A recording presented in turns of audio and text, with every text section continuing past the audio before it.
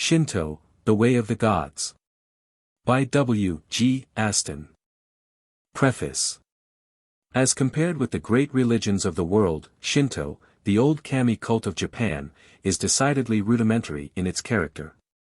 Its polytheism, the want of a supreme deity, the comparative absence of images and of a moral code, its feeble personifications and hesitating grasp of the conception of spirit, the practical non-recognition of a future state, and the general absence of a deep, earnest faith all stamp it as perhaps the least developed of religions which have an adequate literary record. Still, it is not a primitive cult. It had an organized priesthood and an elaborate ritual. The general civilization of the Japanese when Shinto assumed the form in which we know it had left the primitive stage far behind. They were already an agricultural nation, a circumstance by which Shinto has been deeply influenced. They had a settled government, and possessed the arts of brewing, making pottery, building ships and bridges, and working in metals. It is not among such surroundings that we can expect to find a primitive form of religion. The present treatise has two objects. It is intended, primarily and chiefly, as a repertory of the more significant facts of Shinto for the use of scientific students of religion. It also comprises an outline theory of the origin and earlier stages of the development of religion, prepared with special reference to the Shinto evidence. The subject is treated from a positive, not from a negative or agnostic standpoint, religion being regarded as a normal function, not a disease, of humanity. This element of the work owes much to the continental scholars Reville, Goblet d'Alviella, and Pfleiderer. In anthropological matters, I have been much indebted to Dr. Tyler's Primitive Culture and Mr. J. G. Fraser's Golden Bough. I should not omit to express my obligations to my friend Mr. J. Troop for assistance with the proofs and for a number of useful corrections and suggestions. How do you find this book? Any thoughts about the book or the author? Any suggestion for improvement? Please take a moment to share your thoughts in a comment. If you like it, share it with your friends who might enjoy it as well. Subscribe to keep in touch. Visit CompleteAudiobooks.com for more quality content. Materials for the study of Shinto. Prehistoric Shinto. Ethnologists are agreed that the predominant element of the Japanese race came to Japan by way of Korea from that part of Asia which lies north of China, probably by a succession of immigrations which extended over many centuries. It is useless to speculate as to what rudiments of religious belief the ancestors of the Japanese race may have brought with them from their continental home. Sun worship has long been a central feature of Tartar religions, as it is of Shinto. But such a coincidence proves nothing, as this cult is universal among nations in the barbaric stage of civilization. It is impossible to say whether or not an acquaintance with the old state religion of China essentially a nature worship had an influence on the prehistoric development of Shinto.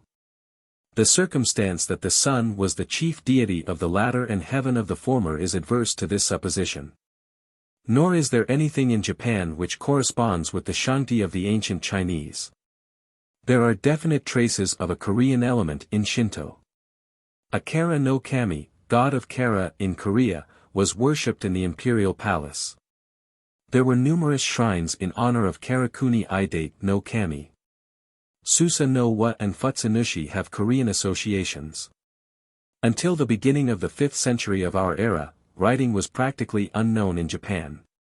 It is certain, however, that a considerable body of myth, together with formal rituals, was already in existence, having been transmitted from generation to generation by the Nakatomi and Imbi, two hereditary priestly corporations attached to the Mikado's court.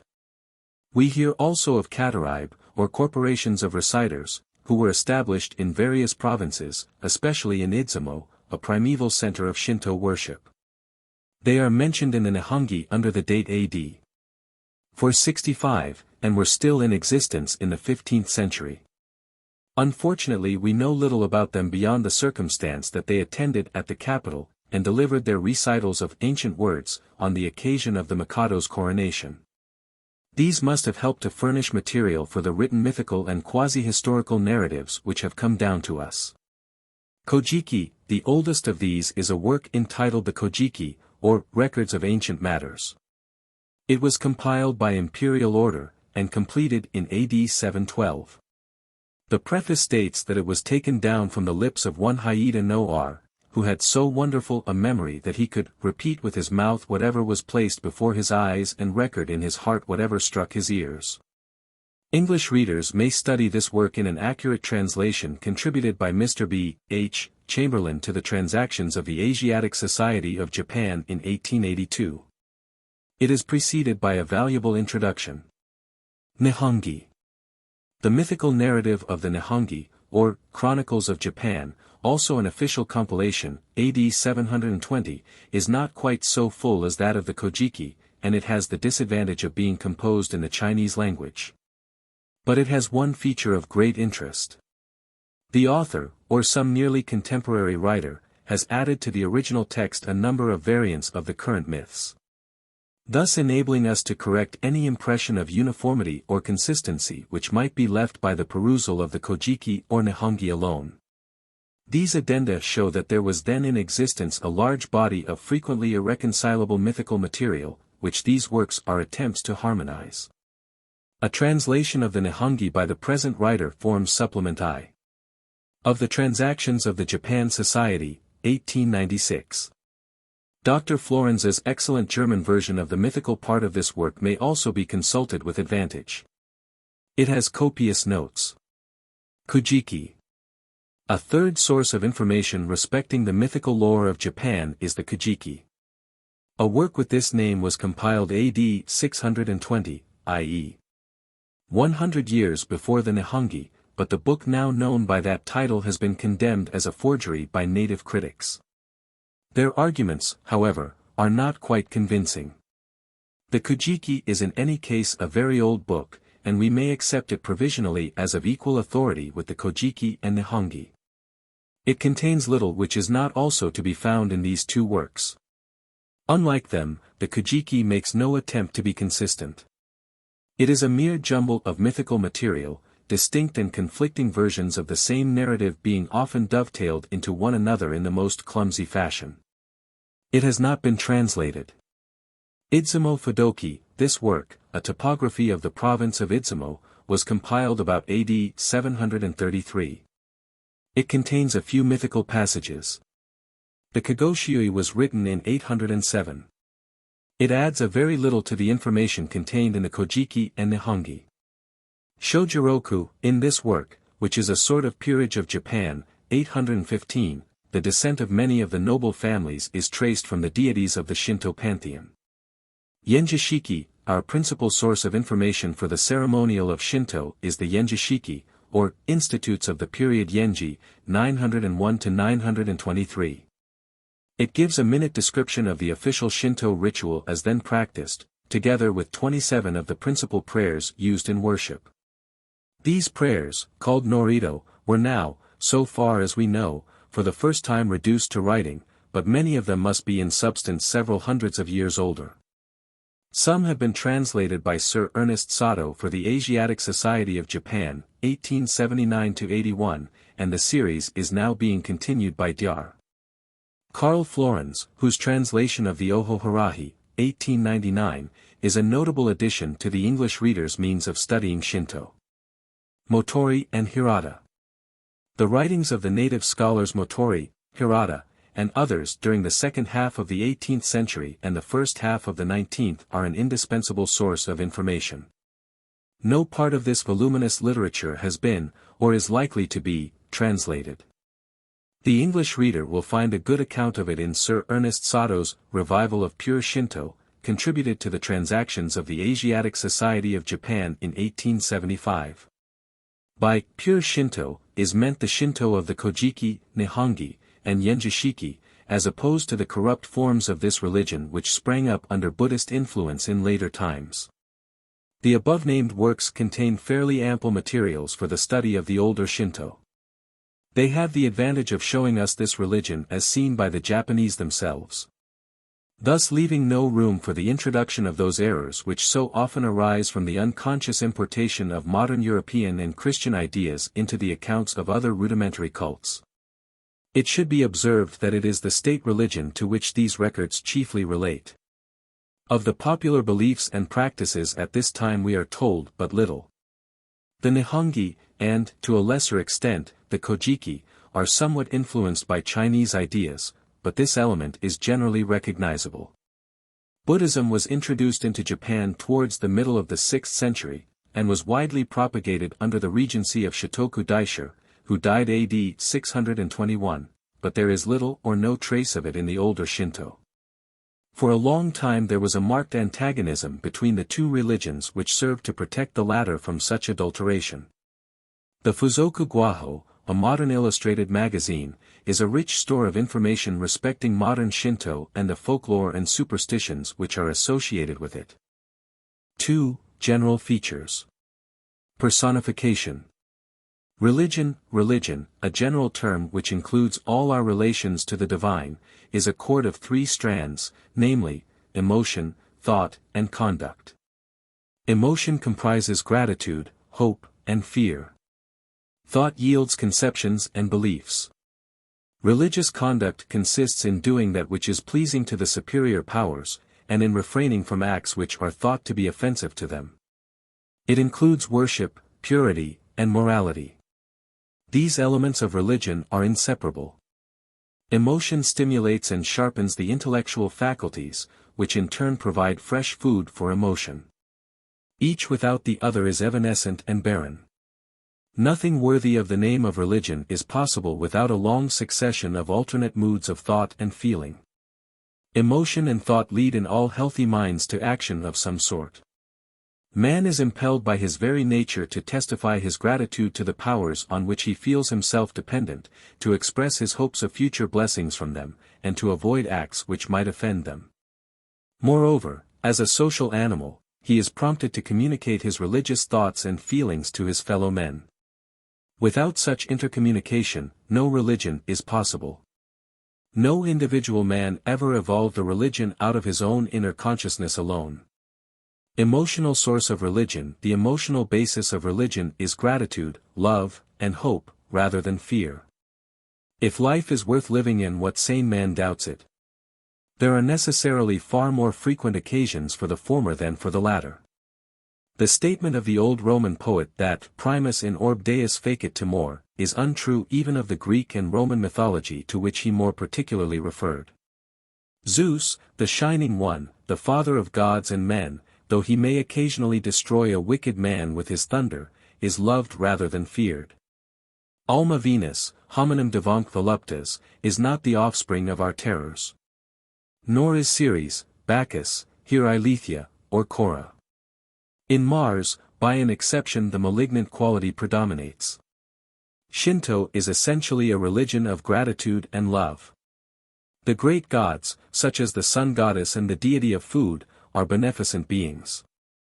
They are addressed as parents or dear divine ancestors, and their festivals have a joyous character.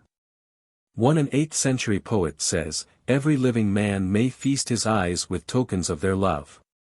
The Kagoshiui tells us that when the sun goddess emerged from her cave, heaven above at length became clear, and all people could see each other's faces distinctly. They stretched forth their hands and danced and sang together, exclaiming, "Oh! How delightful! How pleasant! How clear!" The Nihongi says that on the same occasion all the gods rejoiced greatly. Have we not here a rudiment of the beatific vision which in its higher developments embraces not only the sunlight but all things in heaven and earth, and hell itself, founded, as Dante says, by the primo amore? Even the boisterous rainstorm god, who of the dii majors most nearly approaches the type of an evil deity, has his good points. The demons of disease and calamity are for the most part obscure and nameless personages. Intellectual basis of religion. The idea of God. A god may be defined as a sentient being possessed of superhuman power. The phrase supernatural being, which is sometimes used as equivalent to God, is open to objection. The word supernatural belongs to the vocabulary of a comparatively scientific age. To the savage, phenomena are ordinary or strange, not natural or supernatural. Moreover, there are many objects of worship which are not at all supernatural, as, for instance, the sun. Spiritual being is insufficiently comprehensive as an equivalent for God.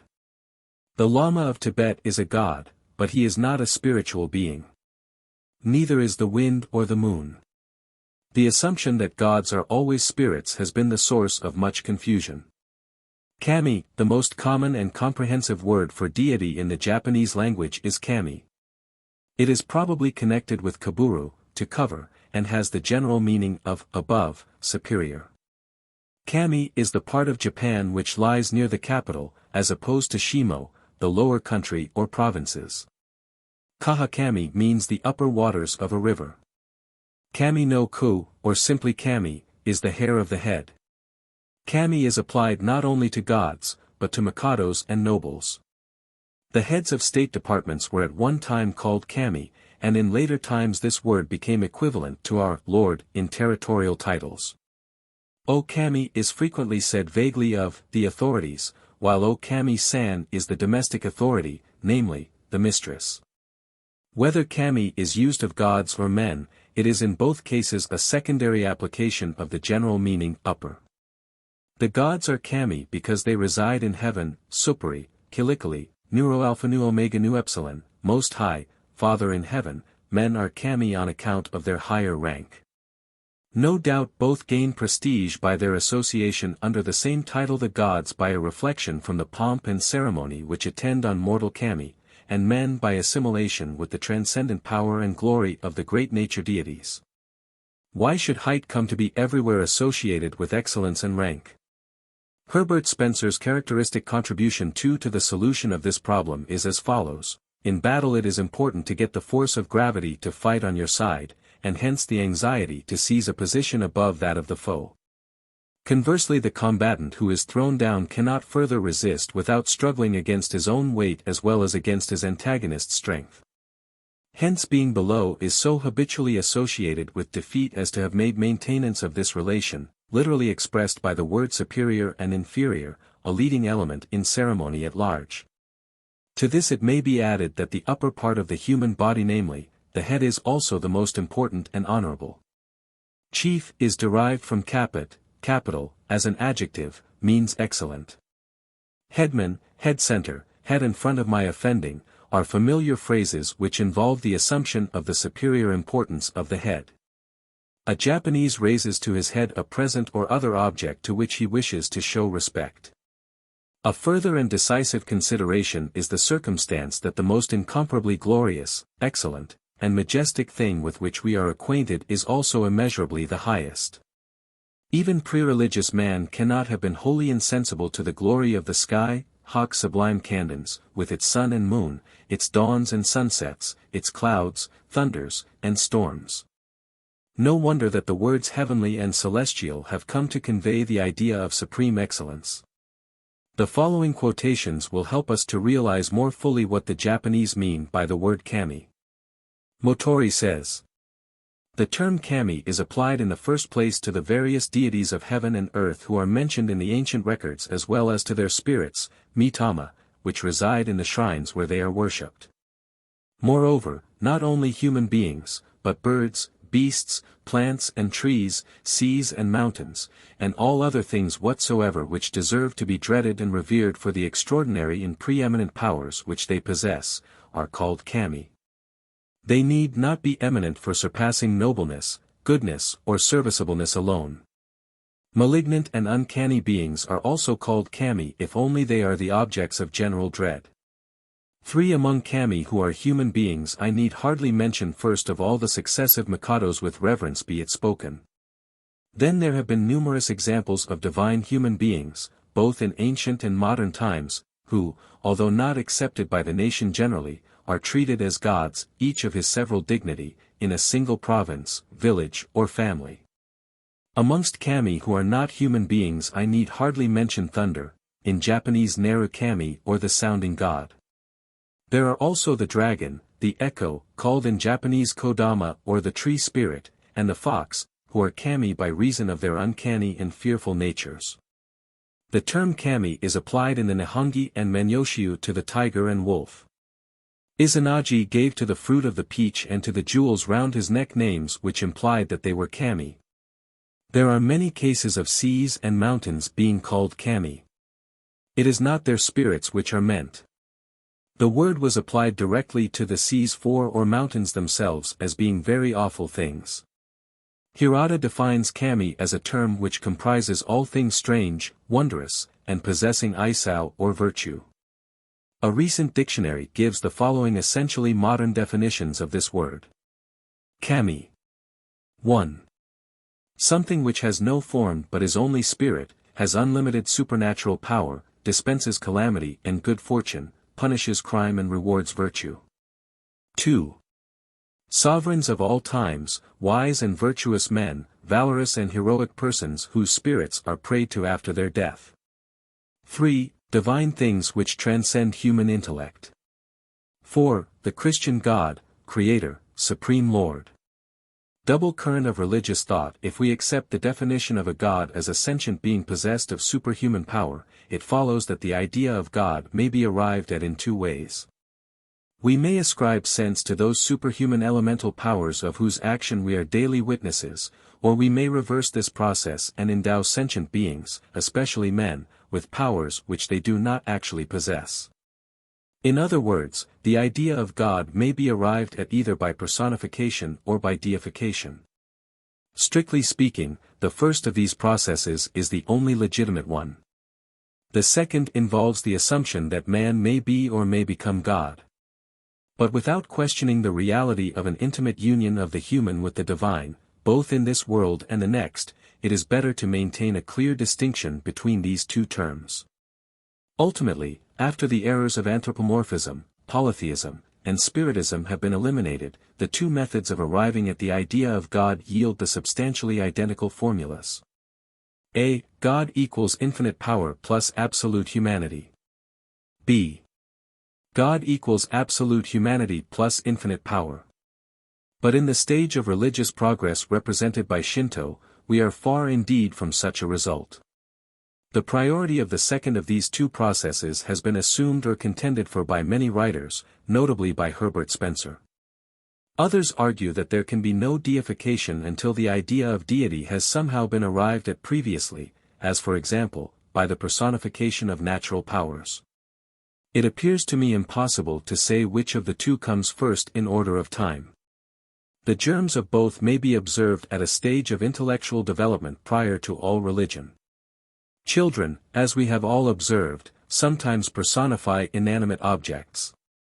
I have known a boy of 3 years of age complain that, bad mustard did bite my tongue. The baby who cries for the moon credits his nurse ignorantly, of course with powers far transcending those of humanity. The argument that there can be no deification without a previous acquaintance with the idea of deity loses sight of the circumstance that deity is a compound conception, which combines the ideas of great power and sense. Of these two a man has sense already. To make him a god, all that is necessary is to ascribe to him transcendent power. Deification, therefore, does not necessarily imply a previous knowledge of the conception of deity. In practice, however, men are usually deified by being raised to the level of already known deities. 5. Each of these two processes rests on a basis of truth. The personification of natural objects and powers springs from some glimmering notion that the so-called inanimate world is really alive. Everything physical has its metaphysical counterpart. There is no motion without something akin to sensation, and no sensation without motion. As all our sensations, emotions, and thoughts are accompanied by corresponding disturbances of the molecules of our brain and nervous system, so all natural phenomena have associated with them something varying in quality and intensity. For which our human language has no better word than sensation, while along with the sum of the infinitely interwoven physical energies of the universe there goes what we, in our imperfect speech, must call emotion, purpose, thought. Ordinarily the lower animal, the child, the savage, and the primitive man do not realize this truth. Under the pressure of imperious practical necessities they recognize with sufficient accuracy the difference between the animate and the inanimate. They do not take the further step of seeing that there is animation in the so-called inanimate. Sense and volition are not habitually attributed by them to inanimate objects. Much less do they assume, as we are sometimes told, the presence in them of a conscious agent not visible to the senses. There are, however, exceptions to this rule. Some of these are simple mistakes. I have known a dog take a doll for a living person, and only discover his error after close examination and long consideration. A large stoneware image of the Buddhist saint Daruma, of stern aspect, which stood in my garden in Tokyo, caused unmistakable alarm to stray dogs who unexpectedly found themselves face to face with it. Children sometimes beat inanimate objects by which they have been hurt, and savages have been known to regard a watch as a living being. A second exception is the case of conscious make-believe, of which we may observe instances in the play of children, and even of the lower animals. Errors and fancies of this kind do not constitute religion, though they may prepare the way for it. A time comes, however, when some savage or primitive man, gifted beyond his fellows, arrives at a partial and hesitating recognition of the truth that with the energies of nature there really goes something of the same kind that he is conscious of in himself, and has learned to recognize in his fellow beings, namely, sense and will. He sees the sun move across the heavens, diffusing light and warmth, and says to himself, he is alive.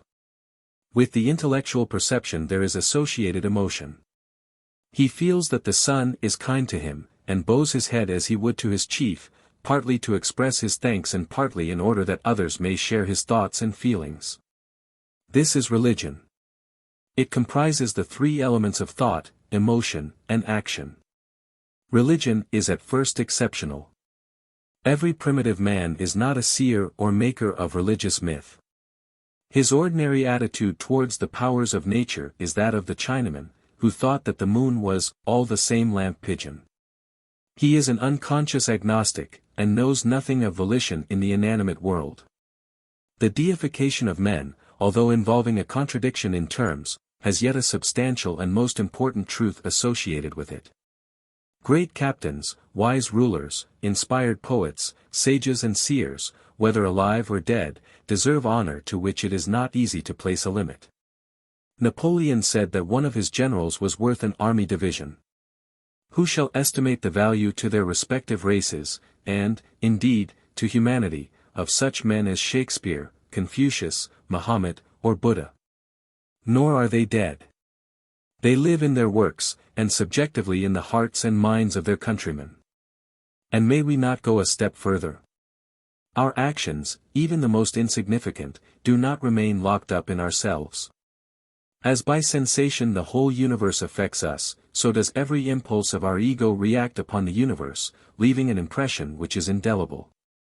The physical world is different for the most trifling act of the meanest human being that ever lived. All our emotions and thoughts have a counterpart in our physical constitution, which is resolvable into motion, and is therefore indestructible.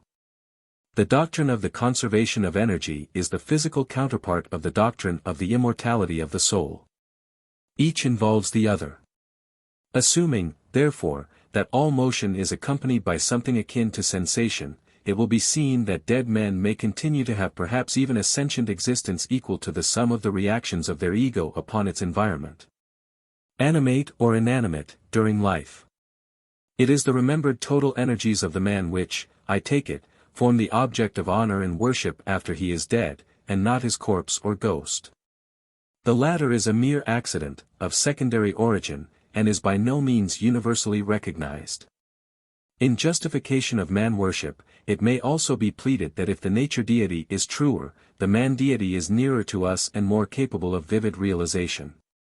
And as it is from the sympathetic recognition of life in our fellow men that we proceed to the recognition of life in the so-called inanimate universe, so it is by the contemplation of the highest types of humanity that we are able to refine and exalt our conception of divinity.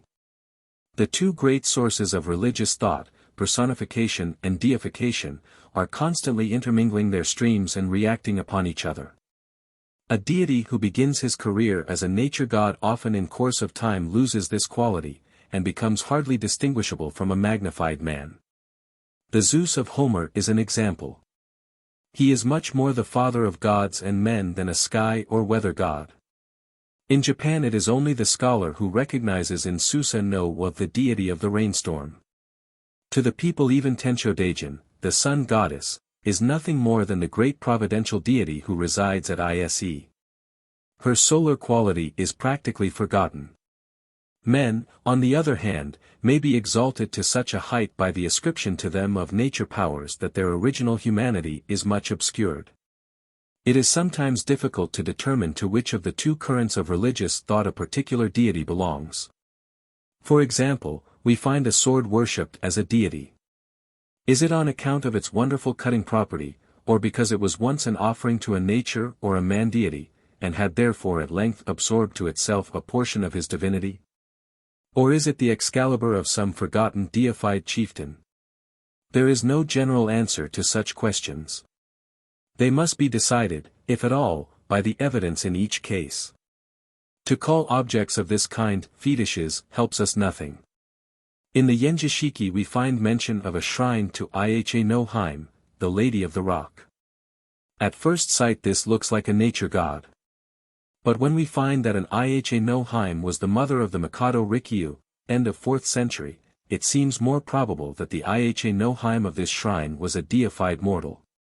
In Shinto it is the first of the two great currents of religious thought with which we are chiefly concerned. It is based much more on the conception fragmentary, shallow, and imperfect as it is of the universe as sentient than on the recognition of preeminent qualities in human beings, alive or dead. It springs primarily from gratitude to an, though in a less degree, fear of the great natural powers on which our existence depends.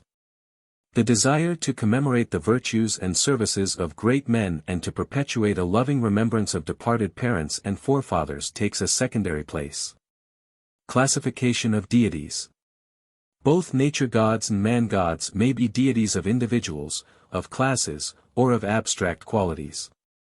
We have, therefore, 6 classes of gods, as follows. Nature gods. Individuals, as the sun. Classes, as the god of trees. Properties, as the god of growth. Man gods. Individuals, as Temengu. Classes, as Koyin. Properties, as Tajikara no wa, hand strength male.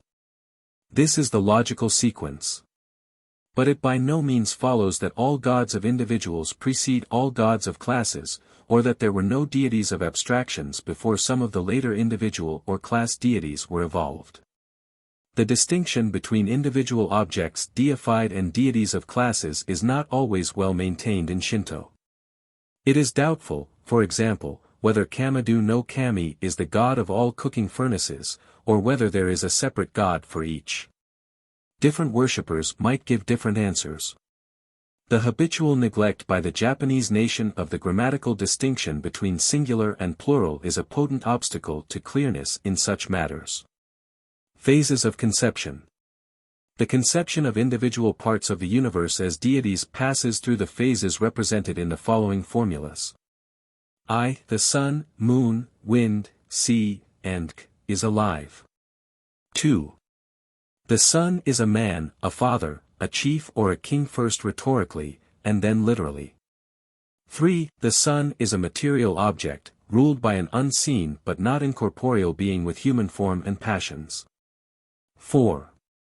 The sun is, a material object ruled by an anthropomorphic being which has a spiritual double, or, b, is animated by a spiritual being. These formulas exhibit the logical sequence of development. In practice the various phases are found to overlap one another considerably. Even in the latest Shinto the direct conception of the natural object as alive is not forgotten. The first stage, 6, in which we have the religious conception before it is clothed in myth or metaphor, is abundantly exemplified in Shinto. A well, for example, is, like Horus's, Fons Banduzii, worshipped without name or myth attached to it, or anything to show whether it is regarded as male or female. The same is the case with sites, buildings, provinces, trees, all of which are deified and have religious rites in their honor without any very definite personality being attributed to them. They are simply thought of as in some sort of way living things. Mud and sand are dubbed kami, and there the personification ends. There are a good many colorless deities of this kind in Shinto. Motori declares explicitly that when a sea or a mountain is called kami, it is not the spirit of the sea or mountain which is meant, but the sea or mountain itself. A poet of the Manyoshiu says of Fujiyama, "Of Yamato, the land of sunrise. It is the peace-giver, it is the god. It is the treasure." When a kitchen wench at the present day speaks of the Hetsui Sama-sama is a honorific and personifying word, she means the cooking furnace itself regarded as a god, not a spirit inhabiting it.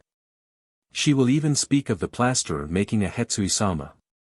The second or anthropomorphic stage of the development of the idea of God arises out of the rhetorical necessity of rendering more vivid, even at the expense of exact truth, the presentation of the conception of the powers of nature as living things. Finding that the bare assertion that they are alive produces little impression, the poet or seer goes a step further, and boldly ascribes to them human form, passions, actions, and character. Myth and metaphor are his instruments. The god has bodily parts, parents, sex, and children. He eats, drinks, is angry or alarmed, loves, fights, weaves, cultivates the ground, fishes, hunts, and dies. With the advance of social organization he is a chief or a king. Sometimes in these metaphors we can trace a special application to the deity's natural functions.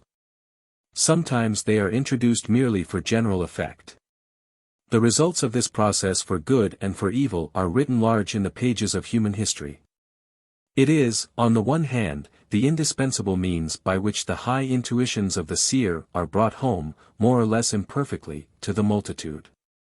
On the other hand, the true original nature divinity is often lost sight of in a profusion of anthropomorphic fancies, and nothing is left but a magnified man, whose ultimate fate it is to be disavowed by advancing knowledge and enlightenment. It has been said that the primitive man knows no distinction between fancy and reality. In truth, life would be impossible for such a simpleton. However primitive he may be, he cannot hold a fire in his hand by thinking of the frosty Caucasus. The difference between a real dinner and an imaginary one is palpable even to his limited intelligence. The hunter who could not distinguish between the game of his imagination and the reality could never earn a living. He would be fit only for an imbecile asylum. The child is well aware that his mud pies are not fit to eat. The savage woman who pretends to herself that a stone is her lost baby, knows in her heart that this is nothing more than make-believe. Even a dog appreciates the distinction between a real rat and the object which it pleases him to fancy one, and worries accordingly. The seer is conscious that his anthropomorphic language is only metaphorical. Dante felt this when he said, "Per questo la scrittura condescend. A nostra facultate e piedi e mano. Attribuis a Dio ed altro intend." Metaphor is of the very essence of myth. But the literal-minded vulgar are at all times prone to confound the altro which is clothed in myth and metaphor with its outward husk, and the literal-minded scholar or scientific man is often little better. Hirata says that, what we call kami are all men. Even among men those who are excellent are called kami. The natural difference between men and gods is that the gods are high and men are low, owing to the greater care taken by the creator deities in producing the former. He thinks that the Shinto deities are about 10 feet high. The humanization of the nature deities is reflected in the vocabulary of Shinto. The term Myoya, or august parent, is frequently used of them.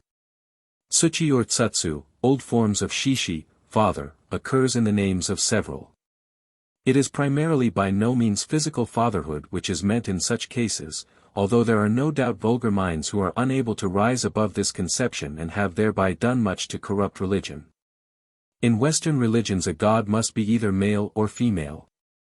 The grammatical structure of their languages compels Europeans to say either he or she in speaking of deities. In Japan this necessity does not exist. The forms of Japanese speech take little account of sex. Many Shinto deities have no sex at all. In others sex is indicated by the incidence of the myth or by the additions of such terminations as wa male, me female. There are several pairs of married deities. In art, sex is comparatively little distinguished in Japan. The reason for attributing one sex to a deity rather than the other is not always evident. Provinces and mountains are sometimes male and sometimes female. The food goddess is naturally feminine, as representing the productive principle of nature, and perhaps also because cooking is the business of women. The male sex is more suitable to Susa no was violent character as the rainstorm. Warlike gods like Hachiman are naturally masculine. The chieftain conception of divinity is represented by the use of the word wa, male, i.e. virile or valiant one, in many of the names of deities, and by the ascription to some of warlike qualities. There is nothing to show that these are deified chieftains. On the contrary, the term wa is applied, like tsuchi, father, to what are unmistakably nature deities, such as the sea god Sokotsatsuwa, bottom father male, Nakatsuwa, middle father male, and Yuwatsuwa, upper father male. Produced by the lust rations of Izanagi in the sea after his return from Yomi. To, another word for chieftain, occurs in the name of the wind god, Shinetsu To. Nushi, master, is found in the names of several deities. The application to the Shinto deities of words implying sovereignty is illustrated by sub or sum, which enters into a number of compounds relating to the gods or mikados. This word means, to collect together into one, and hence, to hold general rule over. Sumera or Sumareji no Mikoto is the mikado. Several deities enjoy the honorary epithet of Sumgami, or Subaragami. Mikoto, august thing, is also applied equally to gods and mikados, and in ancient times even to parents. It is nearly equivalent to our majesty. Wake, a branch, that is to say, a branch of the imperial family, a prince, is applied to deities. Hiko and Haim occur frequently in the names of gods. These words mean literally son-child and son-female, but in practice they are equivalent to prince and princess, or lord and lady. In the history of these words one may observe the operation of both of the great currents of deity-forming thought.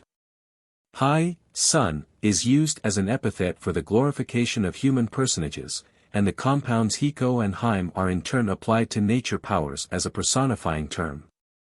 The wind god is a Hiko. The rhetorical impulse to realize in its various phases the human character of the nature deities of Shinto has produced a number of subsidiary personages, who are attached to them as wives, children, ministers, or attendants. Some of these are also nature deities. In others we find a union of the two deity-making tendencies. Thus Koyain, by the circumstance of his descent from Musubi, the god of growth, and by his position of high priest to the sun goddess, belongs to the category of nature deities. While as an embodiment of the collective humanity of the Nakatomi sacerdotal corporation, whose ancestor he is fain to be, he belongs to the class of deified human beings. In Japan, the myth and metaphor-making faculty, in other words the imagination, though prolific enough, is comparatively feeble. The ancient Japanese especially were appreciably more neglectful than Western races of the distinction between the animate and the inanimate, and there was therefore less scope for the play of fancy in which religious personification consists. Like other Far Eastern peoples, they realized the personal conception of deity with less intensity than the Aryan or Semitic nations. In this respect Homer and the Bible stand at the opposite pole from Confucius, whose Tien has as little about it of humanity as is possible for a being who is said to know, to command, to reward, and to punish. Shinto approaches Confucianism in this respect. There is, no doubt, a profuse creation of personified nature deities, but we find on examination that they are shadowy personages with ill-defined functions and characters wanting in consistency. Moreover, owing to the neglect by the Japanese of grammatical forms indicating number, it is frequently hard to tell whether a given name is that of one deity or of several. Musubi, the god of growth, is sometimes one god, sometimes two, while at a later period he became split up into 5 or more deities. The wind god is at one time a single deity, at another a married couple. Susanoo has in recent times been made into a trinity. Such vociferous reproduction of deities is characteristic of a low degree of organization. 7. To meet the difficulties arising from this state of things Motori, in the 18th century, propounded his theory of bunshin, or fractional bodies, which may remind us of the 3 persons in one substance of Christian theology. Hirata, his pupil, speaking of the 3 sea deities, Buhatsatsu no wa, Nakatsatsu no wa, and Sokotsatsu no wa, says, this deity, although, strictly speaking, born as 3 deities, is described as though one deity were present. This is to be understood of the god dividing his person and again uniting it. The descent of the Adzumi no Moraji, a noble family, from him shows that in this respect he is to be regarded as one. The circumstance that many of the gods, like the Japanese themselves, have numerous aliases, adds to the uncertainty. The nomina and the noumena do not invariably go together. There is sometimes reason to suspect that it is the same god who appears under different names, while, on the other hand, the same name may cover what are in reality 2 or more different deities. There were no arts of sculpture or painting in Japan before their introduction from China in historical times. And the consequent want of images and pictures for which Shinto has been commended must have contributed materially to prevent the gods from acquiring distinct personalities like those of ancient Greece. The feeble grasp of personality indicated by the above facts is profoundly characteristic of the Japanese genius. It is illustrated by their unimaginative literature, which makes but sparing use of personification, allegory, and metaphor, by their drama, with its late and imperfect development, and by their art, which has produced little monumental sculpture or portrait painting of importance. It may also be traced in the grammar, which has practically no gender, thus showing that the Japanese mind is comparatively careless of marking the distinction between animate and inanimate and male and female. The law takes far less cognizance of the individual and more of the family than with us. Another fact of the same order is the neglect of distinctions of person shown by the sparing use of personal and other pronouns. In a passage translated from Japanese into English, without any intention of illustrating this fact, there occur only 6 pronouns in the former against nearly 100 in the latter. The verb has no person.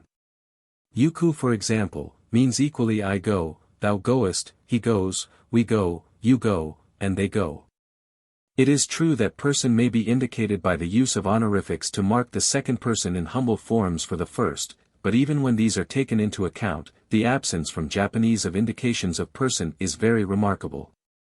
Herbert Spencer, in his Principles of Sociology, suggests that the comparative fewness of personal pronouns in the languages of the Far East is owing to the circumstance that they establish with the individual addressed a relation too immediate to be allowed where distance is to be maintained. Now, not only is it possible, and even common, for pronouns to be used for the express purpose of magnifying the distance between the speaker and the person whom he addresses, as in the case of the German when used as a pronoun of the second person, but Spencer's explanation does not meet the case of pronouns of the third person, which are just as rare in these languages as those of the first and second. Nor is there anything in the relations between men of high and low degree in these countries which is so radically different from those which have prevailed in Europe as to produce such a far-reaching difference in the language of all classes of society. The truth is that these nations do not avoid pronouns. Their minds are still in a stage of development in which they have not yet realized the advantages and clearness of expression which are to be gained by a more systematic distribution of their ideas into the 3 categories of first, second, and third person. It is with them not a matter of etiquette, but of poverty of imagination, that power which, as Mr. P. Lowell has remarked, is to the mental development what spontaneous variation is to organic development. 8. In stages I and II of the evolution of nature deities, it is the nature power or object itself which is the deity. Stage 2. Anthropomorphism, so long as it is not meant literally, is not inconsistent with a direct worship of natural objects and phenomena. But the vulgar are always prone to mistake metaphor for reality.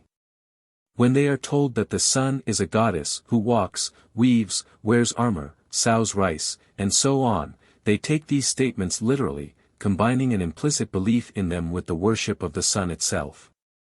Even Motori says that it is the actual sun in heaven which we worship as Amaterasu no Ohokami, the heaven-shining great deity, while he believes at the same time that the sun myth of the Kojiki is real history. A time comes when it is objected that the sun has no arms or legs necessary for the performance of the actions attributed to her. It is pointed out that the wind has no bodily form at all.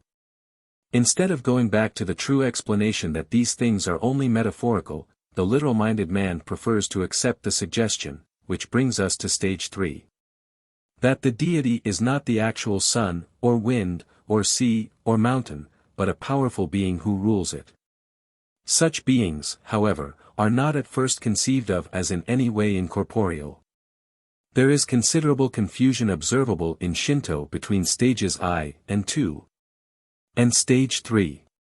We have seen that Motori identified Amaterasu with the sun. His pupil Hirata, on the other hand, says that the sun goddess was born on earth, and was sent up to heaven as ruler of the sun. And while it is true that a sea may be directly called Kami, we have also a sea god, Toyota Mihiko, who is as clearly distinguished from the physical ocean as Neptune is. This fluctuation is common to all mythologies. Greek literature is full of examples of reverence paid at one time to natural objects and phenomena, and at another to deities which rule them. They adored Apollo as well as Helios.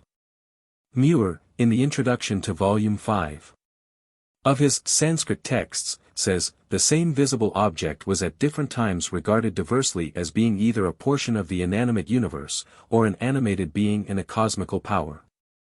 Thus in the Vedic hymns, the sun, the sky, and the earth are severally considered, sometimes as natural objects governed by particular gods, and sometimes as themselves gods who generate and control other beings. Our own poets are not a whit disturbed by such inconsistencies. In Paradise Lost the sun is apostrophized in one place as the god of this new world, while in another passage of the same poem we have a Uriel, regent of the sun. Shakespeare, in The Tempest, puts into the mouth of an anthropomorphic Iris the words, "The queen of the sky, whose watery arch and messenger am I." Spiritism, we now come to stage 4, or Spiritism. The great and obvious difficulties connected with the anthropomorphic conception of deity, even in the modified form of a belief in corporeal beings detached from natural phenomena, led to Spiritism, which may be defined as a partial or complete negation of the material properties of the gods. Spiritism is therefore far from being a primitive, religious development, as is so often supposed. Primitive man, it has been said, thinks that the world is pervaded by spiritual forces. I would rather describe his mental attitude as a piecemeal conception of the universe as alive, just as he looks on his fellow man as alive without analyzing him into the two distinct entities of body and soul. A dog knows quite well the difference between alive and dead, but the distinction between body and soul is far beyond his intellectual capacity. In Japan the process of spiritualizing the gods has not gone very far. Like the gods of the Homeric Olympus, the Shinto deities are, on the whole, unspiritual beings. The doctrine of Spiritism is associated in Shinto with the word mitama, for which spirit is the nearest English equivalent.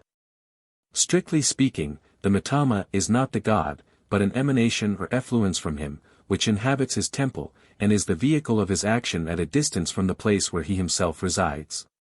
It therefore corresponds to the Shekinah, that which dwells, of the Jews, and, though in a less marked degree, to the Roman Numen. The Shekinah, like the mitama, is a later development.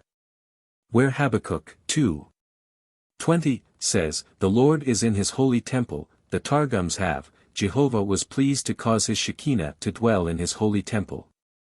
I cannot see that the Shekinah and mitama owe anything to the analogous doctrine of the separability of the human soul and body.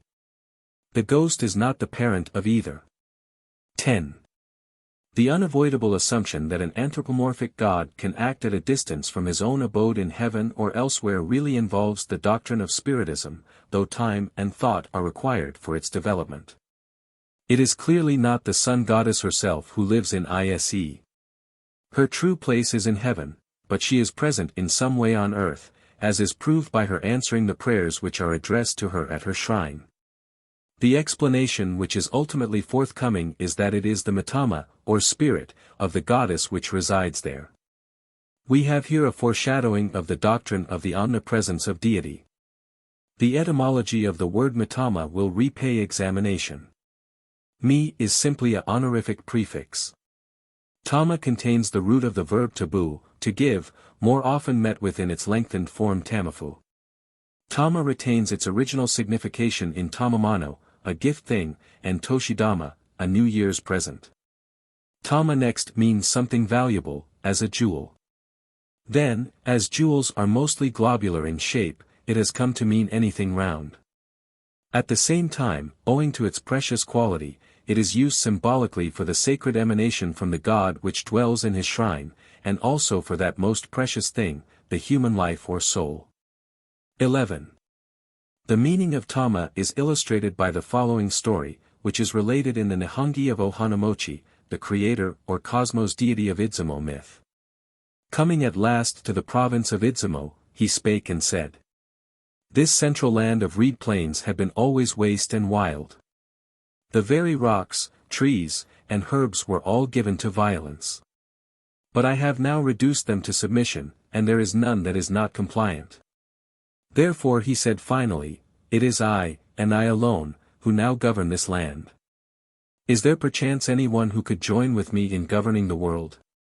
Upon this a divine radiance 12 illuminated the sea, and of a sudden there was something which floated towards him and said, Were I not here, how couldst thou subdue this land?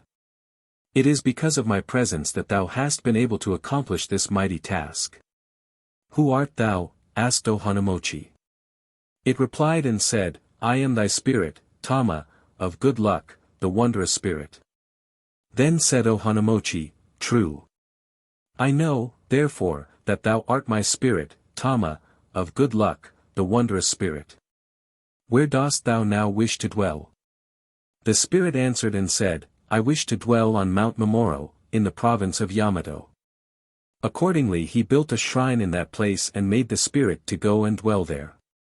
This is the god of Ohomiwa. The distinction between the god and his spiritual double so clearly indicated in this extract is often neglected and the deity of Miwa spoken of simply as Ohanamochi.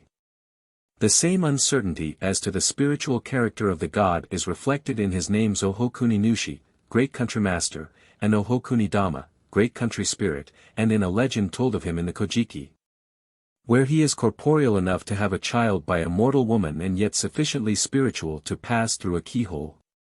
In the Izumo Fudoki, Susa no Wa speaks of the village of Susa as the place where his mitama was settled, that is to say, where a shrine was dedicated to him. The Nihongi states that Izanami's mitama was worshipped at Kumano with music and offerings of flowers. In a modern book the Hai no Mitama, spirit of the sun, is not the sun goddess, but a separate deity of a lower class. The element Tama enters into the names of several deities. The food goddess is called either Yukamochi no Kami or Uka no Mitama. 13 But the meaning, spirit, is not applicable in every case in which a god's name contains this element. Futodama, for example, the name of the supposed ancestor of the Imbi priestly corporation, probably means, great gift or offering. Uradzadama no Kami is not the god of 10,000 spirits, but the god of 10,000 offerings. It is a curious circumstance that in later times the mitama par excellence were the phallic Sahi no Kami. Their festival was formerly called the Mitama Matsuri. It is now known by the Chinese equivalent Goryoi. In a few cases the mitama is in duplicate, a Naiji mitama, or gentle spirit, and an Era mitama, or rough spirit. 14 In the Izumo Fudoki a man who is praying for revenge calls upon the Naijitama of the Ohokami, great deity, to remain quiet, and asks the Eratama to attend to his petition. The legendary Empress Jingo was attended on her expedition to Korea by two such sea god Mitama, one to guard her person, the other to lead the van of her army. But we hear little of this distinction in the older records. The Aragami Matsuri, rough god festival, of later days was a sort of Saturnalia when license was permitted to servants. The Kojiki and Nihongi do not theorize about the mitama. Hirata's statement that they do not distinguish between the Atsushi Mimi, real august body, 15 and the mitama of the gods is, as the case of Ohanamochi shows, not quite correct. But there is much foundation for it.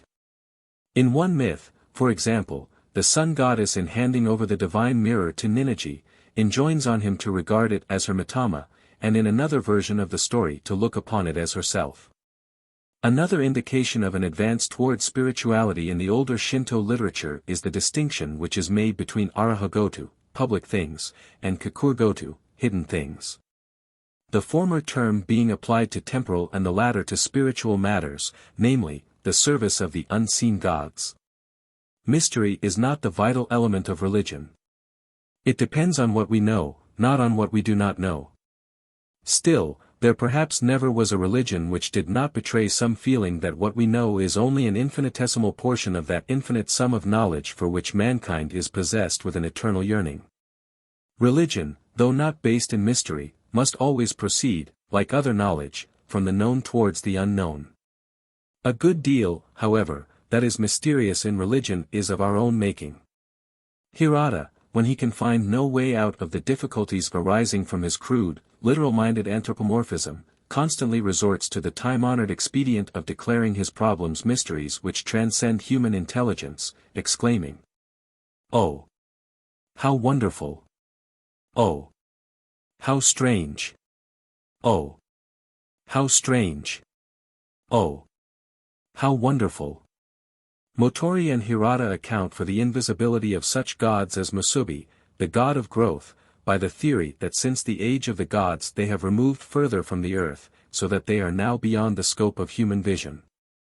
In other respects, however, they have, under unacknowledged Chinese influence, greatly developed the hints of the spiritual nature of the gods which are found in the Kojiki and Nihongi. Of the mitama, Motori says 16. In general, when such or such a god is mentioned in the old scriptures, we must distinguish between the real god and his mitama. The real god is his actual body.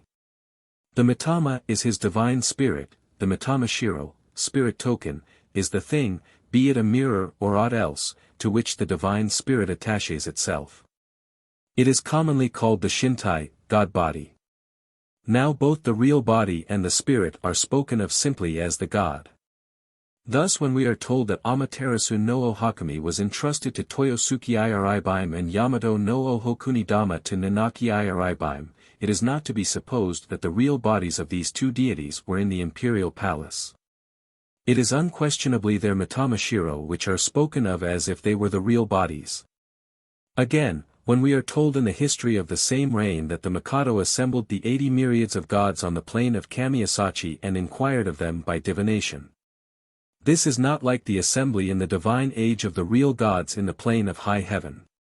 The invitation is to their mitama. The same writer says that of the attendant deities who came down from heaven with Ninigi, some came in their real bodies, some as mitama. Among the former he naturally classes all those who are represented as having human descendants. Hirata regards this as a discovery which will endure to all ages. The following quotation from Hirata's Kashiden, 6:9, illustrates further the ideas of this school of theology regarding the spiritual nature of the gods. Both this god, Chigaheshi, and Kanado were produced by the great mitama of the great god Izanagi applying itself earnestly to preventing the entrance into this world of the things coming furiously from the land of Yomi. And which accordingly became separated from him and adhered to a staff and a stone. Remaining there, it, the mitama, did good service in both cases. These gods, moreover, sometimes reveal their real bodies and dispense blessings. This may not be doubted. We find below that Kanado no Kami acted as a guide to Futsunushi. And that Chigaheshi no Ohokami was two deities distinguished as Hiko and Haim, prince and princess. Hirata thinks that gods, and men too, have two doubles, the Nijitama and an Aratama mentioned above. These he distinguishes from the Zentai no Mitama, or spirit of the entire body. But he admits that these distinctions are not recognized in the old Shinto. There is no limit to the subdivision of the mitama. Hirata explains that the deity is like a fire, which may be communicated to a lamp or to firewood while the original fire remains the same. But the world knows not this. In other words, this is a philosophic refinement too subtle for the popular taste. While the old records rarely distinguish between the god's real body and his mitama, in later times the mitama is often confounded with the mitama shiro, spirit token, or shintai, god body, as the concrete representative of the god is called. Even in the Nihongi there is a case in which a sword is called futsu no mitama. The Kujiki calls the mirror of the sun goddess her mitama. The Shinto Myamaku, 1699, says that Futsu no Mitama is the sword of the great deity of Kashima, and speaks of the Toyouka no Mitama, the food spirit, as being, or residing in, a stone. Hirata himself calls a stone idol the Mitama of the god, and speaks of the sun goddess's Mitama as going backward and forward between Ise and the sky. The unspiritual vulgar naturally find it hard to distinguish between the spirit of the god and its concrete representative. The doctrine of the separability of the human body and soul, and of the continued existence of the latter after death, whether in a material or semi-material form, or as a pure spirit, may have been a factor in the spiritualizing of the cruder anthropomorphic conceptions of deity.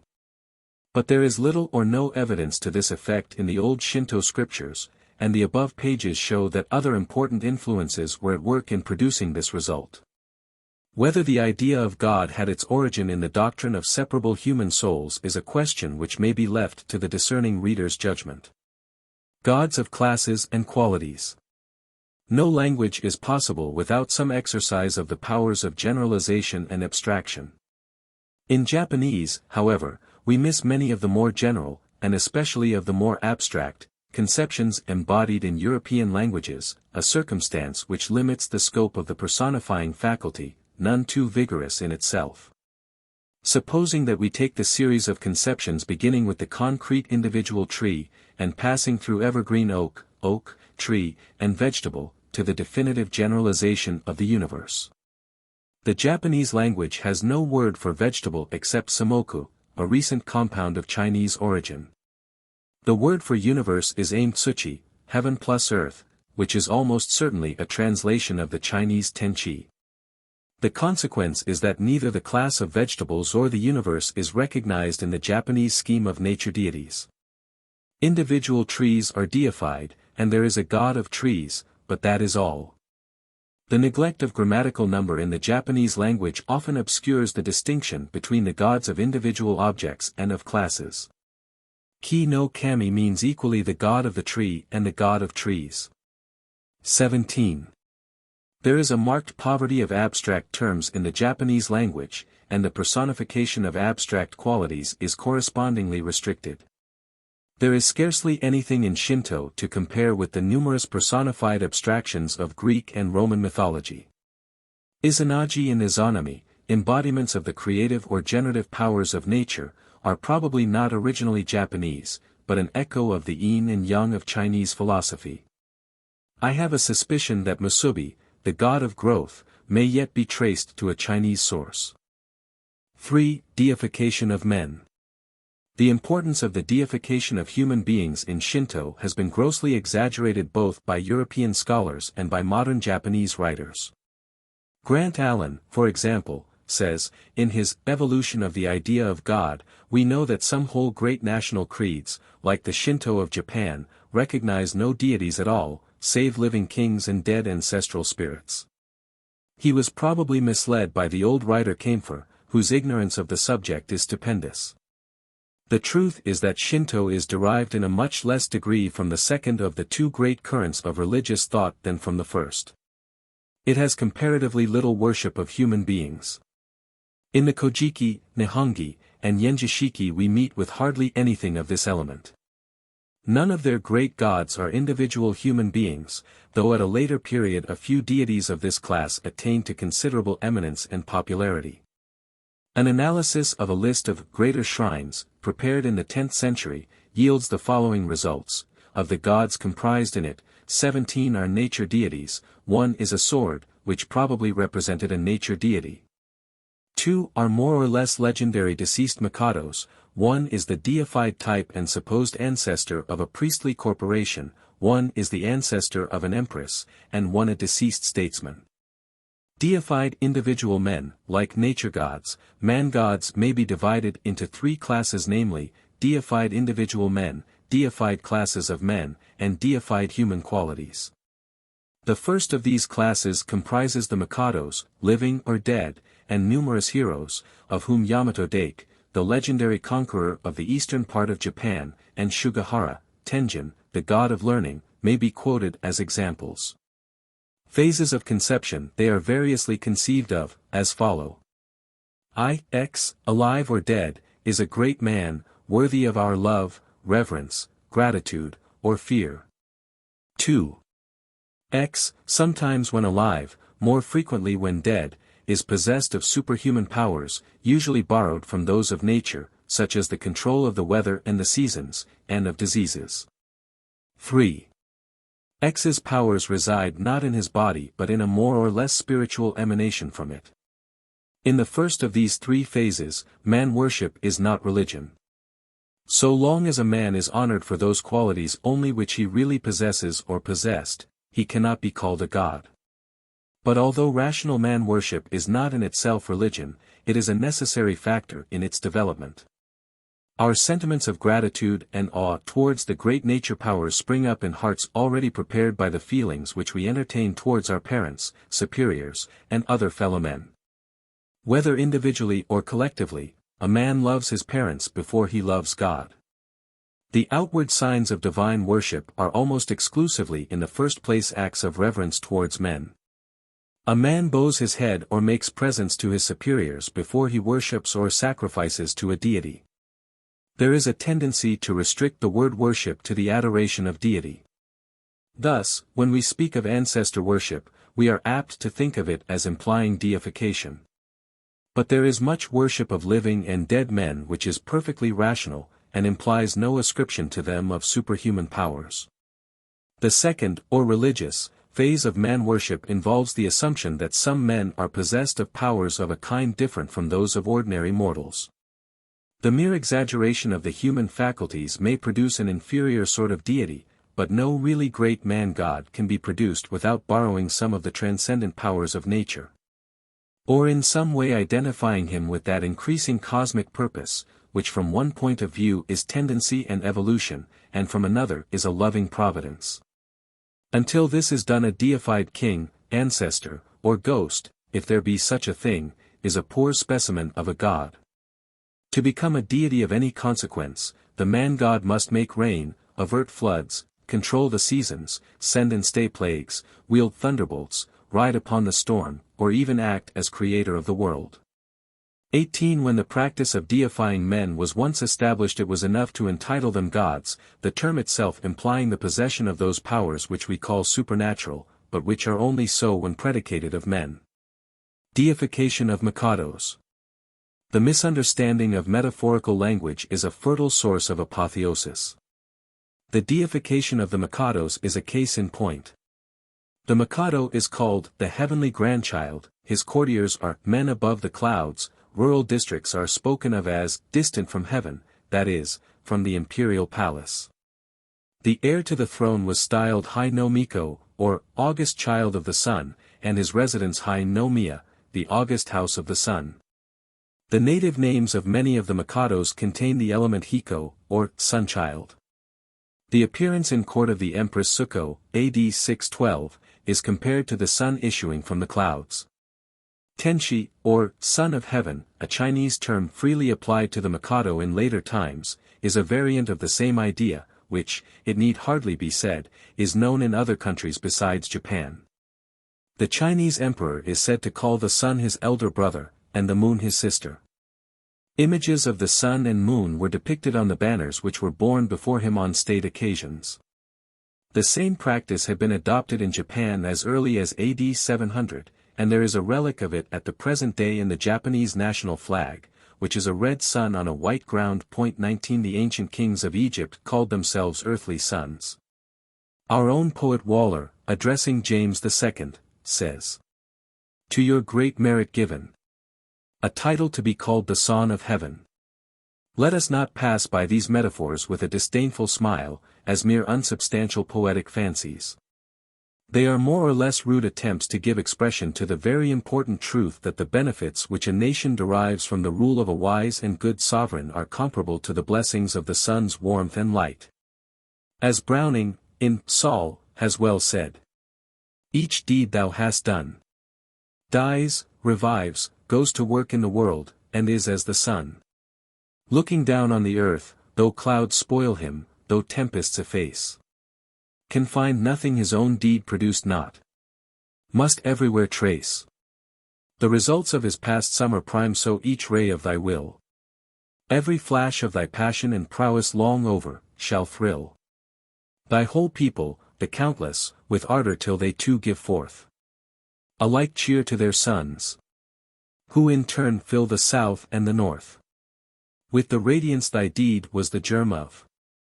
It may be objected that it is contrary to the general law of human development to make the higher metaphorical conception precede the lower physical one. It is no doubt true that the physical idea of fatherhood must come before the metaphorical use of this relationship. But it does not follow that when once the metaphor is arrived at, it may not relapse into its original physical acceptation. The forces which produce religious progress act by waves, with intervals of stagnation or retrogression. Even when the general religious condition of a country is advancing, it will be found that the lower popular stratum of thought consists less of undeveloped germs of future progress than of a breccia of the debased or imperfectly assimilated ideas of the wise men of preceding generations. In this retrograde movement a large part is played by the invincible tendency of the vulgar to give metaphors their literal signification. This, I take it, is the source of the numerous actual children or descendants of the sun and other deities who are found all over the world, in Greece, Peru, Japan, and elsewhere. The sequence of ideas may be thus represented. I. The king or sage is like the sun. 2. He is, rhetorically, a son, or the sun's brother or offspring. 3. He is actually descended from the sun in the nth generation, the intermediate links of the genealogy being A, B, C, D, and K. And he is therefore himself a divinity. Herbert Spencer, in his Sociology, says, "There are proofs that like confusion of metaphor with fact leads to sun worship. Complementary naming after the sun occurs everywhere, and where it is associated with power, becomes inherited. The chiefs of the Hurons bore the name of the sun." And Humboldt remarks that the Sun Kings among the Natchez recall to mind the Heliades of the first eastern colony of Rhodes. Out of numerous illustrations from Egypt may be quoted an inscription from Silsilis: "Hail to thee, King of Egypt, son of the foreign peoples. Life, salvation, health to him.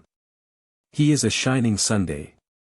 In such cases, then, worship of the ancestor readily becomes worship of the sun. Personalization of the wind had an origin of this kind. Nature worship, then, is but an aberrant form of ghost worship. Surely this is an inversion of the true order of things. Why do kings bear the name of son, or child of the sun? Is it not because the sun is already looked upon as a glorious being, a god, with whom it is an honor to be associated? Herbert Spencer himself speaks of complementary naming after the sun. The Chinese call deification Hai Ten, or matching with heaven, showing that with them at least it is the man who acquires his divinity by being placed on a level with heaven, not vice versa. Worship of the sun must be anterior to the very existence of Mikados, and there are certainly more substantial reasons for it than the transfer to him, suggested by metaphorical language, of the reverence paid to human sovereigns or ancestors. The deification of living Mikados was titular rather than real. I am not aware that any specific so-called miraculous powers 20 were authoritatively claimed for them. In 645 a Japanese minister, addressing some envoys from Korea, described his sovereign as, the Emperor of Japan, who rules the world as a manifest deity. The same official recognized the Korean princes as sons of the gods. The Mikado Keiko, admiring the strength and courage of his son Yamadadake, says to him, "Whereas in outward form thou art our child, in reality thou art a god. The Mikados called themselves, in notifications and elsewhere, Akitsukami, that is, manifest or incarnate deities, and claimed a general authority over the gods of Japan. Urayaku conversed on equal terms with the god Hidokotonushi. He expected obedience from the thunder god, but speedily had cause to repent his audacity. 21. The honors paid to deceased Mikados stand on a somewhat different footing. There is little, however, in the earlier period of Shinto to distinguish the respect shown to deceased Mikados from the customary observances towards the undeified dead. The Kojiki and Nihongi have hardly a trace of any practical recognition of their divinity. We are told in the Nihongi, AD 679, that the Mikado Temu did reverence to the tomb of his mother who had died 18 years before. In 681 worship was paid, no doubt by the Mikado, to the august spirit of the Mikado's grandfather, or ancestor. There is nothing in these notices to show that divine worship is intended. An oath made by Yemishi or Ainus, when tendering their submission in 581, is more to the point. They pray that, if we break this oath, may all the gods of heaven and earth, and also the spirits of the Mikados destroy our race. Still it must be remembered that the author of the Nihongi was a profound Chinese scholar, and that his work is deeply tinctured with Chinese ideas. I should not be surprised to find that the above oath was simply copied from some Chinese book. In the time of the Yenjishiki, 10th century, the honors paid to deceased Mikados had become regularized, and offerings similar to those made to nature deities were tendered to them periodically. It is, however, a significant circumstance that of the 27 Norito contained in that work not one relates to their worship, and that the care of their tombs did not belong to the department of Shinto. Hirata protests vigorously against a modern practice of using a Chinese word meaning imperial mausoleum for the shrines of Ise and Kamo. As early as the 9th century there are several cases of prayers addressed to deceased Mikados for rain, to stay a curse sent by them for disrespect to their tombs, for the restoration of the Mikado's health, for preservation from calamity, and in more recent times shrines were erected to them, and prayers put up for blessings which it is far beyond the power of man to grant. Under the name of Hachiman, the Mikado Ajin, visibly owing to Chinese and Buddhist influences, became an important deity in later Shinto. The same may be said of the Empress Jingo. The Kojiki and Nihongi treat both as mere mortals. The honors paid to deceased Mikados were much neglected before the restoration of 1868. At present they consist in 4 solemn mourning services held in the palace, one on the anniversary of the death of the late emperor, the second on that of the death of Jimmu Tenno, the third and fourth in spring and autumn. In memory of all the imperial ancestors. 22 embassies are also dispatched to the imperial tombs, Misasagi, which now have toroi, the distinctive Shinto honorary gateway, erected in front of them.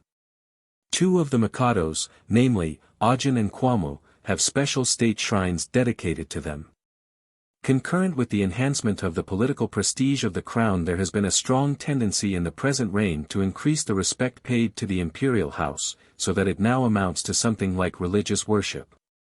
The ceremony of the Naishi Dekoro, which in ancient times was in honor of the sacred sun mirror, now includes the tablets of the deceased Mikados. Other deifications. Even in the case of the deification of living and dead Mikados there is much room for suspicion of foreign influence. Of the deification of other men I find no clear evidence in the older records. It is probable, however, that some of the numerous obscure deities mentioned in the Kojiki and Nihongi are deified men. A number of the legendary and historical personages named in these works were deified at a subsequent period. Others have been added from time to time. The case of the god of Suha has a special interest. Here the god's living descendant, real or supposed, is regarded as a god, and a cave, probably a tomb, occupies the place of the shrine. A fuller account of this cult is given below. The high priest of the great shrine of Idzumo is called an ikigami, or living deity.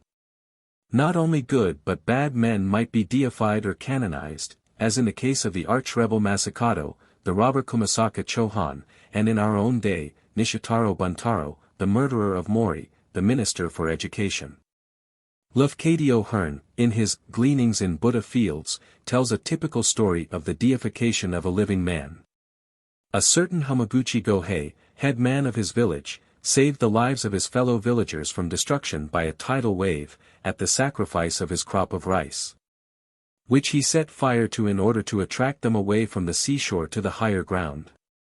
So they declared him a god, and thereafter called him Hamaguchi Daimyojin, and when they rebuilt their village, they built a temple to the spirit of him, and fixed above the front of it a tablet bearing his name in Chinese text of gold. And they worshipped him there, with prayer and with offerings. He continued to live in his old thatched home upon the hill, while his soul was being worshipped in the shrine below. 100 years and more he has been dead. But his temple, they tell me, still stands, and the people still pray to the ghost of the good old farmer to help them in time of fear or trouble. Ancestor worship. If we restrict this term to the religious cult of one's own ancestors, as in China, this form of religion has hardly any place in Shinto. The only case of it, except in modern times and under foreign influences, is that of the Mikados, and even then there is no evidence of its existence before the 6th century. The term ancestor worship is often used more generally of the worship of dead men of former generations. There is no good reason, however, for distinguishing between the cult of dead and that of living men. If the former is the more common, it is because absence and lapse of time are usually necessary to allow their obviously human character to be forgotten and to raise the popular imagination to the height of attributing to them superhuman powers. Deification is the result of an exaggerated appreciation of what the man was during life, though there is often associated with this primary reason the ascription of imaginary powers to his corpse or ghost. It is often assumed by English writers that Shinto is substantially, or at least is based on, ancestor worship. The modern Japanese, imbued with Chinese ideas, throw them back into the old Shinto, and have persuaded themselves that it contains a far more important element of this kind than is actually the case. A recent Japanese writer says, ancestor worship was the basis of Shinto. The divinities, whether celestial or terrestrial, were the progenitors of the nation, from the sovereign and the princes surrounding the throne to the nobles who discharged the services of the state and the soldiers who fought its battles. Hirata, notwithstanding his anti-Chinese prejudices, was unable to resist the influence of Chinese ideas as regards ancestor worship. He devotes Volume 10 of his Tamatasuki to the inculcation of an ancestor worship which is plainly nothing but the well-known Chinese cult. His Tamiya, spirit house, or domestic ancestral shrine, is a Chinese institution under a Japanese name, and the Tamashiro, or spirit token, is the Chinese Ihai, ancestral tablet. He would have his followers address their prayers, as in China, to their ancestors of every generation, from the parents of the worshipper up to the great ancestor, the founder of the family. Their spirits, mitama, are to be adjured to avert evil from their descendants, to keep watch over them by night and day, and to grant them prosperity and long life. This is genuine ancestor worship, but it is not Shinto. It was to meet the case of a failure of direct heirs to continue such ancestor worship that the practice of adoption, unknown in ancient Japan, was introduced from China. The truth is that only a very small part of the Japanese nation knew, or pretended to know, anything about their ancestors. Even of those who had genealogies, many traced their descent from mere undeified mortals, some being Koreans or Chinese. There remain in the Shojiroku and elsewhere a good number of genealogies in which the descent of noble families from Shinto deities is recorded. To what class do these deities belong? It is impossible to assert that some may not be genuine deified ancestors, though I cannot point to any undoubted case of this kind. Many are nature deities. The descent of the imperial family from the sun goddess is a typical example. The god of growth, Kuni Tokotachi, the Yatagarasu or sun crow, the sword Futsunushi, and many other nature deities appear among the ancestors of the Shojiroku. In the Ideals of the East, a work recently published in English by Mr. Takakura Okesu, the author speaks of the immaculate ancestrism of Ise and Idzumo. The so-called ancestral gods worshipped at these places are the sun goddess, the food goddess, Ohanamochi, an earth god, and Susa no wa, the rainstorm. Drive E. Caird's observation that, in the majority of cases it is not that the being worshipped is conceived of by his worshipper as a god because he is an ancestor, but rather that he is conceived as an ancestor because he is believed to be their god. 23 obviously applies to this feature of Shinto. Other nobles traced their lineage from, and paid a special worship to, personages who never existed as individual human beings. Such as Koien, the reputed ancestor, but really only a personified type of the Nakatomi priestly corporation. If we have any regard for correct terminology, we must call this recognition of nature deities and class types as ancestors and not ancestor worship, but pseudo-ancestor worship.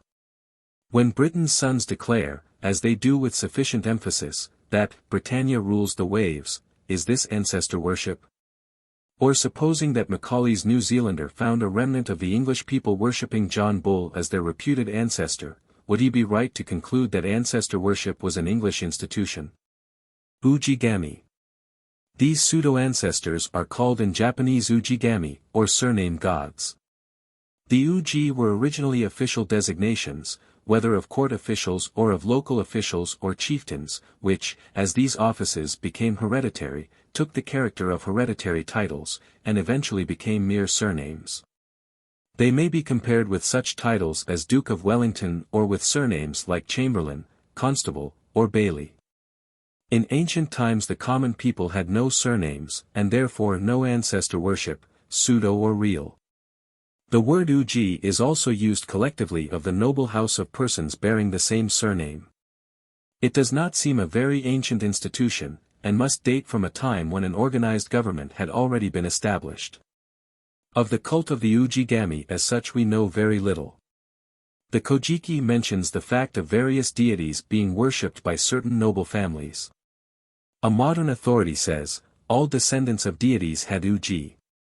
Every uji consisted of members called ukara. The chief of the uji was termed the uji no kami, the superior of the uji. It was his duty, on festival occasions, to convene the ukara for the worship of the ancestral god. In later times the ujigami became simply the tutelary deity of one's birthplace, and was also called Ubuna, birth sand. Infants born in his jurisdiction are presented to him soon after birth, and parturient women pray to him for relief. They also procure earth from the site of his shrine, in the belief that it has a magical power to assist their delivery. The same earth is credited with the property of relaxing the rigidity of a corpse. The modern ujigami are taken indiscriminately from all classes of deities, perhaps including even a few genuine ancestors. 1 or 2 Indian deities have been made ujigami. The Nakatomi had 3 ujigami, namely, Take Mikadzuki, Fatsunushi, and Koien. Noble families have been known to change their ujigami. The ujigami correspond in some respects to the Greek Rokaedagama. Baiso. Analogous to the ujigami are the trades deities of modern times. They are called baiso, author or inventor, and may be either nature deities, deceased men, or merely the deified type of the particular trade or profession.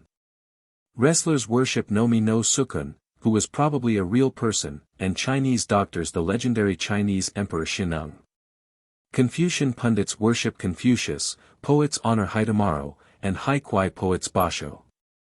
Professors of the art of tea drinking show reverence to the founder of that particular branch of it which they practice. Soothsayers, miko, football players, flower arrangers, and actors worship the so-called ancestral gods of their several professions. There is a Kajiso Sha, or blacksmith ancestor shrine. Carpenters, for some reason, have adopted Shotoku Daisher, an imperial prince who lived in the 7th century, as their patron. Merchants worship Yebasu. They also pay some sort of respect to Fukasuk 24, a dwarfish figure with a large head, attired in the ceremonial kamishimo, and seated in a squatting position, which may often be seen in the larger shops. A figure of a cat with uplifted paw, called the Maneki Niko, or beckoning cat, and a recumbent cow covered with rugs are also objects of respect with them. It is in many cases a question whether the honor shown amounts really to divine worship. Spirits. The older Shinto scriptures afford but scanty evidence of the spiritualization of deified human beings. In the Nihongi there is one reference to the worship of a Mikado's mitama, spirit. In another case the mitama of the Mikados are called upon to punish oathbreakers. Yamato-dake's mitama is in one place said to have been changed into a white bird. Of the mitama of ordinary undeified human beings there is no mention in the Kojiki or Nihongi, but, of course, this may be owing to the imperfection of the record. Tamashii, a derivative of tama, is the ordinary word for soul at the present day, and is undoubtedly of considerable antiquity. Still there are cases where we should expect to find mitama spoken of, but where a more material conception, namely, that of metamorphosis, takes its place. Among several instances of this kind may be quoted that of Yamato-dake. He died, and was buried, upon which he took the form of a white bird, which flew away leaving the tomb empty. The modern name for ghost testifies to the prevalence of this conception in Japan. It is bakemono, or transformation, and is applied to foxes which change into human form as well as to the ghosts of the dead and to hobgoblins of uncertain origin. Bakemono are not worshipped in Japan, any more than ghosts are with ourselves, but there is a beginning of reverence to them in the honorific particle o which is frequently prefixed to the word, especially by women. There are no proper ghosts in the Kojiki or Nihongi, although the writers of these works were fond of recording strange and miraculous occurrences. The metamorphosed appearances mentioned in them are never phantoms with a resemblance to the human form, and possess no spiritual qualities. Even now the bakemono, though differing little from our ghost, is quite distinct from the human mitama or tamashii, soul. Tama, as we have seen above, may mean either a jewel, a round object, or the effluence of a deity or a spirit. Here literal-minded dullness, with whom the gods themselves contend in vain, leaps to the conclusion that the physical globular tama is not merely a symbol of the soul, but the soul itself. By the ignorant in modern times it is conceived of as a small round black object, which has the power of leaving the body during sleep. The popular name for the will-o'-the-wisp, namely, hitodama, man-ball soul, enshrines a like superstition. 25 It is asserted that the souls of the newly dead have been seen to float away over the eaves and roof as a transparent globe of impalpable essence. We may compare with these Japanese notions the following cases, which I quote from Herbert Spencer's Sociology, according to Zimanish, when a lord died in Vera Cruz.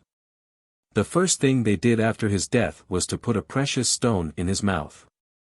The object of it was that the stone should receive his soul. The Mexicans along with a man's remains put a gem of more or less value, which they said would serve him in place of a heart in the other world. Such material conceptions of the soul are to be found everywhere. Mr. Hartland, in his Legend of Perseus, observes, "To the savage, as to our own forefathers, and to the folk of all civilized countries still, the idea of an incorporeal soul is incomprehensible. It is everywhere in the lower culture conceived of as material, though capable of changing its form and appearance without losing its identity." 26 Hirata, after pointing out correctly that the mitama, jewel or spirit, is so called because there is nothing in the body so precious as the soul, immediately relapses into a more material conception when he proceeds to explain that, although we cannot discern its shape, seen from the gods it must have the shape of a jewel, that is, spherical. 27. The history of the mitama suggests that the material, or partially material, conceptions of the soul are a comparatively recent development. Though religion is on the whole progressive, it by no means follows that all movements of religious thought are in a forward direction. The spiritual edifice which poets and seers build up is being constantly reduced to ruin by the inept handling of the material-minded vulgar, to be reared anew by others more splendid than before. But let us not mistake the ruin for the first courses of a new building, the dead husk for the living germ. Ghosts and ball souls are aberrant conceptions which belong to the former category. The dullards to whom such notions are due are quite incapable of originating the pregnant, though artificial, conception of body and soul as two distinct entities. Let me add a few more etymological facts which bear on the question of spirituality. Mikage, or August shadow, is an ancient synonym for mitama. It is unnecessary to suppose that anything but a metaphorical meaning was originally intended. There is, however, a modern superstition that when a man is near his death his shadow becomes thinner. The ordinary Japanese word for to die is shinuru, that is to say, breath depart. Death is also called concealment, long concealment, body concealment, rock concealment, in allusion to the practice of burial in dolmens, change, and ending. In the case of the gods, death is called divine departure or divine ascent. Iki, breath, one of the vital functions, is put by metonymy for their sum, that is, life. It has not, like our word spirit and the Greek psyche, taken the further step of coming to mean the human soul, except we identify it with the ku of hotok, which has been plausibly derived from hito, man, and ku, spirit. It is now the common Buddhist term for Buddha and his saints, and also for the spirits of the sainted dead. The material-minded man, as usual, drags it down to his own level. To him the corpse at a funeral is the hotok. It is not certain, however, that the element ku of this word is not of Chinese origin. China, always far in advance of Japan in spirituality, has exercised a profound influence on the development of Japanese ideas regarding spiritual matters. Another material conception of the life or soul is contained in a poem of the Menyoshu, in which a fisherman named Urashima is related to have found his way to the Toko yo no Kuni, or eternal land. When about to return to earth he received from his wife a casket, with the injunction that he must not open it. He does open it, upon which his life or soul comes out and flies away like a white cloud to the eternal land. He dies soon after. But this is a poetic fancy, open to strong suspicions of Chinese inspiration. There is a ceremony called ikimitama, living soul, which consists in paying respect to an absent parent, and, as if he were present. Another similar practice is that of kagazen, shadow food, in which a meal is set out for an absent member of the family, especially when it is not known whether he is dead or alive. The term ikisudama, living spirit, is applied to the angry spirit, double, of a living person, which is supposed to work a curse, sometimes unknown even to himself. Sudama are defined as the essences of woods or mountains, which assume a metamorphosed form, elves, as we should say. All these are comparatively modern ideas. The Shinto Duitsu, a modern Shinto manual, frankly adopts the Chinese views of the soul. A manual of this sect has the following: the Kanpaku are in China the animal and rational souls. When a man dies, his kan goes up to heaven and his haku returns to earth. Man at birth derives his breath, or life, from heaven and earth. Therefore when he dies it returns to heaven and earth. The kan is the yang or male, positive spirit. The haku is the in or female, negative spirit, tama. In everything there is the yin and the yang heart. All men have ki, breath, kei, form, and sei, life. The kan rules the ki and the sei. The haku rules the form and the body. Ki means literally breath, on which man's life depends. From the Buddhist point of view there are two functions of the material body, namely, life and death, each of which has its soul. The Sakidama, spirit of luck, is the kan. The Kushidama, wondrous spirit, is the haku. 28 Again the five viscera have each a god in shape like a man. State of the dead. Like the Old Testament, the ancient Japanese records afford but few and uncertain glimpses of the condition of the dead. The doctrine of the immortality of the soul is nowhere taught explicitly. There are no prayers for the dead or for happiness in a future life. There is a land of yomi, darkness, which corresponds to the Greek Hades and the Hebrew Sheol.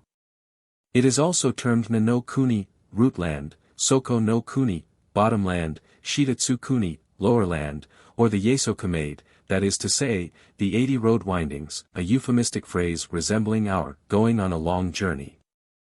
Yomi, however, does not seem to be peopled by human beings or ghosts. Nor do we find any actual cases of their descending thither at death, although the conception was no doubt originally a metaphor for the grave. In the Nihongi myth we find that where one version speaks of Izanami in Yomi, another uses the expression, temporary burying place.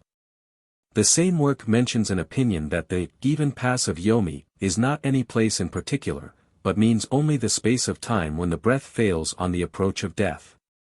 The Kojiki, after relating the death and burial of Izanami on Mount Hiba, at the boundary of the land of Izumo, goes on to speak of her descent to Yomi as if it were the same thing. From this it would appear that to many persons, even in these early times, Yomi was a tolerably transparent metaphor for the state of the dead. How difficult it is for even learned and intelligent men to rise above the literal interpretation of metaphor is illustrated by the fact that Motori treats this suggestion with great scorn, pointing out that there is an actual entrance to Yomi in the province of Izumo. Izanami went to Yomi when she died. She is called the great deity of Yomi. It is also spoken of as the abode of Susa no Wa, who, according to one myth, was appointed to rule this region. We also hear of the deities of Yomi, the armies of Yomi, the ugly females of Yomi, and the road wardens of Yomi. Thunder gods are said to have been generated there from the dead body of Izanami. All these are probably various personifications of death and disease. In modern times Yomi has been identified with Jigaku, the inferno of the Buddhists, which is a place of torture for the wicked. Our own word hell has undergone a similar change of application. In the Manyoshiu heaven is mentioned as the destination of a deceased Mikado, while in the very same poem a prince is spoken of as dwelling in his tomb in silence and solitude. The Tokoyo no Kuni, or eternal land, is another home of the dead. The god Sukunabikona went thither when he died. So did a brother of the first Mikado, Jimmu. The Tokoyo no Kuni is identified by some with Horai-san, the Chinese island paradise of the Eastern Sea, and by others with China itself. The orange is said to have been introduced from the Tokoyo no Kuni. In the Manyoshiu poem of Urashima, the Tokoyo no Kuni is the same as the submarine palace of the sea gods, where death and old age are unknown. Tokoyo Tachi, ye immortal ones, is a complimentary exclamation in a poem of the Nihongi. The most definite statement regarding the continued existence of men after death occurs in the Nihongi under the legendary date AD 367. The Yemishi rebelled. Tamichi was sent to attack them. He was worsted by the Yemishi, and slain at the harbor of Ishimi. Now one of his followers obtained Tamichi's armlet and gave it to his wife, who embraced the armlet and strangled herself. When the men of that time heard of this they shed tears. After this the Yemishi again made an incursion and dug up Tamichi's tomb, upon which a great serpent started up with glaring eyes and came out of the tomb. It bit the Yemishi, who were every one affected by the serpent's poison, so that many of them died, and only one or two escaped. Therefore the men of that time said, although dead Tamichi at last had his revenge. How can it be said that the dead have no knowledge? Evidently at this time there were two opinions on the subject. Motori says that this is a subject which transcends human comprehension. He leans to the view of the old books, that men when they die go to the land of Yomi, in preference to the skeptical ratiocinations of the Chinese sophists. Hirata takes a more decided attitude. He points to the story just quoted as an example of dead men executing vengeance upon those who were their enemies during life. Funeral customs. Let us now inquire whether anything is to be learned regarding the views of the ancient Japanese as to the condition of the dead from their funeral customs. The bodies of nobles, princes, and sovereigns were deposited in megalithic vaults which were covered by huge mounds of earth. 29 Pending the construction of these, the body was placed temporarily in a building called a moya, or mourning house. It was enclosed in a wooden coffin and in some cases in a sarcophagus of stone or earthenware. These sarcophagi have been found to contain traces of cinnabar. 30 In all the more modern megalithic tombs the entrance faces the south. This arrangement is connected with the idea, common to the Japanese with the Chinese and other Far Eastern races, that the north is the most honorable quarter. The Mikado, on state occasions, stands on the north side of the hall of audience. His palace fronts the south. Immediately after death corpses are laid with the head to the north, a position scrupulously avoided by many Japanese for sleep. They say they are unworthy of so great honor. With the more eminent dead there were buried food, weapons, ornaments, vessels of pottery, and other valuables. Eulogies were pronounced over them, and music was performed at the funeral. Posthumous honors, a Chinese institution, were conferred on those who had merited them by distinguished services. In the more ancient times human sacrifices were made at the tombs of deceased mikados and princes. The Nihongi, under the legendary date BC 2, states: 10th month, 5th day. Yamato Hiko, the mikado's younger brother by the mother's side, died. 11th month, 2nd day. Yamato Hiko was buried at Tsukizaka in Musa. Thereupon his personal attendants were assembled, and were all buried alive upright in the precinct of the tomb. For several days they died not, but wept and wailed day and night. At last they died and rotted. Dogs and crows gathered and ate them. The emperor, hearing the sound of their weeping and wailing, was grieved at heart, and commanded his high officers, saying, "It is a very painful thing to force those whom one has loved in life to follow him in death. Though it be an ancient custom, why follow it if it is bad? From this time forward, take counsel so as to put a stop to the following of the dead." AD 3, 7th month, 6th day. The Empress Hibetsuheim no Mikoto died. Some time before the burial, the emperor commanded his ministers, saying, "We have already recognized that the practice of following the dead is not good. What should now be done in performing this burial?"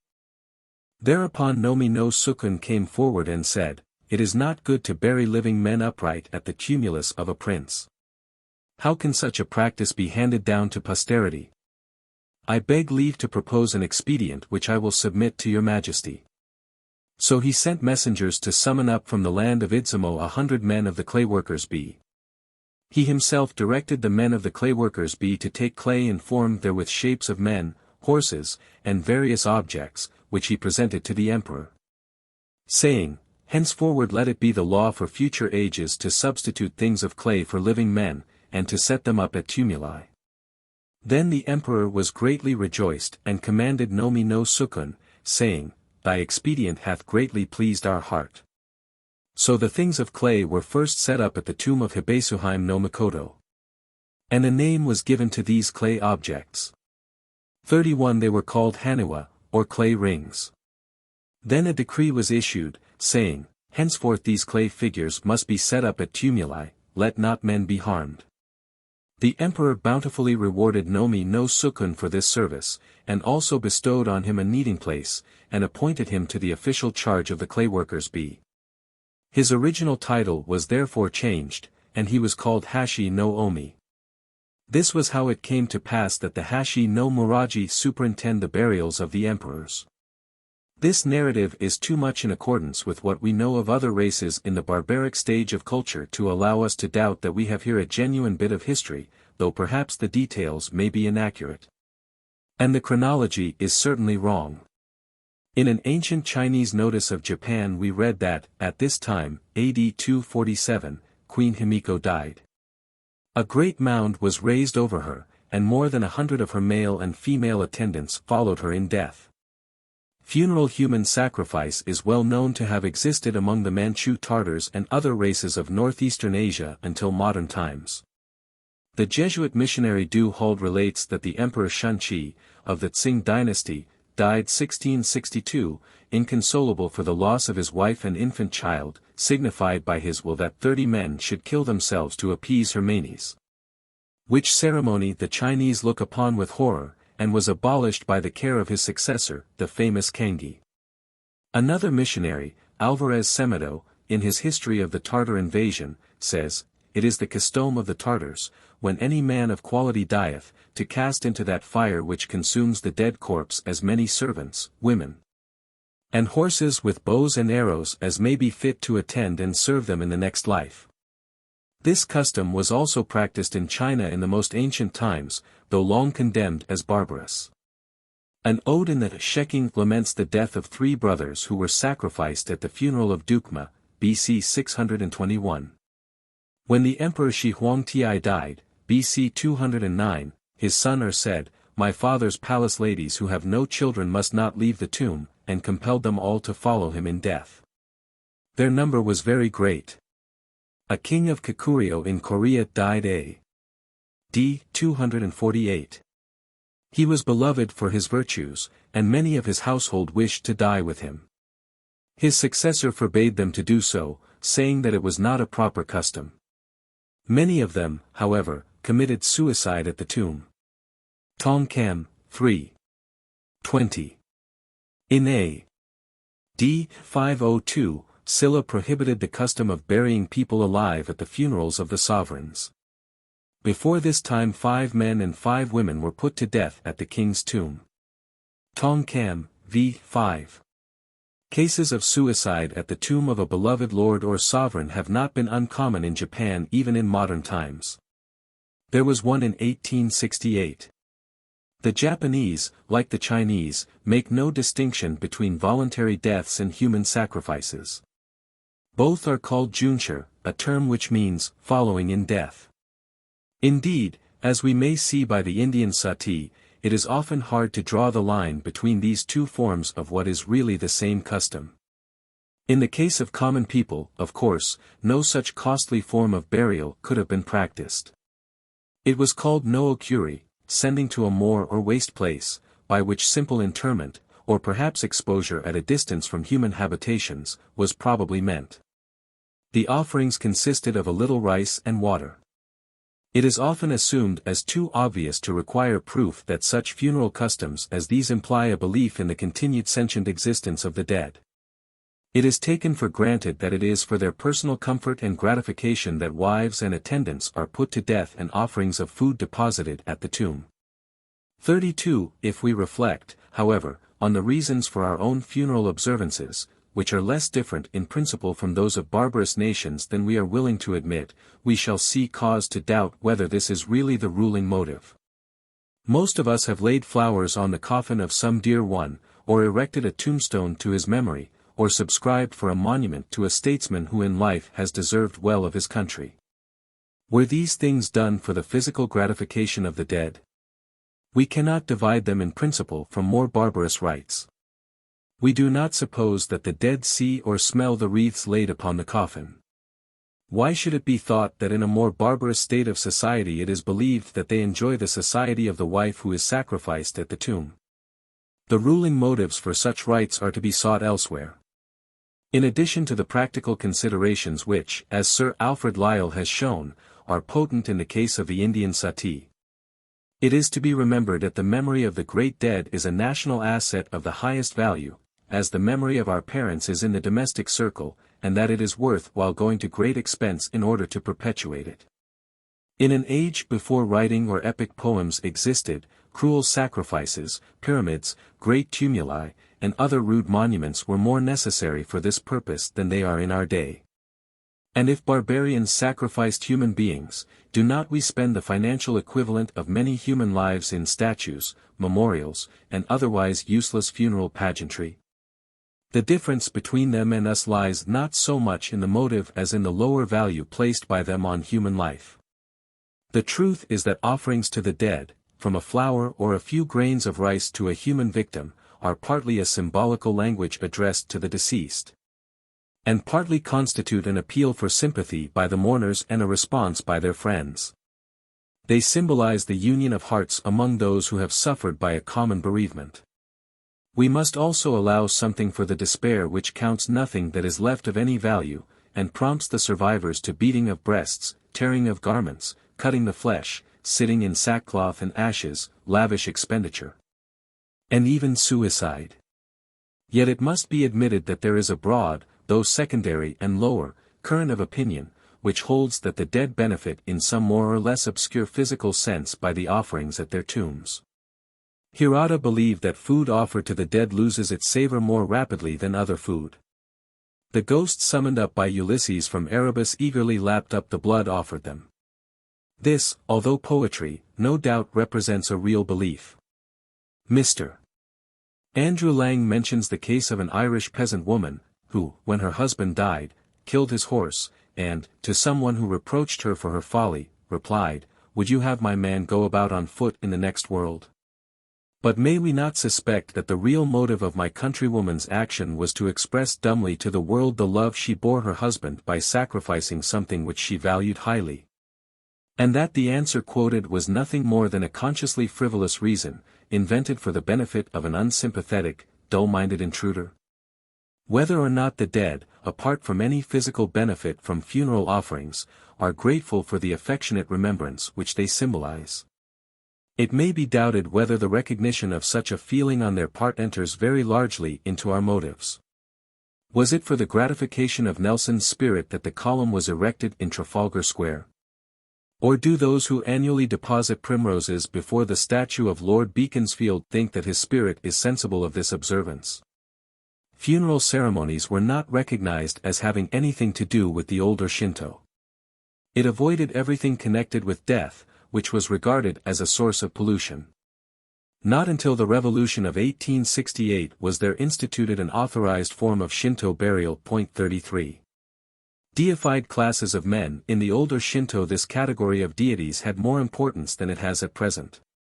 Several of the pseudo-ancestors are in reality deified types, analogous to such conceptions as Tommy Atkins or Mrs. Grundy. As a general rule, they have two aspects, one as man-gods, and another as satellites of the sun goddess, a nature deity. They are more particularly described in a later chapter. Deities of human qualities. As might be expected, Shinto has comparatively few deities of this class. It is represented by the gods of pestilence, of good and ill luck, the phallic deities, and the oni, or demons of disease. Such deified abstractions as the Fates, the Furies, old age, time, Themis, fear, love, and are conspicuously absent. It will be observed that both of the two great currents of religion-making thought are concerned in the evolution of the last two categories of man-deities. They involve not only the exaltation of human types and qualities to the rank of divinity, but the personification of these general and abstract conceptions. This complication indicates that they belong to a secondary stage of development. Tajikara no wa, hand-strength male, for example, is not a primary deity of the Japanese pantheon. He is little more than an ornamental adjunct to the myth of the sun goddess. It may be gathered from the myths of the Kojiki and Nihongi that the phallic deities' personifications of lusty animal vigor were at first mere magical appliances, which were afterwards personified and raised to divine rank. It was a personified human abstraction, namely, Psyche, who was described by Keats as the latest born and loveliest by far of all Olympus' faded hierarchy. Mnemosyne, Styx, and all the numerous deified abstractions of humanity in Greek mythology are obviously of later origin than Gaia and Uranus, or even Zeus and Hera.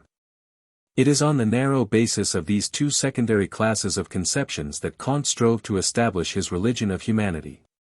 But it is difficult to conceive how on positivist principles humanity, whether we regard it as a class or as a quality, could have a sentient existence or transcendent power, without a combination of which there can be no deity and no religion. Properly so called. His worship of deceased individual men is open to the same objection. Kant's recognition of nature deities is brief and contemptuous. He allows a certain reverence to the sun and earth as fetishes. 34. Animals in Shinto. Animals may be worshipped for their own sakes, as wonderful, terrible, or uncanny beings. The tiger, the serpent, and the wolf are for this reason called kami. But there are no shrines in their honor, and they have no regular cult. A more common reason for honoring animals is their association with some deity as his servants or messengers.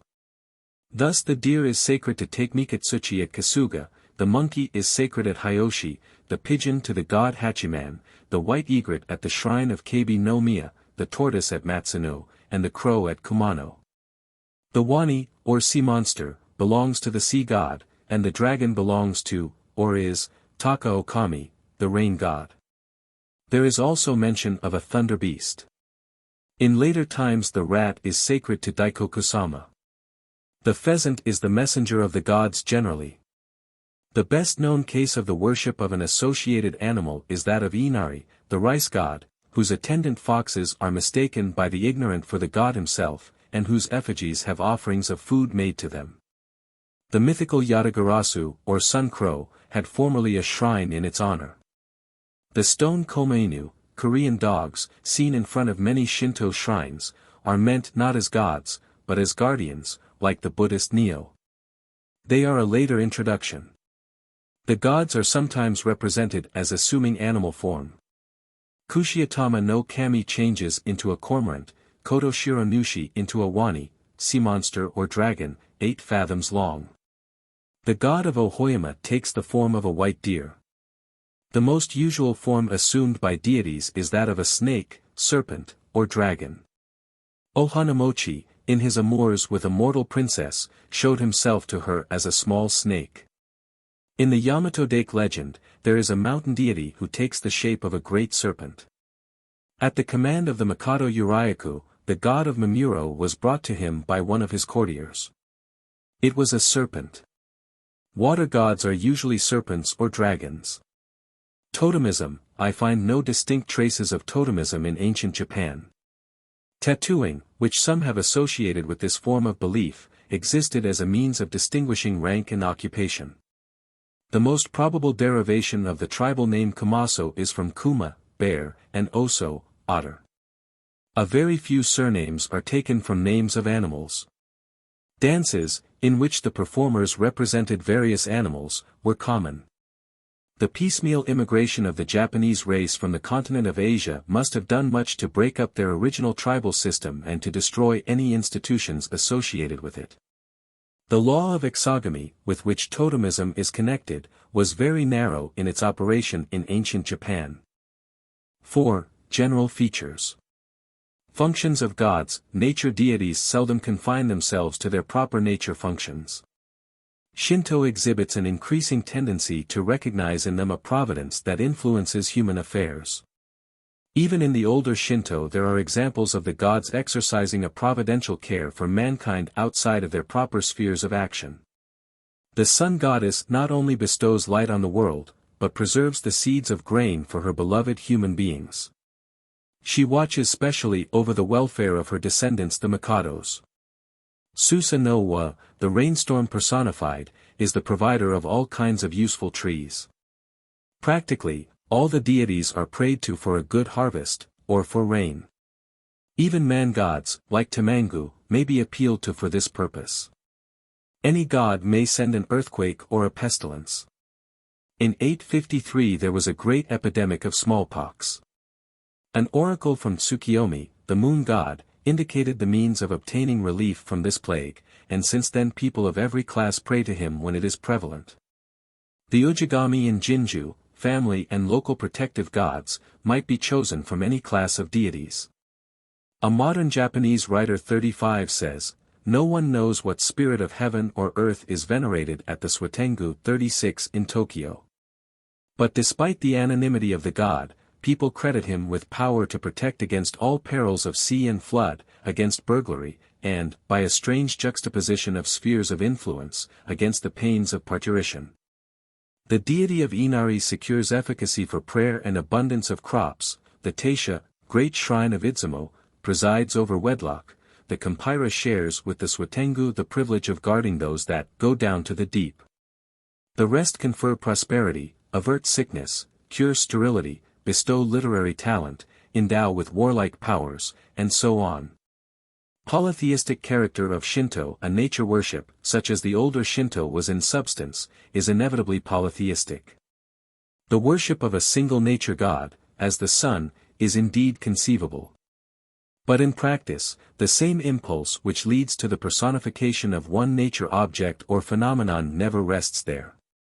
The living universe is a possible monotheistic nature deity.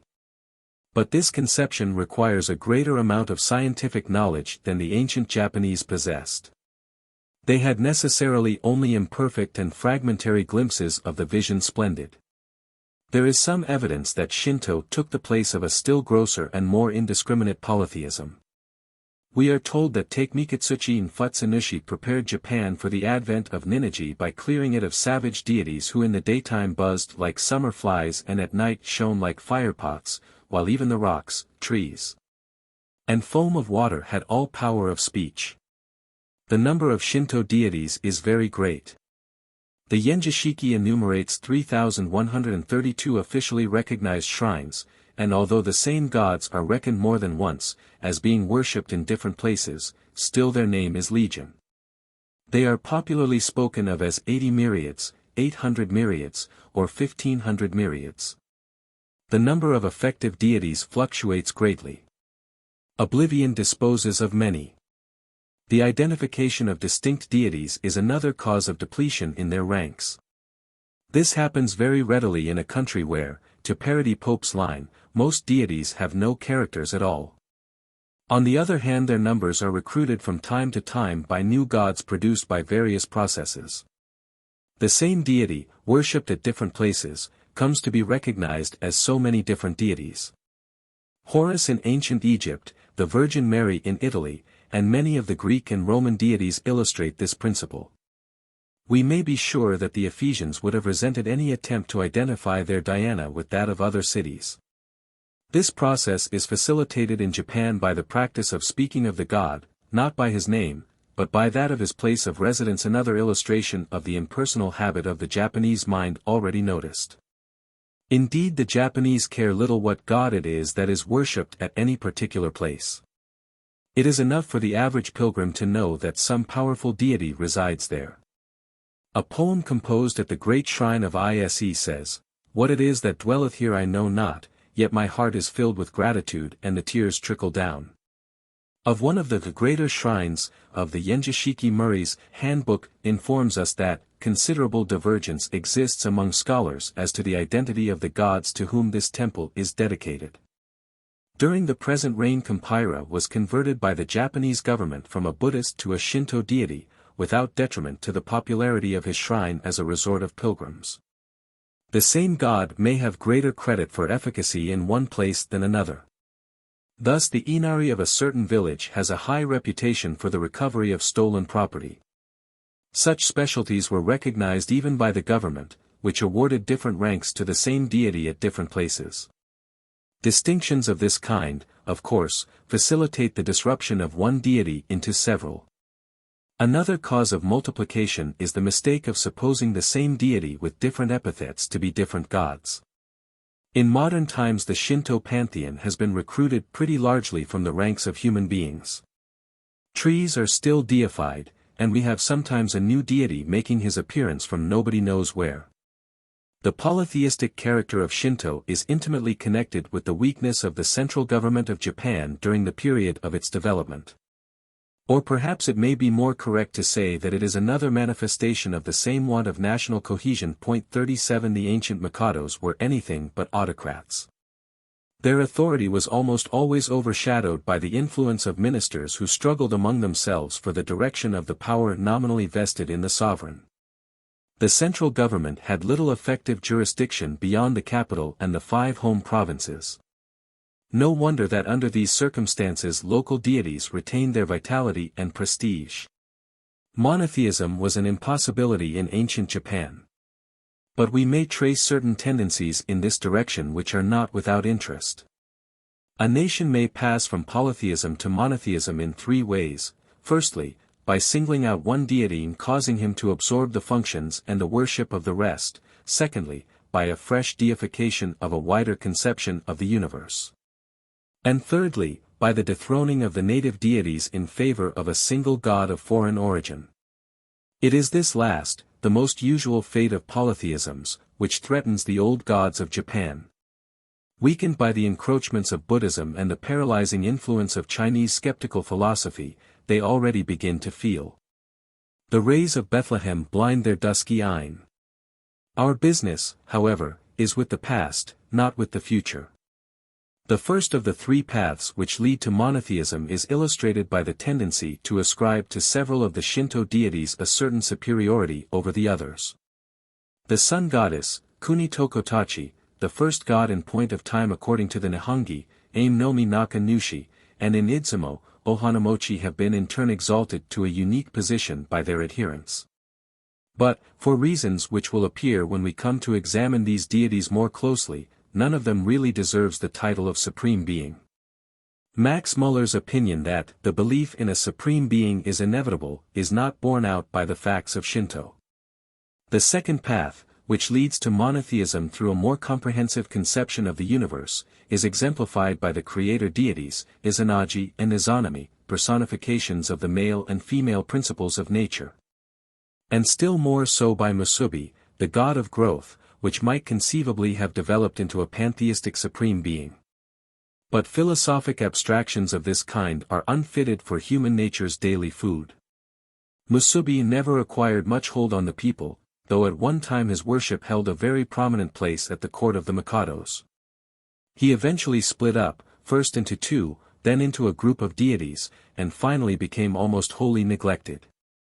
The Nihongi, under the date AD 644, gives the following account of a blind and abortive movement towards a supreme monotheistic deity which claims from us a measure of sympathy. A man of the neighborhood of the river Fuji, in the East Country, named Ohofube no Ohoshi, urged his fellow villagers to worship an insect, saying, "This is the god of the everlasting world. Those who worship this god will have long life and riches." At length the wizards, Kannagi, and witches, Miko, pretending an inspiration of the gods, said, "Those who worship the god of the everlasting world will, if poor, become rich, and, if old, will become young again." So they more and more persuaded the people to cast out the valuables of their houses, and to set out by the roadside sake, vegetables, and the 6 domestic animals. They also made them cry out, "The new riches have come." Both in the country and in the metropolis people took the insect of the everlasting world and, placing it in a pure place, with song and dance invoked happiness. They threw away their treasures, but to no purpose whatever. The loss and waste was extreme. Hereupon Kahakatsu, Kadono no Hata no Miyako, was wroth that the people should be so much deluded, and slew Ohofube no Ohoshi. The wizards and witches were intimidated, and ceased to persuade people to this worship. The men of that time made a song, saying, "Udsa Mesa has executed the god of the everlasting world, who we were told was the very god of gods." This insect is usually bred on orange trees, and sometimes on the hosoki. It is over 4 inches in length, and about as thick as a thumb. It is of a grass-green color with black spots, and in appearance very much resembles the silkworm. We may note here the popular identification of the prophet with the god whom he served, and the worship of a caterpillar, which apparently played the part of the ear of corn in the Eleusinian mysteries. Shintai. Concurrent with the development of the spirituality of Shinto there arose a greater necessity for some visible concrete token of the presence of the god. 38 This is known as the Mitamashiro, spirit representative, spirit token, or more commonly as the Shintai, god body. The Shintai varies much in form. It is frequently a mirror or a sword, but may also be a tablet with the god's name, a sprig of sakaki, a gohei, a bow and arrows, a pillow, a pot, a string of beads, a tree or riverbank, or even the shrine itself. A stone is a very common Shintai, doubtless because it is inexpensive and imperishable.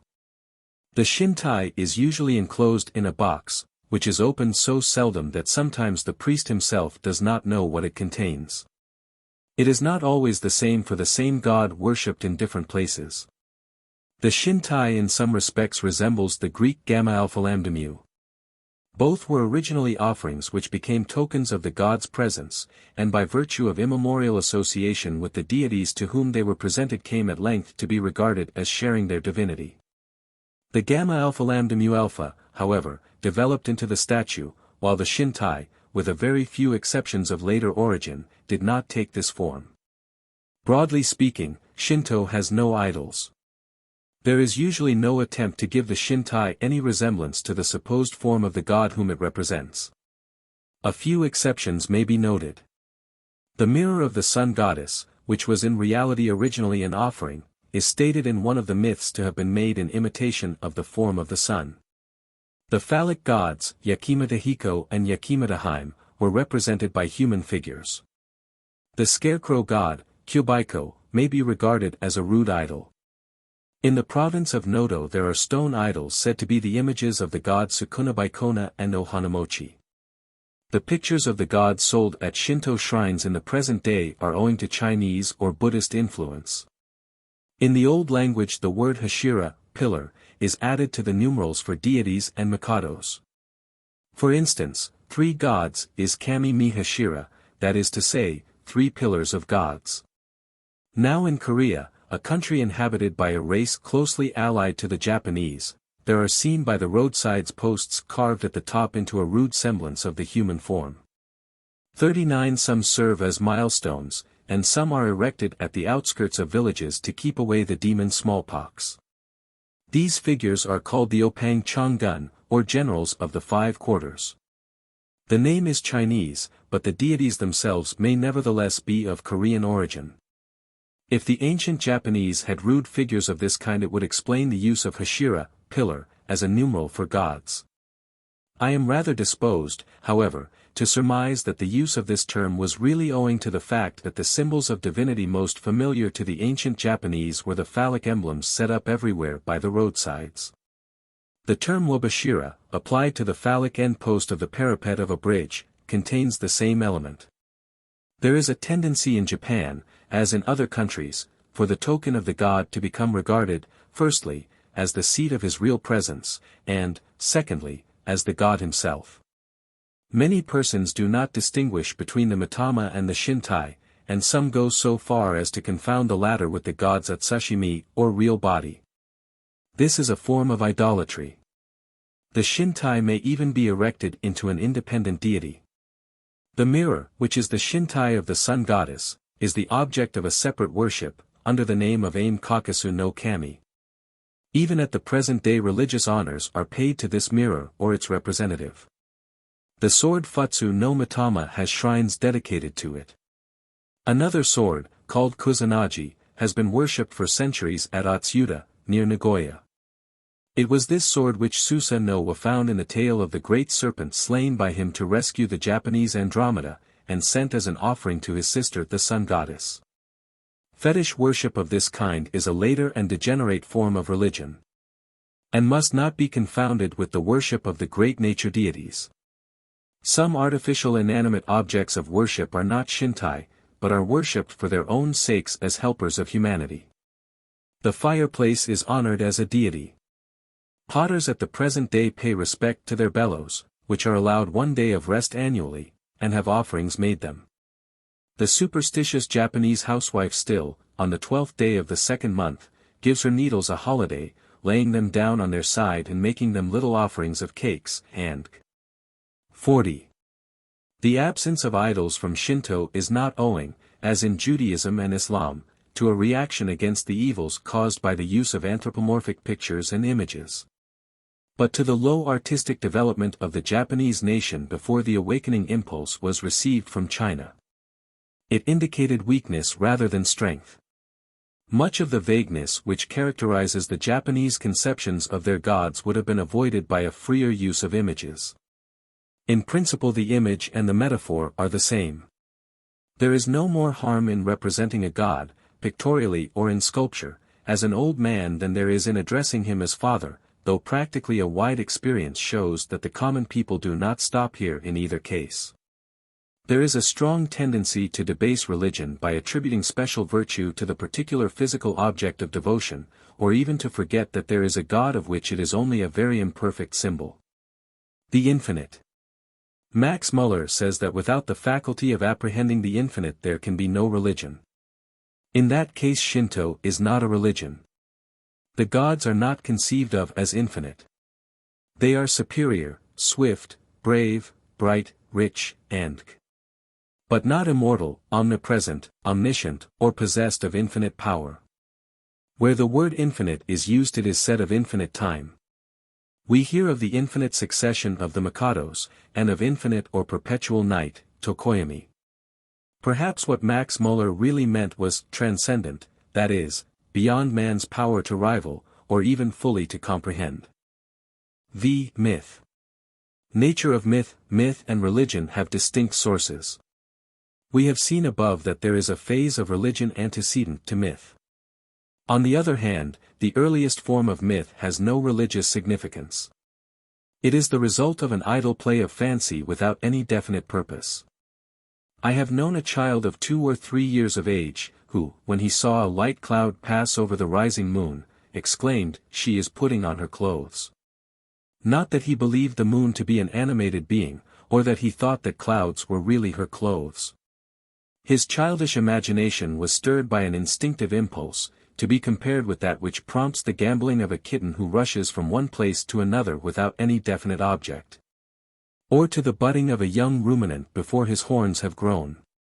Closely related to such spontaneous efforts is the myth invented solely for the amusement of the hearer. May we not place in this category some of the nature myths of savages which to all appearance have no worship or belief associated with them, and belong to a pre-religious stage of development? Then we have the myths which are explanatory of some custom, rite, natural phenomenon, political institution, names of places or persons, and with these we may associate the genealogical myth. There is also the blunder myth, arising frequently from a misunderstanding of language, and the lie myth framed with intent to deceive.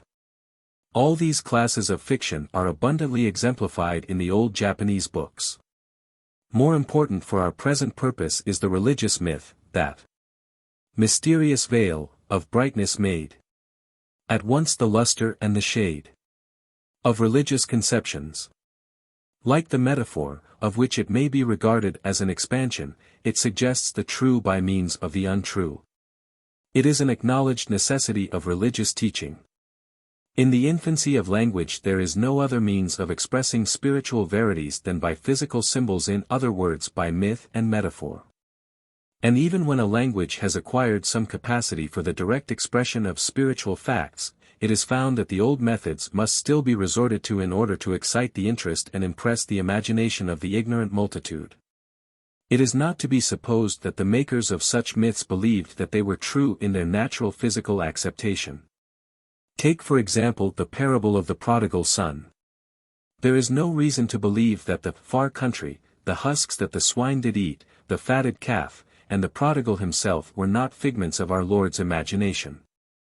Nor if the story had been true in all its details would this circumstance have added one whit to the value of the lesson taught by it.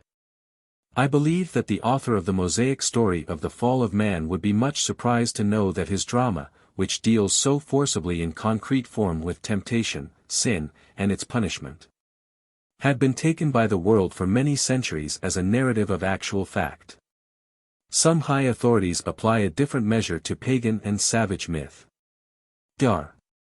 Fleiderer, in his Philosophy of Religion, says that, it must be carefully borne in mind that the religious fantasy, in producing such poetic symbolical legends, is not in the habit of distinguishing, nor can distinguish between the ideal truth and its sensible investment.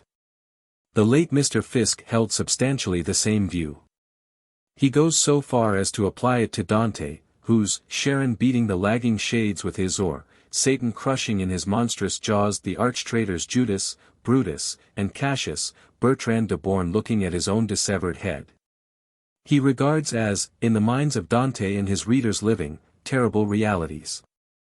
True it is that a stern reality underlies these grotesque fancies. But it is not of the physical order. No one knew better than Dante the virtue of the ultro intend in such matters. We may be quite sure that he did not believe in a real inscription over the gate of hell, in Italian terza rima, and composed by himself. It is a mistake, I submit, to imagine him, like Cotterfelto, with his hair on end at his own wonders. When Dickens tells us that he decidedly looked on his heroes as living persons, we must take this statement cum grano salis. We know what would have happened if someone had offered him, by way of payment, a check bearing the signature of Mr. Boffin, Dombey and Son, or the brothers Cheeryble. Mere inferences are often taken for facts, but, under normal conditions, the imaginative man is not the dupe of his own inventive faculty. It may be said that, however true this may be of more modern religious myth, the attitude of the primitive man towards the naive creations of his fancy is different. Strictly speaking, there is no such thing as a primitive man. However far we may go back, we shall find men with parents, and preceded by an infinite line of ancestors. Still there can be no harm in using this term to designate mankind at some ill-defined stage of progress above the highest lower animal and below the savage of our own days.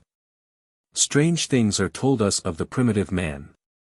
He is said to be unable to distinguish between his imaginations and facts, and that he is in the habit of taking his dreams for real occurrences. Fiske says, "Our primitive ancestors knew nothing about laws of nature, nothing about physical forces, nothing about the relations of cause and effect, nothing about the necessary regularity of things. The only force they knew was the force of which they were directly conscious, the force of will. Accordingly, they imagined all the outward world to be endowed with volition and to be directed by it. Of course our primitive ancestors expressed themselves differently from ourselves. They did not talk about laws of nature and the necessary regularity of things. But can we conceive them ignorant of the law of the regular alternation of night and day, of summer and winter, of the phases of the moon? Did not the primitive man know just as well as Newton that when an apple is detached from a tree it falls to the ground? He knew that from a blow as cause we may expect pain, wounds, or even death as the effect. He had sufficient acquaintance with dynamics to be aware that he could not raise himself from the ground more than a few feet, and with chemistry to have learnt that the savour of food is improved or spoilt, according to circumstances, by the application of fire. Nor is it true that he ascribed all forces to volition. It is only by exception that the child, the savage, and the primitive man attribute life to inanimate things.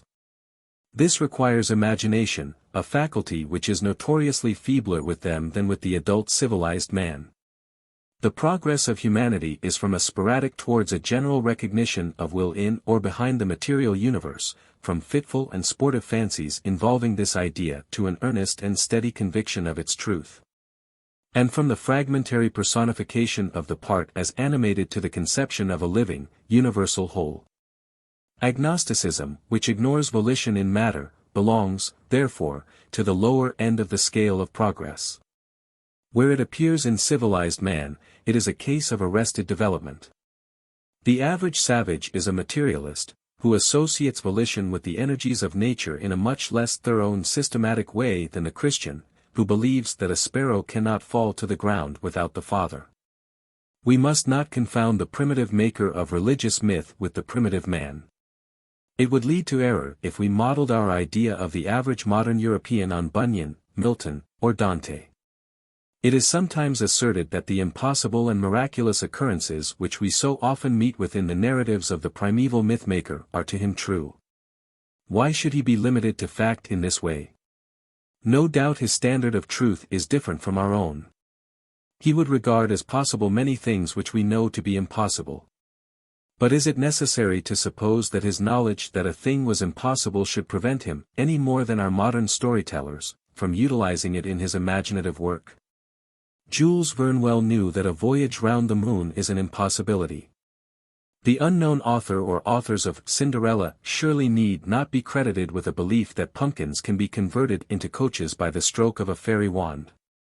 The inventor of the story of the birth of Minerva from the brain of Jupiter knew quite well that such obstetrical operations were not feasible.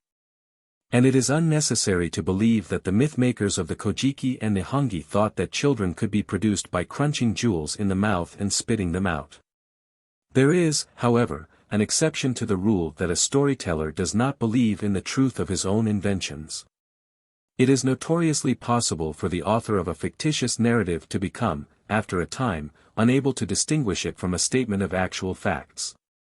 There is a case on record in which a learned judge communicated to the Psychical Society in perfect good faith a ghost story, all the principal features of which were proved to be imaginary. They had their origin in his own talent as a distinguished raconteur. But this is a morbid phenomenon which must not be confounded with the normal action of the imagination in the child, the savage, or the primitive, or, indeed, any other, mythmaker. The inability to distinguish between imagination and fact is really not a special characteristic of the primitive man or savage, but of the literal-minded of all ages, in presence of the creations of imaginative genius. Some few primitive men may distinguish between the spiritual kernel and its imaginative envelopment. But for the multitude this is impossible. Unable to discriminate between these two elements, and dimly conscious that the whole is a valuable possession, they wisely accept it indiscriminately as actual fact. De Gubernatis, in his Zoological Mythology, relates a story which illustrates the respective attitudes of the mythmaker and his hearers. He tells us that, when he was 4 years old, as he was walking one day with a brother, the latter pointed to a fantastical cloud on the horizon, and cried, "Look down there, that is a hungry wolf running after the sheep."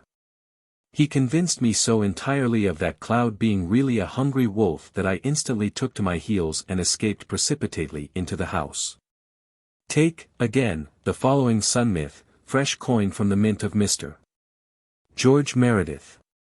The sun is coming down to earth, and the fields and the waters shout to him golden shouts. He comes, and his heralds run before him, and touch the leaves of oaks and planes and beeches lucid green and the pine stems redder gold, leaving brightest footprints upon thickly weeded banks. Where the foxglove's last upper bells incline and bramble shoots wander amid moist herbage, and this myth, like the old Greek tales of Prometheus and Tantalus, which Wordsworth calls fictions in form, but in their substance truths, has a spiritual significance of which Mr. Meredith cannot have been unconscious. Though nobody at the present day supposes that the author or his readers take it for a narrative of actual events, cannot we fancy Macaulay's New Zealander, being told as a fact some traditional, time-worn, corrupt, and ill-interpreted version of it, and, especially if he is a literal-minded philosopher, wondering how it was possible for the English to believe in such a concatenation of anthropomorphic fancies. The literal acceptation of myth or metaphor is not confined to the lower class of intellect.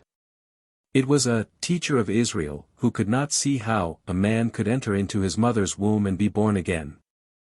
Motori and Hirata, highly educated scholars, well versed in Chinese and Indian religious literature, received the stories of the Kojiki and Nihongi as genuine history. Even Dante and Milton, men of profound spiritual insight, probably accepted in their most literal sense some of the imaginative figments of their predecessors. There have always been literal-minded unbelievers, who reject the myth and its religious contents without discrimination, and simply value it, if at all, for its aesthetic merits. Of them, as of the literal-minded believer, see exempla requiris, circumspice. The history of the religious myth may be summarized as follows: A man of genius, creates it, clearly distinguishing in his own mind between the kernel of religious truth and its imaginative embodiment. His disciples B and C understand him thoroughly. In this stage a myth is called a parable or allegory. Many myths proceed no further. D, F, H, T, and V, unable to discriminate the true element from the false, accept the whole confusedly as actual fact. E, G, S, and U are dense to its religious significance, and think it idle nonsense, or at best, simply a good story. W and X have a glimmering notion that the imaginative part cannot be literally true, but do not dare to question it, lest they should sacrifice at the same time the valuable religious kernel. Z is a philosophic inquirer who, not without difficulty, regains the standpoint of B and C. But by this time the myth has been superseded as a vehicle of religious truth by fuller and more exact forms of expression. The chief ideas underlying Japanese myth are, firstly, the conception piecemeal it is true, and inadequate of the so-called inanimate universe as being really instinct with sentient life, and exercising a loving providential care over mankind. 41 And secondly, the doctrine that honor and obedience are due to the sovereign whose beneficent rule secures to the people blessings comparable to that of the sun's light and warmth. For such, I take it, is the real meaning of the story by which the Mikados are feigned to be descendants of the sun goddess. It is the Japanese version of the doctrine of the divine right of kings. Without these and similar vital elements Japanese myth would be nothing more than what some writers have supposed it, a farrago of absurdities, and its examination would belong not to the physiology, but to the pathology of the human mind. It can hardly be maintained, however, that the poets and seers of ancient Japan achieved much success in clothing their spiritual conceptions in mythical form.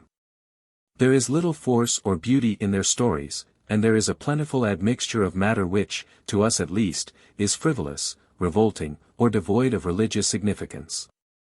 There is no summer and winter myth in the old Japanese books, no deluge myth, and no eclipse myth. There is, strange to say, no earthquake myth, and but one solitary mention of a god of earthquakes. There are no astral myths, no returning savior myth, and no journey of the dead beyond the bare mention of an even pass of Yomi or Hades. The creation of mankind is not accounted for. Myth and ritual. When a myth and a ceremony relate to the same subject matter, which comes first in order of time? Is the ceremony a dramatic commemoration of the events related in the myth, or, vice versa, is the myth an attempt to explain the origin of the ceremony? Some go so far as to say that ritual is the source of all religious myth. The late Mr. D.G. Brinton, on the other hand, held that every rite is originally based on a myth. Robertson Smith's view was that, in almost every case the myth was derived from the ritual, and not the ritual from the myth. No general rule can be laid down in these cases. Every such question must be decided according to the available evidence. A myth is a narrative, and a ceremony a kind of dramatic performance. It will not be disputed that dramas have been founded on narratives, and that narratives are sometimes taken from dramas, as in the case of Lamb's Tales from Shakespeare. Novels are every day dramatized, and the reverse process, though not common with ourselves, is familiar in Japan. Several of the Shinto deities are worshipped for no other reason than because they are mentioned in the myths of the Kojiki and Nihongi. It was probably the mythical account of the friendship of Ajisuki and Ame-Wakahiko which led to shrines being erected to these deities side by side at Idzumo. A literal interpretation of the obviously allegorical story of Aichi Nagaheim and Konosakuheim led, in later times, to an actual cult of these personages. On the other hand, the ceremony of religious ablution is certainly older than the myth which represents Izanagi as washing in the sea in order to remove the pollutions of the land of Yomi. The worship of the sun is assuredly not the outcome, but the source, of the Japanese solar myths, though it may owe to them some of its more modern features. Many myths have no ceremonial associated with them, and there is much ceremony for which the mythmakers have not attempted to account. 6. The Mythical Narrative. No really adequate idea of the old Japanese myths can be gained without a direct study of the Kojiki, Nihongi, and Kojiki, with all their repetitions, inconsistencies, and obscurities. In the following outline, taken mainly from the two first-named works, a selection has been made of such incidents as have an interest and significance for European students of mythology. Both the Nihongi and the Kojiki begin with a passage which is justly repudiated by the modern school of Shinto theologians as in reality belonging to the materialistic philosophy of China. 42. It runs as follows. Of old, heaven and earth were not yet separated, and the yin and yo 43 not yet divided. They formed a chaotic mass like an egg, which was of obscurely defined limits, and contained germs. The purer and clearer part was thinly diffused and formed heaven, while the heavier and grosser element settled down and became earth.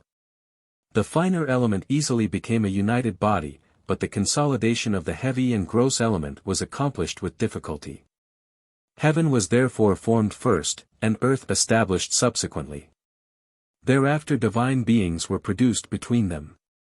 Fleiderer says, 44, there is not unfrequently found in the mythology of the nature religions a combination of theogony and a divine formation of matter in such a way that the gods whether one or all of them are the first products of chaos. But then they form the rest of the world out of it. In the Indian mythology Prajapati proceeded out of the golden world egg and then became the creative former of the world. Likewise in the Chaldean mythology the great gods arose at first out of chaos, and they then created the other gods and the living beings of heaven and earth. But are not such speculations later accretions on the original myth? In Japan, at any rate, formation out of chaos is undoubtedly an afterthought. First gods, we have next what is called the 7 generations of gods, ending with the creator deities, Izanagi and Izanami. Of the first 6 of these generations, the most confused and contradictory accounts are given in the various authorities. There is no agreement as to the name of the first god on the list. The Nihongi tells us that the first deity produced between heaven and earth while still in a state of chaos sprang up like a reed shoot, which then changed into a god, 45, and was called Kunitokotachi no Makoto. 46 or Earth Eternal Stand Augustness. The Kojiki calls the first god Aim no Minaka Nushi no Kami, that is to say, Heaven August Centermaster deity, identified by some with the polar star, a hypothesis for which there is no other ground than the name itself. The same authority gives Kunitokotachi a place lower down in the genealogical table. The Kojiki has a first god called Aim Yudzuru Hai Aim no Sajiri Kuni Yudzuru Suki Kuni no Sajiri, and describes him, or her, for there is no indication of sex, as the heavenly parent. It is impossible to translate this rigmarole. But as it contains the words earth, sun, moon, and mist, a nature deity is evidently intended. Both the Kojiki and Kojiki first gods disappear at once from the mythical record. There is little trace of their worship in later times, and they must be pronounced mere abortive attempts at deity-making. 2 other first deities are mentioned in the various myths quoted in the Nihongi, namely, Omashiashi Kabihikoji, Sweet Reed Shoot Prince Father, and Amatokotachi, Heaven Eternal Stand. The latter forms, along with Kunitokotachi, one of those pairs of deities, not necessarily male and female, which are common in Japanese mythology. An enumeration of the gods of the 5 generations which follow would be tedious and unprofitable. Some of them had probably no existence outside of the imagination of individual writers. They were doubtless invented or collected in order to provide a genealogy for Izanagi and Izanami. With one exception, they have left no trace in myth or in ceremonial. There are no shrines in their honor. Little is to be learnt from their names, the derivation of which is often doubtful. Several of them, however, show that the divinely mysterious process of growth, so all-important to an agricultural nation, had attracted attention. 47. Musubi no Kami, the god of growth, who forms the 6th generation of deities, is a genuine divinity, of whom more remains to be said hereafter. Izanagi and Izanami, the 7th generation, consisted of 2 deities, Izanagi and Izanami. It is with them that Japanese myth really begins, all that precedes being merely introductory and for the most part of comparatively recent origin. The Nihongi tells us that Izanagi and Izanami stood on the floating bridge of heaven, and held counsel together, saying, "Is there not a country beneath?" Thereupon they thrust down the jewel spear of heaven, Aim no Tamaboko, and groping about with it, found the ocean. The brine which dripped from the point of the spear coagulated and formed an island which received the name of Onagoro-jima, or the self-coagulating island. The 2 deities thereupon descended and dwelt there. Accordingly they wished to be united as husband and wife, and to produce countries. So they made Onagoro-jima the pillar of the center of the land.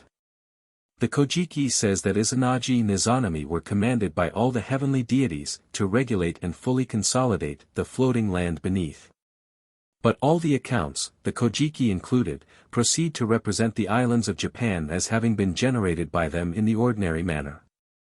We have therefore 3 distinct conceptions of creation in Japanese myth: first as generation in the most literal sense, second, as reducing to order, and third, as growth, musubi. Point 48. The floating bridge of heaven is no doubt the rainbow. It is represented on earth by the soribashi or taikobashi, drum bridge, a semicircular bridge over a pond before some Shinto shrines. It has too steep a slope for ordinary use, and is reserved for the deity and for the priest on solemn occasions, the custom having been in this instance probably suggested by the myth. The Aim no Tamaboko or jewel spear of heaven has been the subject of much dissertation. Hirata, whose view is endorsed by several eminent scholars, native and foreign, thinks that it is a phallus. Its use in creating, which in Japanese myth is the same thing as begetting, the first island, countenances this idea. The derivation of Tamaboko also lends itself to it. Tama may be rendered ball or knob as well as jewel, and the tamaboko might therefore be a shaft surmounted by a knob representing the glands, reminding us of the spears tipped with pine cones which were carried by the bacchantes in the Dionysia. We have another Japanese case of a conventionalized phallus in the Wabashira. Moreover, on the theory that the tamaboko is a phallus, we have a satisfactory explanation of the circumstance that tamaboko no is used as a standing epithet of Michi, road, which has puzzled Japanese scholars. The tamaboko no Michi would then mean the road where phallic symbols are set up. There is abundant evidence that objects of this kind were a familiar sight by the roadsides near the capital in ancient times. The poet Tsurayuki, 10th century, has left a short poem in which he expresses his intention of praying to the tamaboko no Chiburi no Kami when starting on a journey. The Chiburi no Kami were the phallic road deities, protectors of travelers. Notwithstanding the Japanese poet's habit of using stock epithets without much regard to their proper meaning, this juxtaposition is highly suggestive. Another name for the phallic sahi no kami was Chimata no Kami, or road fork gods, because they had no temples and were worshipped by the roadsides and at crossways. The road between Utsunomiya and Nikko, when I traveled along it in 1870, was still a tamaboko no Michi in the phallic sense. 49 Another link between the hoko and the phallus is suggested by a statement in the Shiki Monogatari that the weapon which formed, and still forms, the central object in the Great Goryeo festival procession at Kyoto is known as the Sai no Hoko. Now the Goryeo is a survival of the old festival in honor of the phallic sahi no kami. But in mythology one explanation does not necessarily exclude another and apparently contradictory one. Whether the mythmakers had in their minds the phallus conception of the tamaboko, and I am persuaded that they had it, is impossible in this connection to ignore the function of the hoko, or spear, as a symbol of authority. Herbert Spencer 50 has shown how universally the spear has this meaning. Britannia's trident is a familiar example. Theseus, in the Hippolytus of Euripides, speaks of the land ruled by my spear. Lances or arrows are emblems of authority in Korea. In Japan itself there is an abundance of similar evidence. In the Nihongi we hear of local governors being granted shields and spears in token of authority. When Ohanamochi abdicates in favor of Ninigi, he delivers over the Kunimyuk no Hiroboko, or land-subduing broadspear. The epithet Yachiboko no Kami, or god of 8,000 spears, applied to the same deity, has a similar symbolical meaning. The Empress Jingo set up her spear at the palace gate of the king of Silla, in Korea, as a token of conquest. A holly spear, 8 fathoms long, was given to Prince Yamadate when he was dispatched on his expedition to subdue eastern Japan. It will be observed that the tamaboko as a phallus belongs to the generative conception of creation, and as a spear to the idea of it as a cosmic or regulating process. The two deities having descended on Onagoro-jima erected there an 8-fathom house with an august central pillar. Then Izanagi addressed Izanami, saying, "How is thy body formed?" Izanami replied, "My body is completely formed except one part which is incomplete." Then Izanagi said, "My body is completely formed and there is one part which is superfluous. Suppose that we supplement that which is incomplete in thee with that which is superfluous in me, and thereby procreate lands." Izanami replied, "It is well." Then Izanagi said, "Let me and thee go round the heavenly august pillar, and having met at the other side, let us become united in wedlock." This being agreed to, he said, "Do thou go round from the left, and I will go round from the right." When they had gone round, Izanami spoke first and exclaimed, "How delightful! I have met a lovely youth." Izanagi then said, "How delightful! I have met a lovely maiden." Afterwards he said, "It was unlucky for the woman to speak first." The child which was the first offspring of their union was the Hirako, leech child, which at the age of 3 was still unable to stand upright, and was therefore placed in a reed boat and sent adrift. The 8-fathom house, built by Izanagi and Izanami as a preliminary to their marriage, is the fusia, or nuptial hut, several times referred to in the old records. It was erected less for practical purposes than to avoid the ceremonial contamination of the ordinary dwelling house by the consummation of a marriage within it. The number 8 is often met with in Japanese myth. It would be a mistake, however, to regard it as in any way sacred. The primary meaning of yatsu is many, and it might be better to translate it so in this passage. The central pillar of a house, corresponding to our king post, is at the present day an object of honor in Japan as in many other countries. In the case of Shinto shrines, it is called the Nikago no Mibashira, central august pillar, and in ordinary houses the Daikokubashira. The circumambulation of the central post by Izanagi and Izanami reminds us of the Hindu Pradakina. 51 Hirata's conjecture that we have here an ancient marriage rite is very plausible. The circumambulation of the dwelling, the fire, a tree, or an altar by the bride and bridegroom is a familiar feature of marriage ritual. It does not follow that the Japanese rite had a religious character.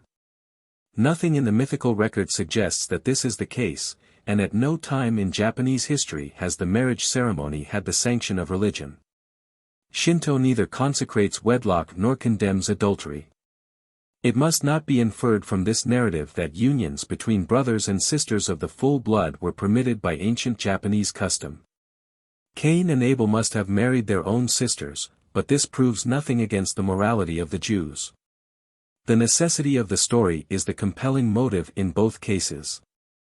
It is true that marriages were allowed between a man and his sister by the father's side only, but we learn from the Nihongi 52 that in the case of full brothers and sisters such connections were considered criminal.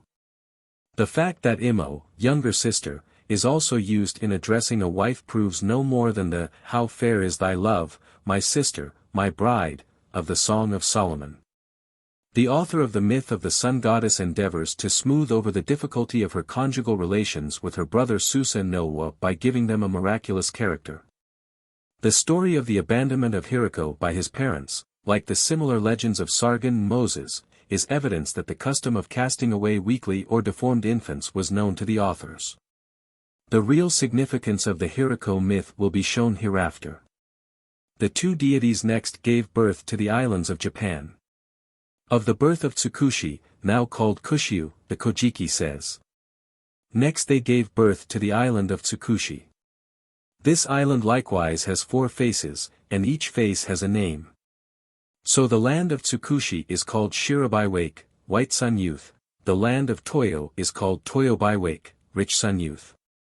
The land of Hai is called Take Haimukahi Toyo Kujihain Wake, Brave Sun Confronting Rich Wondrous Lord Youth. The land of Kamaso is called Take By Wake, Brave Sun Youth. At this point the Nihongi inserts the rationalistic observation that the islands of Tsushima and Iki with the small islands in various parts were produced by the coagulation of the salt water. Izanagi and Izanami then procreated a number of deities, among whom were Ihatsuchi Baiko, Rock Earth Prince, Ohoya Baiko, Great House Prince, the wind gods, a variety of marine deities, Aim no Mikamari, the heavenly water distributor. The god of moors, who is also the god of herbs and grasses, the god of trees, the gods of mountains and valleys, and the goddess of food. The last deity to be produced was the god of fire, Kagutsuchi, also called Homusubi, fire growth. In giving birth to him Izanami was burnt so that she sickened and lay down. From her vomit, feces, and urine were born deities which personify the elements 53 of metal, water, and clay, while from the tears which Izanagi shed when she died there was produced a deity called Nakisahami, or the weeping female. In his rage and grief, Izanagi drew his sword and cut Kagutsuchi to pieces, generating thereby a number of deities. Of these 2 were widely worshipped in later times. One, named Take Mikitsuchi, Brave Awful Father, is the god of the famous shrine of Kashima in the east of Japan. The other, named Futsunushi, is worshipped under the form of a sword at Kadori in the same neighborhood. Izanami, by one account, was buried at the village of Arima at Kumano, in the province of Ki. In the time of flowers the inhabitants worship her Mitama by offerings of flowers. They also worship her with drums, flutes, flags, singing and dancing. When she died Izanami went to the land of Yomi, or darkness. Thereafter Izanagi went after Izanami, and entered the land of Yomi. When he rejoined her, they conversed together. Izanami said, "My lord and husband, why is thy coming so late? I have already eaten of the cooking furnace of Yomi. But I am about to lie down to rest. Do not thou look on me." Izanagi did not give ear to her, but secretly took his many-toothed comb, and breaking off its end, tooth 54 made of it a torch and looked at her. Her body was already putrid, maggots swarmed over it, and the 8 thunder gods had been generated in her various members. Izanagi, greatly shocked, exclaimed, "What a hideous and polluted land I have come to unawares." So he speedily ran away. Izanami was angry, and said, "Why didst thou not observe that which I charged thee? Now am I put to shame." So she sent the ugly females of Yomi to pursue and slay him. Izanagi, in his flight, threw down his many-toothed comb, which forthwith became changed into bamboo shoots. The ugly females pulled them up and ate them. When they had done eating them they again gave chase. He then threw down his headdress, which became changed into grapes, and so once more delayed his pursuers. On reaching the foot of the even pass of Yomi, he gathered 3 peaches that were growing there, and smote his pursuers with them, so that they all fled back. Moreover, he said to the peaches, "As ye have helped me, so must ye help all living people in the central land of reed plains when they are in trouble." And he gave them the title Ohokamuzumi no Mikoto, their augustness great divine fruit. This was the origin of the custom of exorcising evil spirits by means of peaches. At the even pass of Yomi, Izanagi was overtaken by Izanami herself. He took a great rock 55 land blocked up the pass with it, pronouncing at the same time the formula of divorce, namely, "Our relationship is severed." He also said, "Come no further," and threw down his staff, which was called Funadu no Kami, pass not place deity, or Kanado no Kami, come not place deity. Moreover, he threw down his girdle, which was called Nagachiha no Kami. Moreover, he threw down his upper garment, which was called Wadzarahi no Kami, god of disease. Moreover, he threw down his trousers, which were called Akigui no Kami. Moreover, he threw down his shoes, which were called Chishiki no Kami. The Kojiki represents Izanami as assuming the position of the great deity of Yomi, a personification of death. In this character she says to Izanagi, "If thou dost so, divorce me, I will in one day strangle to death 1,000 of the people of thy land." To which he replied, "If thou dost so, I will in one day build 1,500 parturition houses." The fatal consequences of tasting the food of the lower regions are well known to mythologists. Proserpine's return to the upper world became impossible when once Puniceum cava deserpserat arbor pomum. Sumpta que polenti septem de cortis grana. Presserat or sur. The same principle is recognized in Indian myth. 3 nights within his, Yama's, mansion stay. But taste not, though a guest, his food. 56. The natural aversion of human beings from touching or even looking on the dead is made a characteristic of the gods in Greek mythology as well as in Japanese myth. Artemis, in the Hippolytus of Euripides, says, "It is not Themis for me to look upon the dead." The even pass of Yomi takes the place of the water to be crossed of other mythologies. Grimm, in his Teutonic mythology, says that, to death is ascribed a highway leveled, smooth, and kept in repair, on which the dead travel.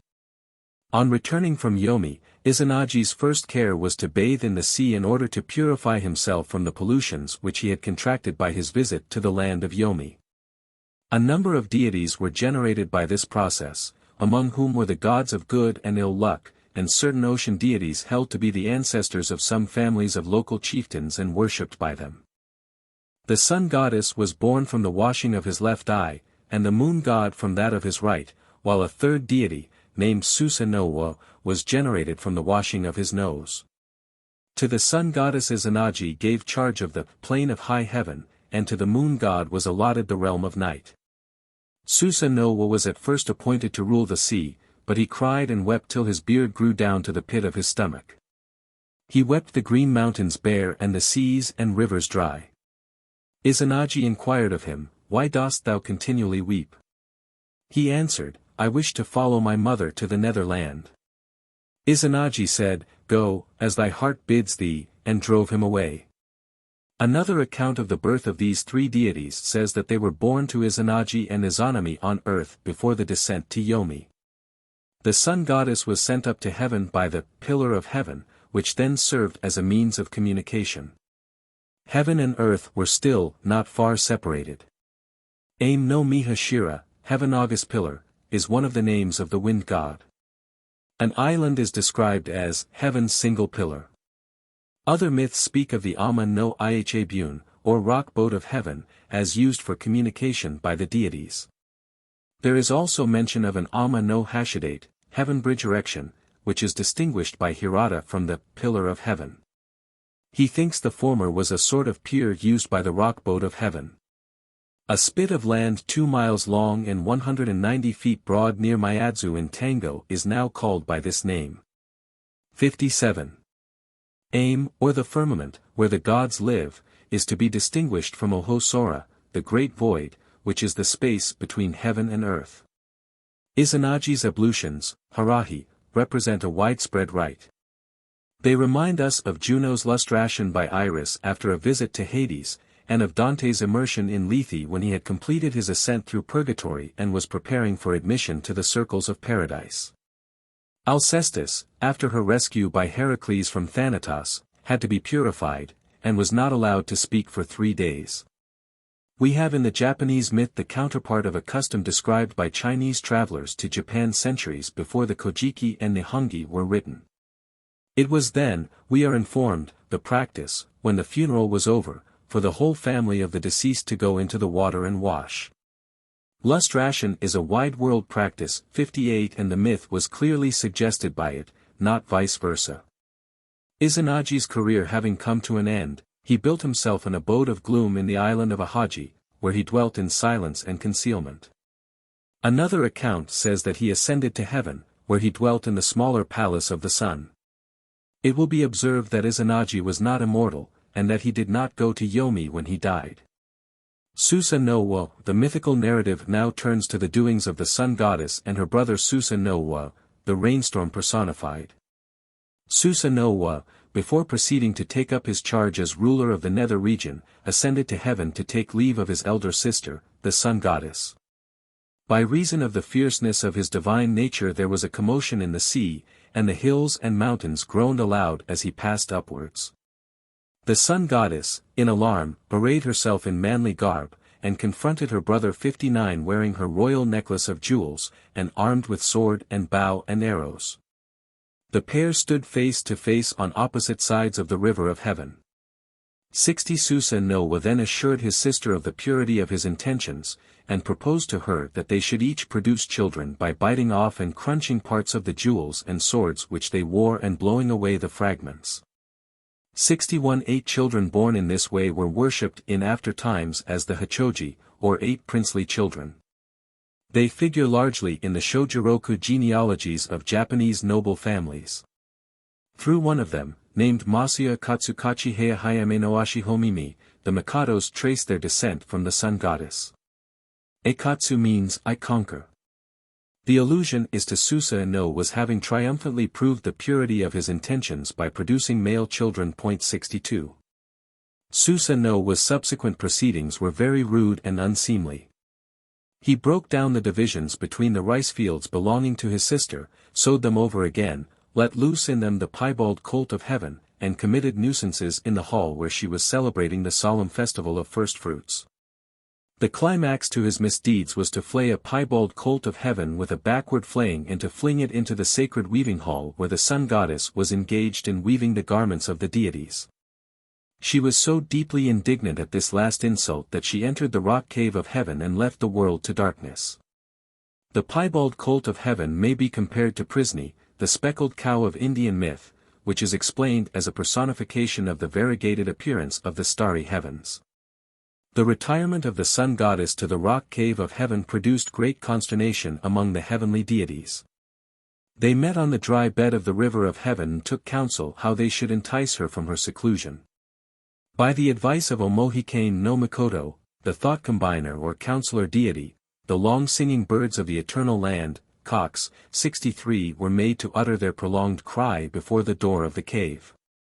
Aim no Koyen no Mikoto, ancestor of the Nakatomi, and Futadama no Mikoto, ancestor of the Imbi, dug up by the roots a 500-branched true Sakaki tree of heaven and hung on its higher branches strings of jewels.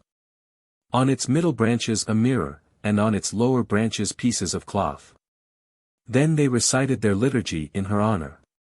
Moreover, Aim no Yuzum, the dread female of heaven, arrayed herself in a fantastic manner, kindled a fire, and standing on a tub which resounded when she stamped upon it, performed a, not very decent, mimic dance and gave forth an inspired utterance.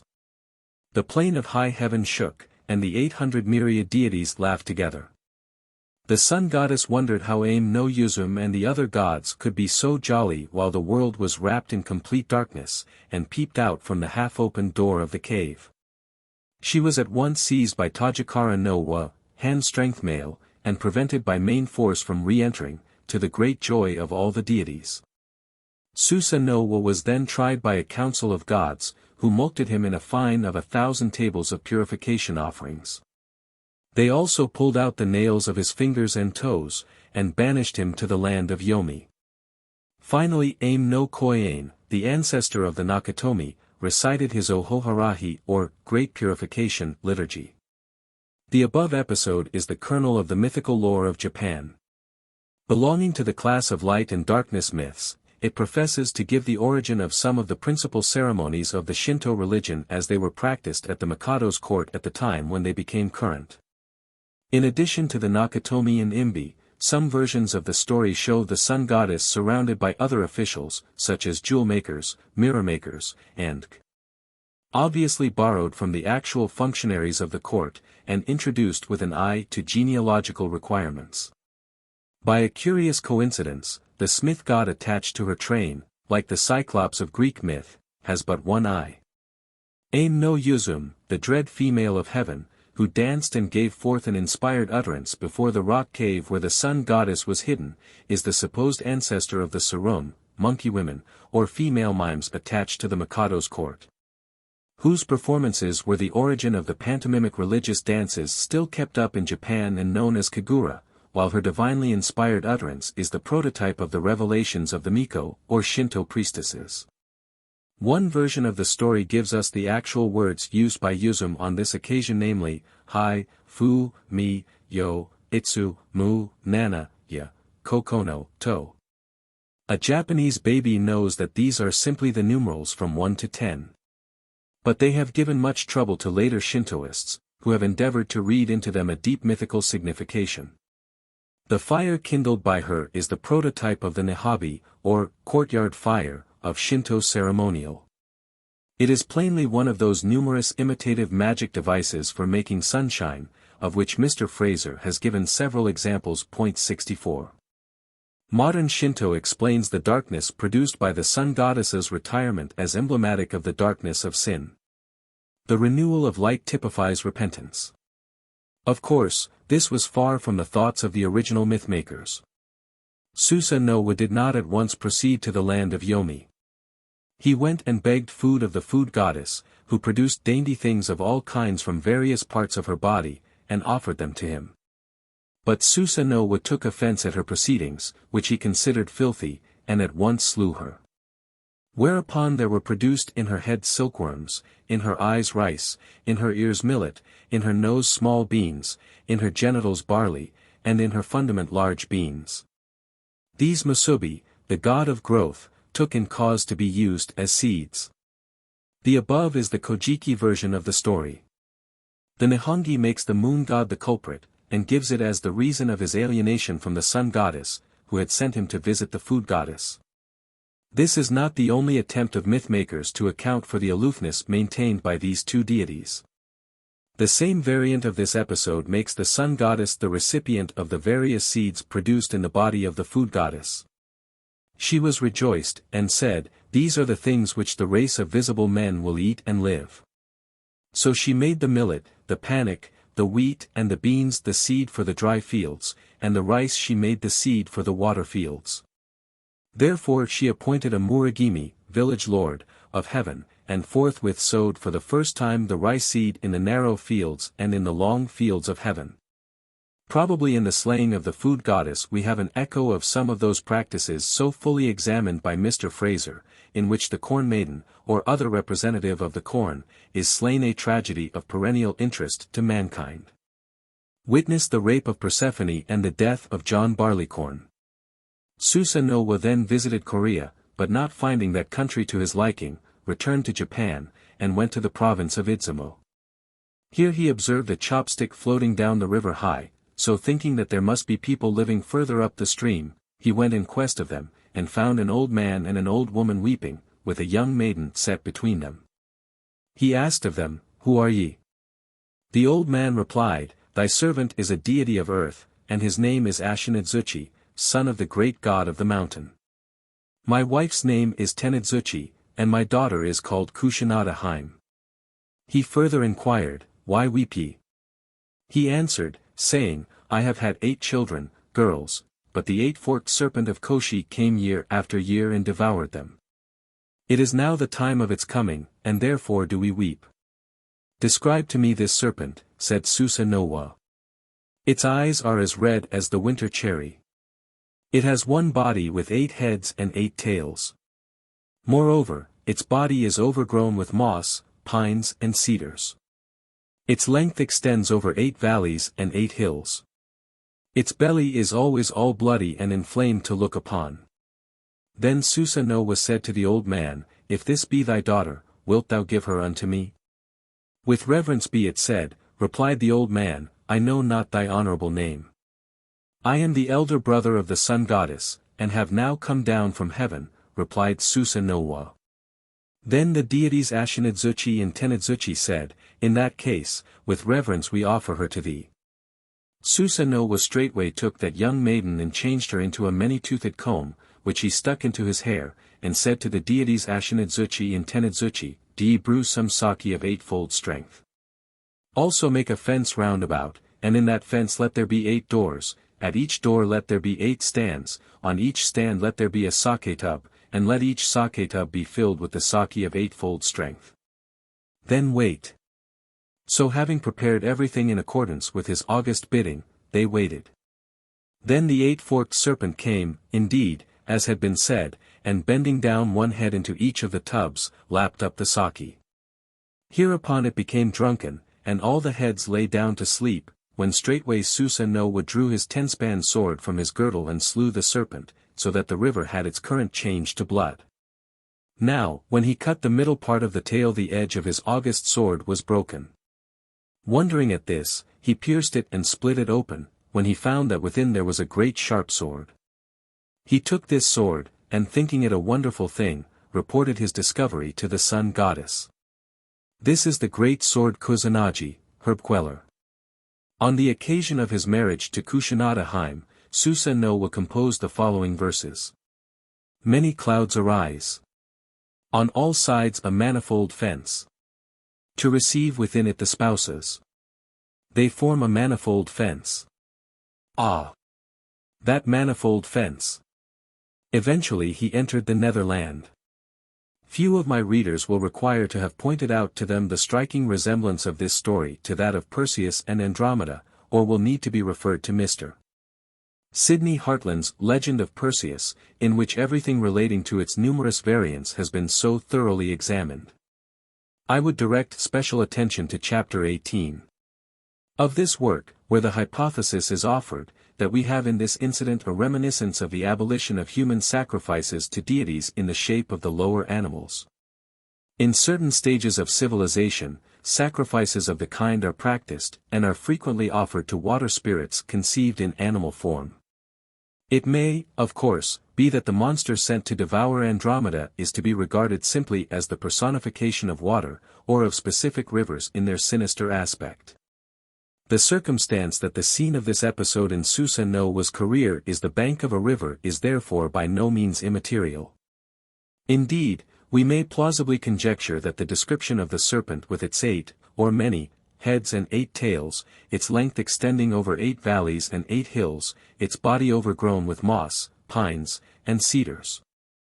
And its propensity for devouring human beings is nothing more than a fanciful representation of the river, with its serpentine course, its numerous tributaries and branches, its wooded banks, and the danger by drowning in its pools or at its fords. The poem ascribed to Susa no wa cannot be older than the 6th or 7th century. The word translated, on all sides, is Idzumo. There is therefore a punning allusion to the province of that name. The manifold fence is the nuptial hut, already referred to. Ohanamochi, Susa no wa had numerous children, among whom were Ohotoshi, Great Harvest, and Uka no Matama 65, Food Spirit. The most famous of his progeny was a god called Ohanamochi. This is the great deity of Idzumo, a place second only to Ise for sanctity. Ohanamochi's 80 brothers went to pay court to a female deity named Yakamihime, taking him with them as porter, to carry the bag. On arriving at Cape Kita, they found a naked hare lying on the ground. The brothers maliciously advised the hare to bathe in the sea, and then expose himself to the wind on the slope of a high mountain. The hare did so, with the result that when the seawater dried, his skin split, and he was weeping with pain, when Ohanamochi came up in the rear of the party. He had pity on it, and taught it remedies which gave relief. The grateful hare promised that he should have the lady Yakamihime in marriage, and not his brothers. When their suit was accordingly rejected, they devised several plans for the destruction of Ohanamochi, which were all unsuccessful. He was then advised to go to the nether distant land, the abode of Susa no wa. In accordance with this counsel, he went to the dwelling of Susa no wa. On arriving there he was met by his daughter Susurihime, who married him, and then returning within told her father that a very beautiful deity had arrived. The great deity came out, and looking at him said, "This is the deity called the ugly male deity of the reed plain." Thereupon he invited him in, and made him sleep in the snake chamber. Now his wife Susurihime gave her husband a snake scarf, saying, "When the snakes are about to bite thee, drive them away by waving this scarf thrice." He did as she had instructed him, and the snakes were quieted, so that he came forth again after a peaceful sleep. Again, on the night of the next day, he was put into the centipede and wasp chamber. But as his wife again gave him a centipede and wasp scarf, and instructed him as before, he came forth unharmed. Again Susa no wa shot a whizzing arrow into the middle of a great moor, and bid him fetch it. When Ohanamochi went out to the moor, Susa no wa set fire to it all round. Ohanamochi could find no way of escape until a rat appeared, and said, "Within, 'tis hollow hollow, without, 'tis narrow narrow." Hearing this, Ohanamochi stamped upon the place, and fell in, and hid himself until the fire had burnt past. Then the rat came with the whizzing arrow in its mouth and presented it to him. The feathers of the arrow had all been gnawed by the rat's children. Hereupon his wife Susurihime came weeping and bringing the funeral things. Her father, the great deity, thinking that Ohanamochi was already dead, went out and stood on the moor. Ohanamochi brought him the arrow and presented it to him. Susa no wa took him into the house, and calling him into a large chamber of many mats, bid him catch the lice on his head. Ohanamochi looked at his head, and saw that it was swarming with centipedes. Then his wife gave him berries of the muku tree and red earth. He chewed up the berries and took the red earth into his mouth. Then he spat them out, and the great deity thought that he had chewed up and spat out the centipedes, and feeling fond of him in his heart, fell asleep. Ohanamochi then took hold of the hair of the great deity and tied it to the rafters of the chamber. Blocking up the door with a 500-pole rock, he took his wife Susurihime on his back and made his escape, carrying with him the great deity's live sword, live bow and arrows, and speaking lute of heaven. The speaking lute of heaven brushed against a tree and the earth resounded. The great deity was startled out of his sleep by the sound and pulled down the chamber. But while he was unloosing his hair from the rafters, Ohanamochi fled a long way off. The great deity pursued him to the even pass of Yomi, and looking at him from afar, called to him and said, "With the live sword and live bow and arrows which thou bearest, pursue thy half-brethren till they lie down on the lower slopes of the passes, pursue them till they are swept into the river rapids. Be thou the deity Ohokuni Nushi, great land master, and the deity Atsushi Kunidama, real land spirit. Make my daughter Susuriheim thy consort, and basing thy stout palace pillars on the bottom rock at the foot of Mount Uka, and exalting thy crossbeams to the plain of high heaven, dwell there, thou rogue. When Ohanamochi had driven away and dispersed the 80 deities, he pursued them till they lay down on the lower slopes of every pass, and pursued them till they were swept into the rapids of every river. Then did he begin to make the land. He was assisted in doing so by a dwarf deity called Sukunabaikona, who wore garments of bird skins and came over the sea in a tiny boat. There is probably some echo of real history in the myths of Susa no Wa, Ohanamochi, and Sukunabaikona. Idzumo, the scene of their doings, was one of the earliest centers of civilization and religion in Japan, and its position over against Korea is significant in view of the legends which connect Susa no Wa with that country. The incident of Sukunabaikona's arrival by sea, clothed in bird skins, seems to indicate an acquaintance with some northern tribes, who, like the Kuriil Islanders at this day, wore garments of this material. This Ohanamochi myth belongs to a class of stories the main features of which have been thus outlined by Mr. Lang. A young man is brought to the home of a hostile animal, a giant, cannibal, wizard, or malevolent king. He is put by his unfriendly host to various severe trials, in which it is hoped that he will perish. In each trial he is assisted by the daughter of his host. After achieving the adventures, he elopes with the girl and is pursued by the father. Mr. Lang goes on to speak of the articles thrown down by the runaways in their flight.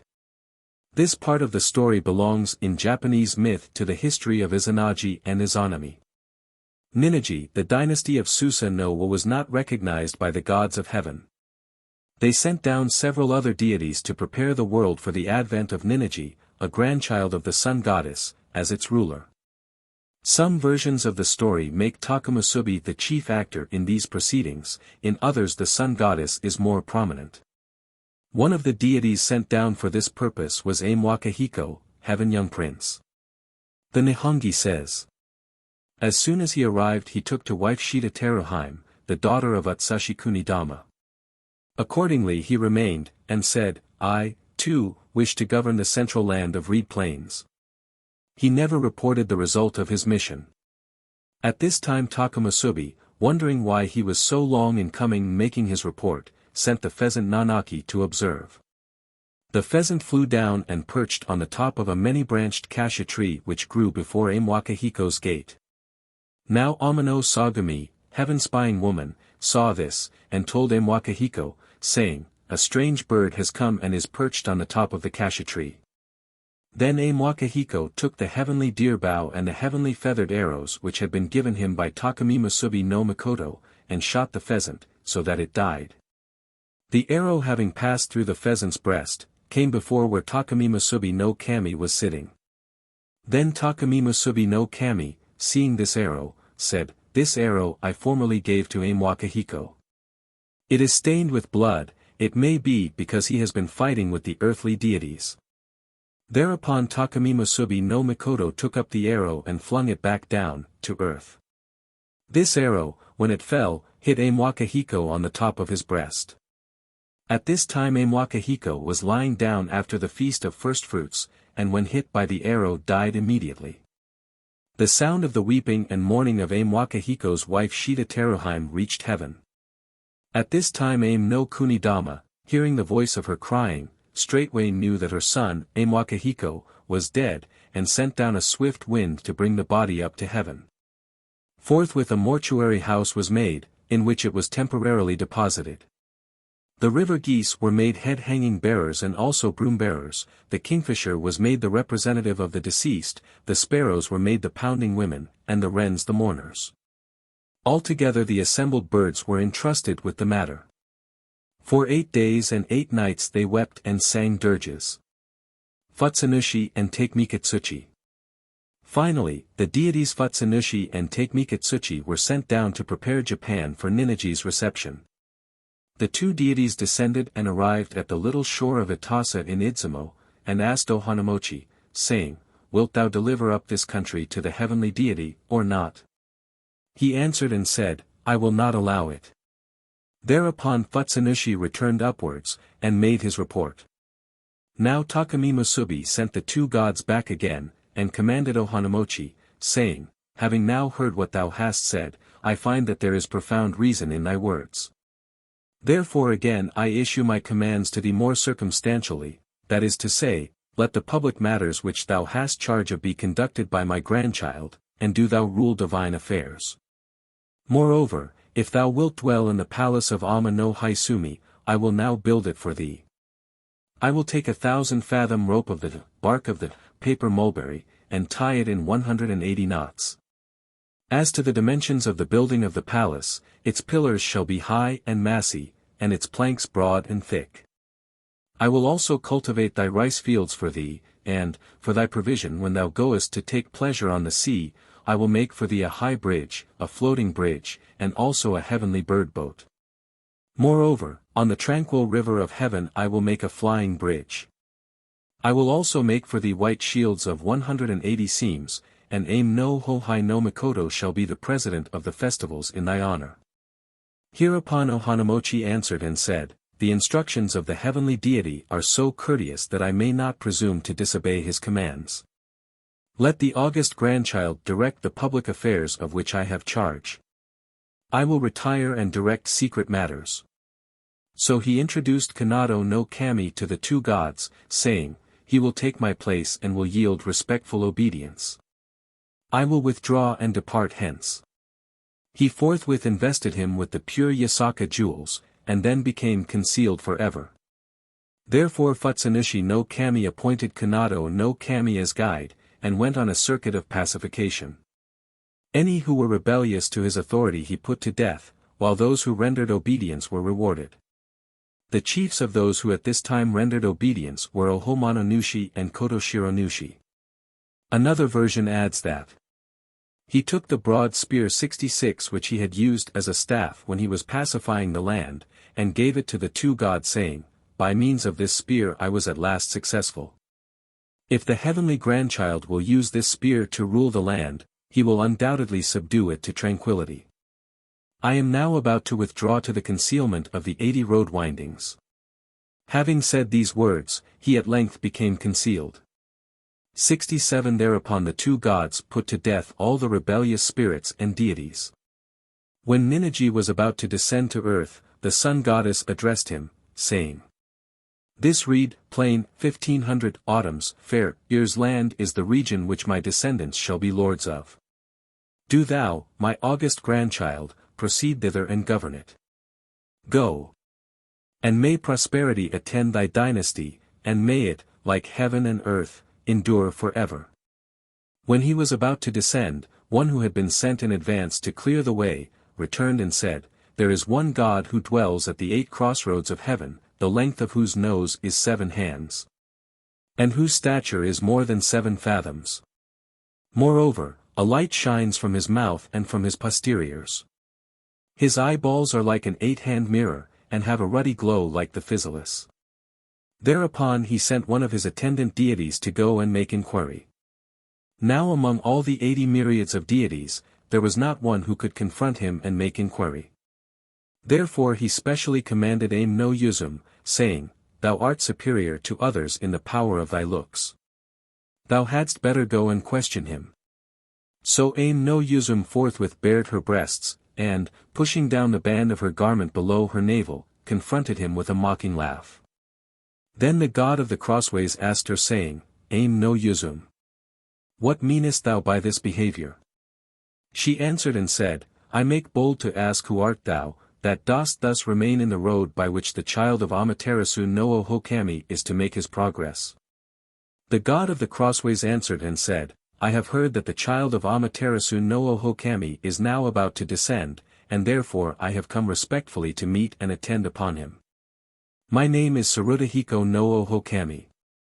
Then Aim no Yuzum again inquired of him, saying, Wilt thou go before me, or shall I go before thee? He answered and said, I will go before and be his harbinger. Aim no Yuzum returned and reported these circumstances. Thereupon the august grandchild, leaving the heavenly rock seat, and thrusting apart the 8 piled clouds of heaven, clove his way with an awful way-cleaving, and descended to earth. He alighted on a mountain in the western island of Kushyu.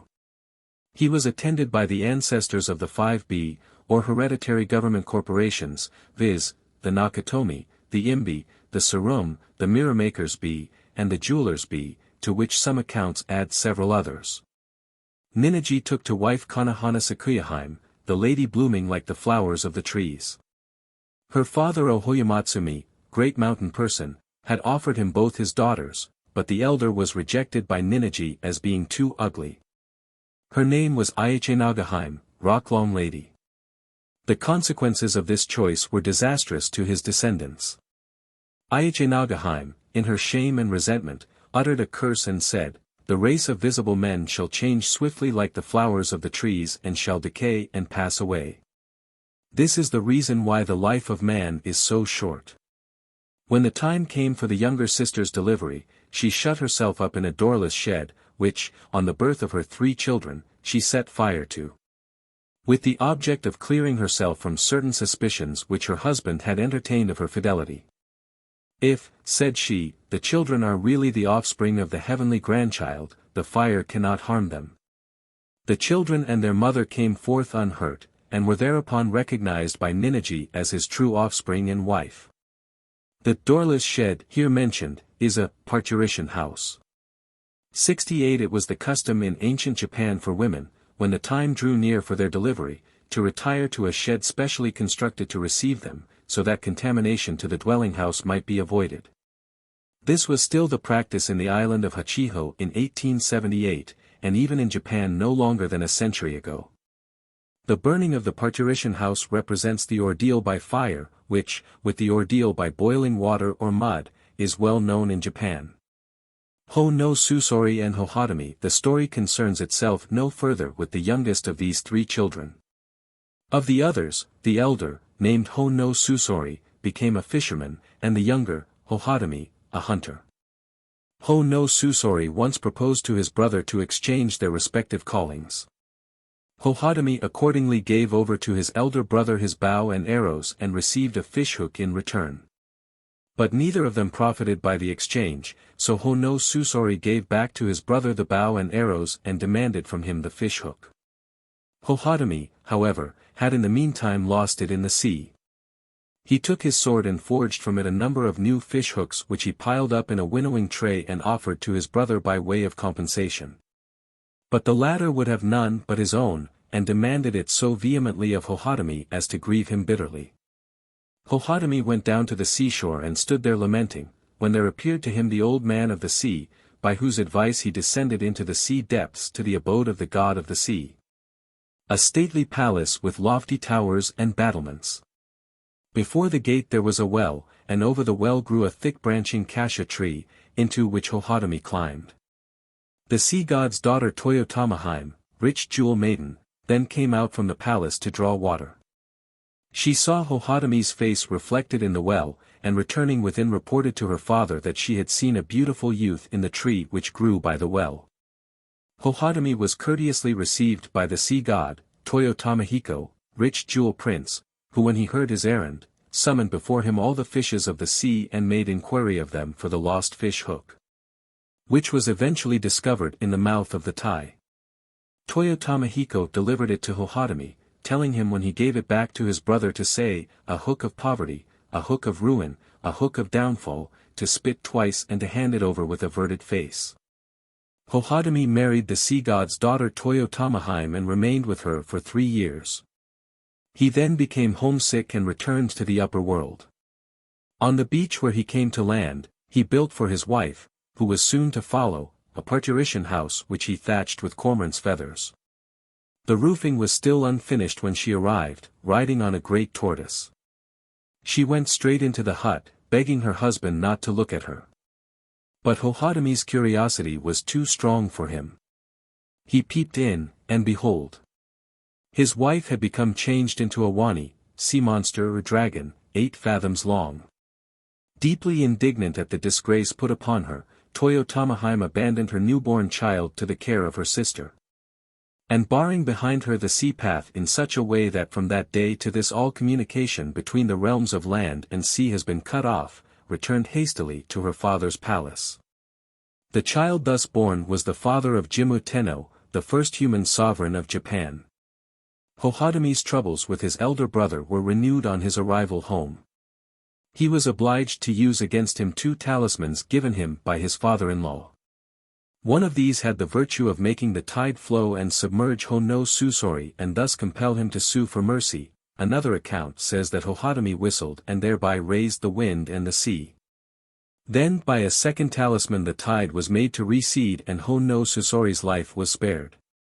He yielded complete submission to his younger brother, and promised that he and his descendants to all generations would serve Hohodami and his successors as mimes and bondservants. The Nihongi adds that in that day it was still customary for the Hayato, or imperial guards, who were descended from Ho-no Susori, to perform a mimic dance before the Mikados, the descendants and successors of Hohodami, in which the drowning struggles of their ancestor were represented. The castle gate and the tree before it, at the bottom of which is a well which serves as a mirror, form a combination not unknown to European folklore. We may also note the partiality evinced for the younger of 2 brothers, the virtue of spitting and of set forms of speech to bring good or ill luck, and of whistling to raise the wind. There are several features in this story which betray a recent origin and foreign influences. A comparatively advanced civilization is indicated by the sword and fishhooks forged of iron. The Homeric fishhook was of horn. The institution of the Hayato as imperial guards belongs to a period not very long antecedent to the date of the Nihongi and Kojiki. The palace of the sea depths and its dragon king are of Chinese, and therefore of recent, origin. The comparatively modern character of this important link in the genealogy which traces back the descent of the Mikados to the sun goddess confirms the view that the so-called ancestor worship of the ancient Japanese is a later accretion upon what was in its origin a worship of the powers of nature. Jimmu Tenno. Though it is difficult to draw clearly a line which shall divide religious myth from legend with an historical kernel, we may conveniently assume that in Japan the latter begins with the story of Jimmu. As it has in all probability a foundation in actual fact, namely, the conquest of central Japan by an invading army from the western island of Kushyu some centuries before the Christian epoch. Jimmu Tenno is said to have been the youngest of 4 brothers, who lived in the province of Huga.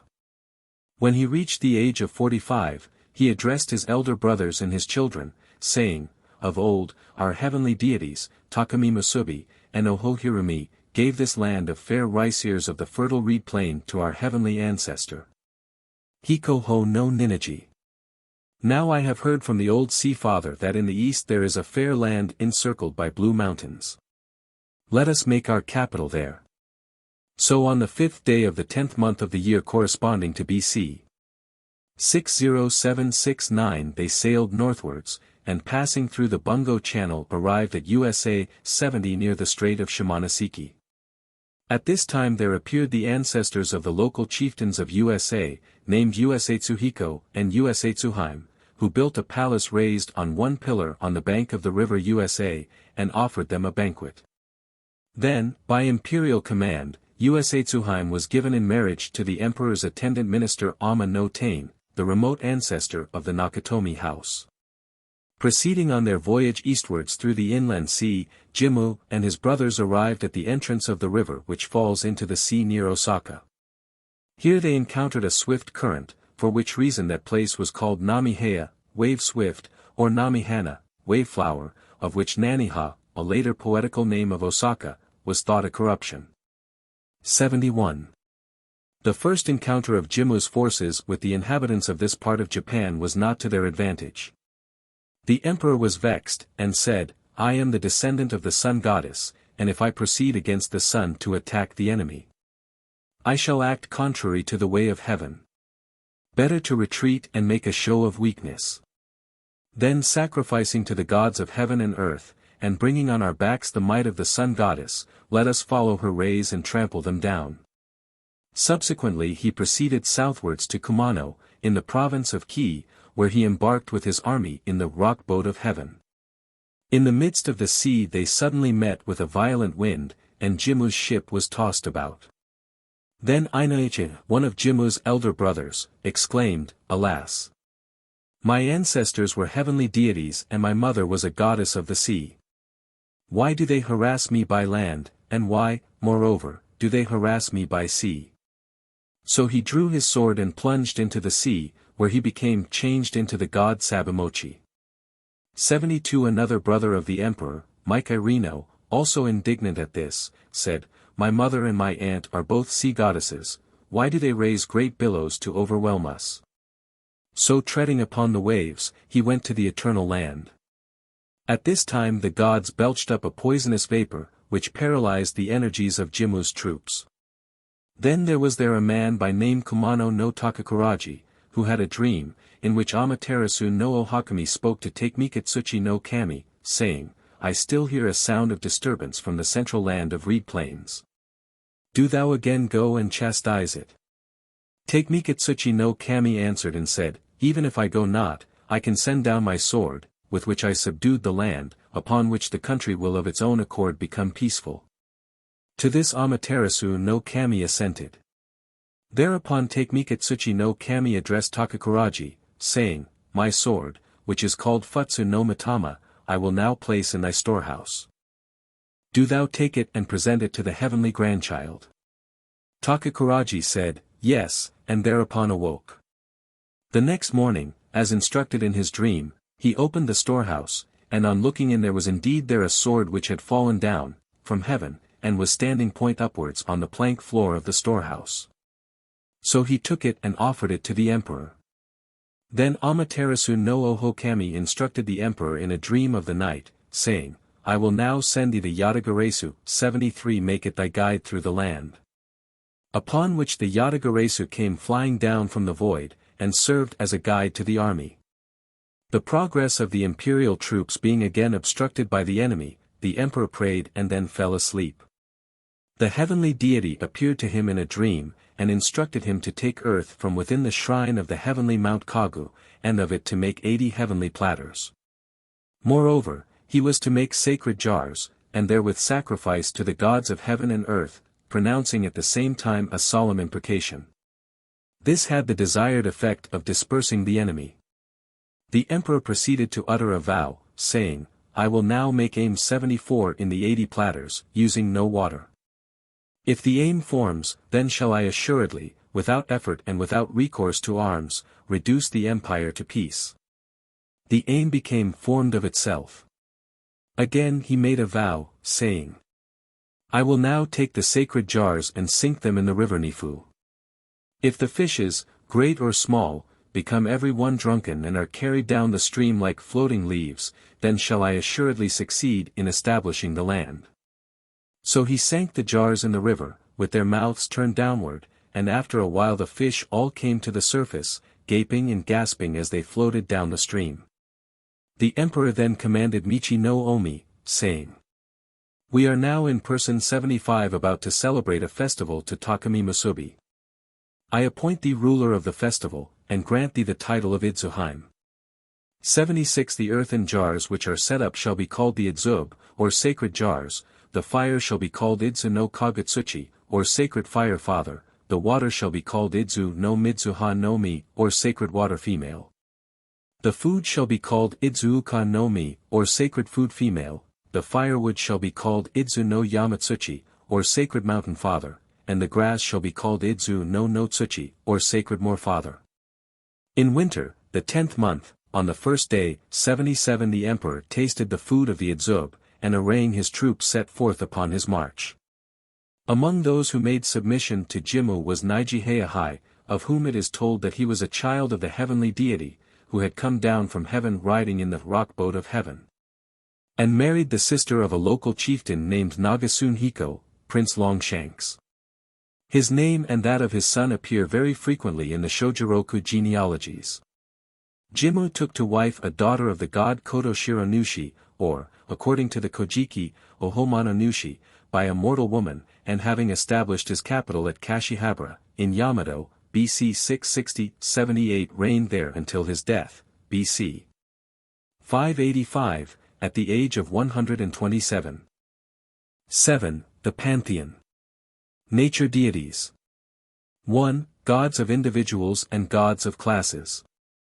The neglect of indications of number in the Japanese language often renders it impossible to say whether a god belongs to an individual natural object or phenomenon or to a class.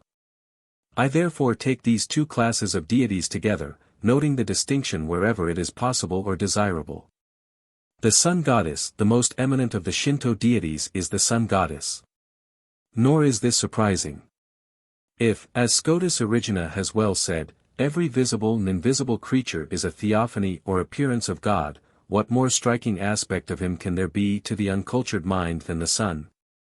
In a later stage of intellectual development men find a fuller revelation of him in the moral order of the world, in the laws of human progress, and in the spiritual experiences of saints and sages, culminating in a synthesis of all the divine aspects of the universe in one harmonious whole. But, naturally enough, there is little of this in Shinto. The ancient Japanese recognized the divinity of the universe in a very imperfect, piecemeal fashion, and almost exclusively in those physical aspects by which they were more directly affected. Among these the light and warmth of the sun and the sources of their daily food held the chief place. Sun worship is specially natural to the Japanese as an agricultural people. Almost all the peasants' doings are in some way dependent on, or regulated by, the sun. The application of the term fetish to the sun considered as an object of adoration is to be deprecated. It implies a stigma which is altogether out of place. Socrates prayed to the sun, Aeschylus as Prometheus appeals to him against the tyranny of Zeus, in Sophocles as Oedipus Tyrannus the chorus swears by, the sun, chief of all the gods. Plato says that, the soul of the sun should be deemed a god by every one who has the least particle of sense. Goethe admitted his claims to worship. Don Quixote swears by God and by the sun in the same breath, and Tristram Shandy, by the great god of day. Milton, in the character of Satan, it is true, addresses the sun in terms of awe and wonder, and Swinburne calls him, the living invisible God. The name of the first day of the week still remains to show what an important place he held in the religion of our forefathers. The association of the ideas of light, splendor, and brightness with divinity has its origin in a primeval sun worship. William the Conqueror swore, by the splendor of God. Divine contains the root div, brightness. Milton calls light, of the eternal co-eternal beam.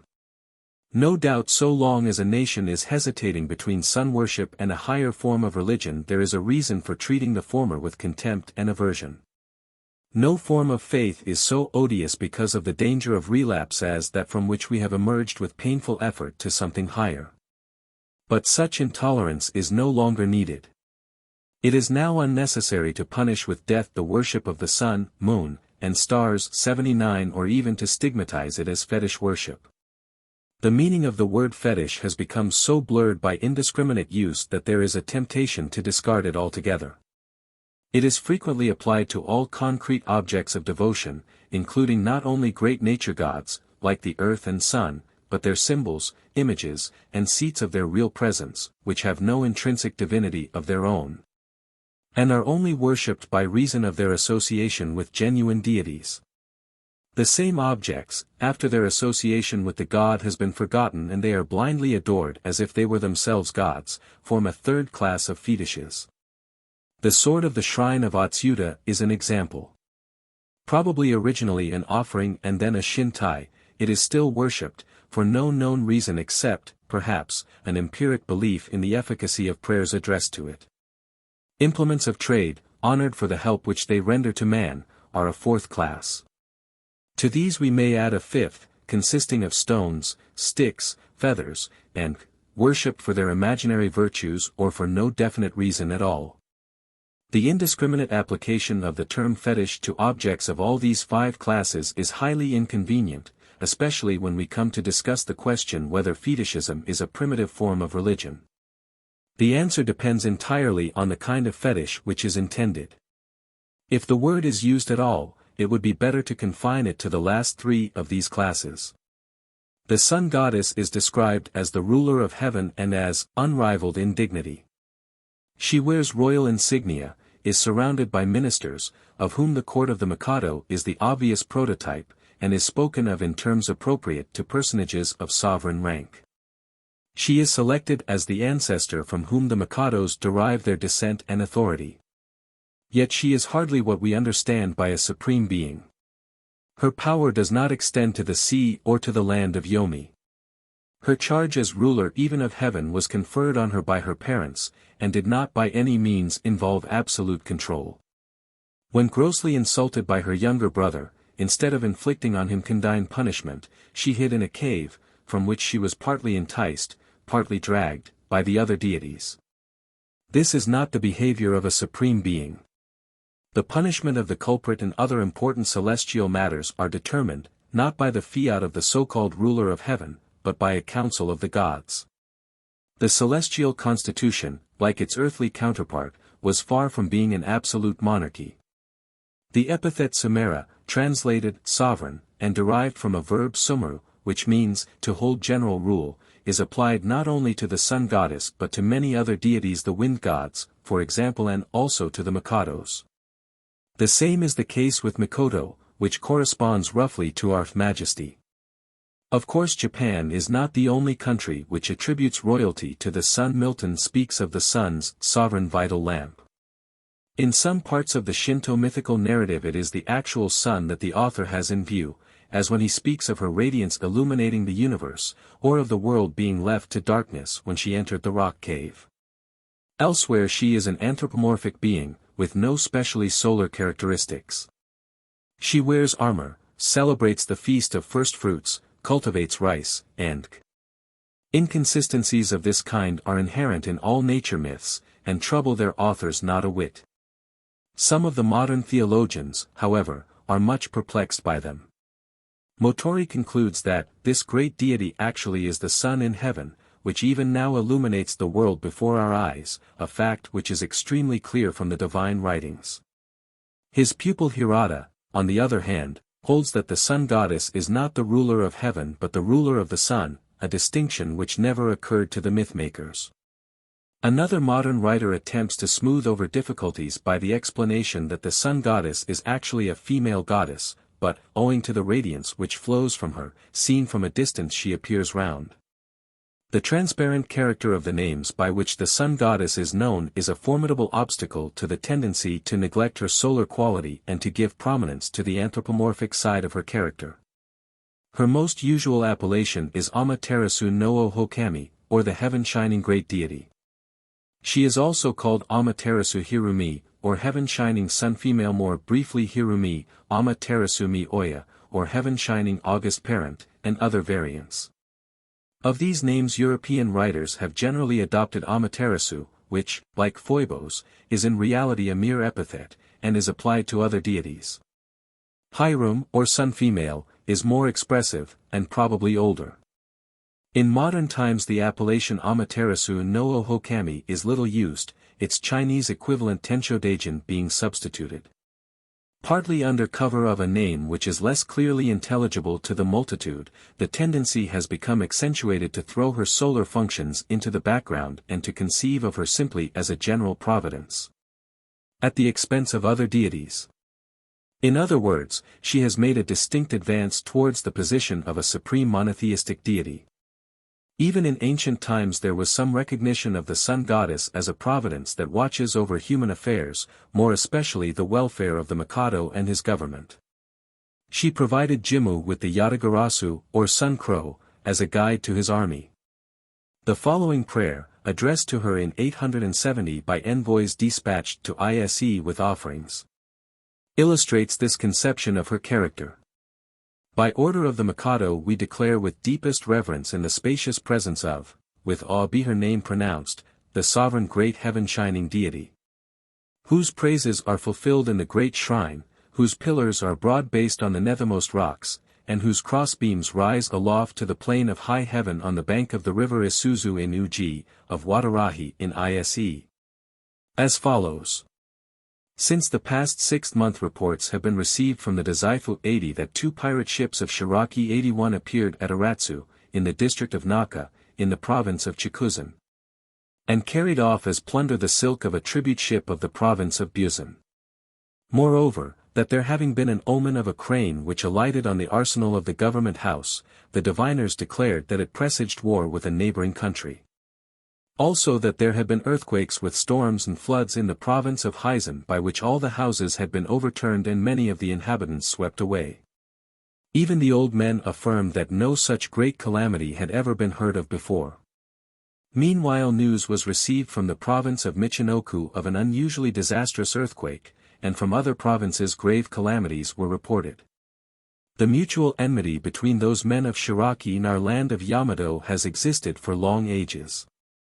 Their present invasion of our territory, however, and their plunder of tribute, show that they have no fear of us. When we reflect on this, it seems possible that a germ of war may spring from it. Our government has for a long time had no warlike expeditions, the provision for defense has been wholly forgotten, and we cannot but look forward to war with dread and caution. But our Japan is known as the country of the gods. If the gods deign to help and protect it, what foe will dare to approach it? Much more so, seeing that the great deity in her capacity, with awe be it spoken, as ancestress of the Mikado bestows light and protection on the under heaven which he governs. How, therefore, shall she not deign to restrain and ward off outrages by strangers from foreign lands as soon as she becomes aware of them? Under these circumstances, we, the names of the envoys follow, present these great offerings by the hands of Komei, Imbi no Sukun, Vice Minister of the Bureau of Imbi, who, hanging stout straps on weak shoulders, has purely prepared and brought them hither. Be pleased graciously to hearken to this memorial. But if unfortunately such hostile acts as we have spoken of should be committed, let the, with awe be it spoken, great deity, placing herself at the head of all the deities of the land, stay and ward off. Sweep away and expel the enemy before his first arrow is shot. Should his designs ripen so far that his ships must come hither, let them not enter within our borders, but send them back to drift and founder. Suffer not the solid reasons for our country being feared as the divine country to be sodden and destroyed. If, apart from these, there should be danger of rebellion or riot by savages, or of disturbance by brigands at home, or again of drought, flood or storm, of pestilence or famine such as would cause great disaster to the state or deep sorrow to the people, deign to sweep away and destroy it utterly before it takes form. Be pleased to let the under heaven be free from alarms and all the country enjoy peace by thy help and protection. Grant thy gracious favor to the sovereign grandchild, guarding his august person by day and by night, firm and enduring as heaven and earth, as the sun and the moon. Declared with deep reverence. The solar character of Amaterasu or Tenshodaijin having become obscured, the people have personified the sun afresh under the names of Nichiren-sama, Sun-wheel personage, and O Tento-sama, August heaven path personage. To the lower class of Japanese at the present day, and especially to women and children, O Tento-sama is the actual sun sexless, mythless, and unencumbered by any formal cult, but looked up to as a moral being who rewards the good, punishes the wicked, and enforces oaths made in his name. In his Religions of Japan, Dr. Griffiths says, to the common people the sun is actually a god, as none can doubt who sees them worshipping it morning and evening. The writer can never forget one of many similar scenes in Tokyo, when, late one afternoon, O Tento-sama, which had been hidden behind clouds for a fortnight, shone out on the muddy streets. In a moment, as with the promptness of a military drill, scores of people rushed out of their houses, and with faces westward, kneeling, squatting, began prayer and worship before the great luminary. I reproduce a drawing by a Japanese artist of a famous spot on the coast of Ise to which pilgrims resort in order to worship the sun as he rises over distant Fujiyama. The Toriwai, which in some prints of this scene is seen in the foreground, fulfills the same function as the great trilithon at Stonehenge, viz., to mark the direction of worship. I have seen the eastern wall of a private courtyard which was pierced with a round hole for the convenience of worshipping the morning sun. There is a modern custom, called hamachi, sun waiting, of keeping awake the whole night of the 5th day of the 10th month in order to worship the sun on his rising. The rules of religious purity must be observed from the previous day. Many persons assemble at Takanaha, Uhino, Atego, and other open places in Tokyo to worship the rising sun on the first day of the year. This is called Hatsu no Hinoda, the first sunrise. The myths mention several other deities which, although not identical with Amaterasu or Hiram, are plainly of solar origin. Such as Waka Hiram, young sun female, who, according to Motori, is the morning sun. The Ise shrine is sometimes called Asahai no Jinja, that is to say, the shrine of the morning sun. One version of the names of the three children of Ninigi calls them Ho no Akari, fire or sunlight, Ho no Susori, fire or sun advance, and Ho no Wori, fire or sun subside. Originally, it may be suspected, names for the rising, noonday, and setting sun. Such a distinction is recognized in Egyptian mythology. The mythical founder of the dynasty which preceded Jimmu in Yamato was called Nijiheihai, that is, gentle swift sun, and he is said to have come flying down from heaven. One myth gives him the epithet Amateru Kuniteru, heaven shining, earth shining. I am disposed to regard this personage as the sun deity of the earlier Yamato Japanese, from whom their chieftains were famed to be descended. Even in Shojiroku times many noble families traced their descent from him, as the Mikados did from Hiram. There are a good many other names suggestive of solar deities. But here caution is necessary, in view of the habit, common to the Japanese with other nations, of borrowing solar epithets for the adornment of human beings. There is a Takei, brave son, in the Nihongi who is unquestionably a mere mortal. And what could be more solar than Takuma no Hara Hiro nu Haim, high heaven plain Broadmoor princess, the last word meaning etymologically, sun female. Yet this is indubitably the name of an historical empress who came to the throne AD 687. The Mikado Katoku's Japanese name was Amiradzutoyo Hai, heaven myriad abundant sun. Although Shinto contains no formal system of ethics, moral elements are not wanting in the character of the sun goddess as delineated in the ancient myths. She exhibits the virtues of courage and forbearance in her dealings with her mischievous younger brother Susa Nowa. She is wroth with the moon god when he slays the goddess of food, and banishes him from her presence. Her loving care for mankind is shown by her preserving for their use the seeds of grain and other useful vegetables, and by setting them the example of cultivating rice. There is a recognition of her beneficent character in the joy of gods and men when she emerged from the rock cave. The circumstance that, according to one story, the sun goddess was produced from the left and the moon god from the right eye of Izanagi is suggestive of the influence of China, where the left takes precedence of the right. Compare the Chinese myth of Panku. Panku came into being in the Great Waste, his beginning is unknown. In dying he gave birth to the material universe. His breath was transmuted into the wind and clouds, his voice into thunder, his left eye into the sun, and his right eye into the moon. Hirata endeavors to combat the obvious inference from this comparison by pointing out that the sun is masculine in China and feminine in Japan. How little weight is due to this objection appears from the fact that two so nearly allied nations as the English and the Germans differ in the sex which they attribute to the sun. As do also closely related tribes of Australian Aborigines and Ainus of Yizo. And does not Shakespeare make the sun both masculine and feminine in the same sentence, when he says, the blessed sun himself a fair hot wench in flame-colored taffeta? There is, moreover, unsuspected by Hirata and his fellow theologians, an unmistakable vestige in the old myths of an obsolete or abortive masculine sun deity. We are told that the first child of Izanagi and Izanami was Hirako. Hirukeo is written with Chinese characters, which mean, leech child, and it is stated that when this god had completed his 3rd year he was still unable to stand upright. He was therefore placed in a reed boat and sent adrift. But the original author of the Hirukeo was never guilty of such a palpable absurdity as to make a leech the firstborn of creation, preceding even the sun and the moon. Hirako is in reality simply a masculine form of Hiram, the sun female, just as Hiko, prince, is of Haim, princess, Musuko, boy, of Musum, girl, and Otoko, youth, of Otom, maiden. Egypt had a sun god Ra and a sun goddess Rat.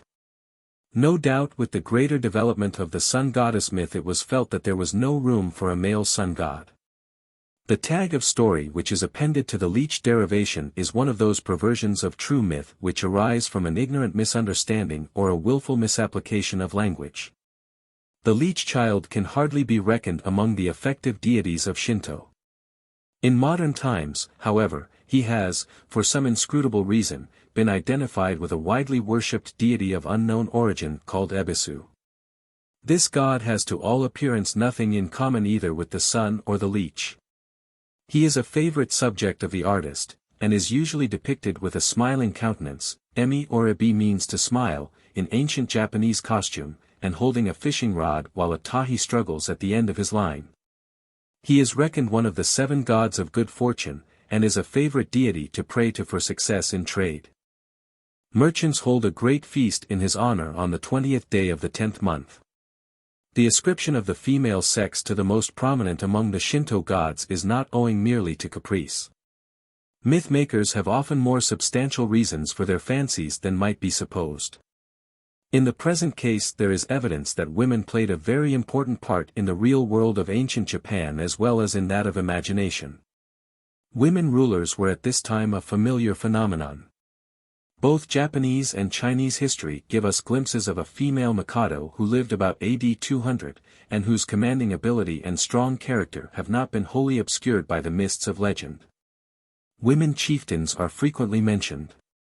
Indeed, the Chinese seem to have thought that feminine government was the rule in Japan, for their historians frequently refer to it as the Queen Country. In more historical times several of the Mikados were women. In some families descent was traced by the female line. From the Kojiki we learn that in Soinen's time it was the custom for the mother to give children their names.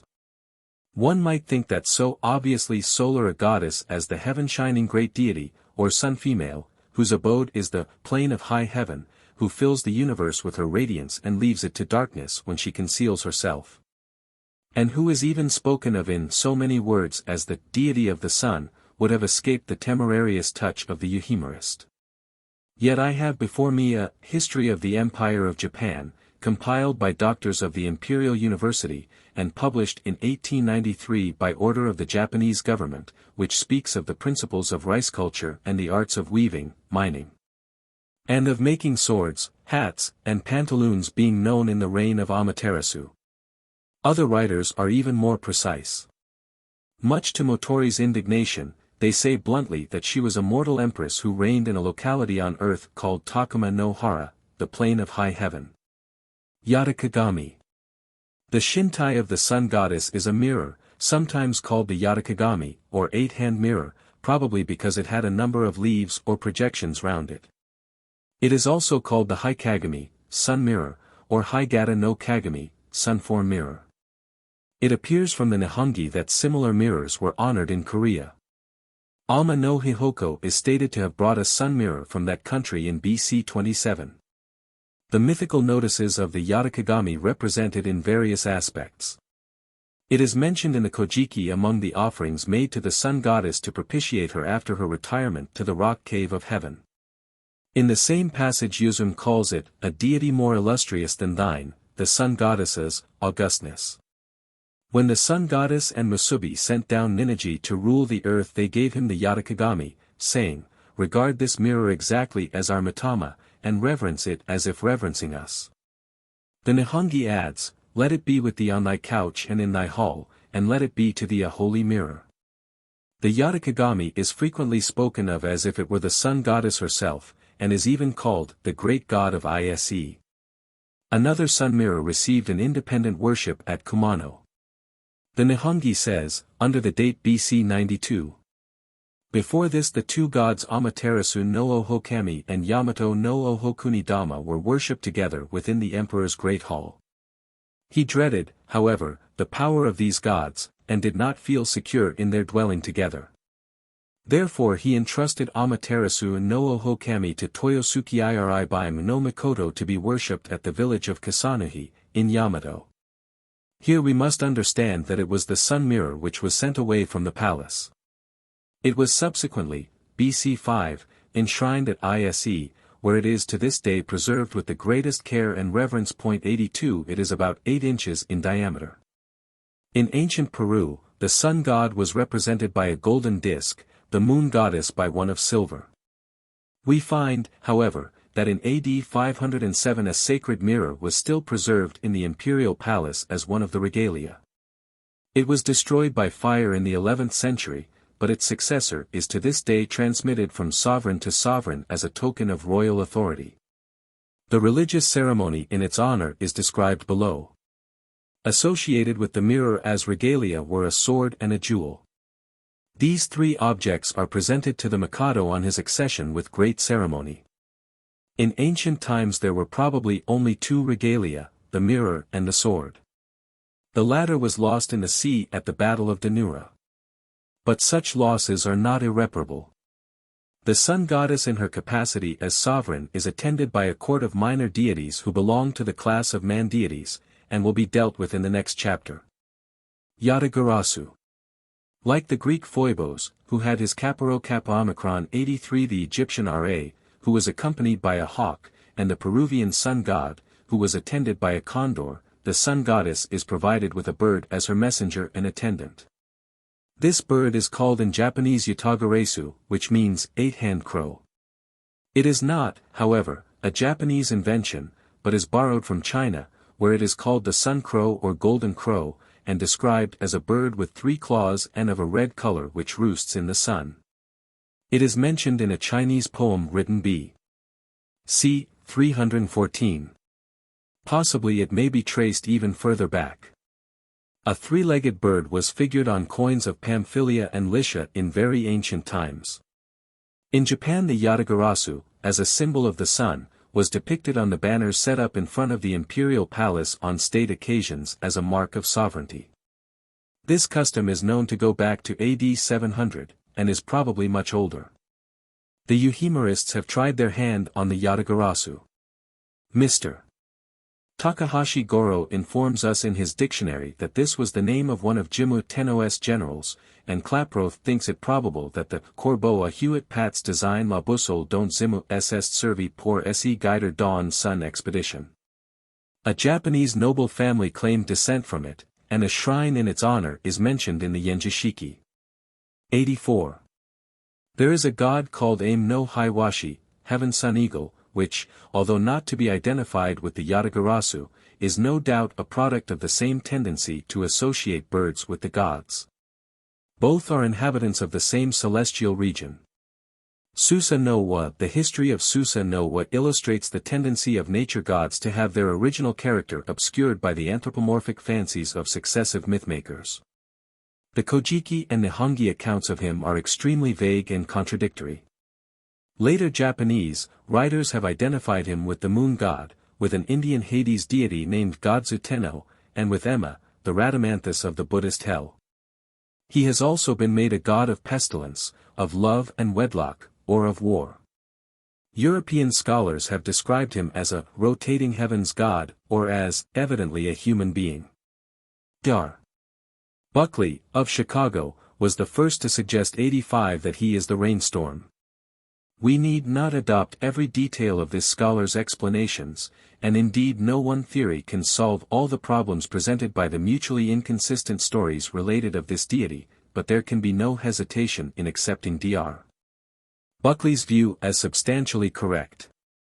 It is as the rainstorm that he is, continually weeping, wailing, and fuming with rage, that he weeps the mountains bare and the seas and rivers dry, that he is a lover of destruction. 86 That, by reason of the fierceness of his divine nature he causes a commotion in the sea and makes the hills and mountains groan aloud, when he ascends through cloud and mist to visit his elder sister the sun goddess. Torrent goddesses are born from the fragments of his sword. He breaks down the divisions between the rice fields and defile his sister's dwelling, disgusting her so that she hides in a cave and leaves the world to darkness. He is further represented as going down to earth at the season of continuous rains, and as wearing a broad hat and a raincoat. When he marries, the nuptial hut to which he retires with his wife is built of thick clouds. The sword which he takes from the serpent's tail is called Ama no Murakumo, that is to say, the gathering clouds of heaven. Another appropriate name for the weapon of a rainstorm deity is Kusanagi, the herb queller. His wife's name, Inadaheim, the rice-field lady, is probably not without significance. But mythology is rarely consistent. An explanation which suits one episode of a story may fail altogether when applied to others. There is nothing of the rainstorm about the Susa no wa who rescues a Japanese Andromeda from the great serpent which comes to devour her, or in the provider of timber and fruit trees for mankind. Or in the names and attributes of his very numerous children. His visit to Korea can hardly have a rainstorm significance. Moreover, it is impossible to pass over the explicit statement of the Nihongi that he was appointed to rule the land of Yomi. A Kojiki myth gives an account of his abode here in which no trace of his rainstorm quality is perceptible. Dr. Florens summarily rejects Hirata's theory that Susa no wa is identical with the moon god Tsukiyomi. It must be admitted that if this deity ever had a lunar quality it had become forgotten in the times of the Kojiki and Nihongi. Both these works distinguish him unmistakably from the moon god. Nor is the European student likely to adopt the literal-minded Hirata's notion that the land of Yomi, at first situated at the bottom of the earth, became detached after Susa no wa was made its ruler. And was placed in the sky where we now see it as the moon. Yet there is something to be said for his contention that the two deities were originally identical. The analogy of other mythologies XIII suggests that a god whose relations with the sun are at one time marital and at another hostile must be the moon. There is nothing strange in the darkness of night and of the grave being presided over by the same divinity. Persephone, queen of Hades, was a moon goddess. The original identity of Susa no wa and Tsukiyomi would account for both deities being severally described in different myths as the slayer of the food goddess and as the ruler of the seaplane. It would also explain why the diviners at ISE ascribed to a curse from Tsukiyomi a storm of wind and rain which in 772 uprooted trees and destroyed houses. In an old book quoted by Hirata, Susa no wa is called Heisasura no Kami, swift banishment deity. His daughter while in Yomi is called Susuriheim, probably identical with the Sasuraheim of the Norito who dwells in the root country, and whose business it is to banish and get rid of the pollutions of the people. A Manyoshiu poem calls the moon Sajura Hotoko, that is to say, the banished or vagabond youth. All this establishes a presumption that Susa no wa was at one time a lunar deity. If so, he would appear in three closely related aspects: the darkness of the storm, of the grave, and of night. Brinton, writing without any special reference to Japan, observes 88, associated with the gloom of night was the darkness of the storm, which in many mythologies is contrasted with the sunshine in some divine struggle. Endless are the tales and rites which bear upon this contest in early religions. If we remember the attributes of our own Prince of Darkness, we shall not be surprised to find traces of a tendency to make of Susa no wa a personification of the evil principle. He is the arch-offender of Japanese myth. The crimes committed by him against the sun goddess agree closely with the so-called celestial offenses of the Great Purification Ceremony. Hence his identification with the horned god Zutenno, a minister of the Buddhist hell. The Shinto Miyamaku, which makes of him a trinity under the name Sampo Kwojin, three-treasure-rough god, consisting of Kami Susa no wa, Heia Susa no wa, and plain Susa no wa, by the epithet rough, recognizes the sinister aspect of his character. We may note the same elementara, rough, in the name of the moon god's shrine, Ise, namely, Aratama no Miya. Several of Susa no wa's acts have an unmistakably beneficent character, as his rescue of Inadaheim, and his provision of useful trees for man. The modern worship of him as, with his wife, a deity of love and wedlock also recognizes a beneficent aspect of his nature. Hirata explains this contradiction by the theory that he is beneficent when his Nijitama, gentle spirit, is in the ascendant, and malignant when his Aratama, rough spirit, gets the upper hand, as in the leading case of Jekyll and Hyde.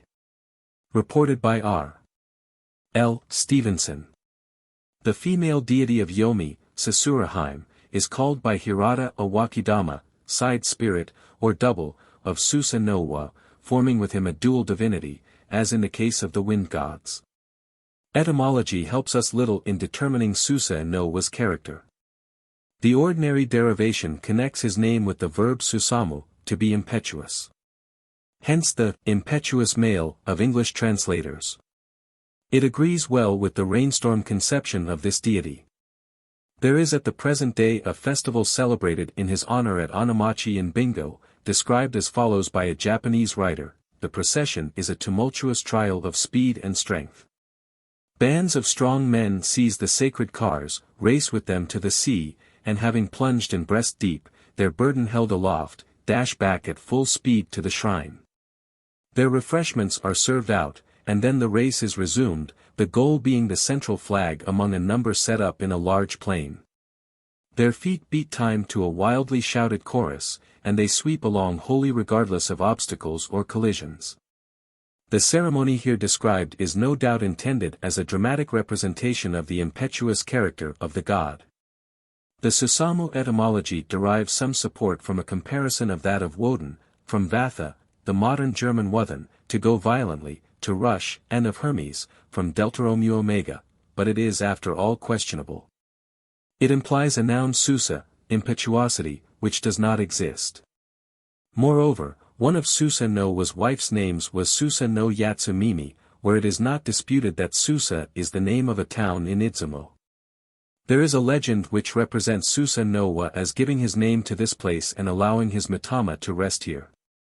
Susa no Wa would therefore be simply the male god of Susa, a territorial title of Tsukiyomi, for which there are many parallels in Japanese mythology. 89.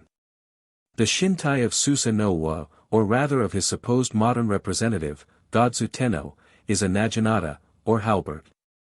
But there is some reason to think that the great festival of Goryeo, now held in his honor at Kyoto, was originally that of the Sahi no Kami. And that the Hoko or Naginata carried in procession on this occasion is a substitute for an older phallus. Tsukuyomi, this god, although worshipped in many places, Ise and Kadono amongst others, is hardly one of the greater gods of Japan. The usual derivation of his name is from Suki, moon, and Yomi, darkness. It is to be observed, however, that this Yomi is often written with a character which implies a derivation from Yomu, to reckon, a word which contains the same root as yubi, finger. Moon Reckoner is not an inappropriate name for a luminary which is recognized in so many countries as a measure of time. Tsukiyomi was represented at Ise as a man riding on a horse, clad in purple and girt with a golden sword. Another Shintai of his was a mirror. Live horses were offered to him annually. The Kujiki mentions a moon god among the suite of Ninigi when he descended to earth, and states that he was the ancestor of the Agatanushi, local chiefs, of Iki. This was probably a local moon deity. The phases of the moon are not recognized in Japanese myth. Tsukimaki, moon waiting. On the 17th or 23rd of the lunar month, people assemble to greet the rising moon. Ritual purity must be observed beforehand. This custom illustrates the tendency to revert to the direct worship of nature when the myths have become obscured by time and no longer fulfill their original purpose. Star God. There is only one mention of a star god in the Nihongi. He is called Amatsumika Hoshi, dread star of heaven, or Aim no Keigeiswa, scarecrow male of heaven, and was one of the malignant deities conquered by Futsunushi and Mikitsuchi in preparation for Ninigi's descent to earth. The scarecrow is regarded as a sort of deity. He is said to know everything in the empire, though he cannot walk. The worship of Tanabata, Vega, and of the North Star is also known in Japan. But these cults have been introduced from China. They are not Shinto. Aim no Minakanushi, the sky is not deified in Japan as it is in China. Aim is the region where the gods dwell, not itself a god. Possibly, however, we should regard Aim no Minakanushi, Heaven August Centermaster, as a personification of the sky, which has already reached that secondary phase in which the god has become distinct from the natural phenomenon. Some have endeavored to make of him a sort of supreme being. But his cult is recent. Motori says that he was not worshipped in ancient times. In the Shojiroku he is the ancestor of several noble families. Earth gods. Kant calls Earth a great fetish. There are the same objections to calling the Earth a fetish as there are to applying this epithet to the Sun. Aeschylus's All-Mother Earth, and Swinburne's Hertha, ought not to be so stigmatized. The Earth is not a factitious, fatico, fetish, object of adoration, but a real divinity. It should not be discarded or neglected, but, along with other primary objects of worship, merged in the supreme synthesis of all the glimpses of the divine which are vouchsafed to us. Several phases of earth worship are exemplified in Shinto. The simplest of all is the Jimatsuri, or Jichinsai, Earth Festival or Earth Calming Festival, which is the ceremony of propitiating the site of a new building, or a piece of ground to be reclaimed for cultivation. Here it is the ground itself that is worshipped, without distinction of sex, or the adjunct of myth, metaphor, or personal name. This practice is as old as the Yenjishiki, and is not extinct at the present day.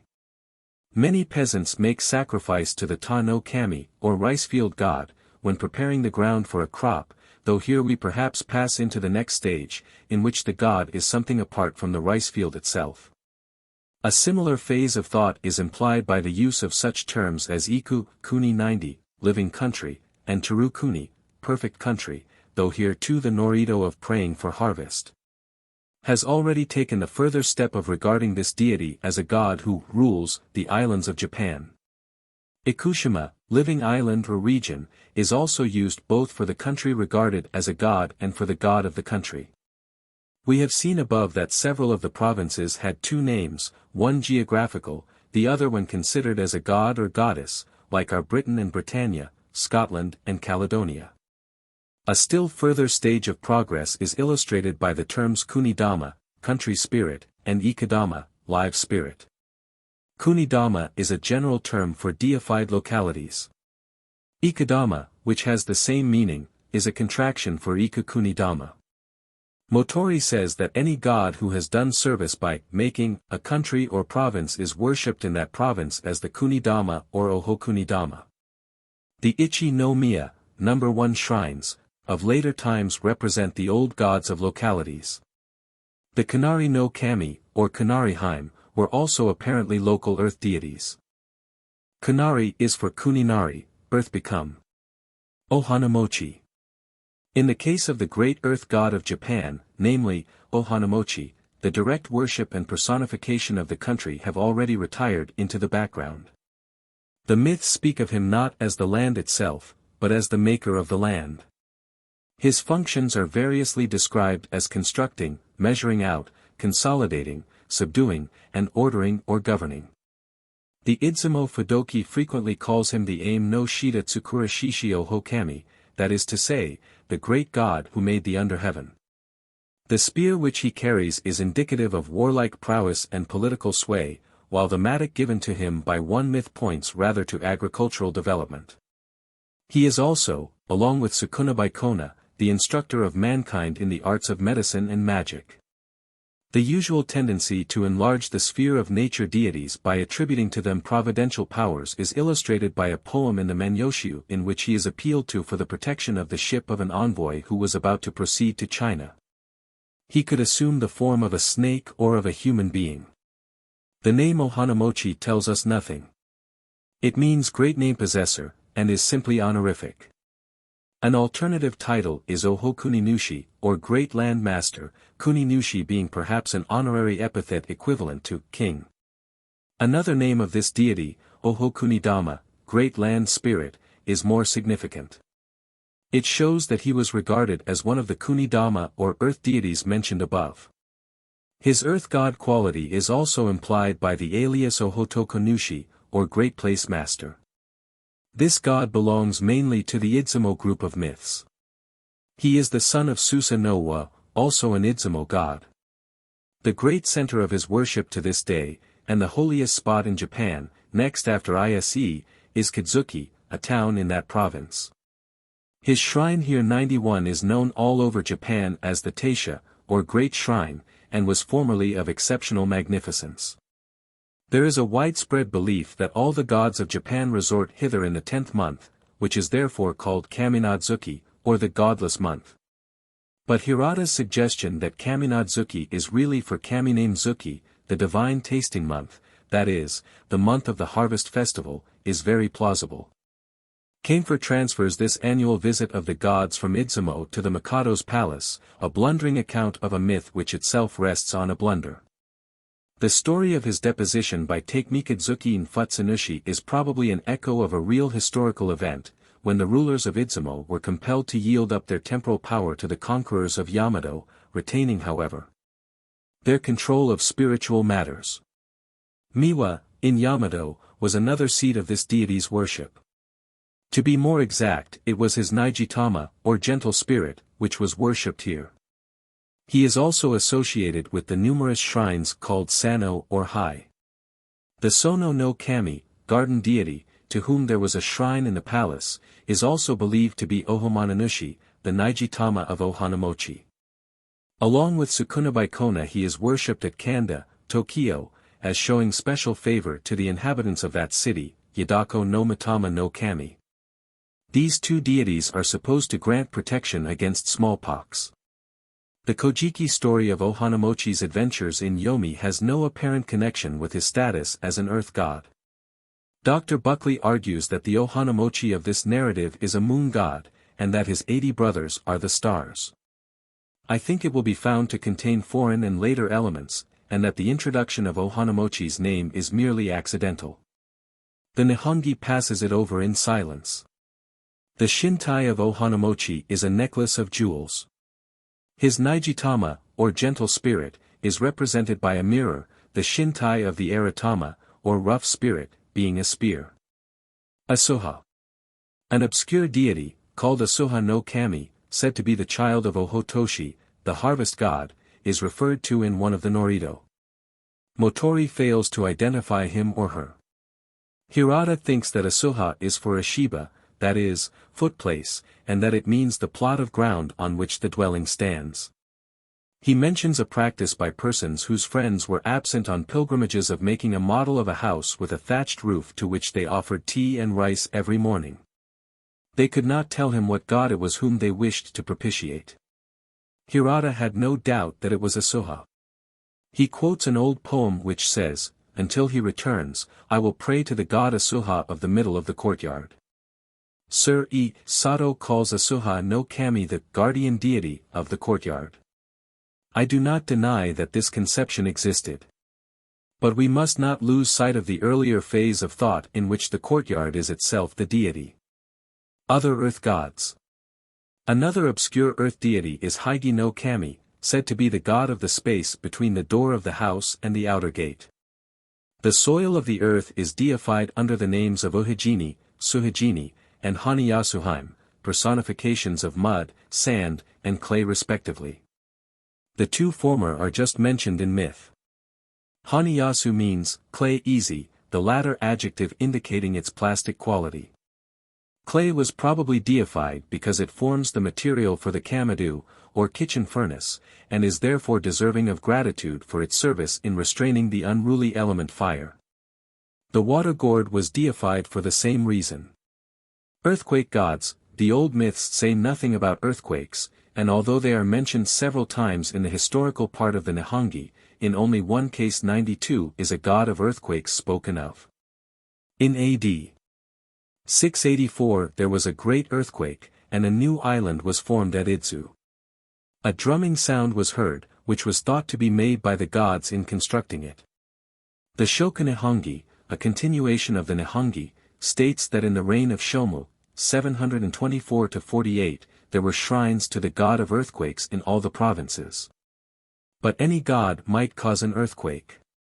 There is a legend that the god of Kashima, Takemikazuki, sealed down the earthquake god. He has no particular name by placing over him the kanami-ishi, or pivot stone, which is still to be seen near his shrine. The comparative insignificance of this deity in a country so notoriously subject to these convulsions as Japan is an instructive commentary on Buckle's well-known views of their importance in promoting superstition. Mountain gods. Most mountains of importance have their deity, who sometimes belongs to the general pantheon and is at others a specific mountain deity. The mountain god sometimes assumes the form of a serpent.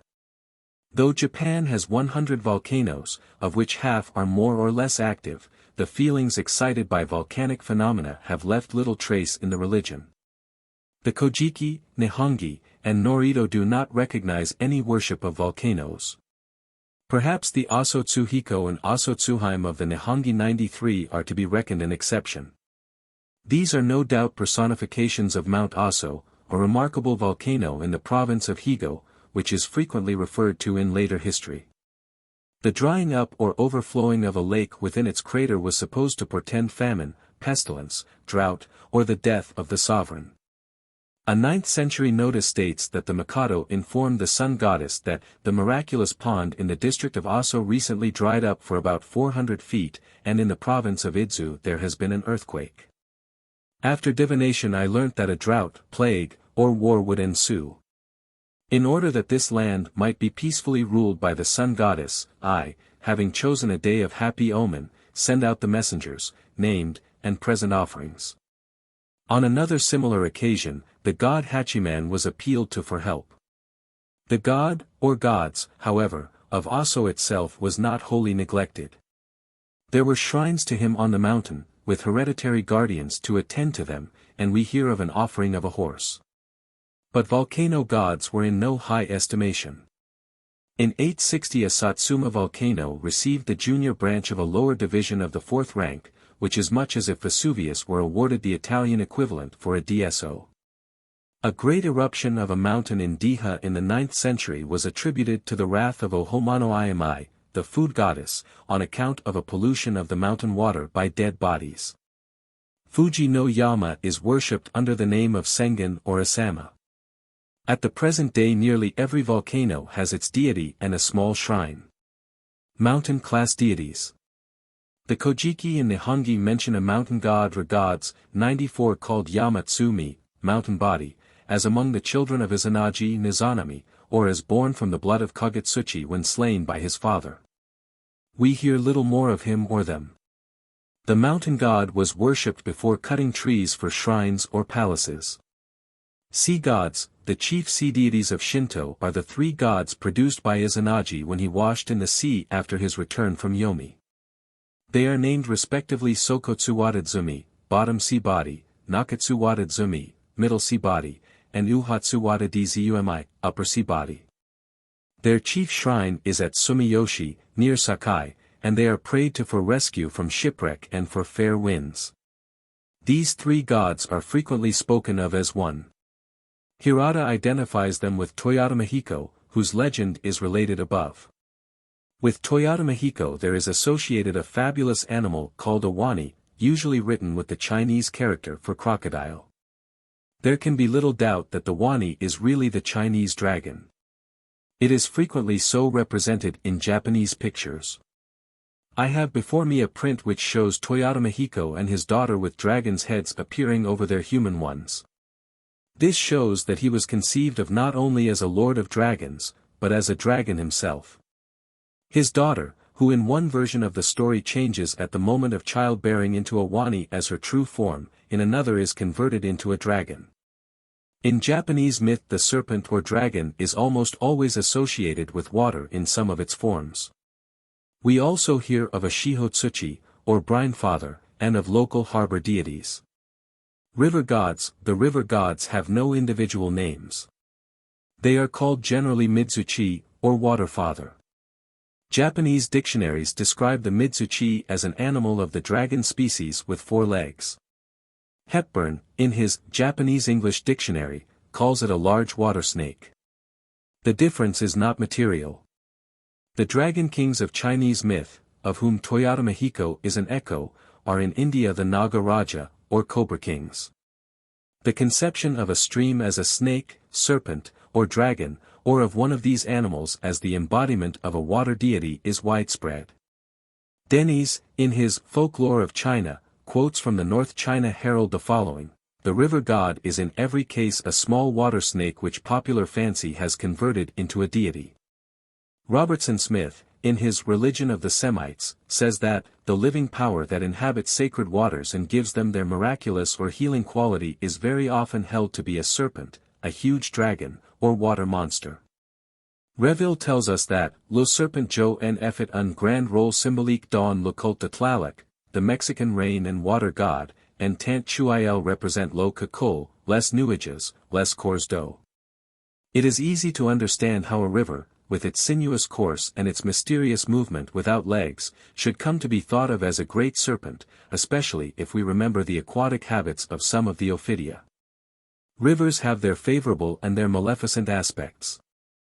On the one hand they furnish water for irrigation, and on the other they cause destruction and loss of life by their floods, metaphorically expressed by the serpent's poison. The river gods are prayed to for rain in time of drought.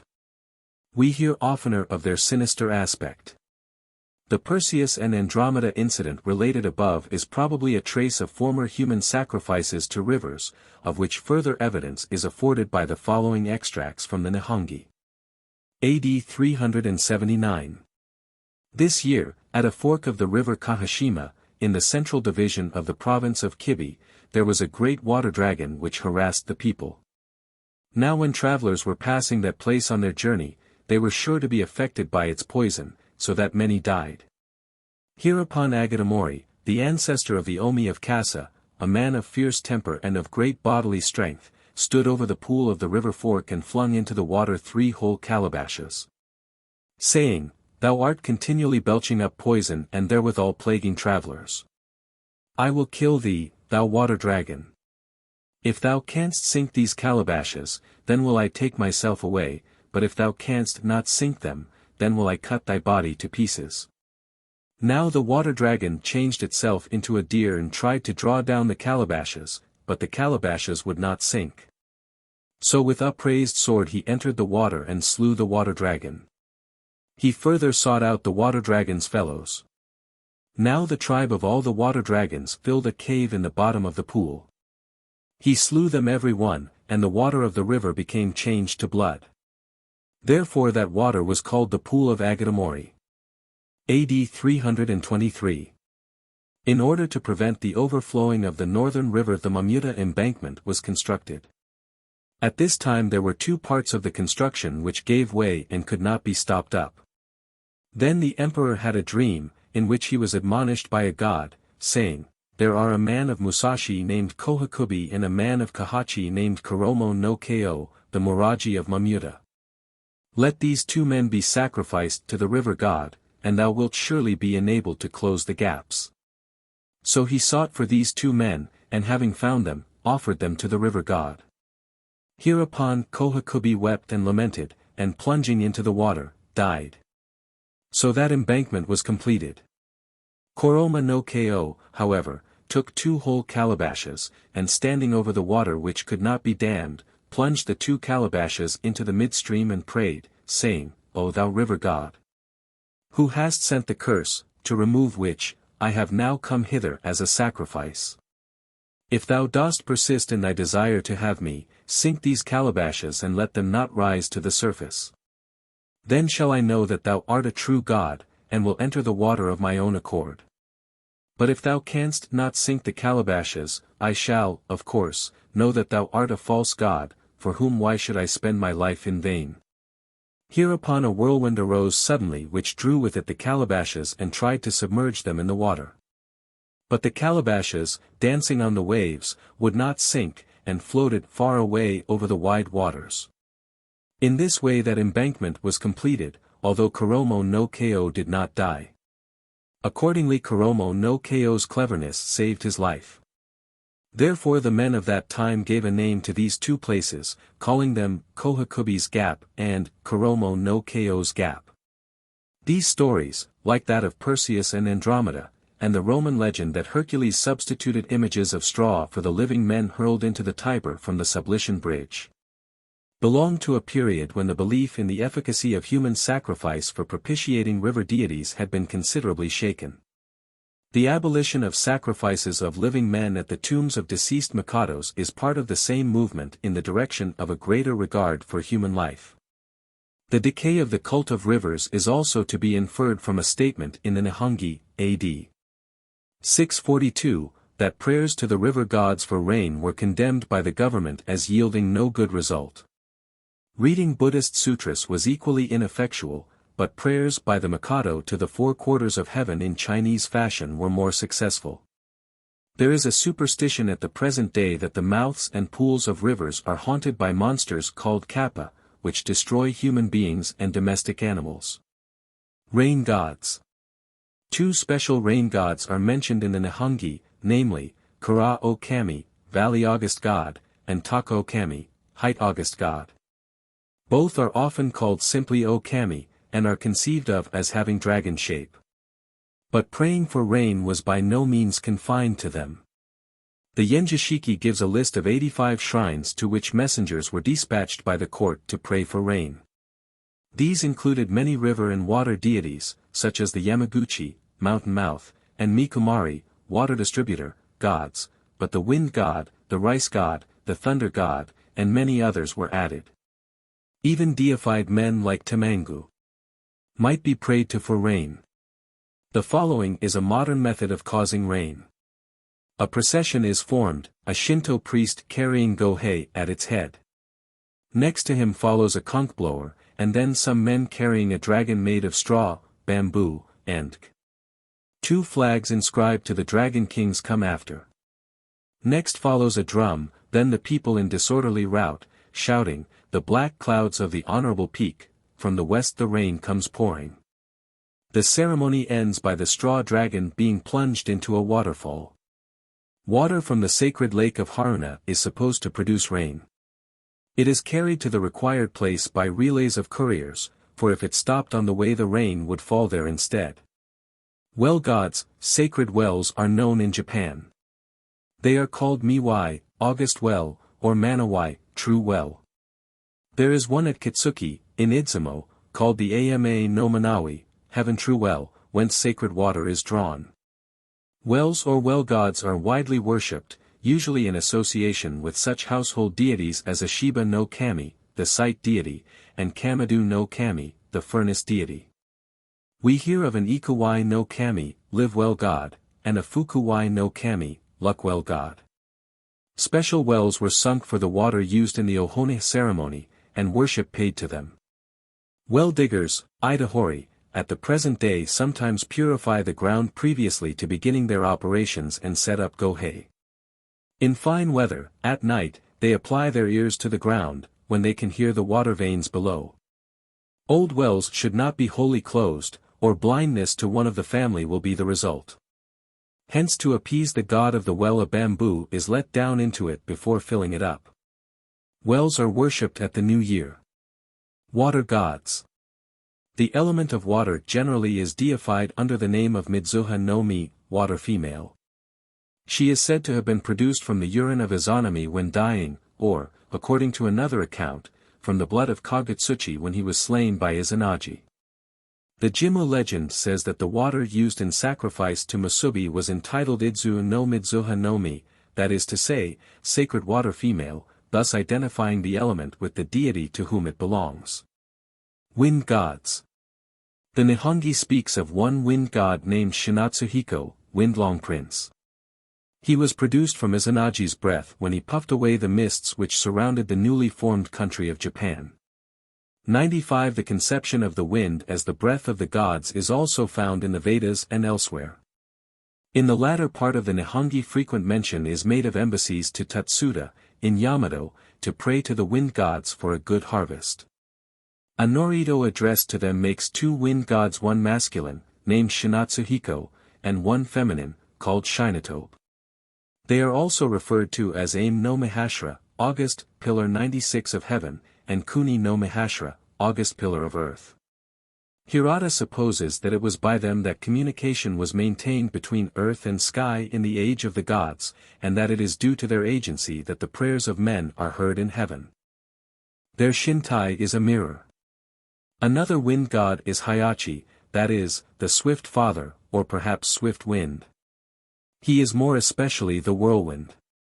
He acted as the messenger of the gods in bringing up to heaven the body of Aim no Wakahiko, who had died on earth. Take Mikadzuki and Futsunushi, there is much confusion as to the character and functions of these two deities. They are associated in myth and in worship. Their two oldest shrines at Kashima and Kadori are close to one another, and they are worshipped together at Kasuga and other places. Indeed, Hirata argues that they are one and the same deity. He points out that Futsunushi is not mentioned in the Kojiki story of the pacification of Japan in preparation for the advent of Ninigi. And that the same authority gives Toyo Futsu no Kami and Take Futsu no Kami as alternative names of Take Mikitsuki.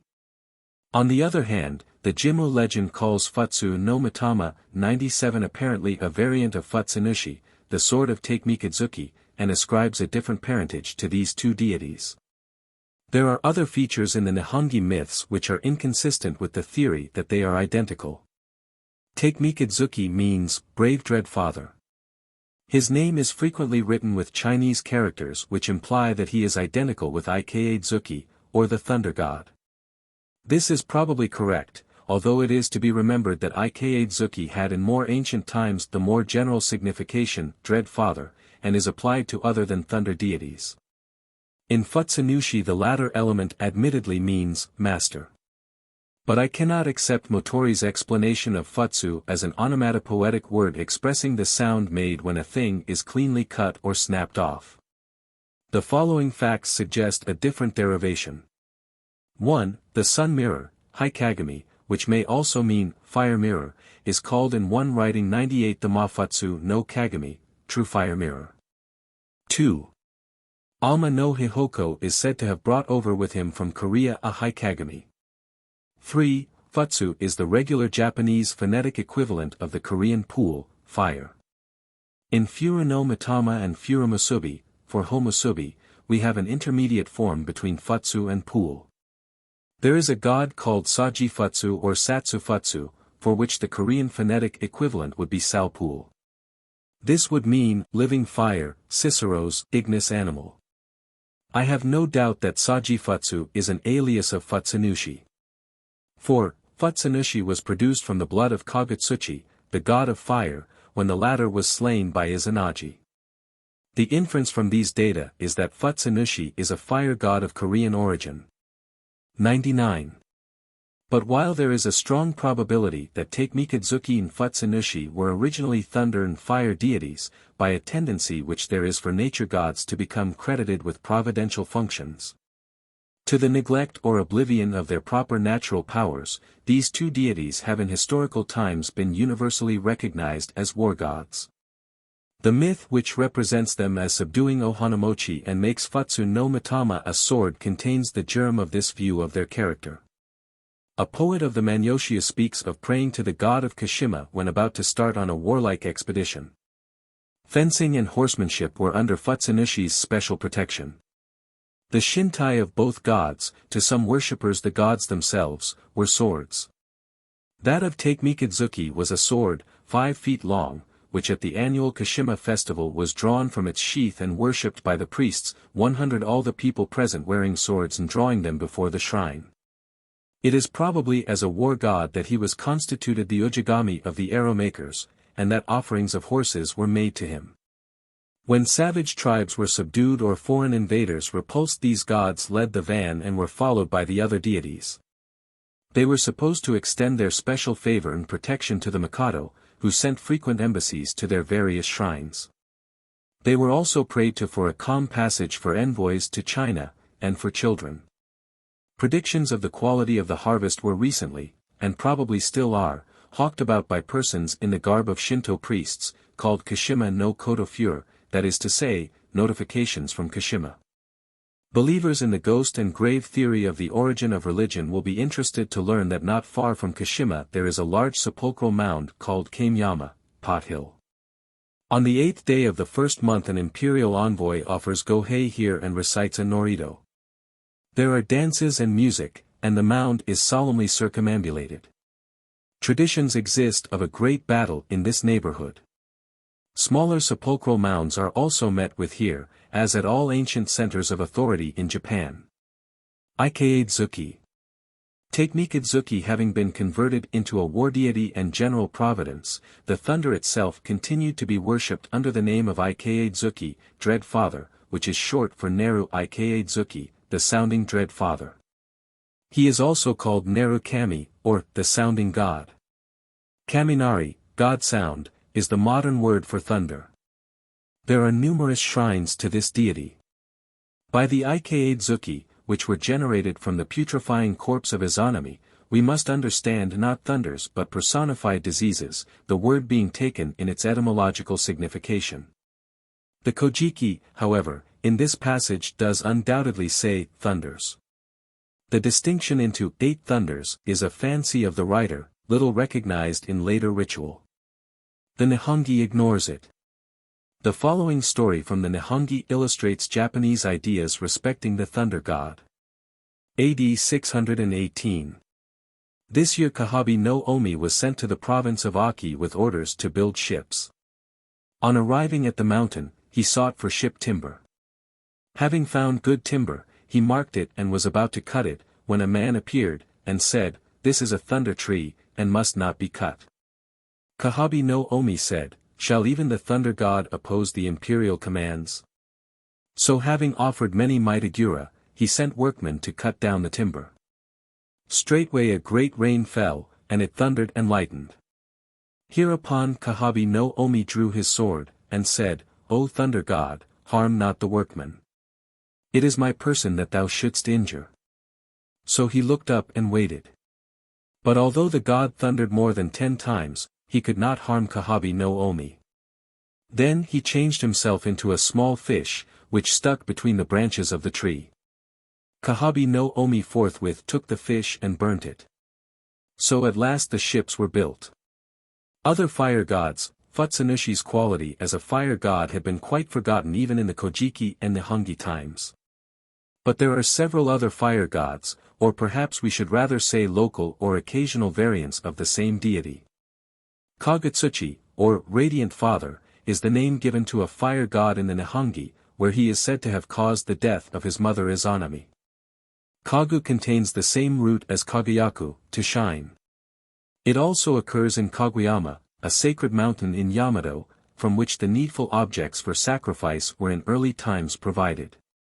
This god is worshipped under the name of Homusubi or Fire Growth 101 on the summit of Atego, a mountain near Kyoto. There are many hill shrines to this deity near other cities in Japan. His business is to give protection against conflagrations. The Jimmu legend speaks as if fire worship arose from the deification of the sacrificial fire. But there must have been other reasons. The domestic fire renders important services to mankind, and its relation to the sun is unmistakable. Indeed, the Japanese call fire and sun by the same name, Hai. Fire has also its terrible aspect, which is recognized in myth and Norito. Hirata identifies the god with the element. He is obviously a class, and not an individual god. There is a festival at the present day called the Haitakimatsuri, Fire Kindle Festival, when bonfires are lit, and small offerings made to the flames. Furnace gods. Along with the gods of fire we may place the deities of the domestic cooking furnace, namely Kamadu no Kami and Kudo no Kami. They are barely mentioned in the Kojiki and not at all in the Nihongi. They have no myth, and although there is a Norito addressed to them it contains nothing characteristic. This worship is nevertheless general, from the Mikado's palace to the home of the peasant. Sometimes we find a single deity, sometimes a married pair called a Kitsuhiko and a Kitsuhime, sometimes as many as 8 coexisting furnace gods are met with. The vulgar call him an aragami, rough deity, and represent him with 3 heads, a notion which, according to Hirata, is taken from Indian myth.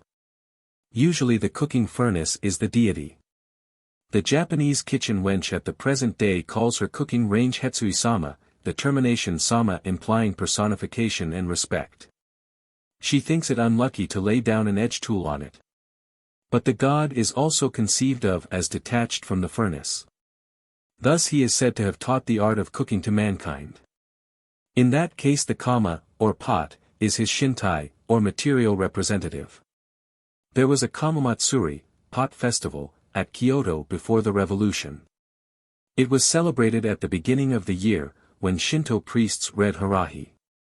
The pot was addressed in song and adjured to bring plenty of customers, usually by dyers and others in whose business cauldrons were used. Yukamochi, the food goddess. Cicero, in his treatise De Natura Deorum, asks whether anyone is mad enough to believe that the food we eat is actually a god. The modern student of religion has no difficulty in answering this question in the affirmative. Eating the god is a well-known institution, from the custom of the Ainus of Yizo, who worship a bear 102 caught and caged for the purpose, and wind up the festival in his honor by eating him, up to the most solemn rite of Roman Catholic Christianity. An Ainu prayer, quoted by Mr. Batchelor, contains the following words: O thou God! O thou divine cereal, do thou nourish the people. I now partake of thee. I worship thee and give thee thanks. Gratitude in the first place to, and then for, our daily bread, is an important factor in the early growth of religion. Without it we should have had no Roman Ceres, no Mexican maize god Centliotl, and no Yucamochi. I do not find the direct worship of our daily food in Shinto. Though perhaps a trace of an older identification of the food with the god is to be recognized in the myth which represents the food goddess as producing from her mouth and other parts of her body viands for the entertainment of the moon god. Hirata is indignant at the idea that there is anything metaphorical about this story. It is usually the offerings of food which are deified. Jimmu is said to have directed that the food offerings to Takamusubi should be called Idzuuka no Mi, sacred food female, which is another name for Yukmachi. In a work of the 8th century the sun goddess is said to have appeared to the Mikado Uriaku in a dream. She complained to him of her loneliness at Ise, and directed that Agami Ketsu no Kami should be sent for Datamba in order to keep her company. This was the legendary origin of the worship of the food goddess in the outer shrine, Geku, of Ise. As Motori points out, Agami Ketsu no Kami means, the deity of the food offered to me. But in this last instance the offering and the deity of the offering are no longer identical. It was usual for the participants in the ceremony to consume the food offered to the gods. We are told that Jimmu tasted the food of the sacred jars. The Mikado at all times followed this rule, notably at the Nyaname, or harvest festival, when he partook of ordinary food with, but after, the gods. He does not eat the god, but only associates himself with the deity as his table companion, a very simple and intelligible form of communion. It is on the same principle that in modern times pilgrims to Ise buy from the priests and eat the rice which has been offered to the gods. There is some confusion in regard to Yukamochi. Her aliases are very numerous, if, indeed, we ought not to reckon some of them as distinct deities. No doubt food was deified over and over again in many places. The etymology of most of her names is sufficiently transparent. They contain the element ku or ka, food. One of these, namely Uka no Mitama, or the spirit of food, should be mentioned, as it embodies a more advanced and spiritual conception of the nature of this deity. The parentage of the food goddess is variously given in different myths. One story makes her the daughter of Izanagi and Izanami, and another of Susa no Wa. The latter is, perhaps, an expression of the idea that the rainstorm fits the rice fields for producing grain. After the sun goddess, Yukmachi is, perhaps, especially if we identify her with Inari, the most universally popular deity in Japan. She was one of the 8 deities of the Jinyuquan, and was worshipped at 4 of the 22 greater shrines, of which a list was made in 1039. There is abundant evidence that her cult was not confined to the state ceremonies. Hirata calls her an Aichi no Kami, or household deity. The sake, rice beer, god is sometimes the same as the food goddess, and at others Sukuna Baikona. Inari. Notwithstanding the difference of sex, and to some extent of function, the rice god Inari is generally recognized by the Japanese as identical with Yukmachi. Inari, it is explained, is only the name of the locality of her best-known shrine near Kyoto, first established in 711. It is not to be doubted that in Japan the name of the place of his worship has frequently been converted into the name of the god. In the present case, however, it may be suspected that the reverse process has taken place. Might not Inari be ine, rice in a growing state, and ri, a termination implying personality? Naturally Inari is much prayed to for agricultural prosperity. But, as so often happens, the functions of this god have been enlarged so as to make him a sort of general providence who watches over all human concerns. In a recent Japanese novel he is supplicated by a wife to make her husband faithful. By a mother to cause her son to divorce an obnoxious daughter-in-law, by a wrestler for victory in his contests. By a geisha for a wealthy protector who will give her plenty of money and rich clothes, and, getting tired of her within a month, will dismiss her with a handsome present. He is also appealed to for the restoration of stolen property, to avert pestilence, to cure colds, to give wealth and prosperity, and to unite friends. The Kyoto Inari is the special patron of swordsmiths and of joros. Another Inari is celebrated for his protection of children from smallpox and measles. People who desire his help in this way offer at his shrine a red clay monkey, and take away with them one which has been deposited there by a previous worshipper. The Shintai of Inari is a stone, or a wooden ticket with his name inscribed on it. He is represented as an elderly man with a long beard riding upright on a white fox. The fox is always associated with this deity. A pair of these animals carved in wood or stone may usually be seen in front of his shrines. According to the modern theologians, the fox is properly his servant or messenger. But there is a more ignorant current of opinion which takes the animal for the god himself. Klaproth finds in Japanese books that the people in Japan worship the Inari, fox, as a tutelar god. Little temples are dedicated to him in many houses, especially of the commoner folk. They ask his advice in difficulties, and set rice or beans for him at night.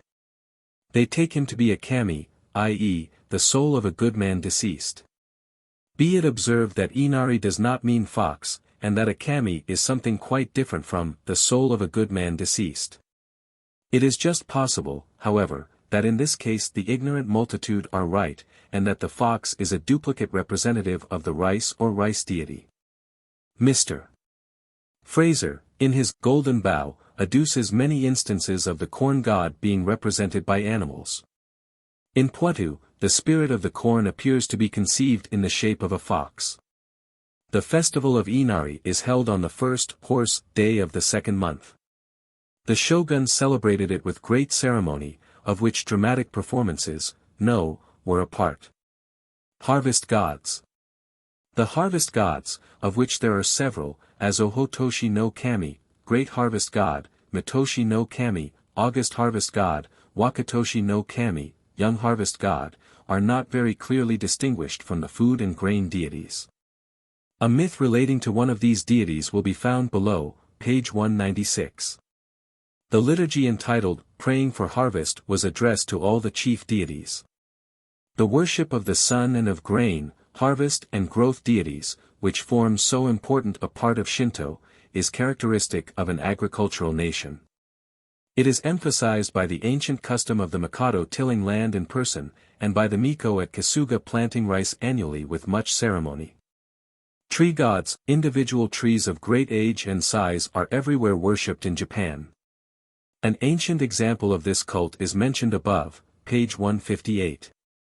At the present day the sacred trees are often to be seen girt with shiminaha and with tiny shrines at the bottom. The novelist Bakin, writing in the early part of the 19th century, tells of one which he visited near Uraga. It was a common-looking fir which had been struck by lightning, no doubt, Bakin says, before the spirit took up its abode there. This tree healed diseases of all kinds and brought luck to fishermen. People with sore eyes carried away the water which collected in a hollow part, and washed their eyes with it. Incense was burned to it.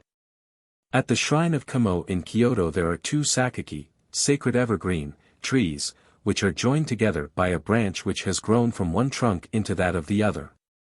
These trees are much visited by women who desire to live in harmony with their husbands.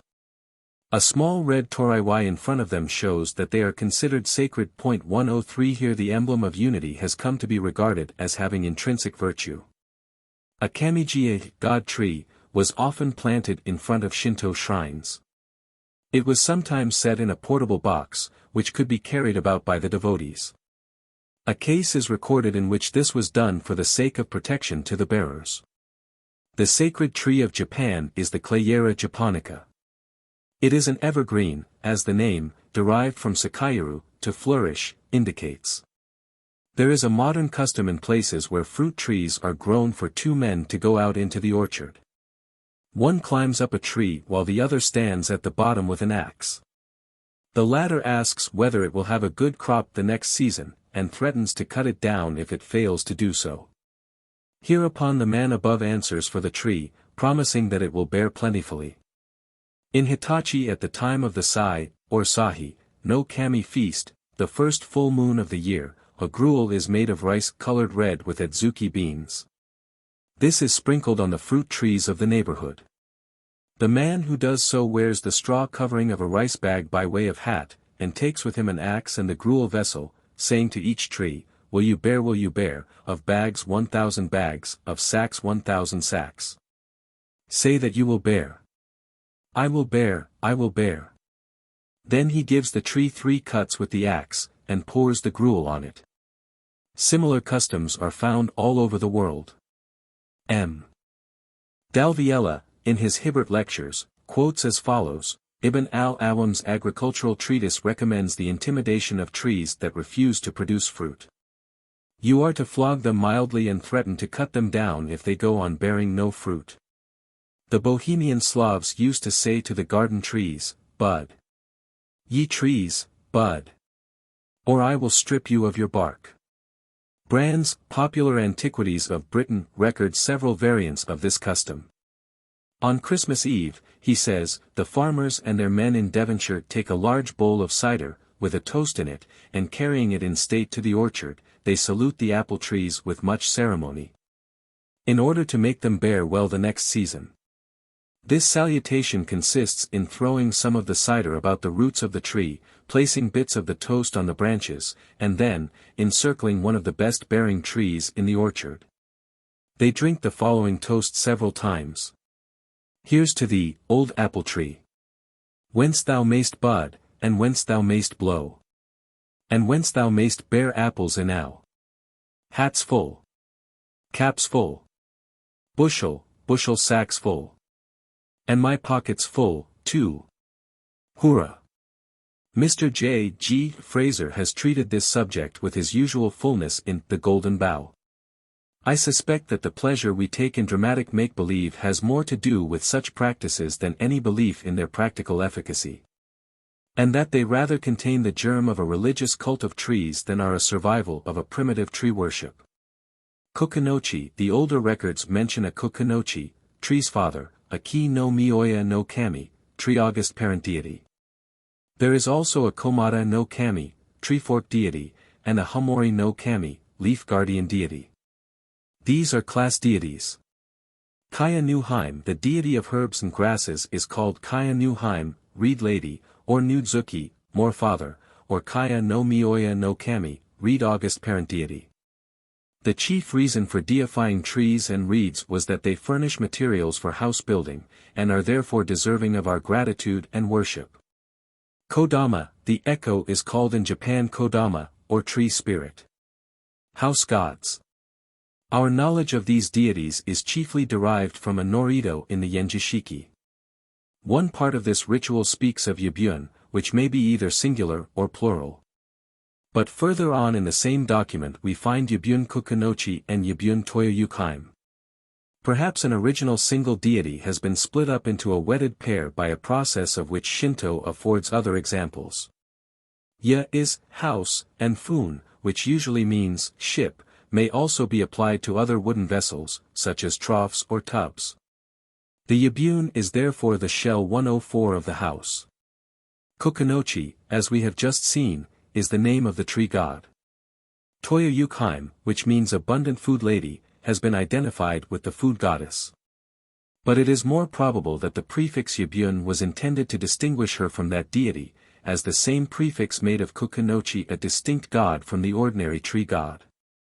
The functions of these gods was to guard the palace building from harm of all kinds. No doubt each household had also its Yabun no Kami. Hirata, in his Tamadasuki, gives a prayer to this deity intended for general use.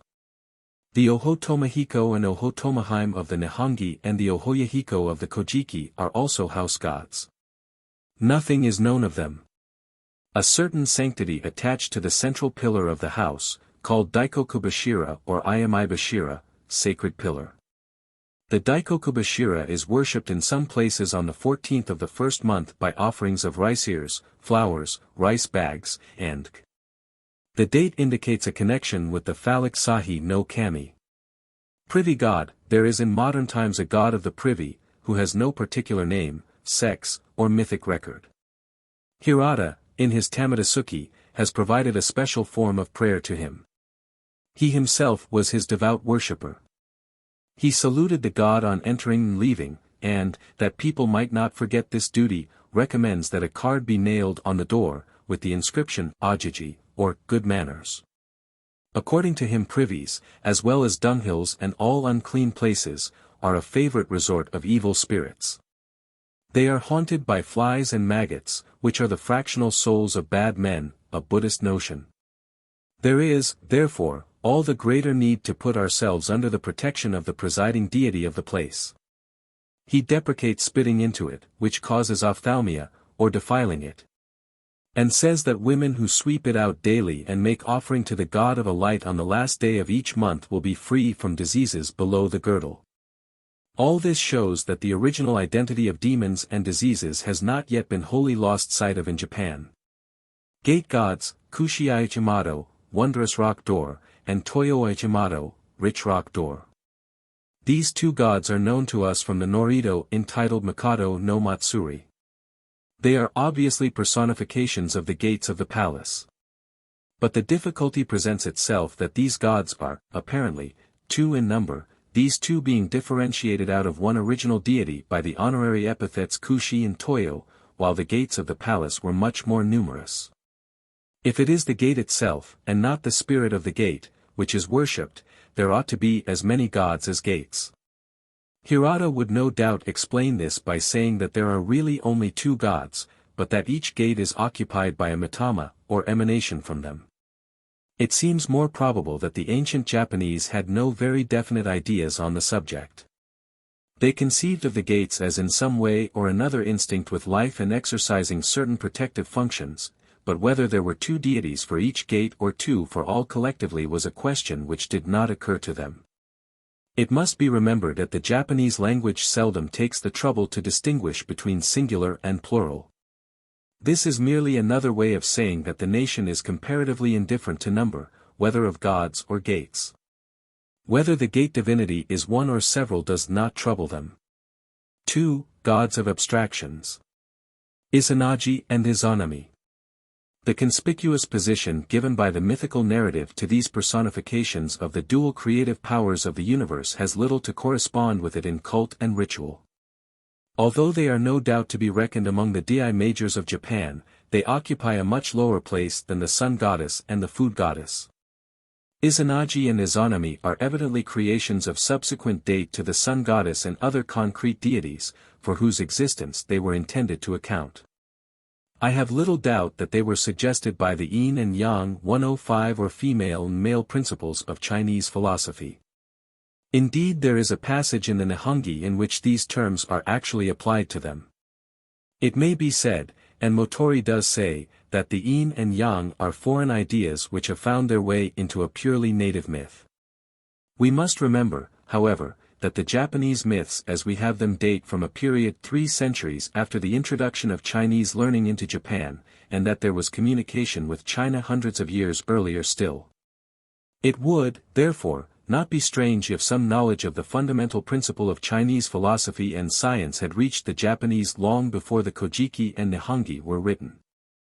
I conjecture that the early part of the Nihongi, taken in the order of the original composition of the myths which it comprises, would be somewhat as follows: first the sun myth, which is the nucleus of all.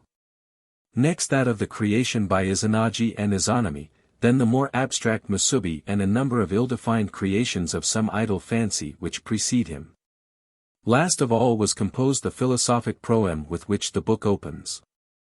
Izanagi and Izanami belong to that stage of religious progress in which the conception has been reached of powerful sentient beings separate from external nature. Untrue in itself, it has served a useful purpose.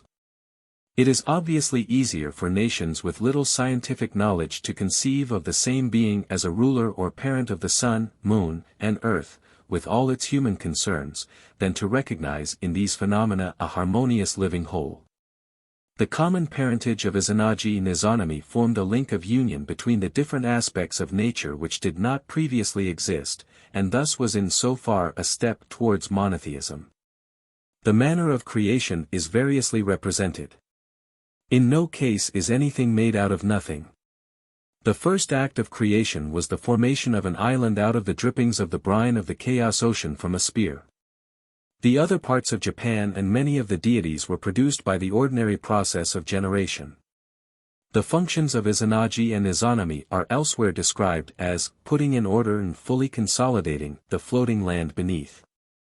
This is precisely what Ohanamochi is represented as doing several generations of gods later. Deities were also produced from Izanagi's clothing and staff which he threw down on his flight from Yomi, and from his eyes and nose when he washed in the sea to remove the impurity contracted by his visit thither. The wind god was his breath, and the gods of water and clay were formed of the urine and feces of Izanami when she was about to die. These ideas, though not quite identical with, are closely related to the legends of other countries which describe the creation of the universe from the fragments of a fabulous anthropomorphic being. The Chinese myth of Panku has been already quoted. Norse story tells how the vast frame of the world giant Hymi was completely cut up by the sons of Bor, with Woden at their head.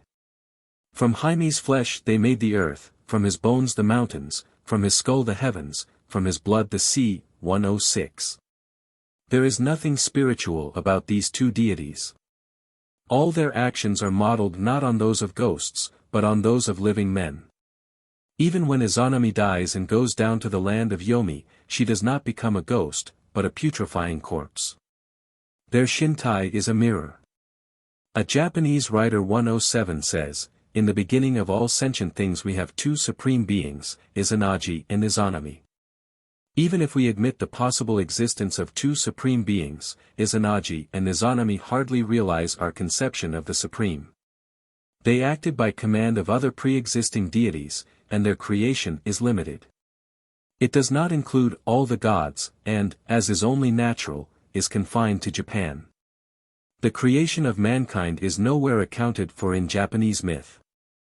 There is, however, a modicum of truth in this writer's statement.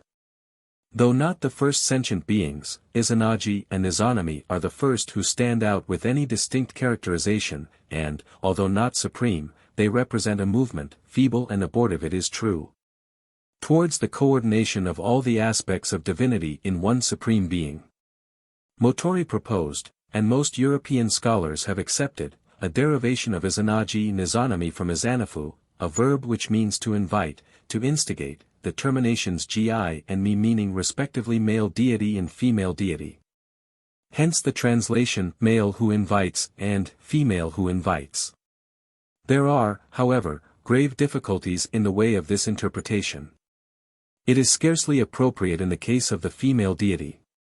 Moreover, we must take into account the fact that these are not the only pairs of deities in which the terminations nagi and nami occur. We have also an Ahanagi, foam god, and a Hanami, foam goddess, a Tsuranagi, bubble god, and Tsuranami, bubble goddess, and a Sanagi, rapid god, and Sanami, rapid goddess, in all of which na does not belong to the first part of the word, but is put for no, the genitive particle, by a letter change of which we have other examples. The first element of Izanagi is, therefore, not Izana but Iza, which is met with as an exclamation of incitement. The harshness of making an interjection followed by a genitive particle is obvious. I am disposed to prefer the derivation which takes Iza as the name of a place. The Nihongi mentions a true well of Isa or Iza. There are two places called Isa in Hitachi, and an Isa no Jinja, or shrine of Isa, in Idzumo. It is even possible that these gods are simply the gods of Ise, Ise no Gi and Ise no Mi. A similar letter change takes place in Manabuta, eyelid, for Mi no Futa, and Tanasui for Te no Sui. The difference between S and Z is of little consequence in Japanese. Musubi, the god of growth. Musubi illustrates a different conception of creation from that of the myths of Ohanamochi and Izanagi and Izanami. This god is the abstract process of growth personified, that is, a power immanent in nature and not external to it. The emotion which prompts this personification, so natural to an agricultural people, is well portrayed in the words of a Kaffir to the French traveller M. Arbousil, "Do I know how the corn sprouts? Yesterday there was not a blade in my field, today I returned to the field and found some. Who can have given the earth the wisdom and power to produce it? Then I buried my head in both hands." But while the emotion is the same, the Japanese conception differs. Musubi means growth or production. It is connected with the word omo, to bear, to bring forth, and with musu, to grow, to be born. Musu is said of moss growing on a stone and of ice forming on water.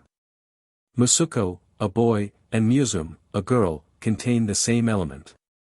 As a god's name, Musubi is usually found with one of the laudatory adjectives, taka, high, or kamu, divine, prefixed to it. To these the honorific particle mi is commonly added, giving the forms takami musubi and kamumi musubi. Even in the Kojiki and Nihongi these are recognized as two distinct deities.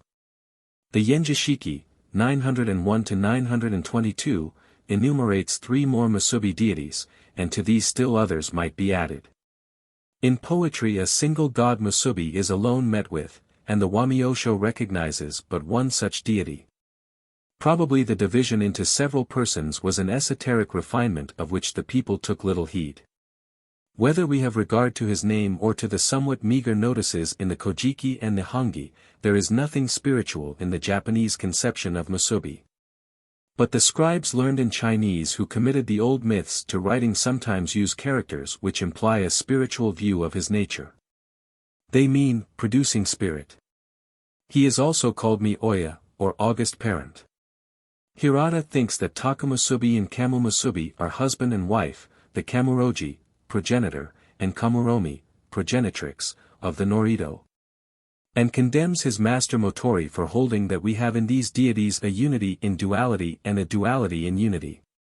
But his reasons are not quite convincing, and there is a passage in the Kojiki which cannot be reconciled with his view. The same author points out the resemblance of this god to the Hindu Shiva, who represents the fructifying principle, the generating power that pervades the universe, producing sun, moon, stars, animals, and plants. Shiva is represented in his temples by a phallus, and Hirata conjectures that this was likewise the Shintai of Musubi. Musubi is sometimes called the Inochi no Kami, or god of life. The creation of mankind is attributed to him in a poem of the Joaishu, where a rejected lover exclaims, "I hate not thee. It is the God I hate. Great Musubi. Why did he men create? Unto so hard a fate." The Kojiki speaks of the two deities Takamusubi and Kamumusubi as forming the second and third generations of gods. The original text of the Nihongi omits all mention of them in this part of the narrative, but in a note there is a quotation from one writing, in which they are named. In the various accounts of the measures taken to prepare the earth for occupation by Ninigi, sometimes the sun goddess is represented as giving instructions, sometimes Takamusubi, sometimes both together, and sometimes Takamusubi alone. Jimmu, in making mention of the two deities, gives precedence to Takamusubi. This discordance in the various myths seems to indicate a struggle for ascendancy between the respective adherents of Musubi and the sun goddess. The Nihongi states that in AD 487, a fairly trustworthy date, by request of the moon god and the sun goddess, the worship of Takami Musubi, whom these two deities call their ancestor and the creator of heaven and earth, was established in 2 places. And grants of lands and of peasants made for the maintenance of the shrines. This is possibly the beginning of the official worship of this god. In 859 several Musubi deities were raised to the first grade of the first rank. In the 10th century 8 shrines to various Musubi deities existed within the palace. With the official classes, Musubi was a dangerous rival to the sun goddess, more especially during the Augustan age of Japanese literature. But he was too philosophical for popular favor. His worship is now greatly neglected. The Musubu no Kami of the present day is identified with the Chinese Gekuragen, Moon Under Old Man, who presides over the fates of lovers. The strips of cloth frequently seen hung on bushes by the roadsides are offerings to him. The second meaning of Musubi, namely, to tie, has no doubt something to do with this new view of the god's function. The Shojiroku traces the descent of a large number of the noble families of Japan from the various forms of Musubi. This is a literal rendering of a statement which, in one sense, is true of everybody. We all resemble Topsy. Kuni Tokotachi, I place this deity provisionally among the personifications of abstractions. The name means literally earth eternal stand. He is, therefore, apparently a deification of the durability of earth. Motori and Hirata take Toko as for Soko, bottom or limit. This would make this deity a personification of the horizon, or perhaps more accurately Lucretius's Flamancia Menia Mundi. He has no sex and no special characteristics.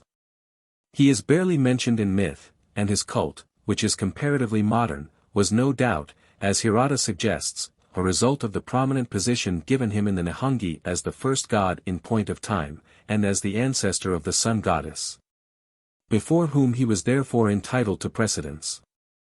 He was identified with the Taikyoku, or Great Absolute, of the Chinese philosophers, was said to be immortal, and to comprise all the gods in himself, was called the name of the nameless, the form of that which has no form, and, in short, erected into a supreme being.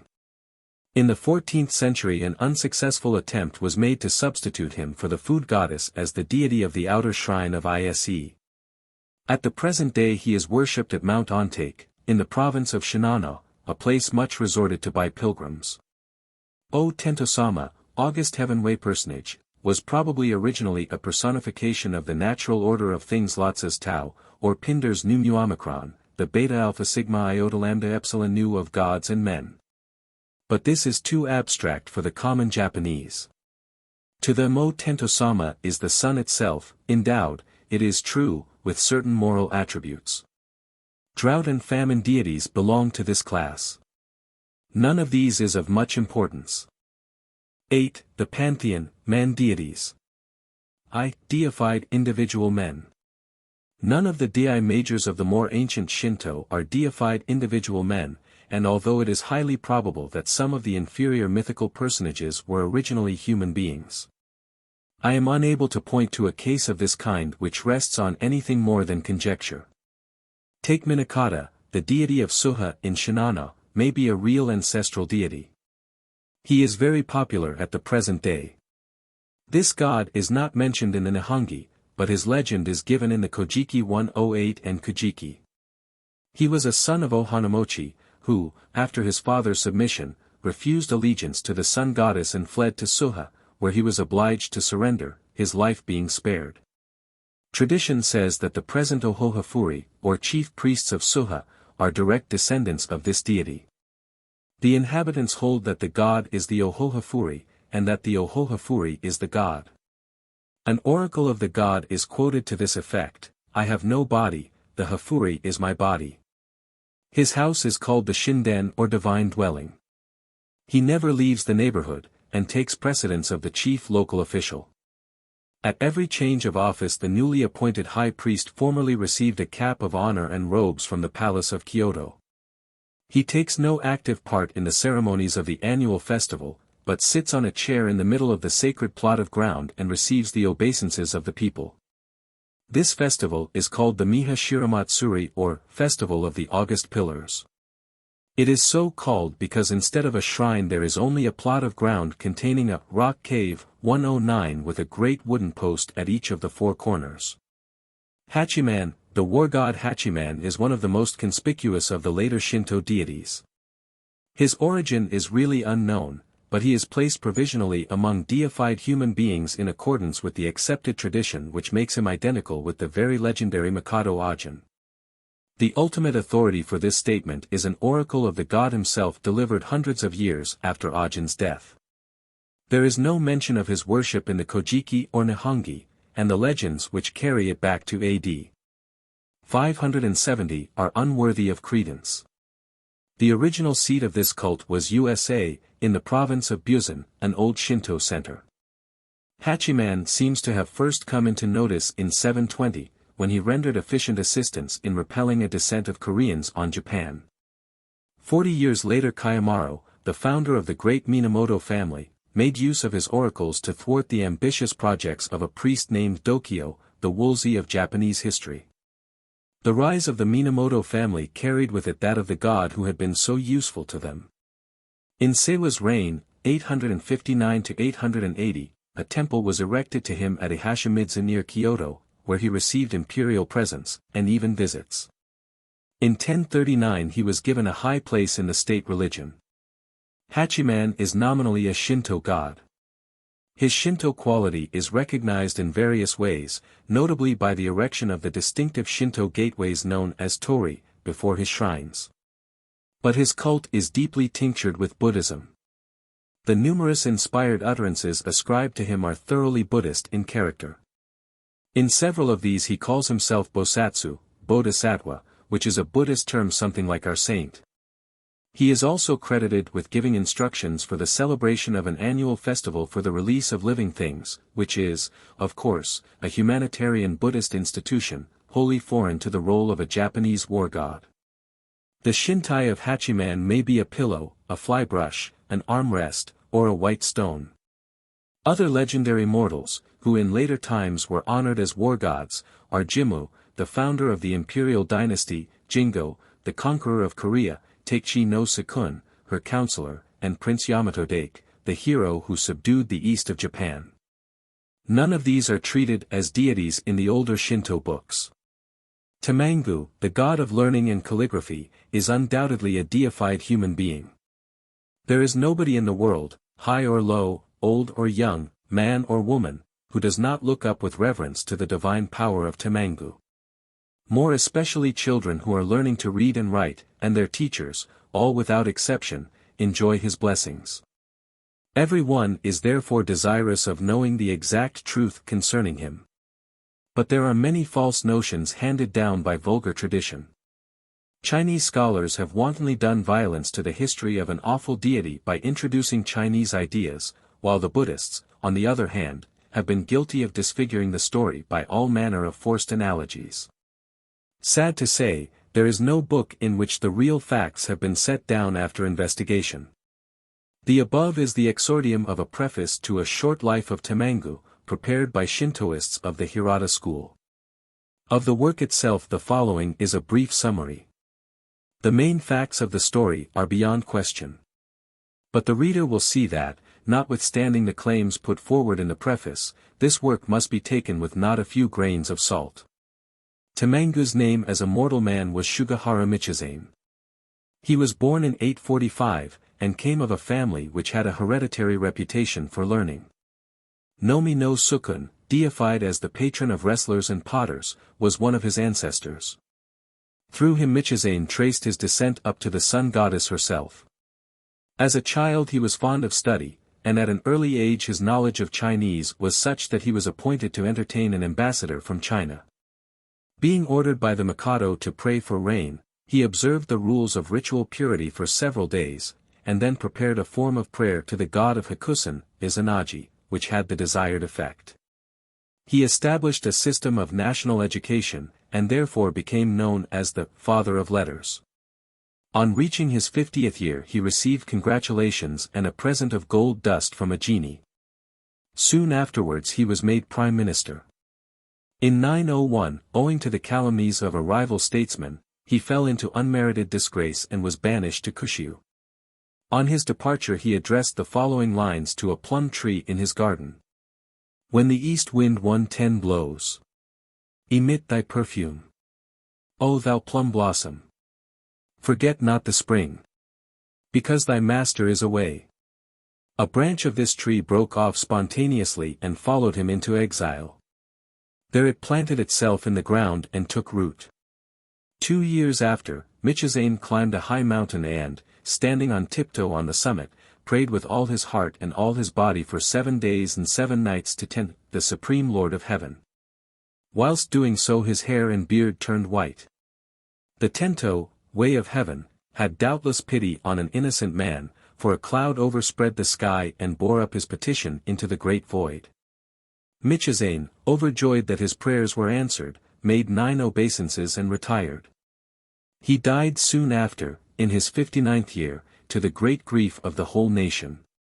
2 years later, in accordance with a divine inspiration, a small shrine was erected to him under the title of Temman Tenjin, the heavenly kami who fills the heavens. In a few years Michizane's calumniator died by a curse from him. Other members of his family had the same fate.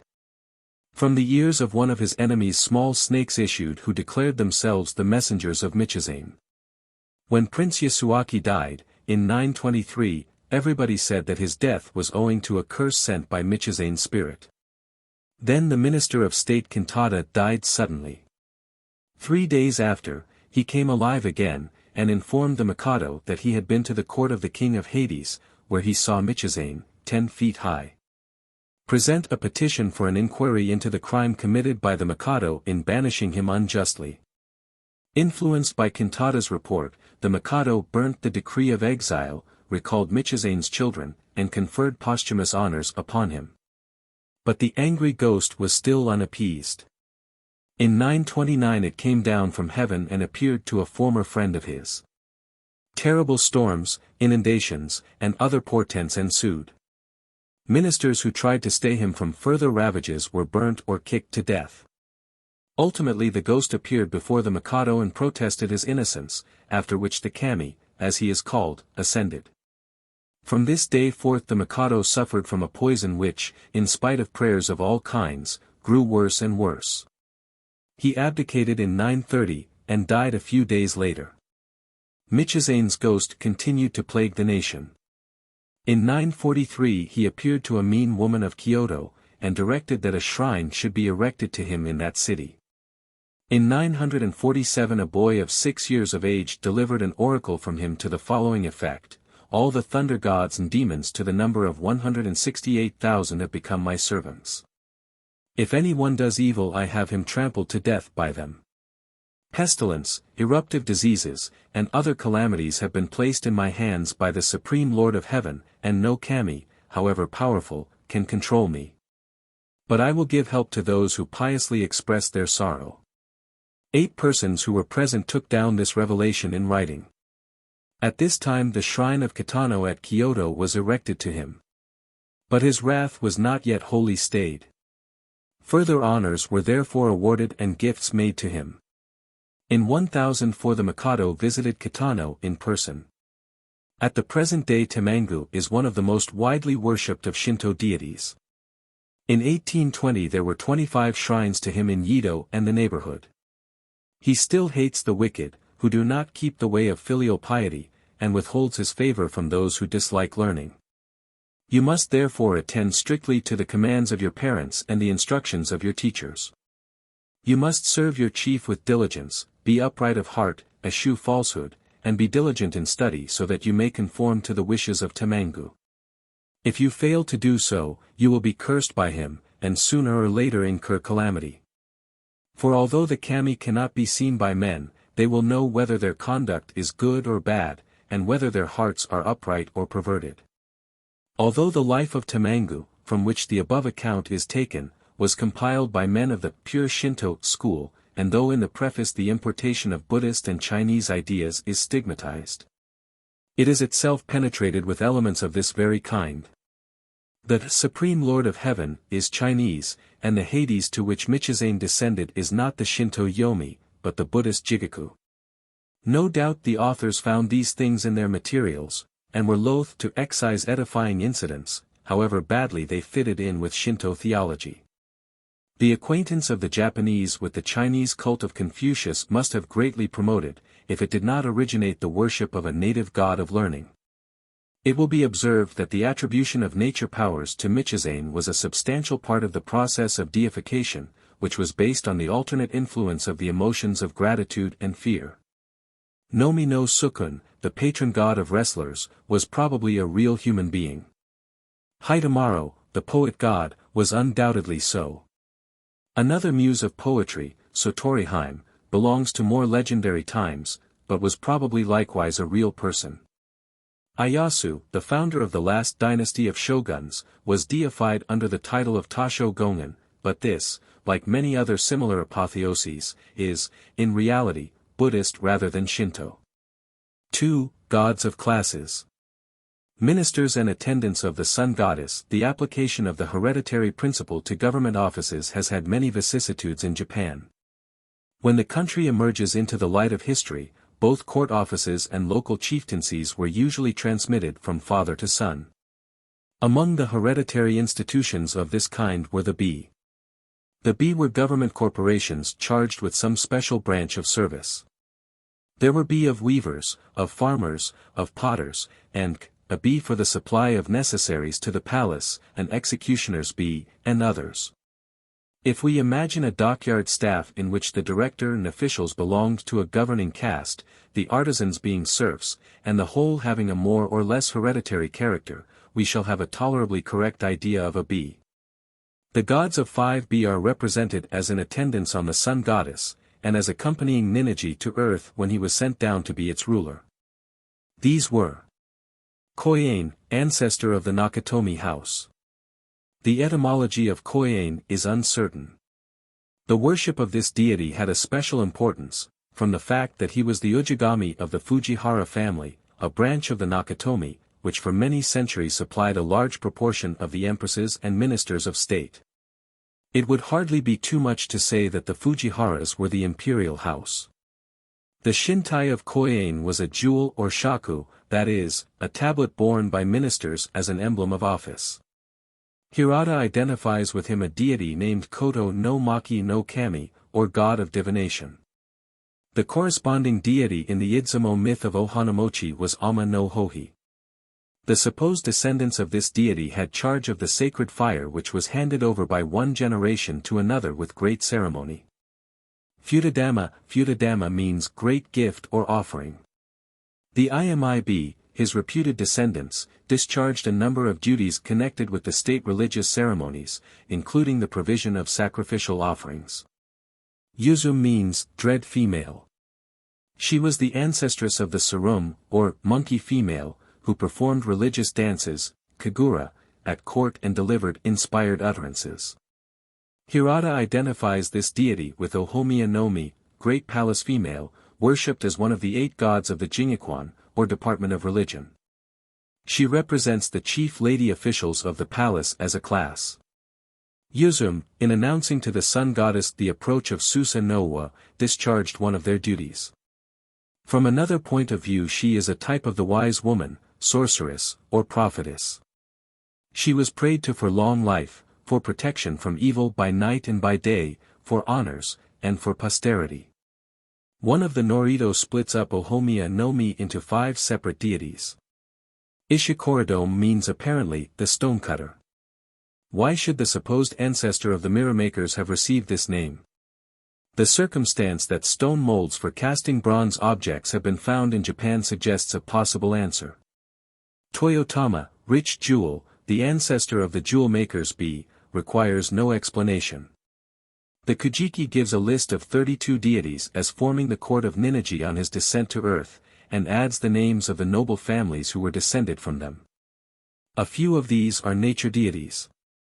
Of the remainder some may be deified real men, but I prefer to reckon them provisionally along with such class conceptions as Tommy Atkins, John Bull, Brother Jonathan, and Mrs. Grundy. Koto Shironushi is one of those secondary formations in which the personification of nature and the deification of man meet and mingle. As the son and counselor of the earth god and creator Ohanamochi, he is related to the class of nature deities. While as an individualized type of a class of human beings and as the supposed ancestor of certain noble families, he belongs to the current of thought which exalts man to divinity. Shiro in this god's name is for Shiru, to know, and so to attend to manage, to govern. Koto Shironushi is, therefore, thing-govern master. The character and functions of this deity are not well defined. He was one of the gods who advised Jingo's famous expedition against Korea, on which occasion he described himself as the deity who rules in heaven, who rules in the void, the gem casket-entering prince, the awful Kodo Shironushi. In the Ohanamochi myth he is represented as his father's chief counselor. Owing to his services in persuading him to transfer the government of Japan to Ninigi without resistance, he was held in great honor at the Mikado's court, of which he was considered one of the principal protectors. The Jingikuan included him among the 8 gods specially worshipped by them to the neglect of many more important deities, including even his father, Ohanamochi. In the Manyoshiu he is called upon by a lover to punish him if he is insincere in his protestations. In modern times the cult of Kodo Shironushi has fallen into decay, while that of his rebellious younger brother, the god of Suha, flourishes greatly. The pious Motori is much perplexed and grieved by this state of things. Sukuna Baikona. Another god who is associated with Ohanamochi in myth and worship is the dwarf deity 111 Sukuna Baikona, Little Prince. He is said to have taught mankind the arts of brewing, magic and medicine, and to have provided medicinal thermal springs, where he is still worshipped. But in modern times his cult has been greatly superseded by that of Yakushi the Indian Aesculapius, whose avatar he is supposed to be. I take Sukuna Baikona to be a deified type of medicine man, a father of medicine, in the abstract. But the story related of him may have some foundation in the history of a real person. 3. Gods of abstract human qualities.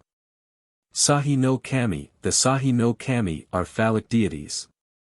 In approaching this subject, it behoves me to walk warily. For, to some writers so repulsive that they shirk even its necessary elucidation, it exercises a fascination upon others which is not conducive to sound reasoning.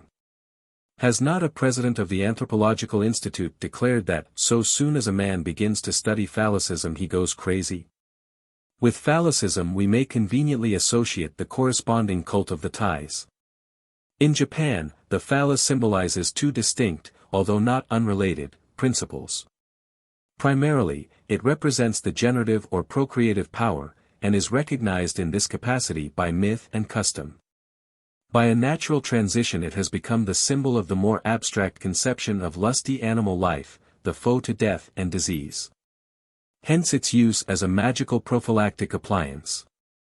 In Shinto, this latter principle is much the more prominent. It is embodied in the name Sahi no Kami, which means, preventive deities. The application of this epithet is clear from the circumstance that in a Norido they are invoked for protection against the unfriendly and savage beings of the root country, that is to say Yomi or Hades. These by no means imaginary personages are the same as the ugly females, the thunders generated from Izanami's dead body and the armies of Yomi of myth. They represent, or rather are identical with, diseases and other evils associated with death and the grave. Epidemic and contagious diseases are specially intended. Hence the Sahi no Kami are also called Yakushin, or pestilence deities, meaning the gods who ward off pestilence, a phrase wrongly taken in later times to signify the gods who produce pestilence. The use of the phallus and ties for this purpose is primarily magical, and rests on the well-known principle that a symbol possesses something of the virtue of the thing which it represents. The deification of these symbols came later. In the Norido entitled Maikiya there are 3 Sahi no Kami, namely, Yakimata Hiko, Yakimata Haim, and Kanado. The first 2 of these names mean 8-road fork prince, and 8-road fork princess. Kanado is the come not place, and is, therefore, an equivalent to a notice of no thoroughfare addressed to any evil beings who might attempt to pass that way. An alternative form of this word is funadu, or pass not place. There is a good deal of confusion about the Sahi no Kami. Yakimata Hiko and Yakimata Haim are not mentioned in the Kojiki or Nihongi. The Kojiki has a Chimata no Kami, god of the crossways, which it says is also termed Kanado no Kami, and adds 2 others named Nagachiha no Kami and Michijiki no Kami, both of which names imply a connection with highways. The Nihongi makes 5 of these deities, adding 2 to the 3 of the Kojiki. All are associated in some way or another with Izanagi's descent to Yomi, having been produced either from the articles flung down by him during his flight thence, or when he washed in the sea in order to purify himself from the pollutions contracted during his visit. These deities had no temples. The festivals in their honor took place at crossways on the four sides of the capital, or at the frontier of the metropolitan province, regularly at the close of the 6th and 12th months, and at other times upon occasions of emergency. Thus in 735, during an epidemic, the governor of Dazaifu in Kushiu was ordered to celebrate a Michiahe, or road festival, and in 839 the Mikado directed that honors should be paid to the gods of pestilence. A ceremony in honor of the Sahi no Kami was also performed 2 days before the arrival of foreign envoys in the capital, in order to guard against the danger of their bringing with them infection, evil influences, or demons from abroad. 112. A work entitled Fuso Ryaki states that in 938 gods were carved in wood and set up face to face along the highways and byways, or female forms were made and set up opposite to males. Children worshipped them boisterously, and made reverent offerings of pieces of cloth and fragrant flowers. They were called Chimata no Kami, that is to say, gods of the crossways, or Mitama, august spirits, a term which in its Chinese form Goryo is still preserved in the name of the great festival, Goryoi, of Gion at Kyoto. The Chimata no Kami can be no other than Yakimata Hiko and Yakimata Haim. A later notice speaks of the worship of wooden figures, male and female, provided with sexual organs. Similar figures in stone may still, Hirata says, be seen in the eastern provinces, where they are sometimes mistaken for Jizo, the Buddhist children's god, and honored in the temples. The third of the Sahi no Kami of the Norido, namely, Kanado, can be nothing but a simple phallus. Its shape, formed of Izanagi's staff, is consistent with this view. In the Tsujura, or crossroads divination, this god was represented by a staff. The same inference is suggested by its association with Yakimata Hiko and Yakimata Haim, who, as we have seen, were unquestionably phallic deities. And also with the peach, which, like Kanado himself, was used by Izanagi for his protection against the evil beings of Yomi. Like the apricot in India and the pomegranate in ancient Greece, the peach is in China and Japan the acknowledged representative of the ties, as the pestle and the mushroom are of the phallus. Peachwood staves were used in the Oni-yarahi, demon-expelling, ceremony on the last day of the year. A similar interpretation is, perhaps, applicable to the horseshoes nailed over doors in England which, intended at first to keep out evil spirits, are now meant simply for luck. In accordance with the tendency for the more special functions of gods and magical appliances to become obscured and merged in a hazy, general notion of their beneficence or usefulness. Peach-shaped charms from China figure in a London tradesman's catalogue which has just reached me. There is a custom, called samai, of scattering rice, which was formerly observed at purification ceremonies, and is kept up at the present day in rooms where there is a newborn child. Hirata tells of a case in which the rice so scattered was found marked with blood stains, showing, as he infers, that the object of this practice was to drive off demons, not to conciliate them by an offering. I have more than a suspicion that the efficacy of rice for this purpose, and also of the beans used to drive off demons on the last day of the year, is due to a resemblance of this kind. 113. The Wabashira, male pillar, is doubtless only a modified Kanado. This term is applied to the end post of the railing of a bridge or of the balustrade of a staircase, and is so called from its obviously phallic shape and function. It is a post surmounted by a large knob, and its position commanding the thoroughfare shows that it is intended to arrest the passage of evil beings or influences. It is still to be seen everywhere in Japan, but its meaning is now forgotten. The end tooth of a comb was also called wabashira. We now see the significance of Izanagi's selection of this object for converting into a torch in order to light up the darkness of Yomi. In Italy even at the present day the phallus fulfills a similar function. The phallus appears in another form at the festival held in honor of the Sahi no Kami on the first full moon in every year. The Makura no Sashi, written about AD 1000, tells us that it was then the custom for the boys in the imperial palace to go about striking the younger women with the pot sticks used for making gruel on this occasion. This was supposed to ensure fertility. It reminds us of the Roman practice at the spring festival of Lupercalia, alluded to by Shakespeare in his Julius Caesar: Forget not in your speed, Antonius, to touch Calphurnia. For our elders say, the barren touched in this holy chase shake off their sterile curse. The Japanese novelist and antiquary Kyodin, writing about a century ago, informs us that a similar custom was at that time still practiced in the province of Echigo. He gives a drawing of the sticks used for the purpose, of the phallic character of which there can be no doubt. They were called kedzuricake, part shaved, and consisted of wands whittled near the top into a mass of adherent shavings, as in the illustration. Kedzuricake of elder or willow are still made in some places. In Harima, on the 14th day of the first month, kedzuricake are hung up under the eaves in substitution for the katamatsu, or fir trees placed by the entrance gate at the new year. In Suwo, kedzuricake, made of a thorny tree called tara, are placed on each side of the front and back doors at this season, no doubt with the object of averting evil influences. When the katamatsu and other New Year's decorations are removed on the 15th day of the first month, they are in many places collected by the boys as material for a bonfire. This is called dondo or sajicho, and the burning of the kedzuricake is a feature of it. In the Yamagata-ken, wherever there are stone images of Dosujin, the phallic god of roads, 114, the boys at this time make a bonfire of fir trees and straw, and build for themselves a hut beside it. When the people assemble, they come out and fire it. If the dumplings made on the 14th are roasted in this fire and eaten, malignant diseases need not be feared during the ensuing half-year. In Hitachi this hut is called the Hall of the Sai no Kami. The embers are used for relighting the domestic fires or kept as charms against pestilence. Fire, kindled from kedzuricake after prayer, was given out to the people by the priests of Gion in Kyoto on the last day of the year. It was transferred to a slow match, and used for rekindling the household fires, the object being to prevent pestilence during the coming year. 115 The mythical burning of a Wobashira, also a phallic emblem, by Izanagi and Yomi was probably suggested by some such custom.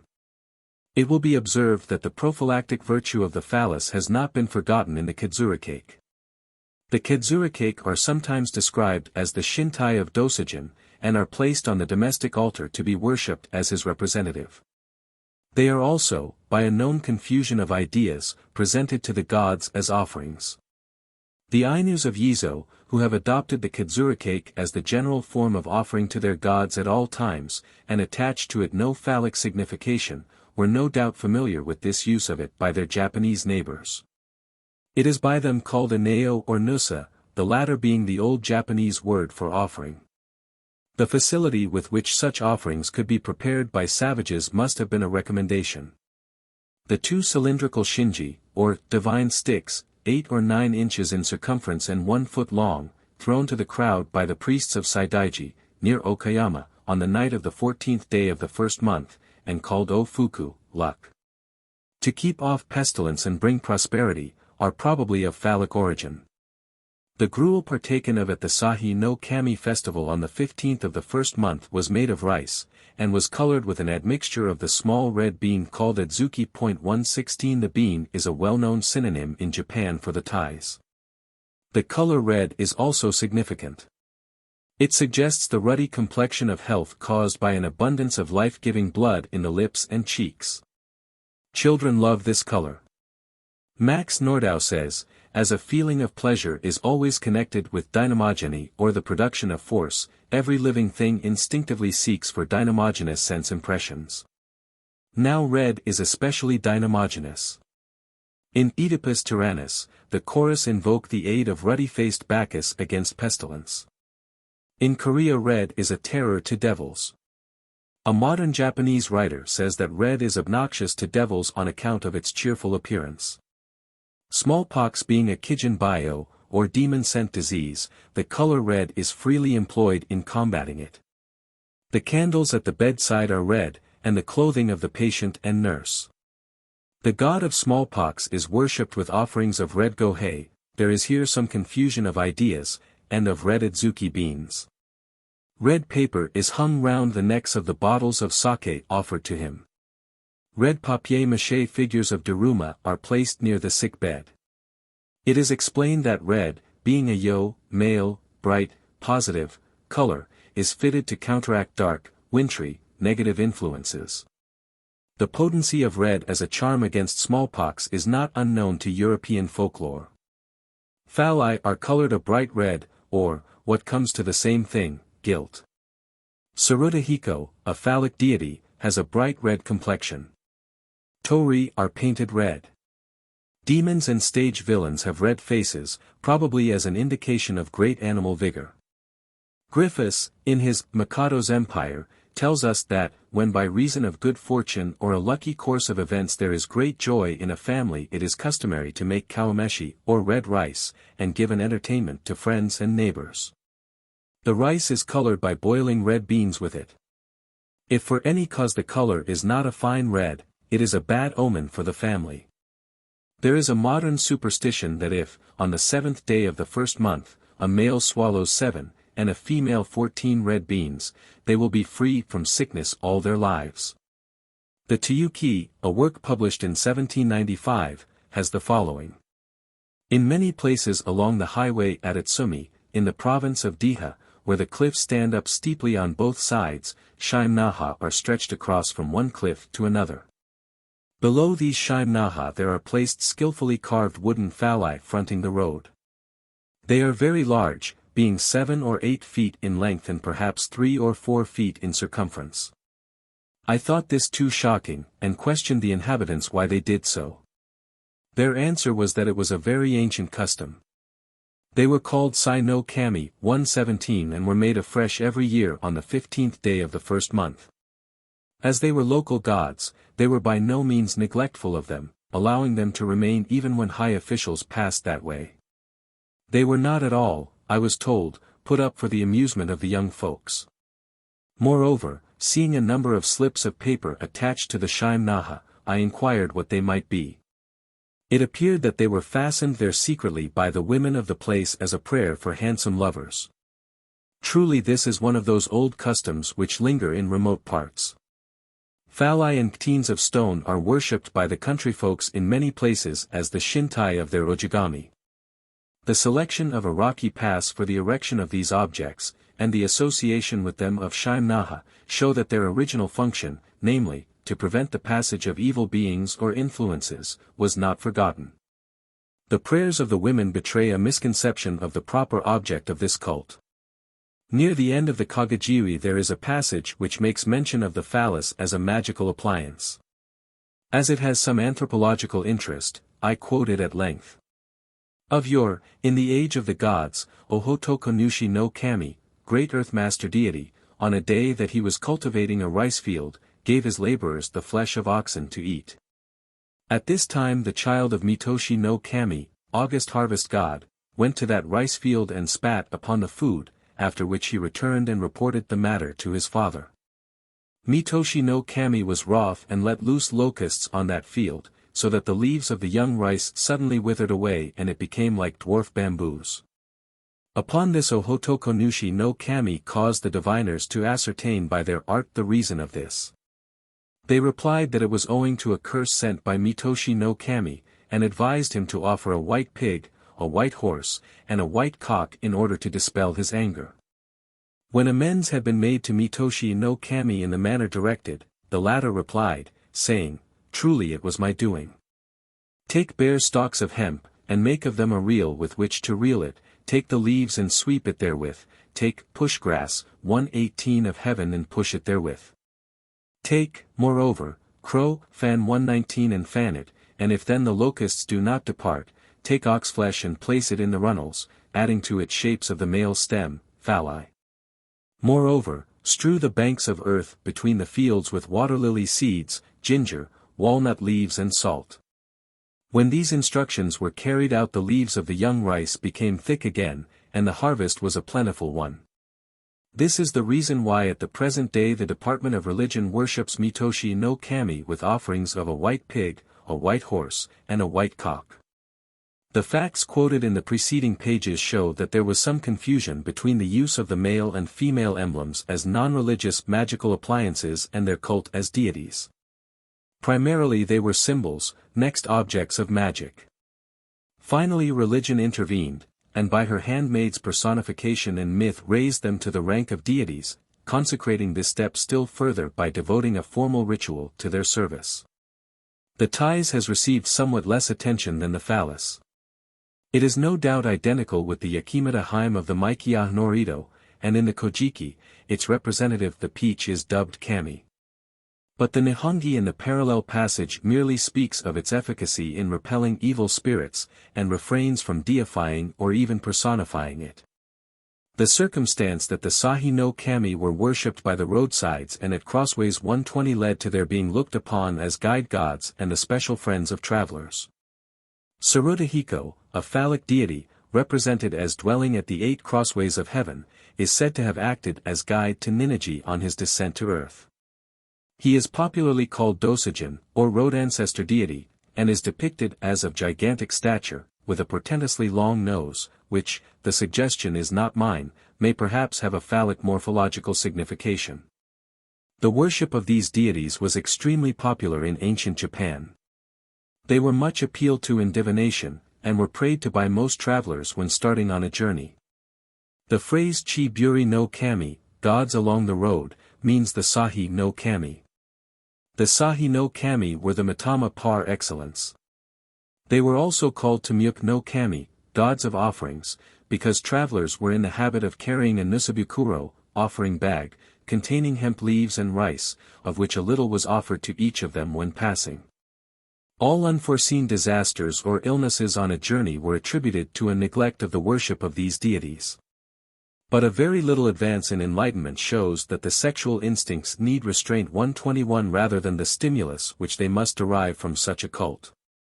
So early as AD 939 a deity of this kind which stood in a conspicuous position in Kyoto, and was worshipped by all travelers, was removed to a less prominent situation. Phallicism ultimately disappeared from official Shinto.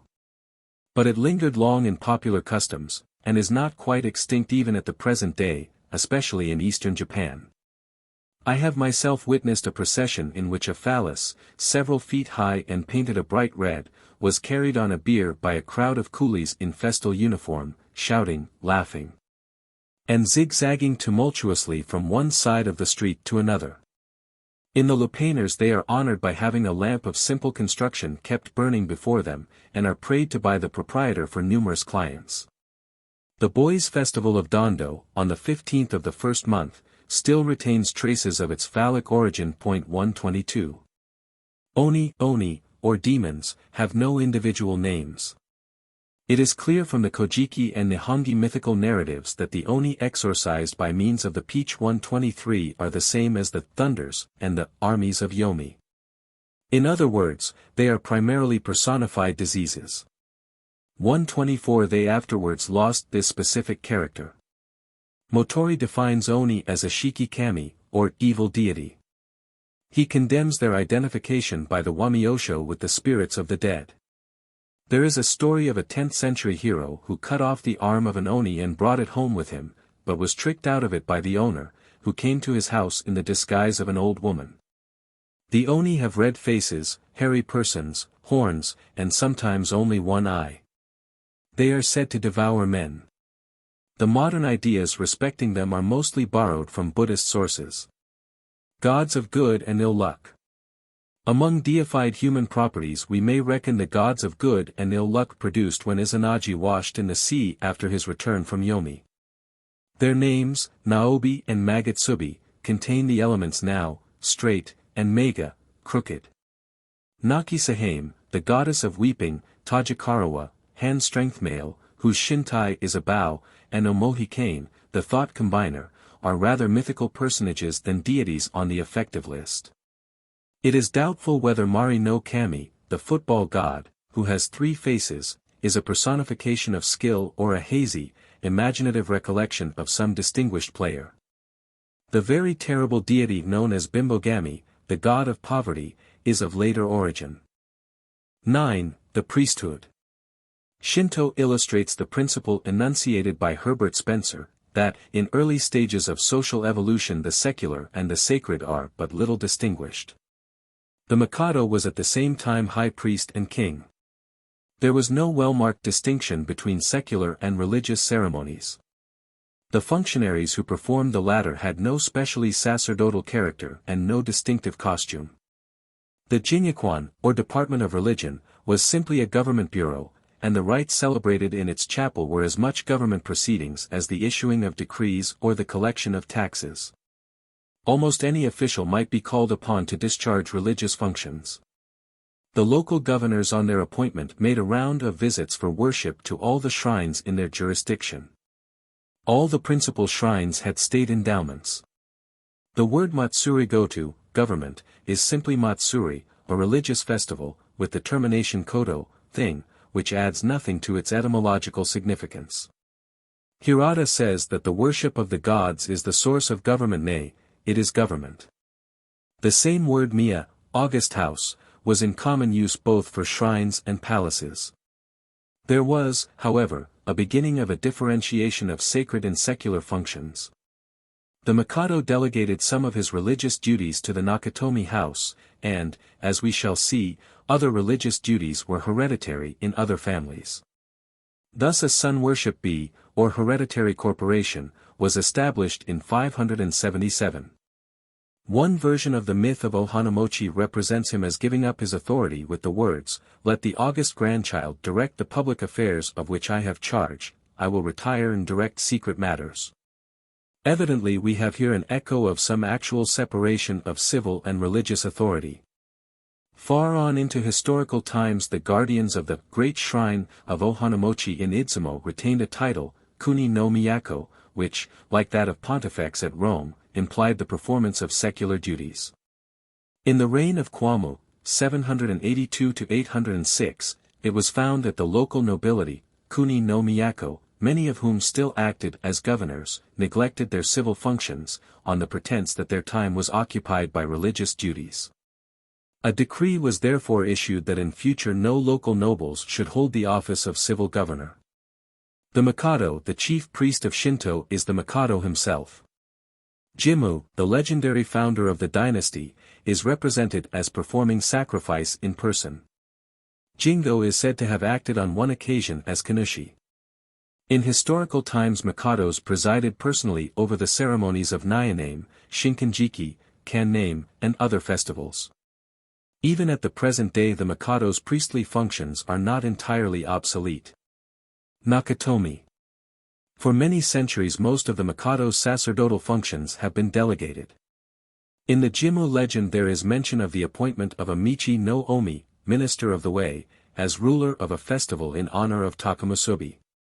At the dawn of history we find the Nakatomi hereditary corporation the recognized vicars of the Mikado. Tradition traces their descent from the god Koyin.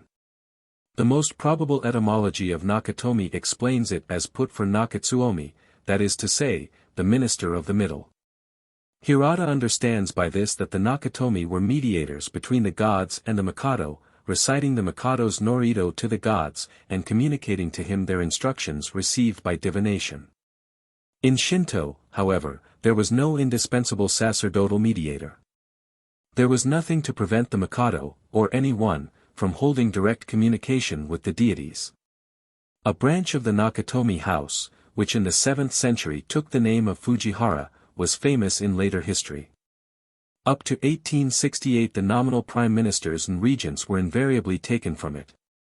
The officials of the Jinyakwan, or Department of Religion, were largely Nakatomi, as were also the Chokushi, or imperial envoys to the local shrines. Yet the Nakatomi were hardly what we should call a priestly caste, like the Levites or Brahmins. The local priesthood were not ordinarily Nakatomi, and many of this house held purely civil appointments. The Jinyakwan took precedence even of the Dajakwan, or Grand Council of State. It was presided over by an official called Haku. He had the supreme control of all the Shinto state ceremonies, and authority over the local priesthood. He was assisted by a vice president, and had a staff of imbi, orabe, and clerks. The haku took the place of the mikado when the latter was prevented by illness from offering his daily prayers. From the 11th century up till quite recently the haku was one of the Shirakawa family, who traced their descent from the Mikado Kwazan, 985–6, and enjoyed the title of O, or prince. As explained above, the Nakatomi were practically the imperial family. The imbi were another hereditary corporation, descended, it was said, from the god Futadama, Great Gift. Their chief business was to prepare the offerings, and their name Imi means avoidance, or religious abstinence, has reference to the care with which they avoided all sources of impurity in doing so. The imbi, after praying to the mountain god, cut down with a sacred axe the trees required for shrines, or at least began the work, leaving it to be completed by ordinary workmen. They also dug the foundations with a sacred mattock. Two of the Norito, namely, the Ohatono and the Mikado, were read by them. It was also their duty, at least at one period, to deliver the regalia to the Mikado at his coronation. A Chinese description of Japan, written long before the Kojiki or Nihongi, gives the following account of what were in all probability the predecessors of the imbi. They, the Japanese, appoint a man whom they call an abstainer. He is not allowed to comb his hair, to wash, to eat flesh, or to approach women. When they are fortunate, they make him presents, but if they are ill, or meet with disaster, they set it down to the abstainer's failure to keep his vows, and unite to put him to death. 125. This is a description of a typical ascetic. In the imbi of historical times we have the closely allied idea of scrupulous attention to religious purity. But they were not celibates or vegetarians except ad hoc when a festival was impending, and so far from neglecting the care of their persons, strict cleanliness was incumbent upon them. Orabe. A third hereditary religious corporation in ancient Japan was that of the diviners or orabe. They are mentioned in the Nihongi under the date AD 585. They were divided at a later period into 4 branches, belonging respectively to the provinces of Iki, Tsushima, Idzu, and Hitachi. 20 of these diviners were attached to the Jinyaquan. It was their duty to decide by the deer's shoulder blade or tortoise-shell divination such matters as were referred to them by the superior officials of the department. Orabe were dispatched to the provinces to fetch the rice which was used in the Ohone ceremony. It was also their duty to take away and throw into a river the harahi tsumano, or offerings of purification. For many centuries this office has been in the hands of the Yoshida family, whose exorbitant pretensions fill Hirata with indignation. The Nakatomi, Imbi, Orabe, and O, princes of the Shirakawa house, constitute what are called the Shirsei, or 4 surnames of the Jinyaquan. Saishu, the high priest at ISE, was called Saishu, or worship master. This office was hereditary in the Fujinami family, a branch of the Nakatomi. Daiguji, the high priests of Atsuta, Kashima, USA, and Aso were termed Daiguji, or great shrine functionaries. There was a Daiguji at ISE, subordinate to the Saishu. This office was also hereditary. Kanushi is for Kaminushi, that is, deity master. It is the most general word for Shinto priest. Properly it is only the chief priest of the shrine who is so designated. The Kanushi are appointed by the state. In early times their duties were performed by officials who already held secular posts. In 820 a decree was made prohibiting this practice, as it was found that such Kanushi neglected the care of the shrines of which they had charge. At the present time many Kanushi combine other avocations with their sacerdotal functions. The title may even be conferred on a layman by way of honor. The late famous actor Danjuro was an example. Kanushi are not exempted from military service. They are not celibates, and may return to the laity whenever they please. It is only when engaged in worship that they wear the distinctive dress of their office, which consists of a loose gown, fastened at the waist with a girdle, and a black cap called a boshi, bound round the head with a broad white fillet. Even this is not really a sacerdotal costume, but simply one of the old official dresses of the Mikado's court. No special education is necessary for the discharge of the duties of a kannushi, which consist in the recital of the annual prayers and in attending to the repair of the shrine. Hafuri or hori, the hafuri are priests of an inferior grade. This word, though now written with Chinese characters which mean, per official, is connected with the verb haburu or hafuru, to slaughter, to throw away. Hamaru, to bury, is another form of the same word. The Nihongi says that in 642, at the bidding of the village hafuri, horses and cattle were killed as a sacrifice in order to procure rain. The high priest of the god Minagata at Suha is styled Oho Hafuri, Great Hafuri. At the festival of this god the heads of 75 deer are presented as offerings, while the flesh is eaten by the priests. If others than the priests wish to partake of it without pollution, they get chopsticks from the priests which answer this purpose. These facts point to the conclusion that the Hafuri were originally sacrificers. Offerings of animal food were common in ancient times. The term Hafuri Tsumano, flung away things, is used as equivalent to Harahi Tsumano, expiatory offerings, and is also applied to funeral offerings. Negi. This was another name for priests of lower rank. The word is probably connected with negafu, to pray. The negi of Miha and Mikami are called Imi by, fire avoid, because they are specially careful to avoid impurity in respect to fire. They will not use the same fire for cooking as other people. Miyako, the hereditary chief priests of Kitsuki in Idzumo and the affiliated shrine of Hinokuma in Kir were called Miyako, a term which originally meant local governor. Priestesses. There are several categories of priestesses attached to Shinto shrines. Their mythical prototype is Yuzum, the goddess who danced before the cave into which the sun goddess retired and insulted by her brother Susanoo. Seiwo. At the beginning of every reign, an unmarried princess of the imperial blood was chosen by divination and consecrated to the service of the sun goddess at Ise. For 3 years previous to taking up her duties she went every first day of the month to an Imi Dano, sacred hall, and worshipped towards the great shrine of Ise. This was called the Mitos no Mono Imi, or 3 years purity. The Seiwo is also called Atsuki no Miya or Saigu, sacred or worship palace, properly the name of her residence. There was a similar appointment to the shrine of Kamo, where the Ujigami of the Mikados was worshipped. She was also called Seiwo, and both herself and her residence were termed Sain, that is, sacred hall. These offices were discontinued early in the 13th century. Kamu no Keo, godchild. The Kamu no Keo were also called Miko, August child, or sometimes Mono Imi, that is, avoiders of impure things. They were young girls attached to all the principal shrines for the performance of the Kagura dances, and cooking the food for offerings. They also occasionally became the medium of divinely inspired utterances. From the Yenjishiki we learn that at that time there were a number of kamuko in the palace for the service of the numerous shrines there. They were appointed at the age of 7 or upwards from the families of the local nobles, Miyako.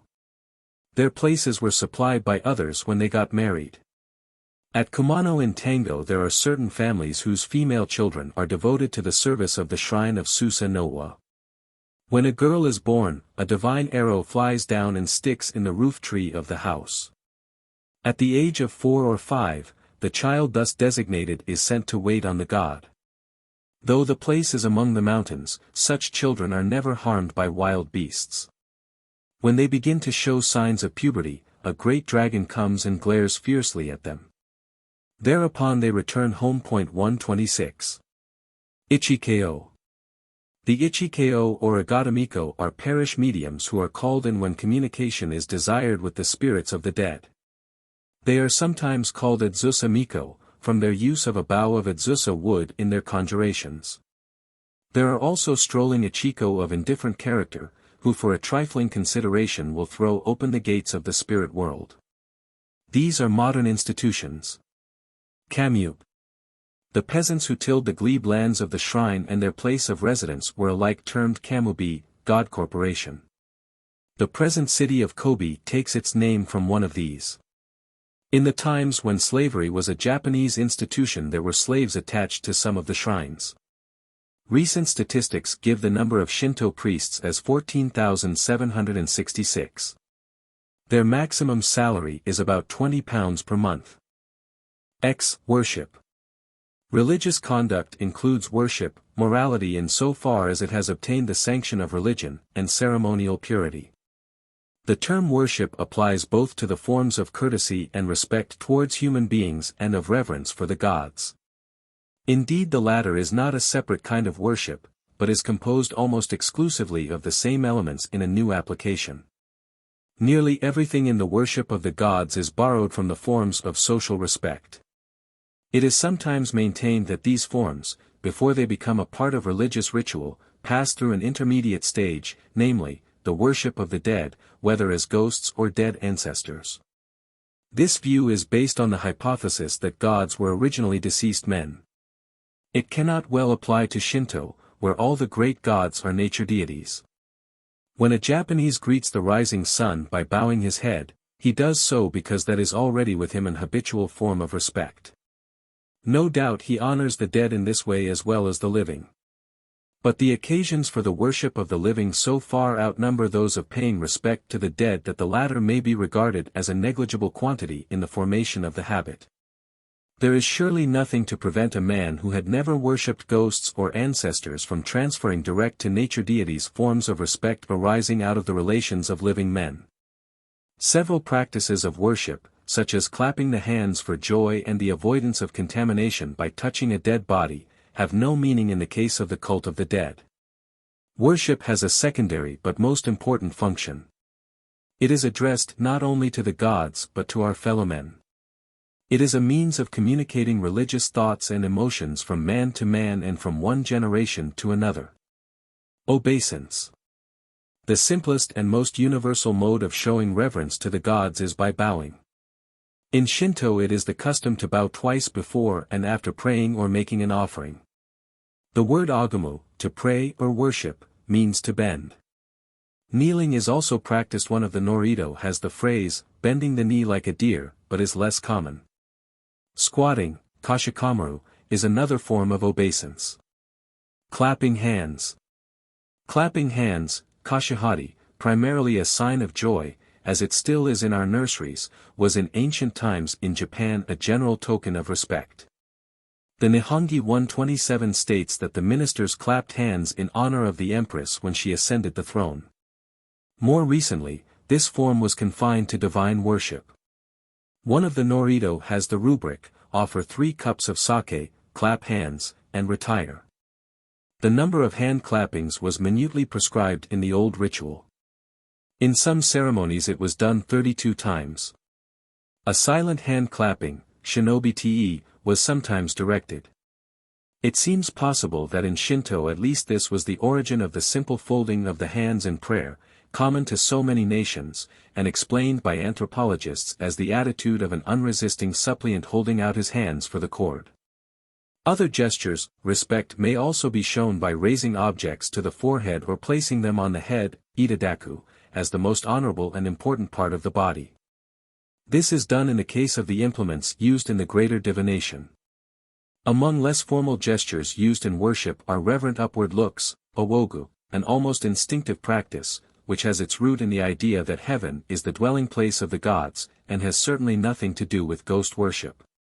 I cannot point to any case of prostration or of uncovering the feet as a form of Shinto worship.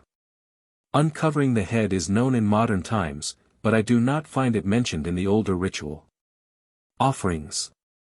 As the attitude of devotees towards myth varies according to their intelligence and culture, some distinguishing, more or less clearly, between the truth which it adumbrates and its fictitious embroidery. And others accepting it indiscriminately as absolute fact, as the image is by some regarded simply as an aid to devotion and by others as a true representation of the god, or even as the god himself, so in the case of offerings. A double current of opinion is to be traced. There are always worshippers who well know that the god does not eat the food, drink the wine, or wear the clothing which is laid upon his altar. But there are also more literal-minded people who cling, in the face of cogent evidence to the contrary, to the idea that in some ill-defined way he does benefit physically by such offerings. A story in the Kanjaku Monogatari tells how a boy, possessed of superior insight, could see the devils carrying away the offerings of the purification ceremony. Even Hirata, a highly educated man, thought that food offerings lost their savor in a way that is inexplicable by natural causes. Incense and burnt offerings are adapted to the mental capacity of worshippers of this class. 128 The true reason for making offerings, whether to gods or to the dead, is to be sought elsewhere.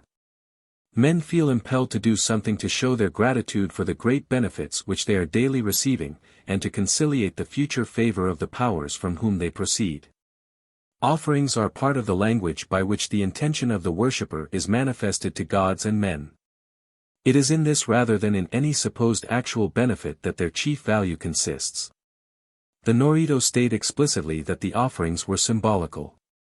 They are called Ayajiro no Mitagura, or offerings in token of respect. There is frequent mention of fulfilling the praises of the gods by plenteous offerings. Symbolic gifts are, of course, not confined to religion. In ancient Greece a gift of earth and water indicated a surrender of political independence. It is on the recognition of the symbolical value of offerings that the practice of substituting humaner, cheaper, or more convenient articles rests. Shinto has many illustrations of this principle. I shall only mention Herbert Spencer's view that the origin of the practice of making offerings is to be found in the custom of leaving food and drink at the graves of the dead, and as the ancestral spirit rose to divine rank, the refreshments placed for the dead developed into sacrifices. It must stand or fall with his general theory of the origin of religion, of which the reader will form his own judgment.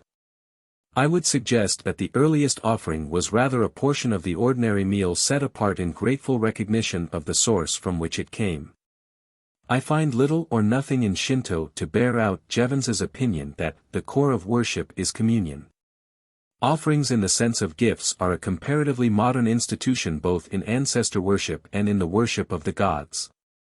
Communion is, of course, out of the question in the case of the various offerings of clothing and implements. Even in the case of food offerings there is no evidence in Shinto of a joint participation in the living flesh and blood of a sacred victim. 129.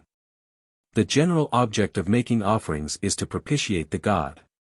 There are several cases in the Norito where they are made by way of reward for their services or in bargain for future blessings.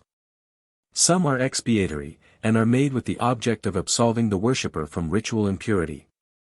These are called agumano, or ransom things. Offerings were frequently duplicated, no doubt in order that one set at least of the things offered should be free from chance pollution. Offerings were sometimes personified, and even deified, as in the Jimmu legend, where the food offering is styled Idzuka no Mi, sacred food female. Most of the Shintai were originally nothing more than offerings. Shinto offerings are of the most varied description. The gods being conceived of as beings animated by human sentiments, it is inferred that anything which would give pleasure to men is suitable for offering to a god. Food and drink.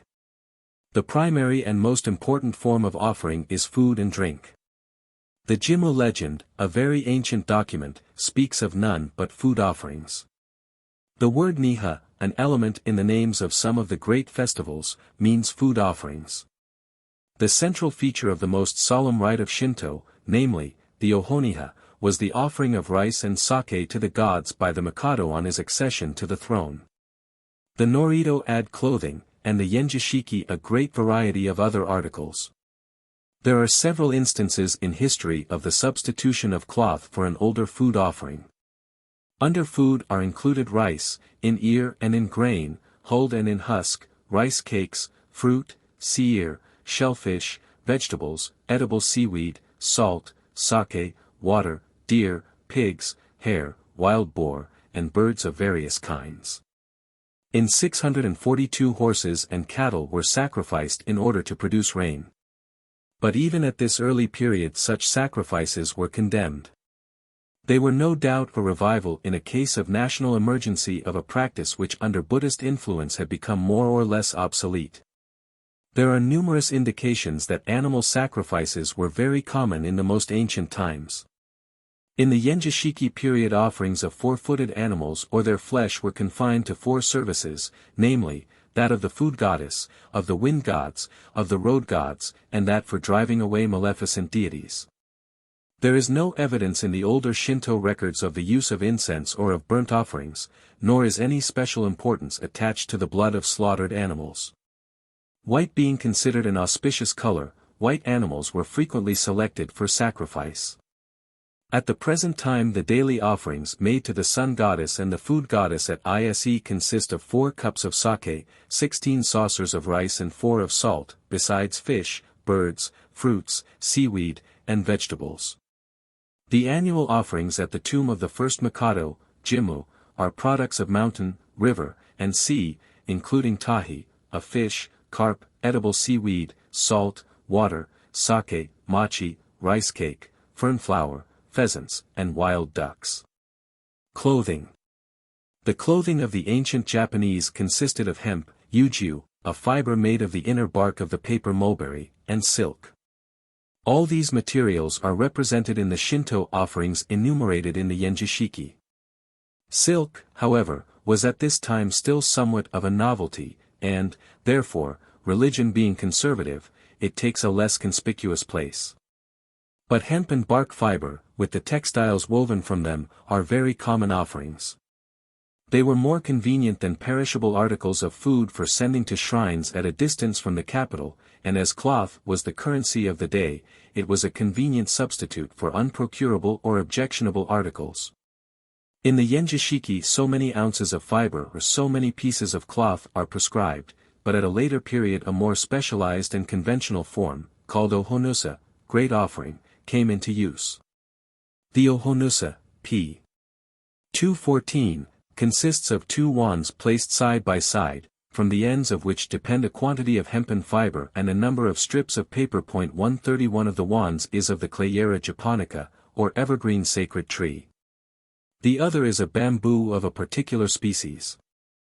Their use is connected with an old Japanese rule of etiquette that presents to a superior should be delivered attached to a branch of a tree, the object being doubtless to mark a respectful aloofness of the giver from the receiver. The paper slips represent the yufu, or mulberry bark fiber. The use of yufu for clothing having become more or less obsolete, owing to the introduction of cotton, paper, which in Japan is made of the same material, was substituted for it.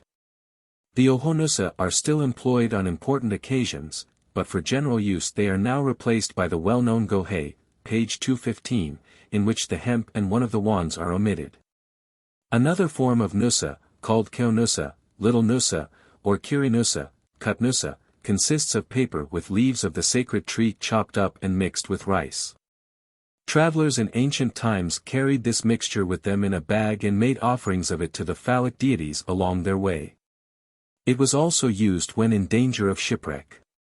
The same system of accommodements avec le ciel is further illustrated by the substitution of the still more inexpensive hemp leaves for the original hempen fiber or fabric. If, it is argued, the god does not really eat the food or wear the clothing placed on his altar, a few grains of rice or a few leaves of hemp will answer the purpose of expressing the sentiments of the worshipper just as well as more costly gifts. There were sometimes sets of colored gohei blue, yellow, red, white, and black. The awanigte, blue soft articles, and shiranigte, white soft articles, consisted of hemp and bark fiber respectively. Tamagushi are often mentioned. I take it that in this combination tama means gift or offering, not spirit or jewel, as is taught by some modern Japanese authorities. Kushi means skewer. The tamagushi are twigs of the sacred evergreen tree, sakaki, or of bamboo, with tufts of yufu attached. They are, in short, a simple form of nusa or gohei. They have a striking resemblance to the kappa tau eta rho omicron iota kappa lambda delta omicron iota sigma iota nu, suppliant branches, mentioned in the opening lines of Oedipus Tyrannus and explained by Jeb as olive branches wreathed with fillets of wool. In one Nihongi myth, Susa no Wa is said to have planted kushi in the rice fields of his sister, the sun goddess, by way of claiming ownership, says a commentator. Compare with this the following quotation from Hakluyt's History of the West Indies: every one, of the Caribs, encloseth his portion, of ground, only with a little cotton line. And they account it a matter of sacrilege if any pass over the cord and treade on the possession of his neighbor, and hold it for certain that whoso violateth this sacred thing shall shortly perish. Along with the alteration in the form of the nusa to the present gohei there came a change in the mental attitude of the worshipper. Originally mere offerings, they were at length, by virtue of long association, looked upon as representatives of the deity. Scholars like Motori and Hirata denounce this view as a corruption of later times, but it is no doubt at present the prevailing conception. Hepburn's Japanese dictionary knows no other. It is illustrated by the fact that instead of the worshipper bringing gohei to the shrine, these objects are now given out by the priest to the worshipper, who takes them home and sets them up in his private kamidana, god shelf, or domestic altar. A further step is taken when it is believed that on festival occasions the god, on a certain formula, called the kamioroshi, or bringing down the god, being pronounced, descends into the gohei and remains there during the ceremony, taking his departure at its close. In the vulgar Shinto of the present day this belief in a real presence of the god is associated with hypnotism.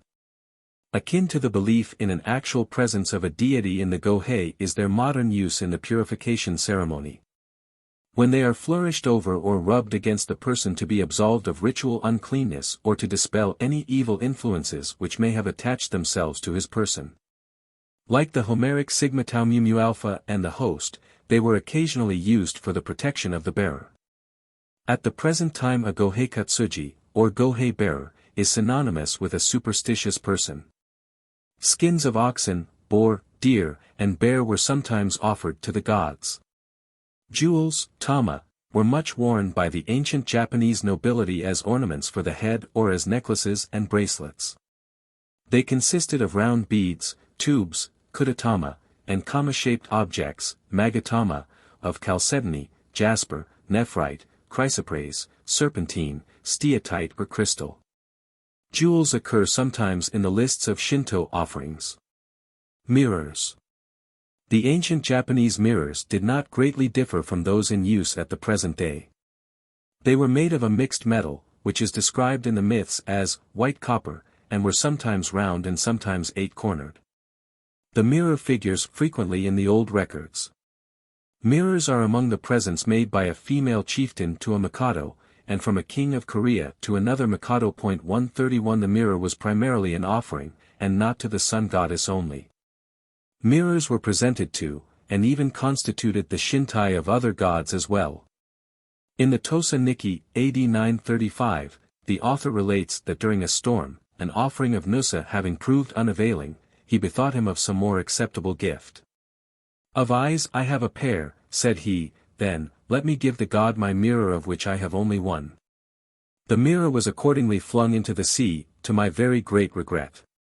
But no sooner had I done so than the sea itself became as smooth as a mirror. Mirrors do not appear among the periodical offerings enumerated in the Yenjishiki, which consisted chiefly of perishable articles. They belonged to a separate class called shimpo, or divine treasures, which were not set out on the altar but stored in the treasury of the shrine. Weapons, swords were also among the permanent treasures of the shrine. Wonderful stories are related of them. One which was stolen by a thief is said to have left him and returned to the treasury of its own accord. Swords were made shintai, and even deified. 132 The god worshipped at Atsuta was the sword Kusanagi, found by Susa no Wa in the Great Serpent's Tail, and the god of Isanokami was the sword called Futsu no Matama, spirit of fire, given by the sun goddess to Jimmu. I have no doubt that these were originally divine treasures, which owed their deification to long association with the god. A sword is one of the regalia at the present day. The principle of substitution is illustrated by the models of swords prescribed as offerings in the Yenjishiki. I have seen on the top of Ohoyama, sacred to a goddess named Sekisen, Iachenagaheim, a pit containing many hundreds of tiny wooden swords which had been deposited there as offerings. Other weapons which figure as offerings are spears, spearheads, shields, and bows and arrows. Agricultural implements, bells, pottery, reels for reeling yarn, are also mentioned.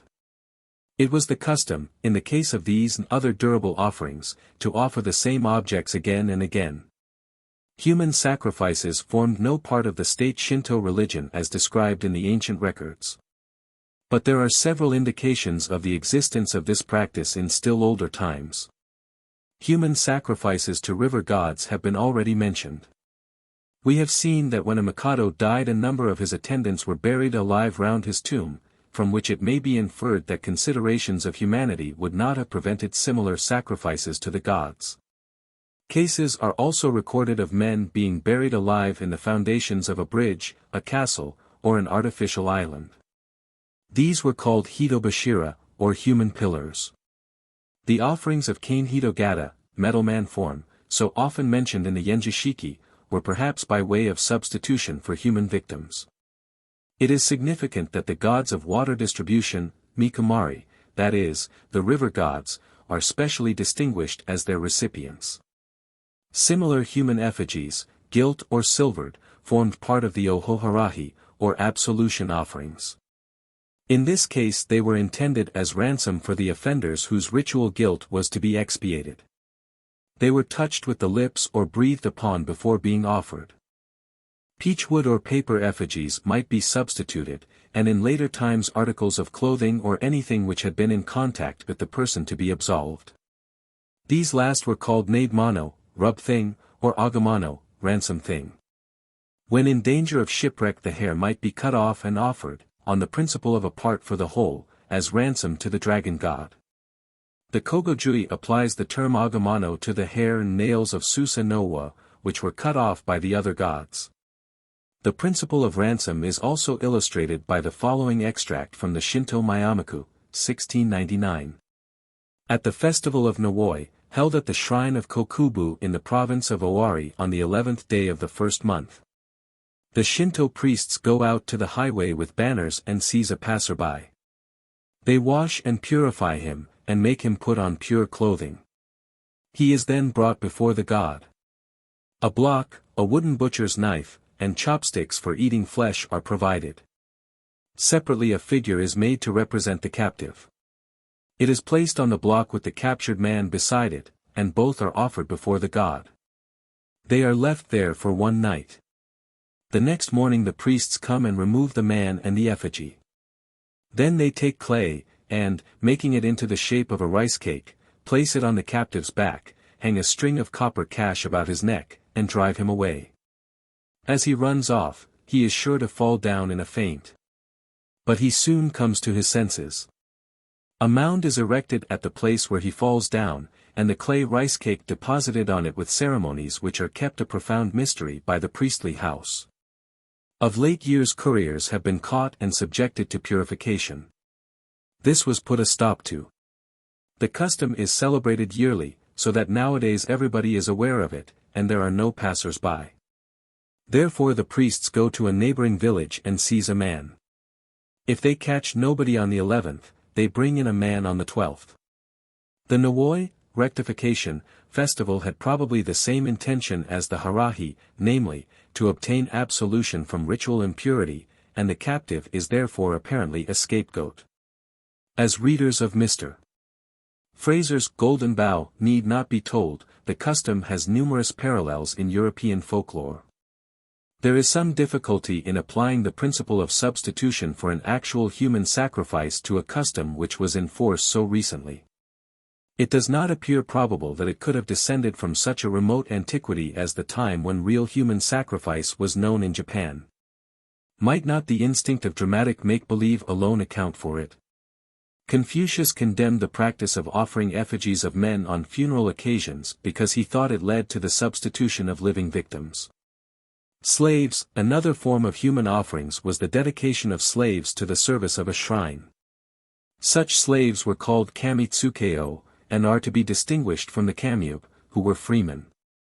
The gift by the legendary Yamadadake to a shrine of a number of Yemashi, eastern savages, whom he had captured is to be understood in this sense. There is a more historical instance in the Nihongi, under the date AD 469, when a seamstress was presented to the shrine of Ohanamochi. In 562 a man was allowed to be given over to the Hafuri as a slave for the service of the gods instead of being burnt alive for a criminal offense committed by his father. Horses, presents of horses to shrines are often mentioned. They were let loose in the precinct. At the present day albinos are selected for this purpose, white being considered an auspicious color. Wooden figures might be substituted by those who could not afford real horses. At the festivals of Gion and Hachiman, men riding on hobby horses, komagata, or with a wooden horse's head attached to their breasts formed part of the procession. They no doubt represented riding horses for the deity. In more recent times the further step was taken of offering pictures of horses. This practice became so common that special buildings, called amado, horse picture gallery, were erected for their accommodation. But they contained many other pictures as well. The amado of Kiyomidzu in Kyoto and of Itsukushima in the Inland Sea are very curious collections of this kind. They correspond to the ex-voto churches of Roman Catholic countries. Carriages. The mikashi, or carriage of the god, in which his shintai is promenaded on festival occasions, is usually a very elaborate and costly construction. It is carried on men's shoulders to a tabi no miya, travel shrine, or ripa's war and back again to the shrine. The confusion in many minds between the shintai and the mitama is illustrated by the fact that a standard modern dictionary speaks of the mikashi as containing the god's mitama. Shrines. A shrine is a species of offering.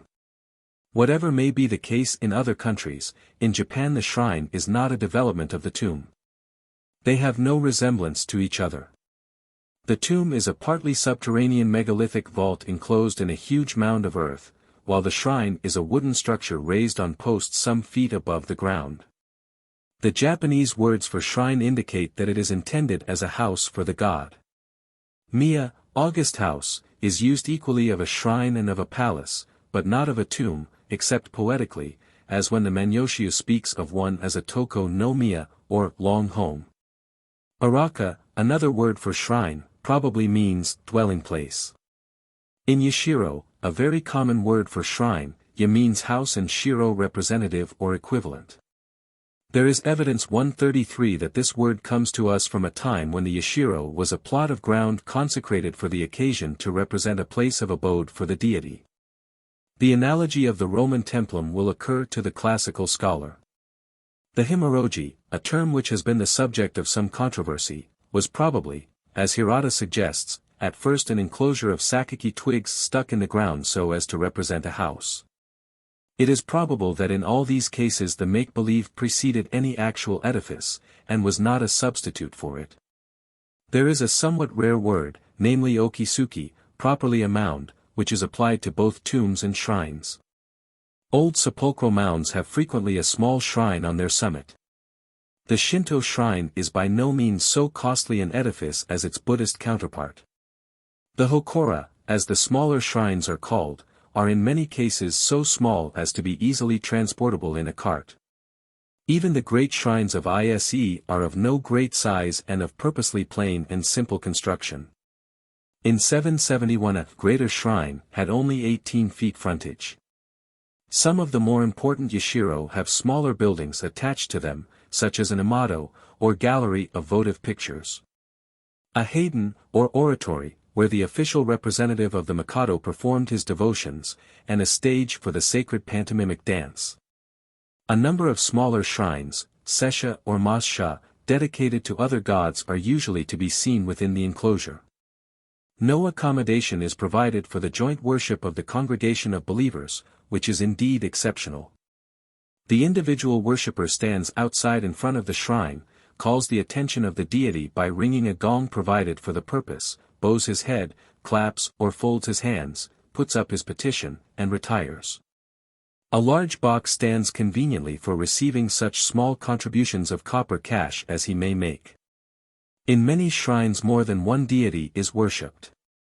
These are called ahidano no kami, that is to say, deities of a joint shrine. They may, like Izanagi and Izanami, have some mythical connection with each other, or they may not.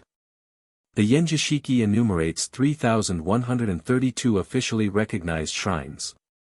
Of these 737 were maintained at the cost of the central government. Some had permanent endowments of lands and peasants. Many minor shrines existed in all parts of the country. The shrines are classed as great and small, the respective numbers being 492 and 2,640. They differed in the quantity of offerings and in the circumstance that in the former case the offerings were placed on an altar and in the latter on the ground. 36 shrines were situated in the palace itself.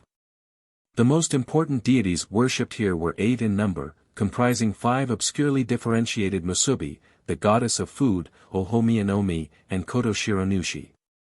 There were also several well gods, a Sono no Kami, a Kara no Kami, Korean god, a thunder god, a pair of sake deities, and others of whom little is known. In enumerating the officially recognized shrines throughout the rest of the country, the Yenjishiki unfortunately, in the great majority of cases, does not name the god, but only the locality where the shrine was situated. As when we speak of Downing Street, meaning the collective officialdom of the place. This is in accordance with the impersonal habit of the Japanese mind already referred to. Strange to say, in some even of the most popular shrines, the identity of the god is doubtful or unknown. Kampira is a conspicuous example. According to some he is a demon, the alligator of the Ganges. Others say that Buddha himself became the boy Kampira in order to overcome the heretics and enemies of religion who pressed upon him one day as he was preaching. The medieval Shintoists identified him with Susa no Wa. More recently it has been declared officially that he is really Kotohira, an obscure Shinto deity, whose name has a resemblance in sound to that of the Indian god. His popularity has been little affected by these changes. 134. In 965 a selection of 16 of the more important shrines was made to which special offerings were sent. These were as follows. Name of shrine. Province. God or gods worshipped. Ayase. Ayase. Sun goddess and food goddess. Ihashimidzu. Yamashiro. Hachiman, Jingo. Kumo.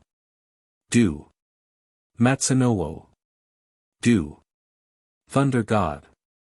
Hirano. Du. Probably gods of the cooking furnace and new rice. Inari. Du. Food goddess. Kasuga. Yamato. Koyain and his wife, take Mikadzuki, Fatsunushi. Oho Hirano. Yamashiro. Du. Miha. Yamato. Ohanamochi. Oho Yamato. Du. Du. Isanokami. Du.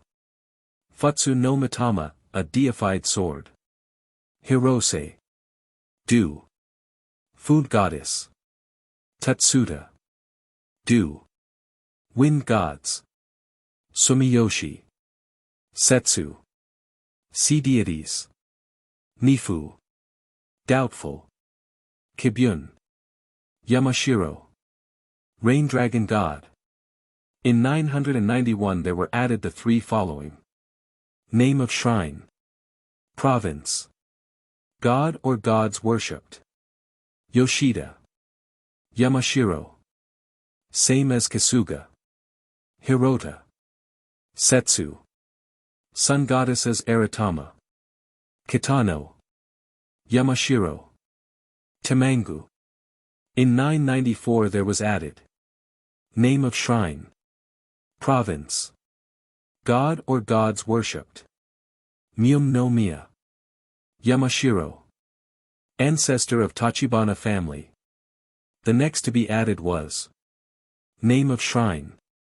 Province. God or gods worshipped. Gion. Yamashiro. Susa no Wa. The number was finally raised to 22 in 1039 by the addition of name of shrine, province, god or gods worshipped, Hai or Hyoshi, Yamashiro, Ohanamochi. Proximity to the capital no doubt influenced this selection. Idzumo, Kashima, Katori, USA, Suha, and other important shrines are omitted. All the principal deities, however, are included in this list. At the present day there are 193,476 Shinto shrines in Japan. Of these the great majority are very small and have no priests or revenues. Captain Brinkley, in his Japan and China, gives the following list of the 10 most popular shrines in Japan at the present day: Ise, Idzumo, Hachiman, Kyoto, Tamangu, Hakata, Inari, Kyoto, Kasuga, Nara, Atego, Kyoto, Kampira, Sanuki, Suitengu, Tokyo, and Sowa, Shinano. Very many houses have their kamidana or domestic shrine, where the Ujigami, the ancestor, and the trade god, with any others whom there is some special reason for honoring, are worshipped. Toraiwai. The approach to a Shinto shrine is marked by one or more gateways or arches of the special form shown in the illustration and known as toraiwai. This word means literally bird perch, in the sense of a hen roost. By analogy it was applied to anything of the same shape, as a clothes horse, or the lintel of a door or gateway. As an honorary gateway, the toraiwai is a continental institution identical in purpose and resembling in form the Turan of India, the Pailu of China, and the Hongsalmun of Korea. When introduced into Japan at some unknown date, the Kojiki and Nihongi do not mention them. The Japanese called them toraiwai, which then meant simply gateway, but subsequently acquired its present more specific application. It sometimes serves the purpose of marking the direction of a distant object of worship. 135. Hyakudu Ishi. Near the front of the shrine may sometimes be seen a Hyakudu Ishi, or 100-time stone, from which the worshipper may go back and forward to the door of the shrine 100 times, repeating a prayer each time. A Soribashi or Taikobashi, representing the mythical floating bridge of heaven, the rainbow, is also to be seen at the approach to some shrines. Prayer. Private individual prayer is seldom mentioned in the old Shinto records, but of the official liturgies or Norito we have abundant examples in the Genjishiki and later works. The authors are mostly unknown, but they were no doubt members of the Nakatomi house. Their literary quality is good. Motori observes that the elegance of their language is an offering acceptable to the gods. The sun goddess is represented in the Nihongi as expressing her satisfaction with the beauty of the Norito recited in her honor. The Norito are addressed sometimes to individual deities, sometimes to categories of deities, as the celebrated gods, or the gods of Nankado, and sometimes to all the gods without exception. They contain petitions for rain in time of drought, good harvests, preservation from earthquake and conflagration, children, health and long life to the sovereign and enduring peace and prosperity to his rule. The safety of his ambassadors to foreign countries, the suppression of rebellion, the repulse of invasion, success to the imperial arms, and general prosperity to the empire. Sometimes the Mikado deprecates the wrath of deities whose services had been vitiated by ritual impurity, or whose shrines had suffered from neglect or injury. The phrase, fulfilling of praises, which occurs frequently in the Norito, must not be taken literally. It is really equivalent to, show all due honor to, and usually applies to the offerings which were made in token of respect. There is very little of praise in the ordinary meaning of the word. The language of the Norito presents a striking contrast to the profusion of laudatory epithets and images of the Vedas, or the sublime eulogies of the Psalms of David. The only element of this kind is a few adjectival prefixes to the names of the gods, such as Oho, great, take, brave, Taka, high, Heia, swift, Toyo, rich, Iku, live, Yori, good, and perhaps one or two more. The Duyutida principle of offerings is plainly avowed in some of the Norito. Besides petitions we find also announcements to the gods, as of the appointment of a priestess, the bestowal on the deity of a degree of rank, and the beginning of a new reign. The Mongol invasion was notified to ISE in 1277 with the happiest results. The Yenjishiki contains no Norito addressed to deceased mikados, but several examples of this class, due no doubt to Chinese influence, have come down to us from the 9th century. In 850 Jimmu was prayed to for the mikado, who was dangerously ill, and who died soon after. In the same year, evil influences, the mikado's illness, were attributed to his wrath, and envoys dispatched to his tomb, in order to ascertain whether he might not have been offended by some pollution to it. The Empress Jingo was prayed to in 866 under similar circumstances. Other Norito announced to the preceding Mikado the accession of a new sovereign or the appointment of a prince imperial. The Norito contain few petitions for which we might not easily find parallels in modern Europe, but a comparison with Christian, Jewish, or even Mohammedan and Buddhist formulae reveals enormous lacunae in the ancient Japanese conception of the scope of prayer. Moral and spiritual blessings are not even dreamt of. Such prayers as, that we may live a godly, righteous, and sober life, to grant us true repentance in His Holy Spirit, are foreign to its character. Lead us not into temptation, and, Thy will be done, are conspicuously absent. No Shinto god is petitioned to endue the sovereign with heavenly gifts, nor that, after this life he may attain everlasting joy and felicity. Indeed, there is no reference anywhere to a future life, a significant fact, in view of the circumstance that human sacrifices at the tombs of great men were at one time common. The commonly received opinion that the latter indicate a belief in a future state is, perhaps, after all, erroneous. Nor does anyone beseech a Shinto deity to send down on the priesthood the healthful spirit of his grace. Numerous specimens of Norito will be found in Chapter 12. In connection with the attempted revival early in the last century of the pure Shinto of ancient times, Hirata composed a book of prayer entitled Tamadasuki, not for official or temple use, but as an aid to private devotion. It was not printed until some years after his death, and I doubt whether it was ever much used even by Shinto devotees. Notwithstanding the author's professed abhorrence of Buddhism and his condemnation of Chinese religious notions, the Tamadasuki owes much to these sources. He instructs his followers to get up early, wash the face and hands, rinse the mouth, and cleanse the body. Then turn towards Yamato, clap hands twice, and bow down the head, before offering their petitions. Prayers to the Shinto gods, even at the present day, are mostly for material blessings. Anything more which they contain may be confidently set down to Buddhist influence. There are prayers on reclaiming a new piece of ground, building a house, sowing a rice field, prayers for prosperity in trade and domestic happiness, prayers promising to give up sake, gambling, or profligacy, Buddhist. Thanks for escape from shipwreck or other danger, and sometimes the prayer is written out on paper and deposited in the shrine, perhaps accompanied by the petitioner's hair or a picture having some reference to the subject of his prayer. When it is answered, small paper nobori, flags, are set up at the shrine or its approaches. A common prayer at the present day is for peace to the country, safety to the family, and plentiful crops. Oaths and curses. The Nihongi mentions several cases of heaven or the gods being appealed to for the sanction of an oath. Thus in 562 an accused person declares, "This is false and not true. If this is true, let calamity from heaven befall me."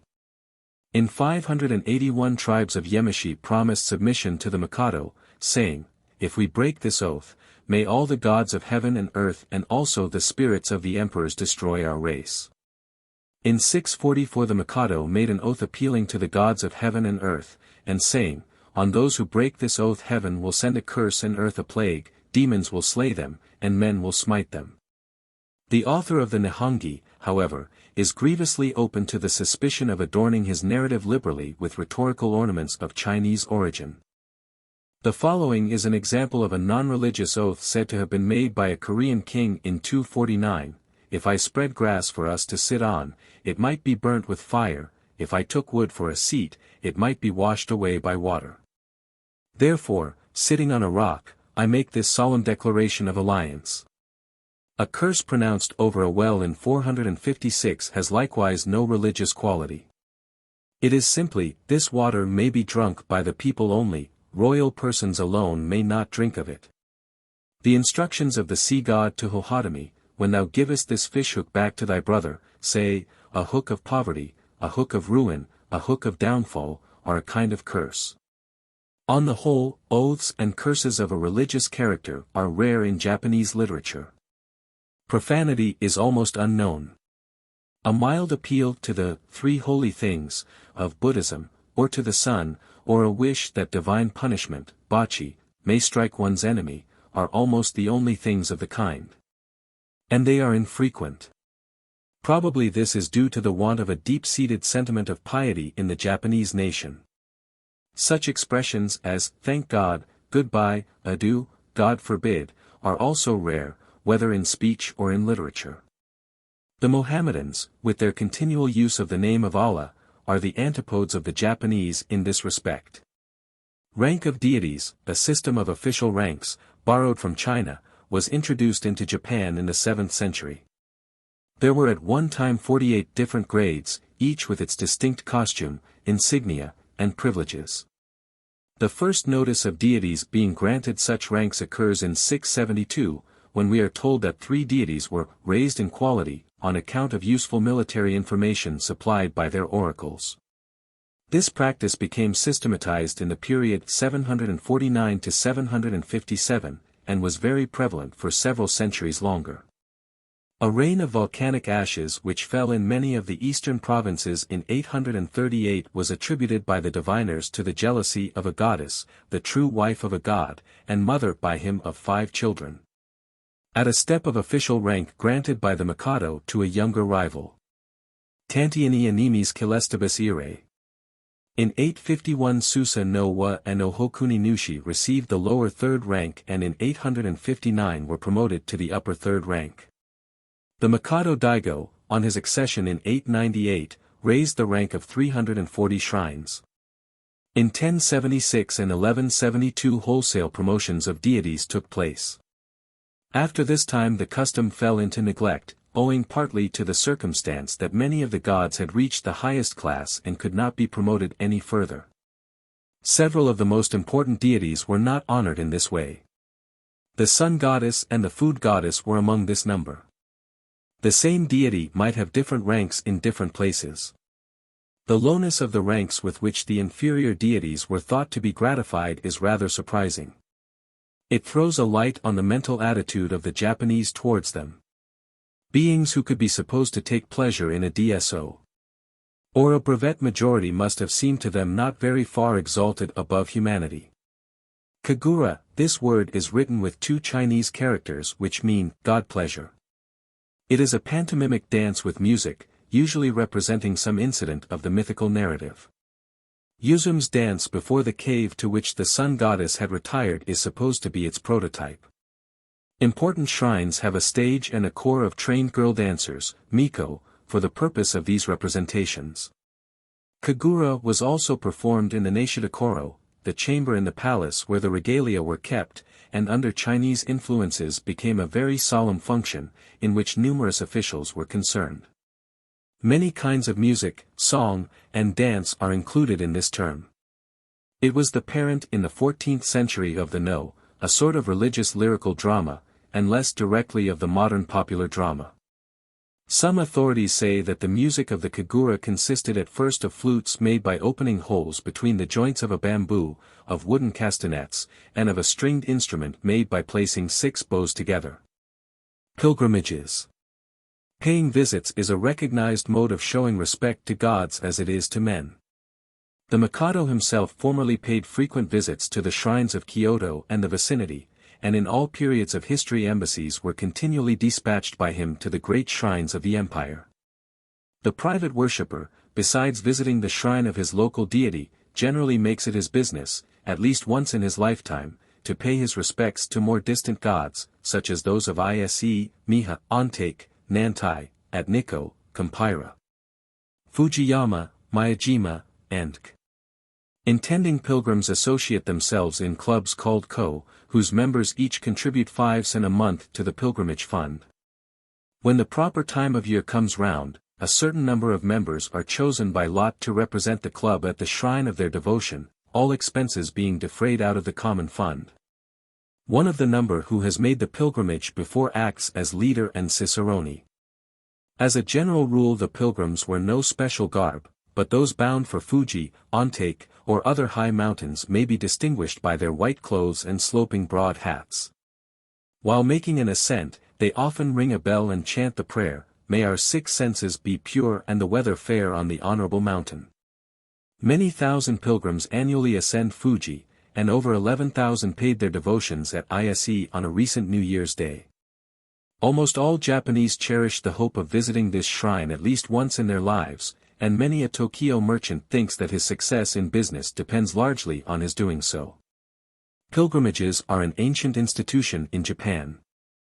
It is recorded that in the 9th month of 934, 10 million pilgrims of all classes visited the shrines of Ise. Boys and even girls often run away from their homes and beg their way to Ise. This is regarded as a pardonable escapade. When an actual visit to a shrine is inconvenient or impossible, the worshipper may offer his devotions from a distance. This is called empai, or distant worship. Special shrines are provided in some places where the god will accept such substituted service. Processions may be joint formal visits of the worshippers to the god's shrine, but they oftener consist in attending him on an excursion from it to some place in the neighborhood and back again. They much resemble in character the carnival processions of southern Europe.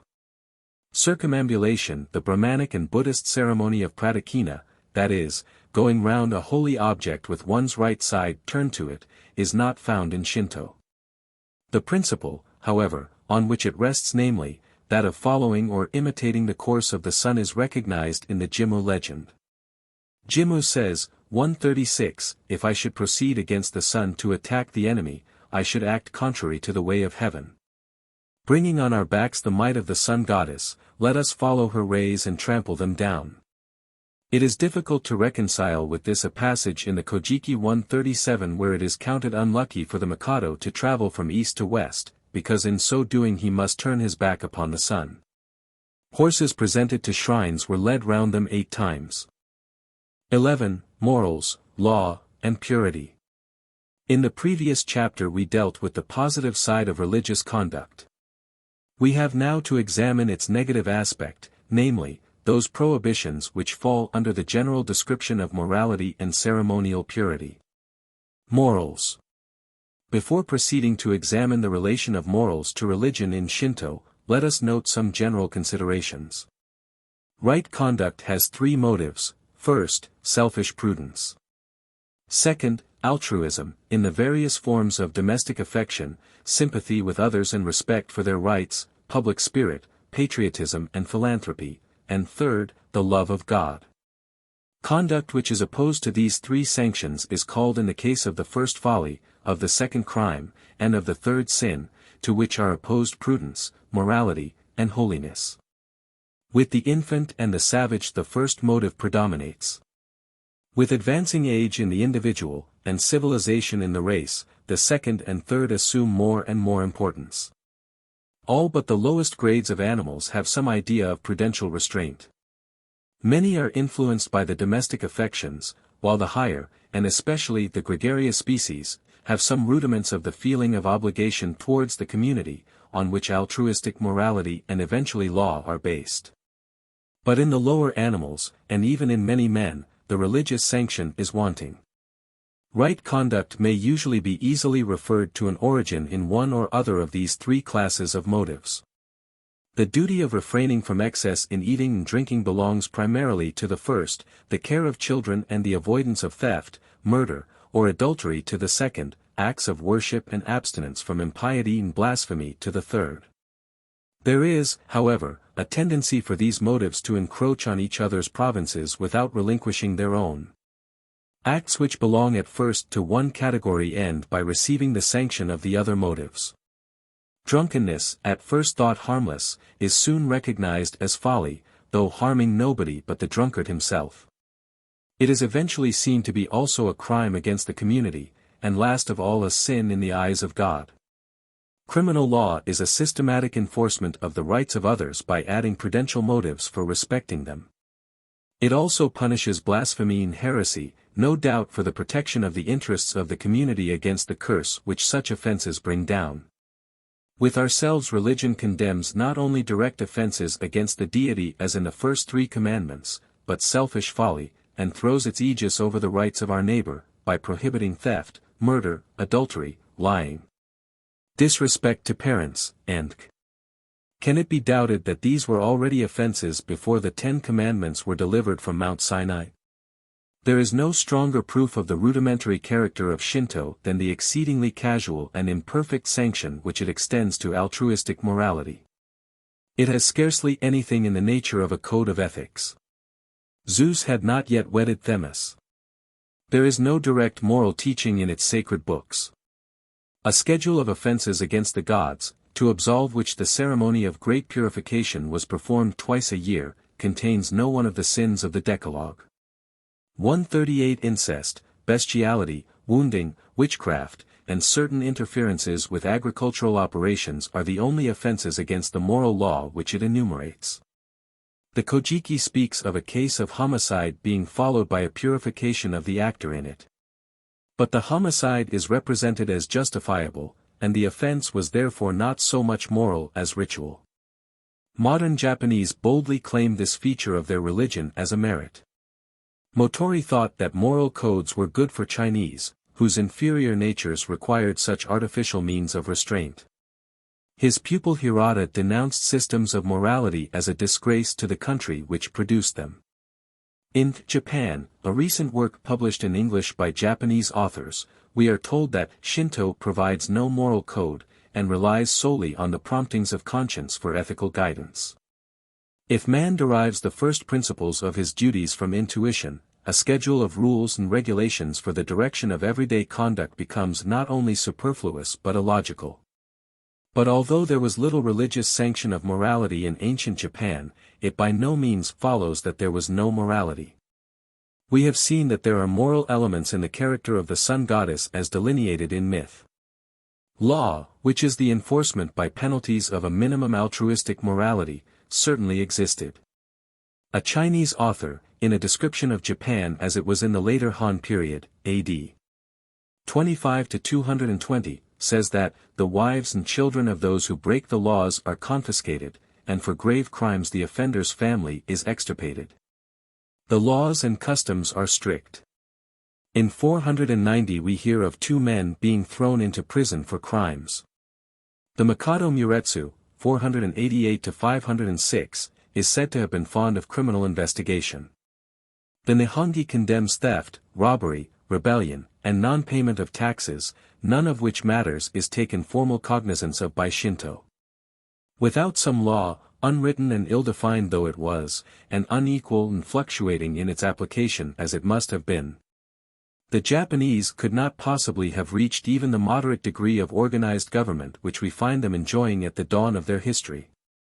The earliest so-called legislation which we meet with is embodied in a proclamation issued by the regent Shotoku Taisho in AD 604. On examination these laws prove to be a sort of homily addressed to government officials, recommending harmony, good faith, a respect for Buddhism, obedience to the imperial command, early rising, decorum, disinterestedness in deciding legal cases, fidelity to one's lord, and benevolence to the people. In 645 a beginning of regulations was promulgated. It relates to the status of slaves and their children. In the following year a set of rules was issued regulating the construction of tombs forbidding human sacrifice in honor of the dead, and in the same year laws were promulgated dealing with dishonesty, retaining slaves belonging to other people, bringing plaints of adultery before the authorities without having the evidence of 3 credible witnesses, and severe penalties are threatened in case of their infraction. In 681 a sumptuary law in 92 articles was enacted.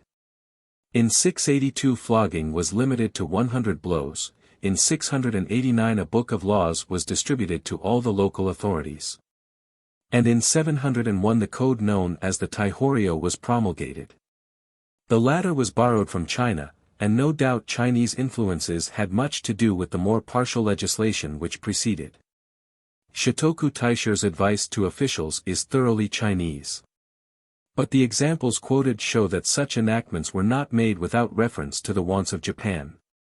It may be inferred from Shotoku Taishi's mention of legal cases, and from the regulation of procedure in cases of adultery, that there was already in existence a body of unwritten common law by which a rude sort of justice was administered.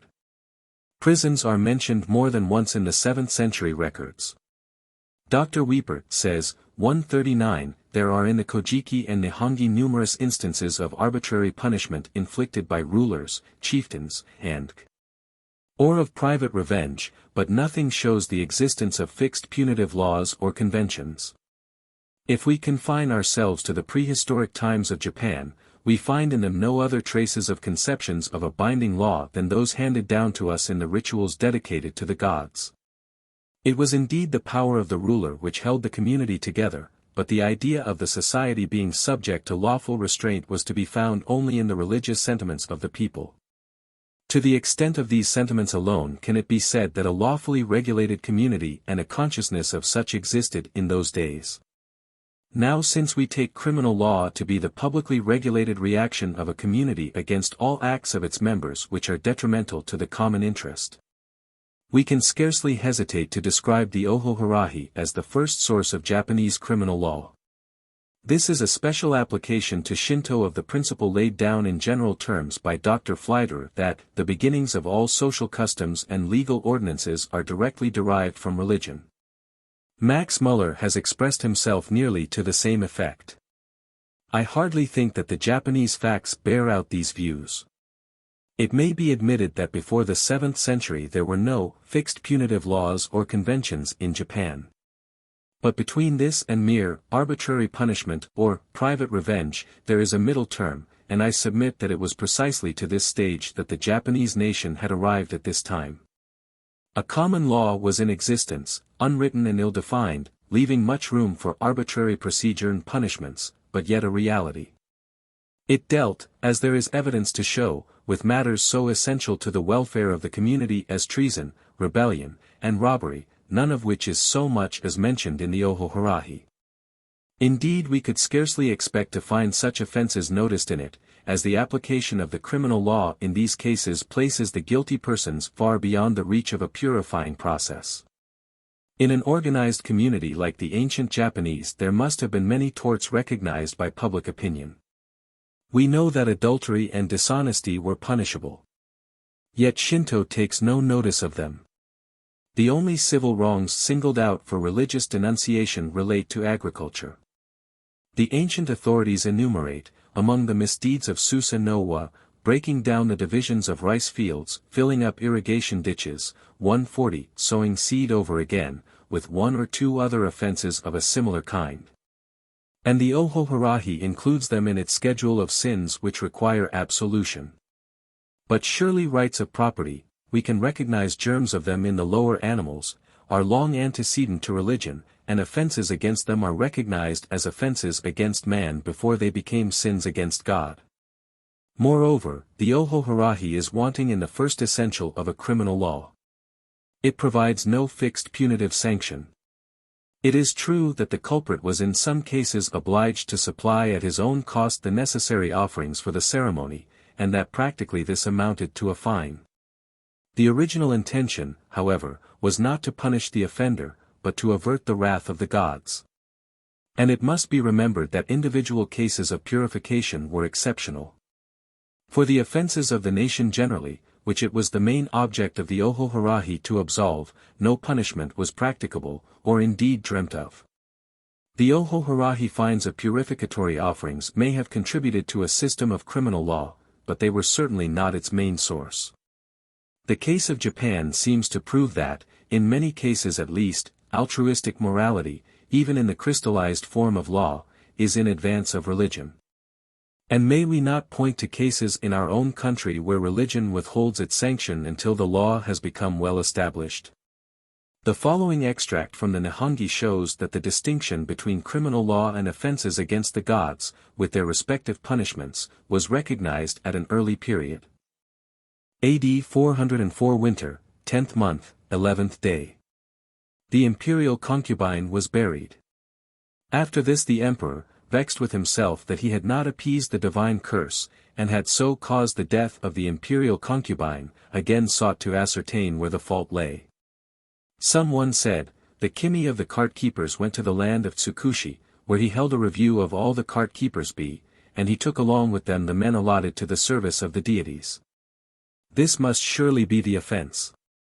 The emperor straightway summoned to him the kimi of the cart keepers and questioned him. The facts having been ascertained, the emperor enumerated his offences, saying, Thou, although only kimi of the cart keepers, hast arbitrarily appropriated the subjects of the Son of Heaven. This is one offence.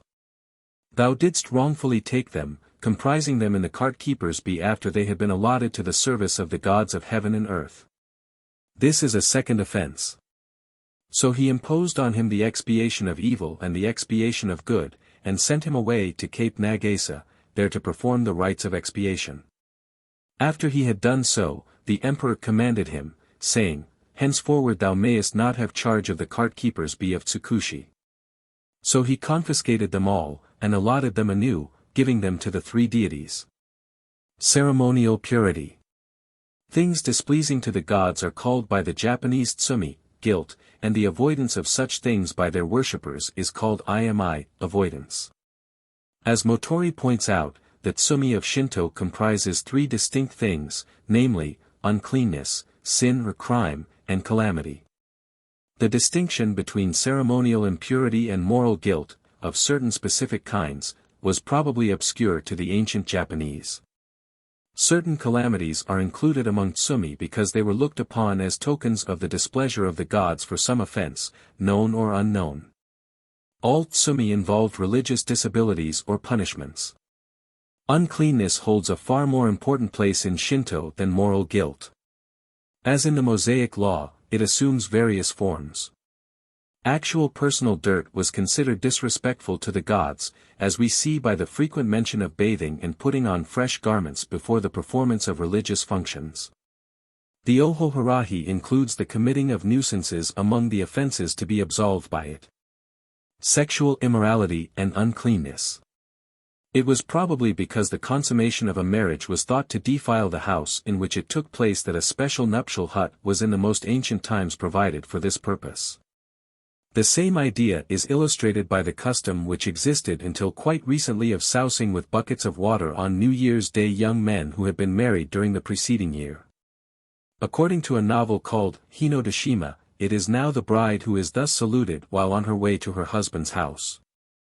The bridegroom is treated by the boys of the neighborhood to volleys of stones which break his paper windows. In later times sexual intercourse generally caused temporary uncleanness. Virgins were selected as priestesses and as dancers before the gods. But there were no vows of perpetual chastity, and they married in due time just like other girls. The Nihongi mentions a case of the appointment of a princess as priestess having been cancelled on account of her unchastity. A modern Japanese writer says, at ISE today Lays opens her doors to the pilgrim almost within sight of the sacred groves.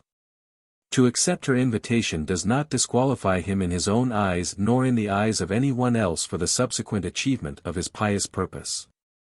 A single act of lustration restores his moral as well as his physical purity. Perhaps this puts the matter too strongly. Those shameless whites Yajiro and Kitahachi, the heroes of the Hisakurage, were troubled with scruples in this matter, which were not, however, invincible. With such ideas of uncleanness it is not surprising that Shinto never had a marriage ceremony. No Shinto or other priest is present.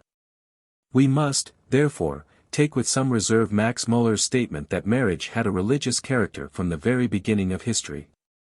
It is to be noted, however, that in modern times Susa no Wa and his wife Inadaheim are thought to preside over connubial happiness. And that something of a religious flavor is contributed to the marriage ceremony by setting out on a stand, shimadai, figures of the old man and old woman of Takasago, spirits of two ancient fir trees, who are the Darby and Joan of Japanese legend. Uncleanness includes bestiality, incest of parent and child, of a man with his mother-in-law or stepdaughter 141 but not of brothers and half-sisters by the father's side. Unions with a sister by the mother's side were unlawful and offensive to the gods, but they are not specially enumerated in the Ohoharahi schedule. In 434 Prince Karu, then heir to the throne, fell in love with his younger sister by the same mother. At first he dreaded the guilt and was silent. But after a time he yielded to his passion. The next year, in the height of summer, the soup for the Mikado's meal froze and became ice. The diviner said, "There is domestic disorder, incest." This led to the discovery of Prince Karu's crime, but, as he was successor to the throne, he was not punished, and his sister only was sent into banishment. After his father's death, however, the ministers and people refused him their allegiance, and he ultimately committed suicide, or, according to another version of the story, went into exile.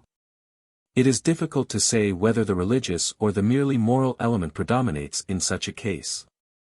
The portent by which the prince's crime was followed and the application to the diviners indicate that the crime was thought offensive to the gods. On the other hand, banishment is a civil form of punishment, and the idea that the offense might bring disaster on the community was probably at the root of the indignation which it caused. Nor is it to be forgotten that there is another non-religious reason for the law against incest. Consanguineous unions are notoriously unfavorable to the propagation of a numerous and healthy progeny, and therefore to the welfare of the community. The Chen, a Chinese work written several centuries before the Christian era, says, "When the man and woman are of the same surname, the race does not continue." But in China too, the religious sanction of the prohibition of incest is not absent. It is one of those primarily non-religious sexual taboos, having for their object to place a check on masculine tyranny over the weaker sex and the premature, promiscuous. An excessive indulgence of the sexual passion which even savages find to be fatal to the welfare of the individual and the community, and whose transcendent importance and the difficulty of enforcing them by law lead to be reinforced everywhere by religious terrors. The prohibition of unions between brothers and sisters by the mother's side, that is, practically of the full blood and not of those of the half-blood by the father's side, may be partly due to the circumstance that the former are more commonly brought up together, and a check on immature and consanguineous intercourse was more necessary in their case. This taboo very likely dates from a period when parentage was reckoned chiefly by maternity. Vulgar licentiousness is not mentioned in the more ancient books as causing ceremonial impurity. Interference with the virgin priestesses was not only a source of uncleanness, but was in some cases severely punished. The Nihongi states that in AD 465, Katabu and an anim were sent to sacrifice to the deity of Munagata. Katabu and the anim, having arrived at the altar place, were about to perform the rites, when Katabu debauched the anim. When the emperor heard this, he said, "When we sacrifice to the gods and invoke from them blessings, should we not be watchful over our conduct?" So he sent Naniha no Hidaka no Kishi to put him to death. But Katabu straightway took to flight and was not to be found. The emperor again sent Toyaho, Yuga no Moraji, who searched the districts of that province far and wide, and at length caught and slew him at Aoi no Hara in the district of Mishima. Here it is primarily the offense against the gods which is reprobated. As in the Mosaic law, menstruation and childbirth were regarded as sources of uncleanness. 142 The custom of providing a special hut for parturient women has been already noted. 143 In 811 the wife of a Kanushi was delivered of a child close to the enclosure of the shrine of the goddess of food at Ise. Both husband and wife had to perform an ohoharahi. After that time no pregnant woman was admitted within the toriwai of this shrine. In 882 a prince was sent as envoy to Ise because a bitch had had puppies within the precincts of the imperial palace. Several days religious abstinence had to be observed in consequence. Until recently births and deaths were prohibited on the sacred island of Itsukushima in the inland sea. Disease, wounds, and death caused uncleanness. 144. The death of a relation, attending a funeral, pronouncing or executing a capital sentence, touching the dead body of a man or beast, even eating food prepared in a house of mourning, all involved various degrees of ritual impurity. Before the Nara period of Japanese history, it was the custom on the death of a sovereign to remove the capital to a fresh site, no doubt for the sake of purity. The Ainus of Yizo destroy huts in which a death has taken place. The modern Japanese custom of turning upside down the screen which is placed round a corpse is perhaps a much attenuated survival of the same idea. In 801 a great purification ceremony was performed, because a dead dog had been discovered under one of the palace buildings. The same ritual was celebrated in times of pestilence, when a death took place close to the palace and on the Mikado's putting off mourning. If anyone died within the precincts of a shrine, no festival could be held there for 30 days. A disability of 5 days was prescribed in the case of a dog or other beast dying there. At the present day lucifer matches are advertised as fit for sacred purposes.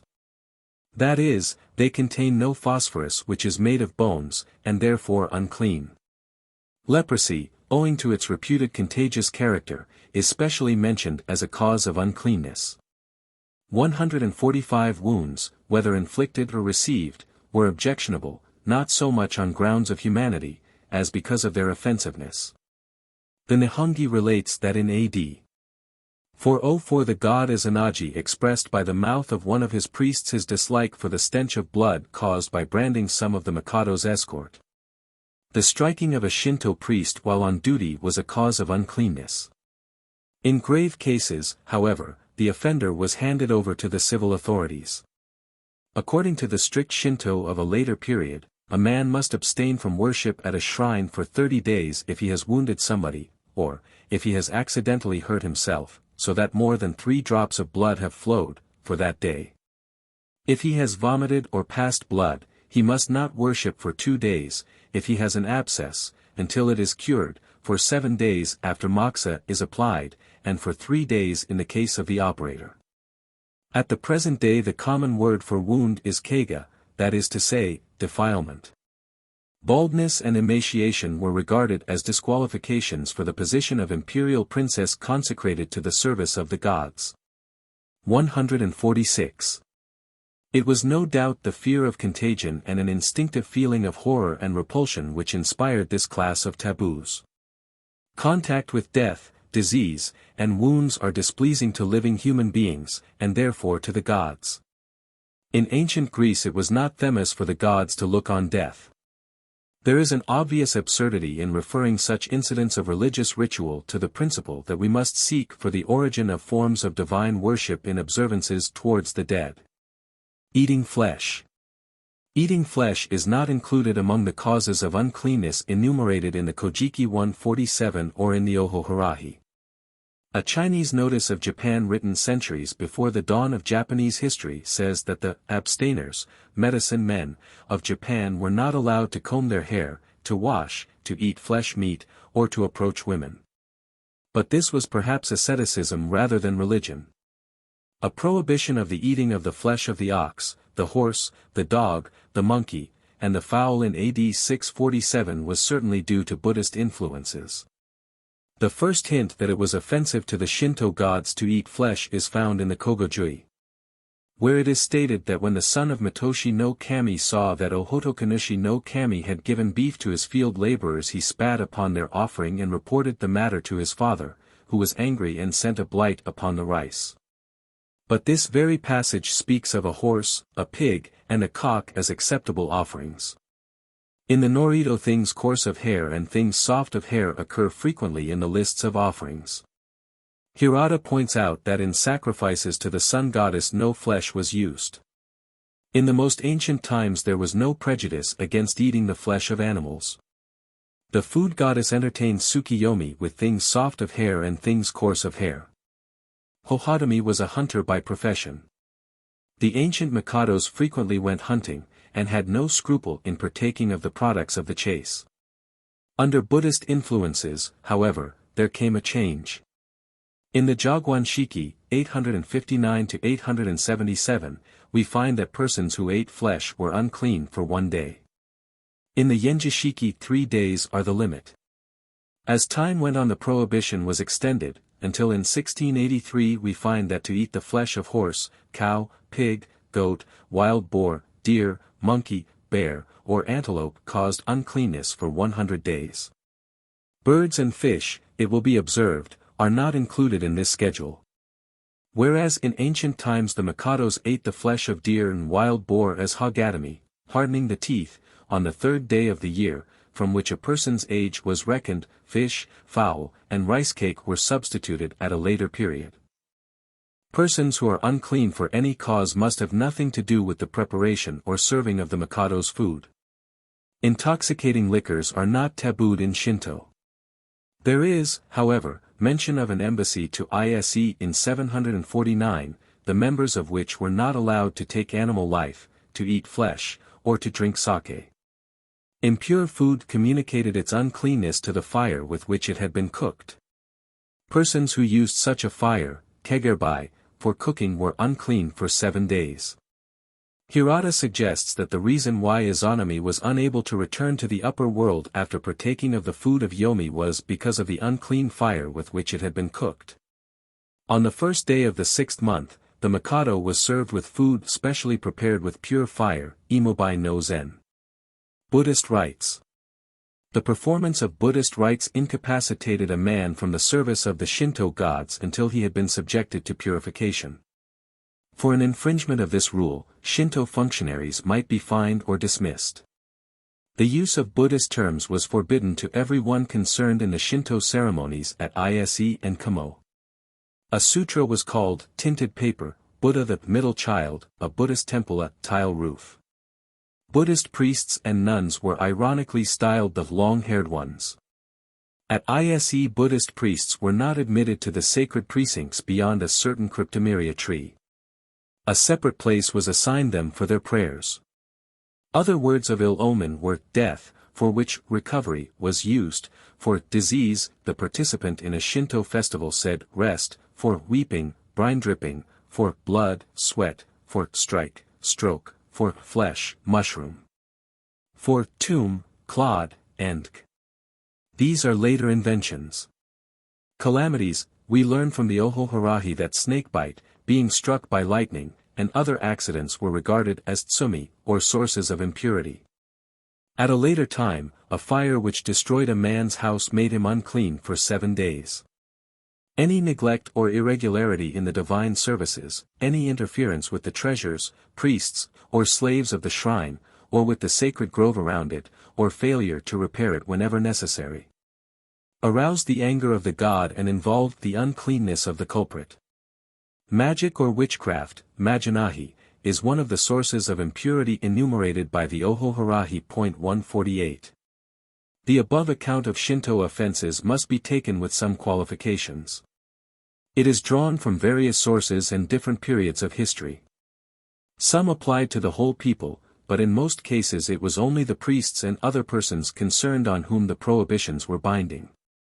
The Shinto Myamaku has an enumeration of the 6 prohibited things, which includes only mourning for a relative, visiting the sick, eating flesh of quadrupeds, condemnation of criminals, execution of criminals, music, and contact with impure things. IMI, the avoidance of impurity in preparation for a festival was called IMI, avoidance. The intending officiator or worshipper remained indoors, igamari, abstained from speech and noise, and ate food cooked at a pure fire. For 6 days previous to the celebration of a festival at the great shrine of Idzumo there was no singing or dancing, no musical performances, the shrine was not swept out, no building operations were carried on, and no rice pounded.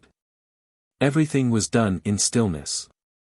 A special IMI of 1 month was observed by the priests before participating in the greater festivals.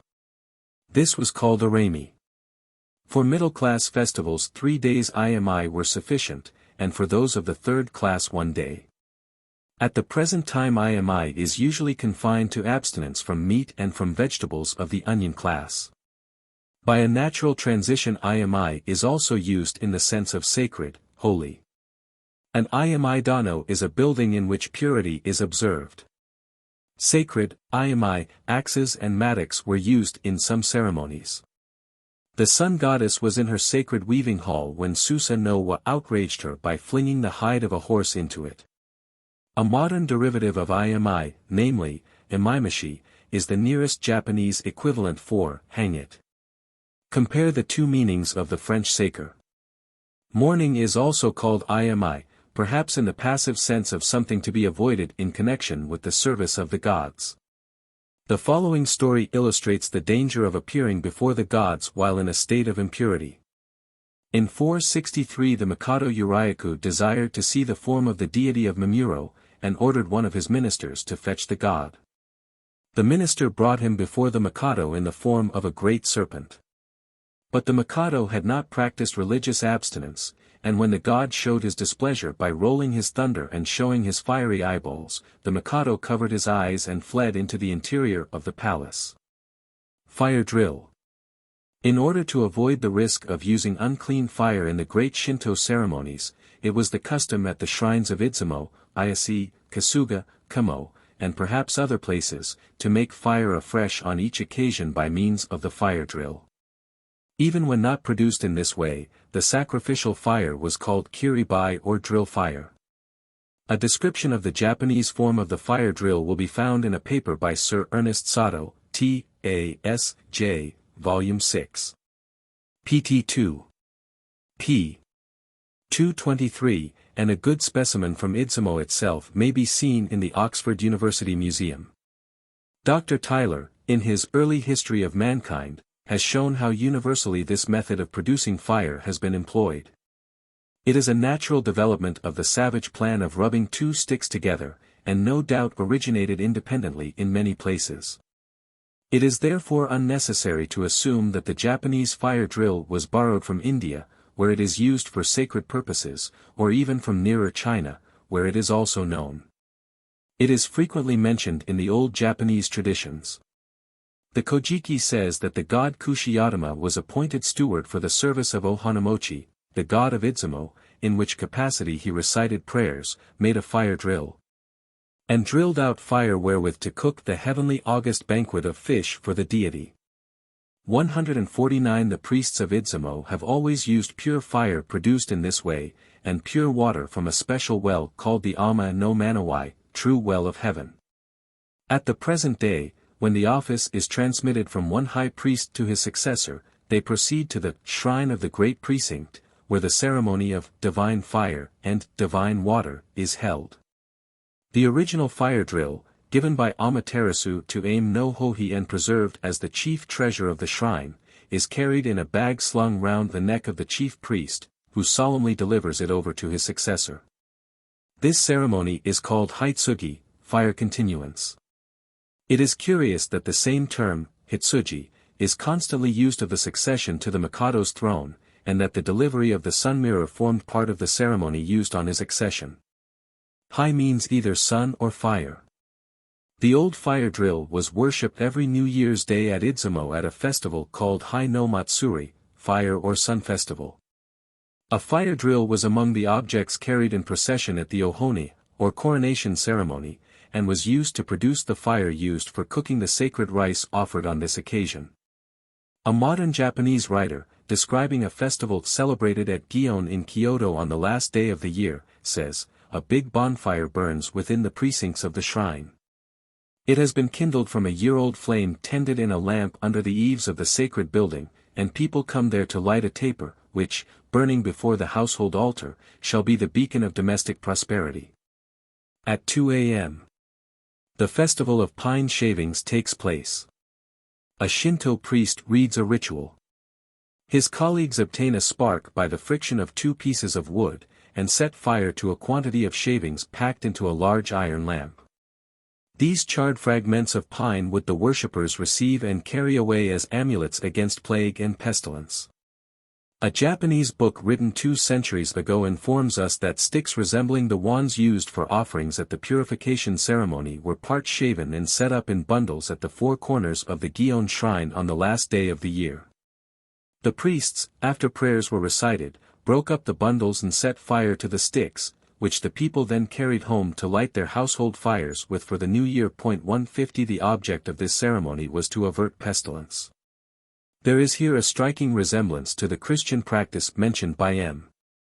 Dalviella, the fire which the clergy, on the dawn of Easter, had struck from the flint and steel, served to rekindle the fires of individuals which had all been previously extinguished. The use of such fire to prevent pestilence may also be illustrated from European customs. The need fire, made by striking flints or by the fire drill, and used to rekindle all household fires, is one of numerous examples. 151. Removal of impurity. Lustration. With every precaution, it is not always possible to avoid the pollution of dirt, disease, and sin. In order, therefore, to do away with the offense to the gods arising from such impure conditions, various expedients are resorted to. The most natural and universal of these is washing or lustration. 152. The Chinese notices of ancient Japan already quoted from inform us that the Japanese, after the 10 days' mourning was concluded, all went into the river and washed. Hirata says that even at the present day, when mourning is over, people go to the bank of a stream or to the sea beach and cleanse themselves. The mythical account of Izanagi's washing in the sea in order to remove the pollutions of Yomi has been given above. In a 14th-century work entitled Kenmu Nenchiu Jyogi, the ablutions of the Mikado previous to the ceremony of Shingenjiki are described with great minuteness. And if this preliminary is usually passed over in descriptions of Shinto ceremonies, the reason no doubt is that it was too well known to require special mention. Clean garments were put on at the same time. Both the Japanese words for the purification ceremony show by their derivation that washing was originally its cardinal feature. Misogi means body sprinkling, and harahi is probably the same word as arahi, wash. 153. Penitence is not one of the old Shinto means of purification. Salt. In Japan, as in other countries, the antiseptic quality of salt has led to its religious use as a symbol for, and means of, purification. In a modern harahi ceremony the priest purifies the himoroji with salt water. At the entrances to theaters at the present day a saucer of salt is placed on a table in order to keep out evil influences. The kanami-ishi, or pivot stones of the earth 154 are covered with salt, which is then rubbed on a diseased part in order to obtain relief. A housewife will not buy salt at night. When obtained in the daytime, a portion of it must first be thrown into the fire to ward off all danger, and especially to prevent quarreling in the family. It is also used to scatter round the threshold and in the house after a funeral for purificatory purposes. 155. Spitting. Spitting, or the ejection from the mouth of any disagreeable substance, is naturally used by analogy as a symbol of dislike and disgust when other senses or feelings than that of taste are offended. The modern writer Fukuzawa tells us that when he left his home for the first time he spat in order to show his disgust with the narrowness and poverty of his life there. 156. Spitting as a means of symbolical purification is a further corollary from the natural function of this act. In the Izanagi myth a god of the spittle, Hayatama no Wa, is the result of that deity's spitting during the ceremony of divorce. The spittle deity is here associated with another god, who is styled a god of purification. A commentator on this passage says that, at the present day spitting is essential in the purification ceremony. The ritual, however, does not mention it. Another writer adds that, this is the reason why at the present day people spit when they see anything impure. In the myth of Susa no Wa spittle is mentioned along with the nails of the fingers and toes and nose mucus among the materials for expiatory offerings. When Hohatami is recommended to spit thrice, before giving back the lost fish hook to his brother, a magical effect is probably intended, such as to convey to him any impurity which may have become attached to his own person. Rinsing the mouth as a purifying ceremony before pronouncing an oath is mentioned in the Nihongi. 157. Breathing on, ritual impurity may also be conveyed away by the breath.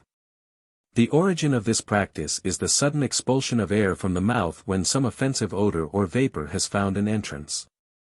This instinctive action 158 is represented onomatopoetically in English by pu, fa, sha, and in other languages by similar words, which have come to express not only physical repulsion, but dislike and contempt generally.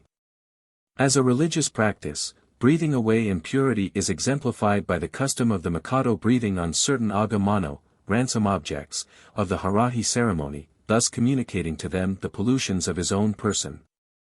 It is in order to avoid polluting the offerings by their breath that in some ceremonies the assistant priests cover their mouths with a white fillet and hold their arms outstretched.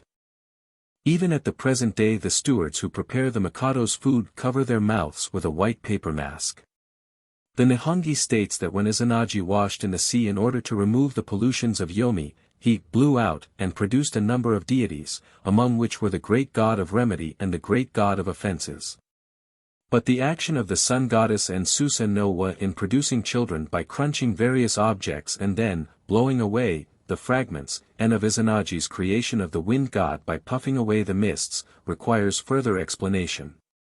These myths were probably the work of a person who had only a vague idea of the precise nature of the efficacy of this act, and regarded it simply as attended with some magical power. Spitting, primarily a mark of disgust, then practiced with the object of purification, is finally done simply for luck. Ransom, the notion of expiating ritual guilt by giving ransom, agamano, is familiar to the Japanese. The more intimately the objects offered are connected with the person of the offender, the more effectual is the sacrifice. Susa no wa is said to have expiated his offenses by the loss of his hair and of his finger and toe nails. Among objects of ransom presented by the Mikado at purification ceremonies, clothing is the most important. The Mikado was measured with great ceremony for suits of garments. Bamboo sticks were used for this purpose, which were broken to the required lengths. Hence the ceremony was called yoori, joint break. The clothing when made was placed in a vase, and set before the Mikado by a Nakatomi woman. He breathed on it thrice, and then returned it to be taken away by the urahi, diviners, and thrown into a stream. Other ransom offerings were human figures of iron, wood, or leather, and swords, which were similarly treated. A special Miyaganahi no Matsuri, August ransom celebration, was inaugurated in 814 for the sake of the Mikado, who was then ill. It was continued annually every 6th and 12th month, the Miko officiating. In the 13th century the Anyoshi, diviners of the Chinese school, presented to the Mikado human figures in a box, inscribed with the place and name. The Mikado breathed on them, rubbed them on his person, and then returned them to the box. The principle of ransom is illustrated in the present day by the custom of katashiro, form token, or nade mano, rub thing. At a shrine of the sea gods in Tokyo a purification ceremony is performed twice a year. A few days before, the parishioners and other believers who wish to be purified go to the shrine and obtain from its official a katashiro, that is, a white paper cut into the shape of a garment. On this the person to be purified writes the year and month of his birth and his or her sex, and rubs it over his whole body. When he has thus transferred his impurities to the paper he returns it to the shrine. All the katashiro which are brought back are packed into 2 sheaths of reed and placed on a table of unbarked wood. They are then called harahi tsu mano, or things of purification. Finally they are put into a boat which is rowed out into the sea, and they are thrown away there. 159 The bundles of reeds or rushes which are thrown into the sea at the shrine of Gion at Tsushima in Owari, to avert pestilence, probably represent human figures. It is said that wherever they float to, pestilence breaks out. A more expeditious form of the same custom is when the katashiro or nadamono are simply bought from the Kashima fure, strolling vendors belonging to the shrine of Kashima, rubbed over the body, and cast into a stream. The object, however, is not so much the removal of ritual pollution as protection against disease. At the present day paper figures, called amagatsu, are made to avert calamity from children. They are prepared before the birth of the child, and are worn up to the age of 3. It is thought that evil spirits are diverted into these images from the infant. It is an obvious degradation of these practices when they are used merely to procure good luck instead of to remove impurities offensive to the gods. Chi no wa, reed ring. In a modern form of the harahi ceremony there is a kind of purification which consists in passing 3 times through a large ring made of reeds, holding in the hands hemp leaves and reeds. and repeating the verse. The 6th months. Summer passing away. Purification. Whoever doeth is said to extend his life to 1,000 years. Or, according to another version, to the end that my impure thoughts may be annihilated. These hemp leaves, cutting with many a cut, I have performed purification. The Shinto Myamaku, 1699, says that this ring represents the round of the universe. The same work adds that the object of the ceremony is to avert the dangers connected with the change of summer influences to those of autumn. But these explanations have a tincture of Chinese philosophy. The purification of the heart from evil thoughts is also a conception foreign to the older Shinto. The injunction to cleanse the inside of the cup and the platter belongs to a later stage of religious development. The chi no wa is subsequently flung into the water. Another means of purification was to shake a go-hei over the person or thing to be purified. The virtue of set forms of speech in absolving from uncleanness is fully recognized in Shinto, as will be seen in the next chapter. There were various forms of purification at various places for consecrating a new shrine, or new utensils for it, or for reconsecrating a place which had become unclean. 12. Ceremonial. Ceremonies are combinations for some specific purpose of the elements of worship described in the 2 preceding chapters. 160. The Yenjishiki is the chief authority for the following account of some of the more important ceremonies of Shinto. I have also availed myself freely of the results of Sir E. Sato's researches contained in volumes 7 and 9 of the T.A.S.J. Ohoni or Deijo. The Yenjishiki places the Ohoni in a class by itself, as much the most solemn and important festival of the Shinto religion. Oho means great, and Niha food offering. It was substantially a more elaborate and sumptuous Nihi name, new tasting, or festival of first fruits, performed soon after the accession of a Mikado to the throne, and, like our coronation ceremony, constituting the formal religious sanction of his sovereignty. A modern Japanese writer explains its object as follows. Anciently the Mikado received the auspicious grain from the gods of heaven, and therewithal nourished the people. In the Deijo, or Ohoni, the Mikado, when the grain became ripe, joined unto him the people in sincere veneration, and, as in duty bound, made return to the gods of heaven. He thereafter partook of it along with the nation. Thus the people learnt that the grain which they eat is no other than the seed bestowed on them by the gods of heaven. In so far as the motive of the Japanese worshipper is concerned, this is, I think, nearer the mark than Mr. Fraser's. Primitive peoples are, as a rule, reluctant to taste the annual first fruits of any crop until some ceremony has been performed which makes it safe and pious for them to do so. The reason of this reluctance appears to be that the first fruits either are the property of, or actually contain, a divinity. It is gratitude rather than fear which animates the Japanese. The preparations for the Ohoni began months in advance. The first step was to designate by divination 2 provinces from which the rice used in the ceremony was to be provided. These were called respectively Yuki and Suki. The most probable meaning of the former term is religious purity. Suki is said to mean next or subsidiary. The object of thus duplicating the offerings was, no doubt, that if any unnoticed irregularity or impurity occurred in one case, the error might not vitiate the whole proceedings. Officers called Nukiho no Tsukahi, messengers of the plucked-up ears, were then selected by divination. One of these was called the Inami no Urabe, or rice fruit diviner, the other the Negi no Urabe, or perdiviner. These officers on arriving at the Yuki or Suki district performed a purification ceremony in presence of the local officials and people. The site of the Inami Dano, or rice fruit hall, was then chosen by divination and marked out at the 4 corners by twigs of the sacred evergreen tree, sakaki, hung with tree fiber. It was 160 feet square. Somewhat more than an acre of rice field was next set apart, the owner being compensated by the authorities. Here 2 sakaki twigs hung with tree fiber were planted, and a guard of 4 laborers was set over it. Divination was also used for the selection of a local staff of religious functionaries.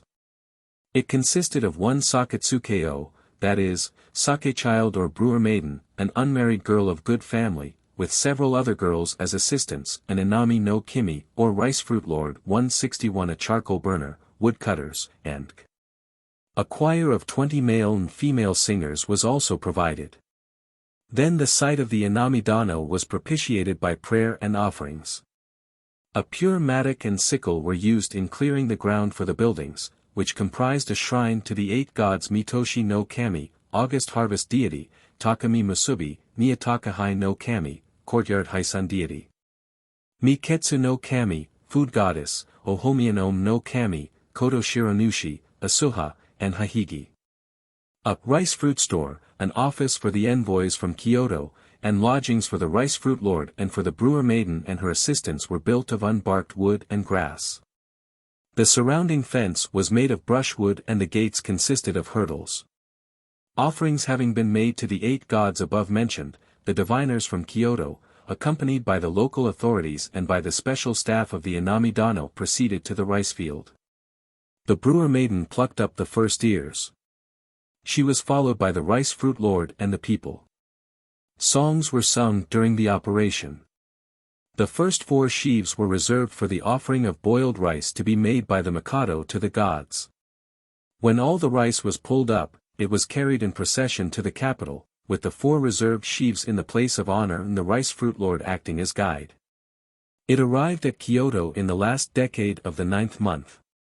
Meanwhile a general purification of the whole country had been performed, and to prevent all possibility of error, repeated at a short interval. As soon as this formality was completed, offerings of cloth and of material for wearing apparel were sent to all the gods. The following Norito 162 was read on this occasion. He says, "Hearken! All ye assembled Kanushi and Hafuri. I humbly declare in the presence of the sovereign gods, who, according to the command of the dear divine ancestor and dear divine ancestress who dwell in the plain of high heaven, bear sway as heavenly shrines and earthly shrines." He says, "To the end that on the middle day of the hair of the 11th month of this year, the sovereign grandchild 163 may partake of the great food, ohone, as heavenly food, as long food, as distant food. I pray that ye sovereign gods will jointly undertake to bless his reign, to be firm and enduring, and give it happiness as a prosperous reign. Therefore, on behalf of the sovereign grandchild, who will rule peacefully and serenely for 1,000 autumns and 500 autumns with festive ruddy countenance, do I set forth these fair offerings, namely, bright cloth, shining cloth, soft cloth, and rough cloth. Hearken! All of you to this fulfilling of praises as the morning sun rises in glory." He says, "More especially would I enjoin on the Kanushi and Hafuri with all due ceremony to receive, take up, and present the offerings purely provided by the imbi, hanging stout straps on weak shoulders."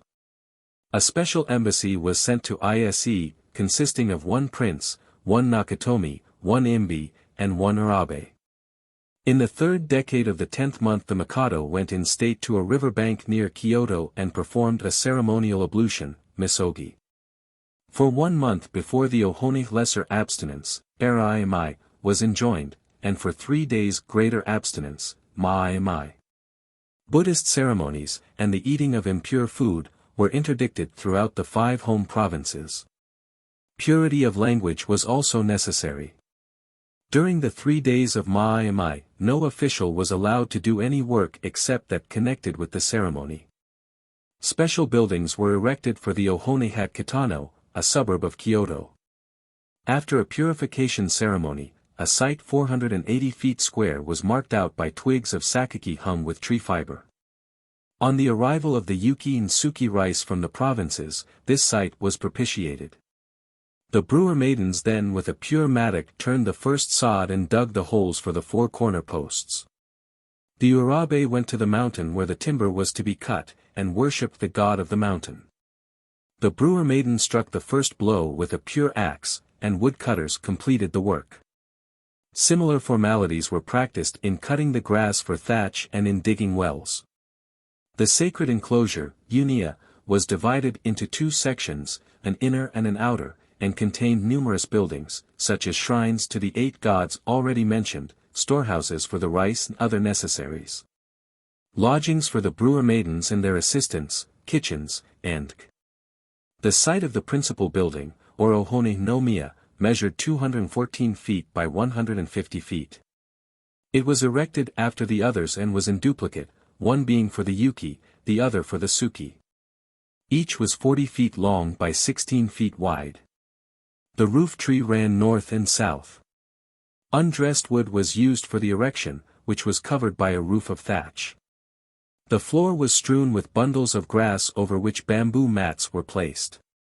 In the center of the sleeping chamber, the sanctum, several white tatami, thick mats, were laid down and upon them the sakamakura, which was a cushion 3 feet broad by 4 feet long, for the use of the god or gods. 164 This was called the deity seat.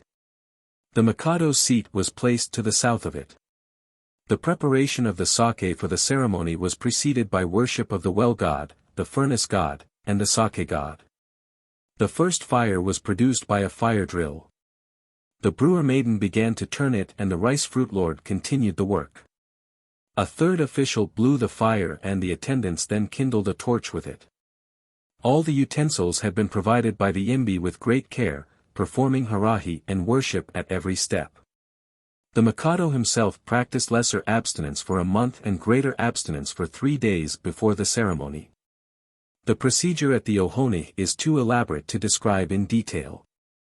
It included the recitation before the Mikado of old words, myths and legends by the Kataribe, or corporation of reciters, and songs by the women who pounded the rice for the offerings, wishing him long life and prosperity.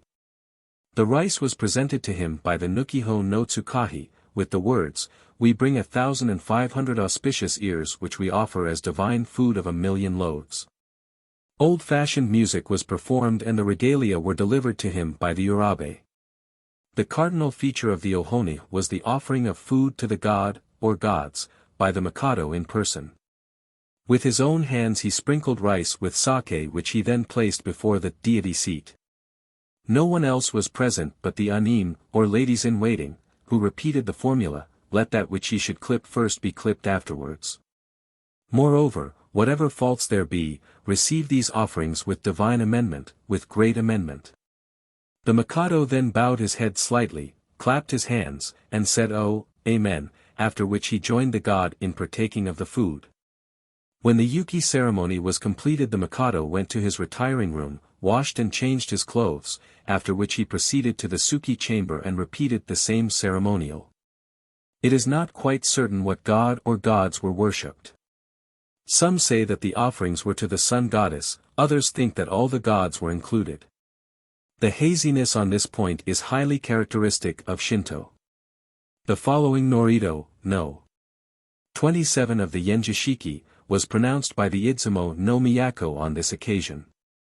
They were the reputed descendants of Ama no Hohi, who holds the same position in the Ohanamochi myth that Koyain does in that of the sun goddess. They were originally the hereditary governors, perhaps even kings of the province, and had also sacerdotal functions. They retained the latter after all lay jurisdiction had been taken from them. The words of blessing of the Miyako of Idzumo. Among the many tens of days that be, on this day, this living day, this perfect day, do I, here insert name, Miyako of the land of Idzumo, humbly declare with deepest reverence. To wit, with the object of pronouncing a blessing on the great august reign of our sovereign Lord, who rules the great 8-island country as with fear be it said a wise manifest deity, and blessing it as a long and great reign, did I. Hanging stout straps on weak shoulders, 165 fastening the cords of the sacred offerings, wearing the celestial cap, shearing and spreading the coarse grass as a sacred mat in the sacred house, blackening the sacred vessels.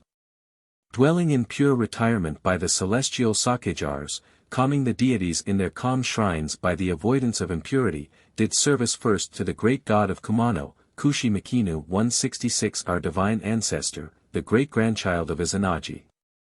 And to Ohanamochi, the maker of the land, for whom within the blue hill confines of the province of Idzumo the temple pillars have been stoutly planted on the rock roots below. while the projecting crossbeams of the roof are exalted to the plane of high heaven. Thereafter I did worship to the sovereign gods who dwell in the 186 shrines. Then, as the morning sun went up in glory, there came these good words of divine blessing, to wit, when Takami Masubi and Kami Masubi, the high heaven divine ancestors, bestowed upon the sovereign grandchild this sub-celestial great 8-island country, Ama no Hohi, the remote divine ancestor of the Omi 167 of Idzumo, was sent by them to view the condition of the land. Forcing his way through the eightfold clouds of heaven, soaring across the sky, soaring over the earth, he surveyed the under heaven on all sides, and made report that the fairer land of the rich reed plain was a savage land where there were gods who in the daytime swarmed like flies in the 5th month, and at night shone like firepots, and where the rocks, trees, and blue water foam had power of speech. However, he promised that it should be subdued so that the sovereign grandchild might rule it serenely as a peaceful land. Therefore his son Ame Hinadori, and with him Futsunushi were sent down from heaven. They drove out and subdued the savage deities, and persuaded the great God who made the land 168 to divide off the visible outward things 169 of the great 8-island country. Then Ohanamochi said, in the land to be governed by the sovereign grandchild and called Great Yamato, I will make my own gentle spirit, Nijitama, to be attached to an 8-hand mirror, and enshrined in Miha. Under the title of Yamato no Ohomano Nushi Kushimikatama no Mikoto, Great Thing Master Wondrous Awful Spirit, the spirit of my son Ajisuki Takahikone to be enshrined at Kamo in Katsuraki, that of Koto Shiranushi at Anade, and that of Kainarumi at Osaka, dedicating them to dwell there divinely as near guardian deities of the sovereign grandchild. He then went to rest in the shrine of fertile Kitsuki. 170 Thereupon the sovereign dear divine ancestor and ancestress, of the Mikado, gave command, saying, Do thou Hohi no Mikoto bless the sovereign's long age so that it may be firm and enduring, and make it happy as a prosperous age. In accordance with this injunction, I, his successor, perform this service of blessing, and as the morning sun rises in glory, bring tribute of congratulatory divine treasures in token of the gods, Hohi, regard, and in token of the Omis, his own, regard. These, white jewels are, a prognostic of, the great august white hairs, to which your majesty will reach. The red jewels are the august, healthful, ruddy countenance, and the green estuary jewels are the harmonious fitness with which your majesty will establish far and wide, as with a broad sword blade, his lasting great august reign over the great 8-island country which he governs. As, this, white horse plants firmly his 4 hoofs and his hind hoofs, so will the pillars of the great palace be set firmly on the upper rocks and frozen firmly on the lower rocks. The pricking up of his ears is a sign that your majesty will, with ears ever more erect, rule the under heaven. Here follows a passage too corrupt for translation. It continues to allude to the emblematic character of the offerings. As a token that the visible deity, the Mikado, shall peacefully and serenely rule the great 8-island country as long as heaven and earth, the sun and moon endure, I offer these congratulatory divine treasures by way of respect from the god, and by way of respect from the Omi, with profound awe, and pronounce these auspicious words of divine congratulation delivered to me from heaven. The offerings were 60 jewels, white, red, and green, a sword with mountings of gold and silver, a mirror, 2 pieces of cloth, a horse, a swan, and 50 trays of eatables. The similar formula used by the Nakatomi in 1142, invoking the blessing of the gods on the new sovereign, is given in Dr. Florenza's German translation of the Nihongi, Book XXX, Appendix. The above is the merest outline of a ceremony to a description of which Hirata devotes 480 pages of his Kashiden. It varied a good deal at different times, and was altogether discontinued for 8 reigns, 1465 to 1687, no doubt because it was found too heavy a burden on the people. Nihi name. The Nihi name or new tasting, when the rice of the new harvest was first partaken of, was the same as the Ohoni, except that it was simpler and was celebrated annually. The festival is frequently referred to in the Kojiki and Nihongi. The sun goddess is said to have celebrated a Nihi name in a new palace. It was accompanied by songs and dances and was followed by feasting in holiday dress and presents to the court and officials. At shrines not officially recognized, the local official in charge conducted this ceremony. It was then called O-Hitaki, August fire kindling, because a courtyard fire, Nihabi, was made, the ceremony taking place at night. Strict Shinto devotees would not eat the new season's rice until it had been performed. It appears from allusions in poetry and legend that there was also a household Nihi name. It was celebrated with closed doors, no stranger being admitted, apparently in order to prevent pollution by impure persons. The following legend from the Hitachi Fudoki illustrates this point. When the god called the divine ancestor went to the places of the various deities, he came to the peak of Fuji in Suruga. The sun went down and he asked for a lodging, but the god of Fuji refused, saying that he was that day performing the Nihi name, and his household were therefore practicing abstinence. So he ascended the peak of Tsukuba, and asked for a lodging. The god of Tsukuba said, "Although I am this night celebrating the Nihi name, why should that prevent me from acceding to your august behest?" Nanakusa. There was in later times a corresponding spring festival called Nanakusa, 7 herbs, in which wild potherbs of 7 different kinds were gathered and eaten. Ahi name or ahimbi, this word means joint tasting. It was a harvest festival not essentially differing from the Nihi name, and was so called because the Mikado joined the gods with himself in tasting the new season's rice and sake. Hirata thinks, however, that the expression joint tasting refers to the association of certain inferior gods with the greater gods directly worshipped at this time. It was celebrated on the first hair day of the 11th month, and was in honor of the deities of 71 shrines.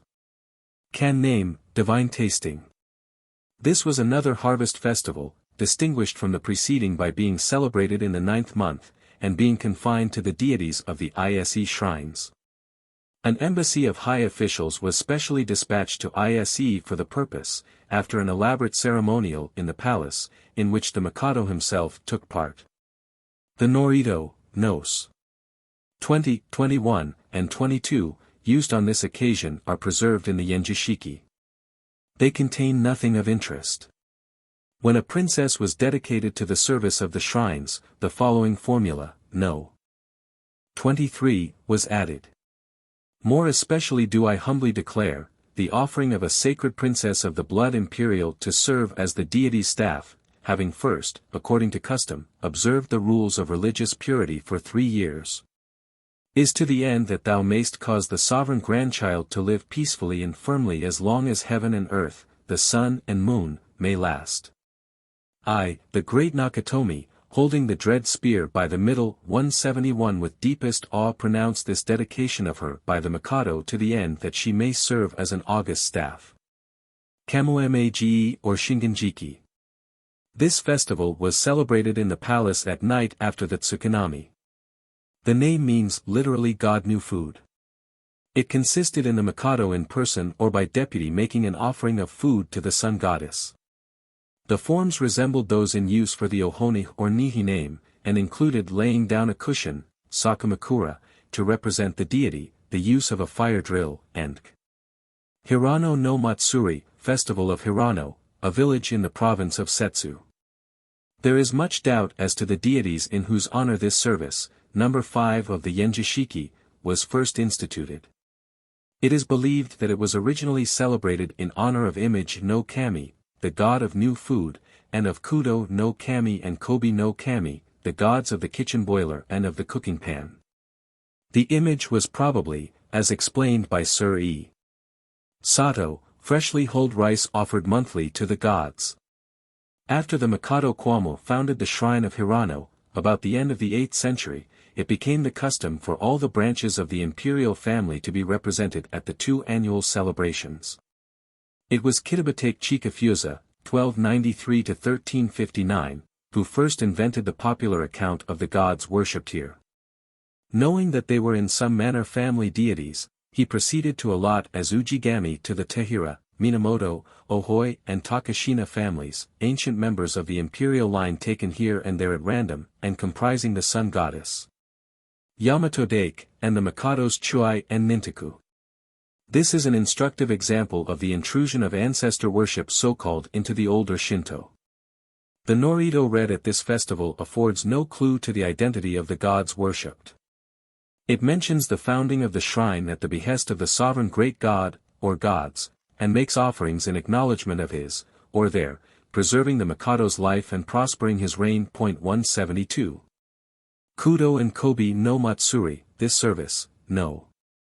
6 of the Yenjishiki, is practically identical with the last, which is natural, if, as is probable, the gods worshipped are really the same.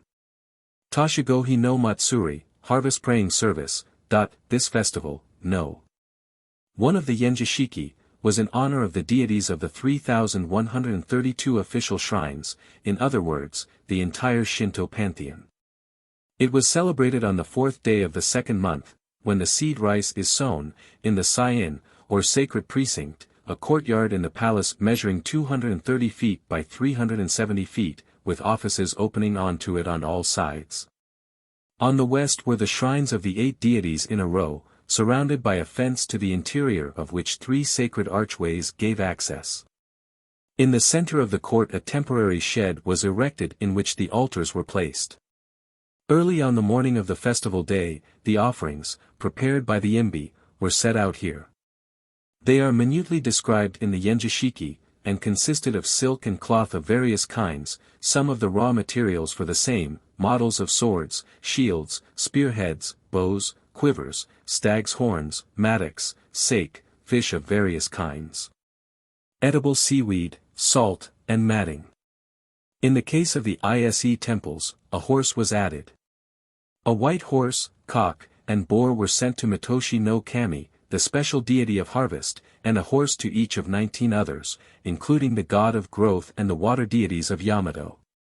When everything was ready, the officials of the Jingakwan, accompanied by the Miko, or virgin priestesses, entered by the middle gate and took their places in the western offices with their faces to the east.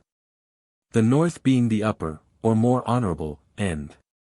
The ministers of state and their subordinates entered by the north gate and took their places in the north office, the ministers facing the south, the others east or west. The priestesses occupied seats below the office. The other officials entered by the south gate and sat facing the north. The subordinate Shinto functionaries and Hafuri stood in the courtyard south of the west office. Then the Jingakwan officials came down and took their places in front of their office. They were followed by the ministers of state. A Nakatomi read the Norito, the Hafuri responding with "Oh, yes," or "Amen," at the end of every paragraph. It is as follows. He 173 says, "Hearken all ye assembled Kanushi and Hafuri." He says, "I humbly declare in the presence of the sovereign gods, whose praises are fulfilled as heavenly deities and as earthly deities, by command of the sovereign, dear, divine ancestor and ancestress who divinely dwell in the plane of high heaven. In the 2nd month of this year the sovereign grandchild is graciously pleased to pray for harvest, and I, therefore, as the morning sun rises in glory, offer up his plenteous offerings, thus fulfilling your praise." Here the Kanushi and Hafuri of the shrines concerned remove this set of offerings. He says, "I humbly declare in the presence of the sovereign gods of the harvest. If the sovereign gods will bestow in ears many a hand's breadth long and ears abundant the latter harvest which they will bestow, the latter harvest produced by the labor of men from whose arms the foam drips down, on whose opposing thighs the mud is gathered, I will fulfill their praises by humbly offering first fruits, of ears 1,000, of ears many 100, raising up the tops of the sake jars, and setting in rows the bellies of the sake jars. In juice and in ear will I present them, of things growing in the great moor plain, sweet herbs and bitter herbs, of things that dwell in the blue sea plain, the broad of fin and the narrow of fin, edible seaweed, 2. From the offing and seaweed from the shore, of clothing, bright stuffs and shining stuffs, soft stuffs and coarse stuffs with these I will fulfill your praises. In the meantime, having furnished a white horse, a white boar, and a white cock, with things of various kinds before the sovereign gods of the harvest, I fulfill their praises by humbly presenting these plenteous offerings of the sovereign grandchild." He says, I humbly declare in the presence of the sovereign gods whose praises the chief priestess fulfills, and I fulfill your praises, namely, Kami Musubi, Takami Musubi, Ika Musubi, Teru Musubi, Tamatsu Musubi, Ohomiya no Mi, Ohomi Ketsu no Kami, and Koto Shiranushi. Because you bless the sovereign grandchild's reign as a long reign, firm and enduring, and render it a happy and prosperous reign, I fulfill your praises as our sovereign's dear divine ancestor and ancestress by making these plenteous offerings on his behalf.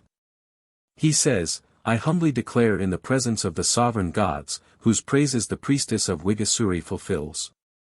I fulfill your praises, repeating your names, to wit, Live Well, Blessing Well, Long Rope Well, Asuha, and Hahigi. Whereas, on the nethermost rock roots ruled by the sovereign gods, just named, the palace pillars have been raised stout and high, and the projecting crossbeams exalted to the plane of high heaven, furnishing a fair abode for the sovereign grandchild.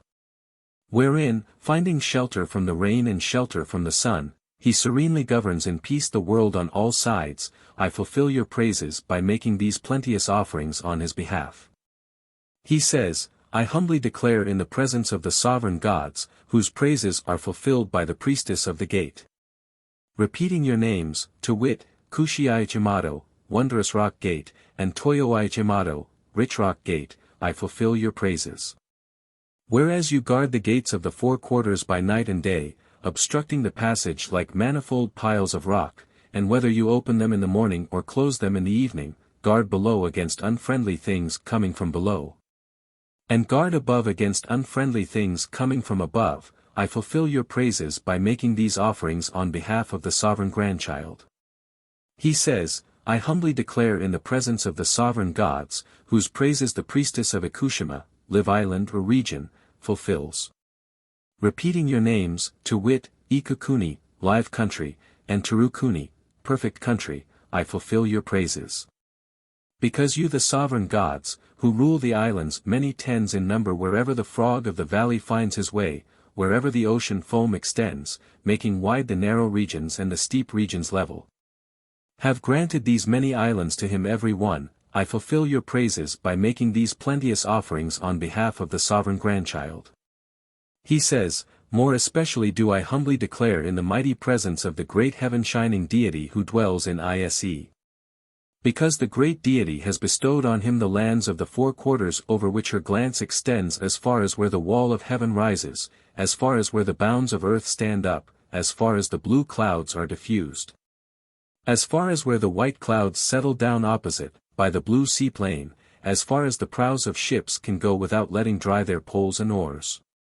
By land, as far as the hoofs of horses can go, with tightened baggage cords, treading their way among rock roots and tree roots where the long road extends, continuously widening the narrow regions and making the steep regions level.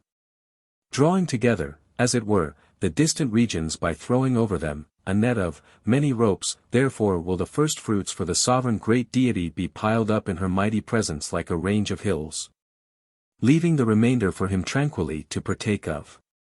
Moreover, whereas you bless the sovereign grandchild's reign as a long reign, firm and enduring, and render it a happy and prosperous reign, I plunge down my neck cormorant-wise in reverence to you Asur sovereign's dear, divine ancestress, and fulfill your praises by making these plenteous offerings on his behalf. He says, I humbly declare in the presence of the sovereign gods who dwell in the crown lands and name your august names, to wit Takechi, Katsuraki, Tahochi, Shiki, Yamanobe and Sofu. 174 Whereas the sovereign grandchild partakes of, as his long food, his distant food, the sweet herbs and bitter herbs which grow in and are brought from the 6 crown lands aforesaid, I fulfill your praises by making these plenteous offerings on his behalf.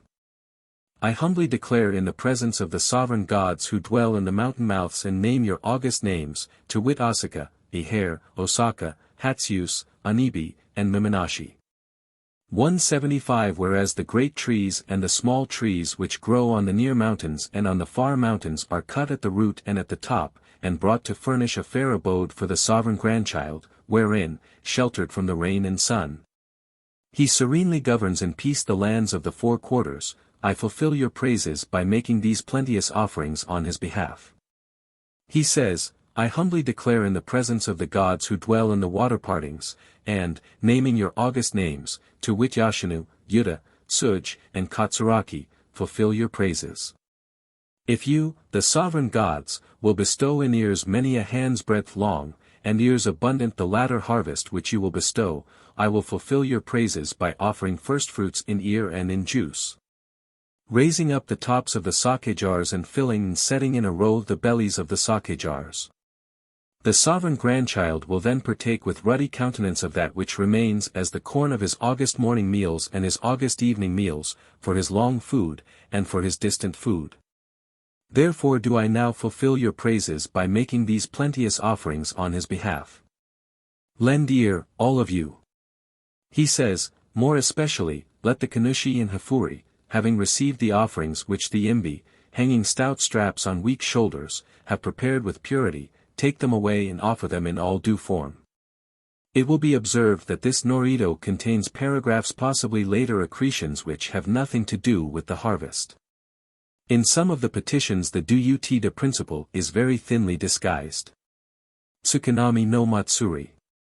This festival was in honor of the gods of the greater shrines. The name means monthly festival, but it was really celebrated only twice a year, on the 11th day of the 6th and 12th months. The Norito, no. 7 of the Yenjishiki, is almost identical with the Tashigohi. The Jinjishiryo, a modern history of Shinto, describes it as a thanksgiving service for the protecting care of the gods. Another Tsukinami ceremony was performed at ISE by a Nakatomi dispatched thither as special envoy in connection with the Tashigohi and also in the 6th and 12th months of every year. The Norito, no. 16, read on these occasions was as follows. He says, by the great command of the Mikado, I humbly declare in the mighty presence of the great deity whose praises are fulfilled, in the shrine built, upon the nethermost rock roots on the bank of the river Isuzu in Watarahi. I, of such a rank, of such a name, humbly repeat his commands, as his envoy to convey hither and make offering of the customary great offerings of praying for harvest in the 2nd month, or as the case may be. A similar service, no. 17, was performed at the same time in honor of the goddess of food. The phraseology is somewhat less honorific. On the 2 latter occasions, the chief priest of ISE read the following Norito, number 19. He says, Hearken, all ye Kanushi and Mono-Iamai to this celestial, this great Norito, which I humbly pronounce in the mighty presence of the heaven-shining great deity, whose praises are fulfilled in Uji of Watarahi. Where on the bank of the river Isuzu the pillars of the great shrine are stoutly erected, and the projecting crossbeams are exalted to the plane of high heaven. Here the Negi and Uchibito, priests of lower rank, answer, oh, that is, yes, or Amen. Bless the life of our sovereign as a long life, let his reign be prosperous, firm and enduring as a pile of multitudinous rocks, and show thy favor to the princes born of him. As to the functionaries of every rank, down to the peasants of the 4 quarters of the under heaven, make the 5 grains which they long and peacefully cultivate to flourish abundantly. Favor them with thy protection, and grant them thy blessing. On this 17th day of the 6th month, or as the case may be, as the morning sun rises in glory, I fulfill thy praises, setting before thee in ample measure, like seas and mountains. The tribute yarn and the great food offerings of holy rice and sake, provided according to custom by the consecrated peasants of the 3 districts, and the various localities of the various provinces. While the great Nakatomi himself is hidden in offering branches. Hearken, all ye Kanushi and Mono-Iamai. He says, this service is likewise addressed to the Aramatsuri shrine and to the Tsukiyomi, moon god, shrine. The Kanushi again answer, oh. Kiyu no Matsuri, praying for rain. No Norito of this ceremony is given in the Yenjishiki. It was performed in honor of the gods of 85 shrines, and was accompanied by the usual offerings of cloth stuffs. To a few out of the number a black horse was offered in addition. The choice of a black animal for this purpose belongs to the magical pre-religious stage of thought. Black is the color of the rain clouds, and therefore, on the principle that what suggests a thing will actually produce it. The exhibition of a black horse is thought likely to make the clouds collect and rain to fall. A white horse was offered when fine weather was desired. Mr. Weston, in his Mountaineering in the Japanese Alps, describes the sacrifice of a black dog, symbolical of the wished-for storm clouds, in order to cause rain. Kama miso no matsuri, divine clothing service. This ceremony consisted in presenting offerings of clothing to the sun goddess at Ise. It was celebrated twice a year, in the 4th and 9th months. The Norito, no. 18, is very short and uninteresting. Service for the removal of the Ise shrine, the Norito, number 24, is a very short formula. It announces to the sun goddess the rebuilding of her shrine, which took place every 20th year. A similar form was used in the case of the food goddess. Ohotono Hogahai, luck-wishing or blessing of the great palace. This ceremony was performed on the morning after the Kamu image and the Nihi name. It was in honor of 3 deities, namely, the 2 Yabun no Kami, or house deities, and Ohomiya no Mi, a personified lady chamberlain. I quote from Sir Ernest Sato's Ancient Japanese Rituals in the T.A.S.J., Volume 9. pt. 2. A 9th-century description of this ceremony. The Jinyakuan took 4 boxes containing precious stones, cut paper mulberry bark, rice and sake in bottles, and placed them on 2 8-legged tables, which were then borne by 4 attendants. Preceded by Nakatomi and Imbi functionaries, all wearing wreaths and scarfs of paper mulberry bark, walking in double line, the rear being brought up by virgin priestesses. On the procession arriving in front of the palace gate, the tables were deposited under the arcade which ran along the outside of the wall. A servant called out for admittance, and the porter having announced the procession by saying that an officer of the imperial household had asked for admission in order to pronounce the luck-wishing of the great palace, the order, "Let him pronounce it," was transmitted back from the Mikado. The porter thereupon called out, "Let him declare his name and surname," in reply to which the officer advanced to a spot previously marked out by a wooden ticket with his name on it, and said, "It is so and so, of the Jinyakuan, who wish to perform the luck-wishing of the great palace." To this the Mikado's answer was, "Call them." The officer of the household replied, "Oh," and retiring called the functionaries of the Jinyakuan, who in their turn replied, "Oh."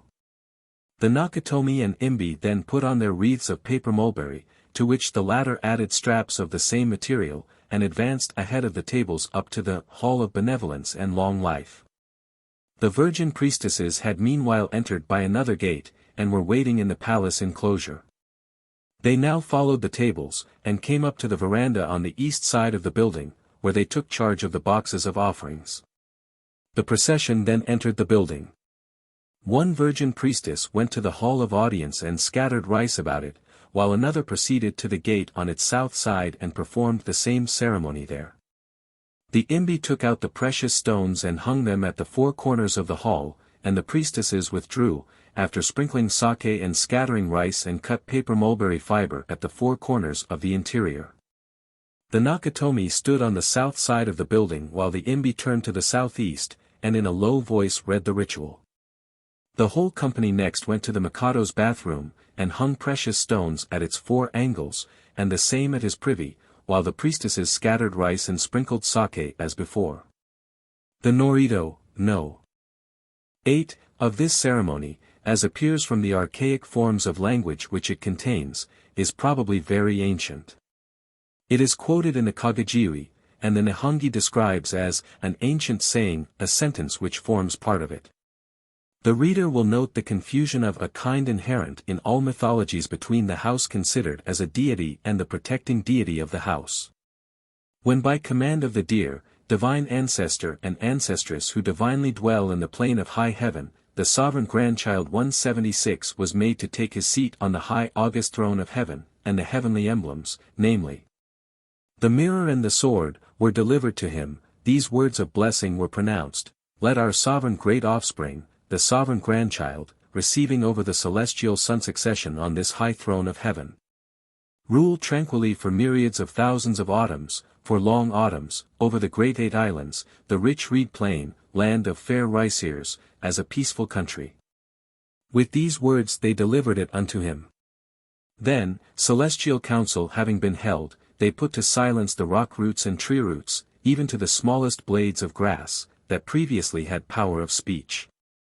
And for the sovereign grandchild who in heavenly sun succession rules the under heaven, to which he had descended, trees are now cut down with the sacred axes of the imbi in the great valleys and the small valleys of the secluded mountains.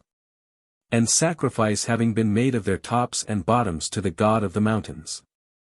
The middle parts are brought forth and set up as sacred pillars with sacred mattocks to form a fair palace wherein the sovereign grandchild finds shelter from the sky and shelter from the sun. To thee, therefore, Yabun no Mikoto, the palace treated as a god, I address these heavenly, wondrous, auspicious words of calm and blessing. He says, I humbly declare the names of the gods who calmly and peacefully watch so that this great palace where he holds rule, as far downwards as the lowermost rock roots, suffer no harm from reptiles among its bottom ropes. 177 As far upwards as the blue clouds are diffused in the plain of high heaven, may suffer no harm from flying birds in the celestial smoke hole. 178 That the joinings of the firmly planted pillars, and of the crossbeams, rafters, doors, and windows may not move or make a noise, that there may be no slackening of the tied rope knots and no dishevelment of the roof thatch, no creaking of the floor joints or alarms by night. I humbly praise your honored names, to wit, Yabun Kokanochi no Mikoto and Yabun Toyoyukheim no Mikoto, house tree god and house food goddess. And inasmuch as you humbly preserve the sovereign grandchild's reign to be firm and enduring, and humbly bless it as a lasting, prosperous, and perfect reign, the Imbi no Sukun, name. Adding shining cloth and lustrous fine cloth to the countless strings of fair jewels prepared by the sacred jewel makers with observance of purity and avoidance of pollution, and hanging stout straps on weak shoulders, will offer them to you. With words of blessing and calm. And let the gods Kaminahobi and Ohonahobi peacefully and tranquilly exercise their office, correcting, whether in things heard or in things seen, any omission which he may make in so doing. More especially does he humbly declare, naming her as Ohomianomi, I humbly fulfill her praises because, within the same palace as the sovereign grandchild, she blocks the way and takes cognizance and makes choice of the persons who go in and out. With words amends and mollifies the hurry and roughness of the gods, keeps from error the hands and feet of the scarf-wearing attendants and the strap-wearing attendants 179 who serve the morning meal and the evening meal of the sovereign grandchild. Preventing the imperial princes, ministers of state, and all the functionaries from indulging their several inclinations and causing them, pure of evil intents and base hearts, to attend in the palace with a palace attendance. And to serve in the palace with a palace service, and amending to eye and ear all faults and errors, so that their duties may be performed peacefully and tranquilly. Neishi Dekoro or Kashiko Dekoro. Every new moon offerings were presented in the Neishi Dekoro, Neishi place, or Kashiko Dekoro, place of reverence, 180 by the Neishi or female attendants of the palace to the sacred mirror which represented the sun goddess. They consisted of rice, cakes, paper, cloth, eggplant, fish, shellfish, and twice a year kagura was performed. The ceremonies used on these occasions were regulated in Yuda's reign, 889 to 898, and closely resembled those of the great shrine of Ise. The Yenjishiki has not preserved the Norito belonging to it. A Japanese writer thus describes the modern form of this ceremony. Within the palace there is a large hall, the Kashiko Dekoro, or place of reverence, constructed of milk-white, knotless timbers, exquisitely joined and smooth as mirrors, but absolutely devoid of decoration. At one end stands a large shrine, also of snow-pure wood, with delicately chased mountings of silver gilt. It encloses models of the divine insignia, and a number of long, narrow tablets of pine, on which are inscribed the posthumous titles of all the emperors since the days of Jimmu. Within the folding doors of the shrine hangs a curtain woven of bamboo threads. At the appointed hour, generally the gray of morning, sakiki boughs are laid beside the shrine and provision of incense is made. After which the officials of the Bureau of Rites and those of the imperial household file in and seat themselves on either side of the hall. The doors of the shrine are then opened and offerings of various kinds vegetables, fish, cloth, and so forth are carried in and ranged before it, solemn music in Japanese style being performed the while. Thereafter the princes of the blood and all officials of the two highest ranks as well as the peers of the musk chamber and the golden pheasant chamber enter, and when they are seated the emperor himself appears and, proceeding slowly to the shrine, bows his head, takes a branch of sakaki with pendant gohei, and having waved it in token of the purification of sins, ignites a stick of incense 181 and places it upright in the censer. Thereafter repeating a ritual, Norito. So long as His Majesty is present in the hall, all the officials remain standing. His Majesty then retires, and, on his departure, worship of the same kind, but without any prayer, is performed by a representative of the Prince Imperial, and subsequently by the other members of the court. Mitama Shizumaru no Matsuri, ceremony for settling or calming the august spirit. There was an ancient ceremony called Mitama Furushiki, that is, shaking the august jewels, which is referred to in the Kojiki.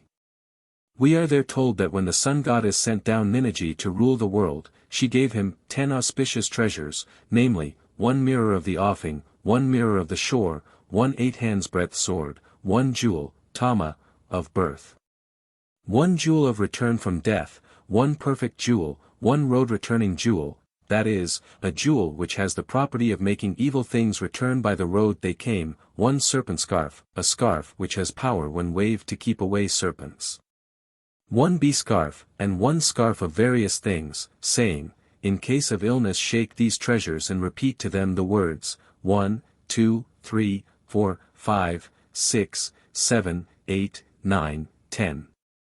If thou doest so the dead will certainly return to life. The Nihongi states that in AD 685 the ceremony of calling on the spirit, Mitama, was performed for the Mikado's sake. An ancient gloss identifies this ceremony with that of the Mitama Furushiki just described. The object of the two ceremonies was, no doubt, the same, but it is to be noted that Mitama, which in the one case means jewel or talisman, in the other means spirit, a rare case in the older Shinto records of this word being applied to the human soul.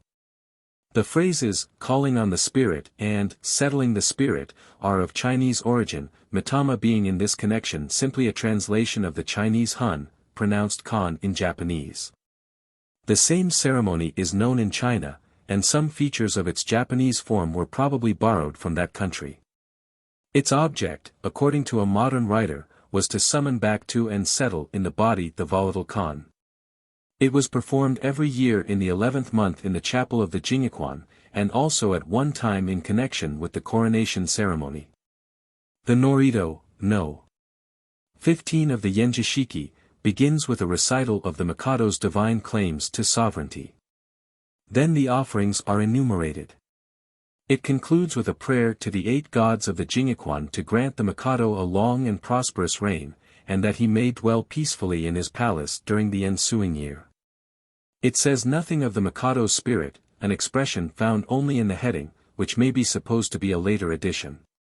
A performance by the Miko resembling that of Yuzum before the rock cave of heaven, and comprising the repetition of the magic words 1, 2, 3, and k, formed part, no doubt the oldest part, of the ceremony. It is now usually called by the Chinese name Chinkansai. There is a story of a thief having stolen the clothing presented on this occasion, and also the string which tied the Mikado's Mitama, whatever that may mean. Ohoharahi, Great Purification.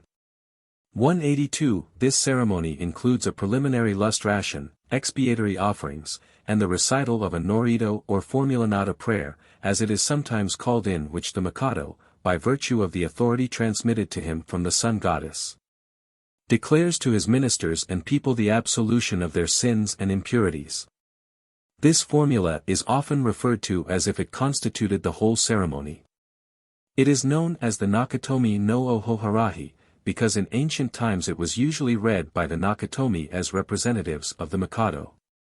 The myths which represent Izanagi as flinging down his garments during his flight from Yomi, and washing away in the sea the pollution contracted by his visit there, and describe the expiatory offerings exacted from Susa no Wa. Presume an acquaintance with the ceremony of which the Ohoharahi Norido forms a chief part. The Nihongi informs us, under the legendary date AD 200, that after the sudden death of the Mikado Chuai, his widow and successor Jingo commanded her ministers to purge offenses and to rectify transgressions, while in the parallel passage of the Kojiki 183 details are given of these offenses, which, as far as they go, are identical with those enumerated in the Ohoharahi itself. Great purifications are mentioned as having been performed in 676, 678, and 686. The Japanese scholar Mabuchi ascribes the present Ohoharahi Norido to this last-named period. In substance it must be very much older. The chief ceremony was performed in the capital twice yearly, on the last days of the 6th and 12th months. These dates are not chosen arbitrarily. There is a natural impulse at the close of the year to wipe out old scores and to make a fresh start with good resolutions. The Tsuina, or demon-expelling ceremonies, of the last day of the year, described below, are prompted by a similar motive. Tennyson gives expression to this feeling in his In Memoriam: The year is dying in the night. Ring out, wild bells, and let him die. Ring out the false, ring in the true. Ring out the want, the care, the sin. Ring out old shapes of foul disease. The summer celebration of the Ohoharahi is analogous to the custom of lustration, or bathing honesty. John's Eve, formerly practiced in Germany, Italy, and other countries. The Chinese had an Ohoharahi, defined by Mr. Giles in his Chinese Dictionary as religious ceremony of purification performed in spring and autumn, with a view to secure divine protection for agricultural interests. The Ainus of Yizo have a similar ceremony. 184. The Ohoharahi was not confined to the last days of the 6th and 12th months. It was performed as a preliminary to several of the great Shinto ceremonies, notably the Ohoni, and on other emergencies, such as an outbreak of pestilence. 185. The finding of a dead body in the palace. 865.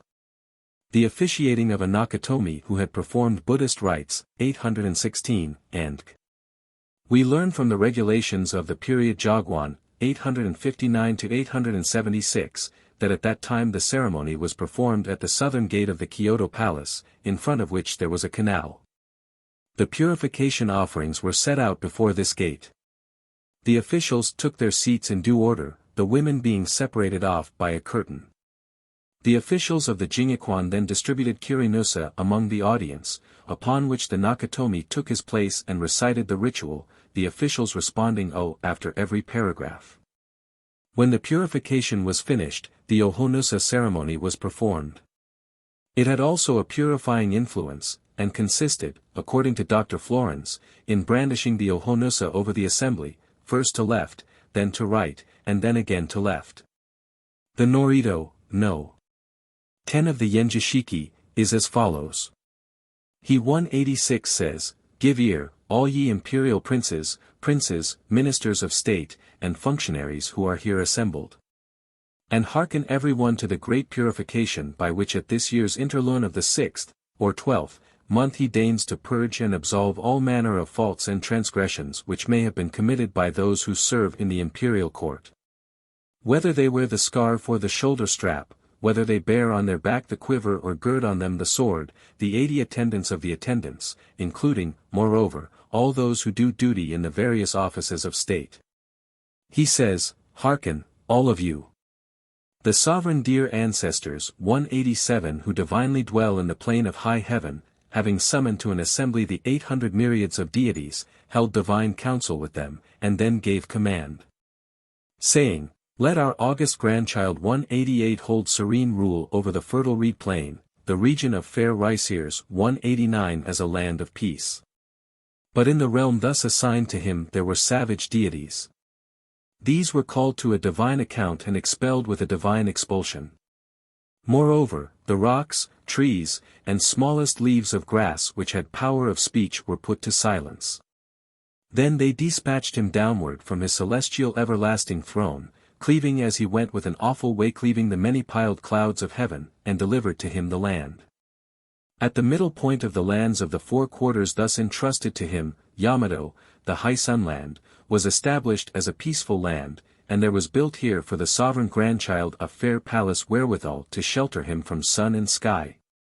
190 with massy pillars based deep on the nethermost rocks and upraising to the plane of high heaven the cross timbers of its roof. Now of the various faults and transgressions to be committed by the celestial race destined more and more to people this land of his peaceful rule, some are of heaven, to wit, the breaking down of divisions between rice fields, filling up of irrigation channels, removing water pipes, sowing seed over again, 191 planting skewers, 192 flaying alive, flaying backwards. These are distinguished as heavenly offenses. 193. Earthly offenses which will be committed are the cutting of living bodies, the cutting of dead bodies, leprosy, kakumi 194 incest of a man with his mother or daughter, with his mother-in-law or stepdaughter, bestiality. Calamities from creeping things, from the high gods 195 and from high birds, killing animals, bewitchments. 196.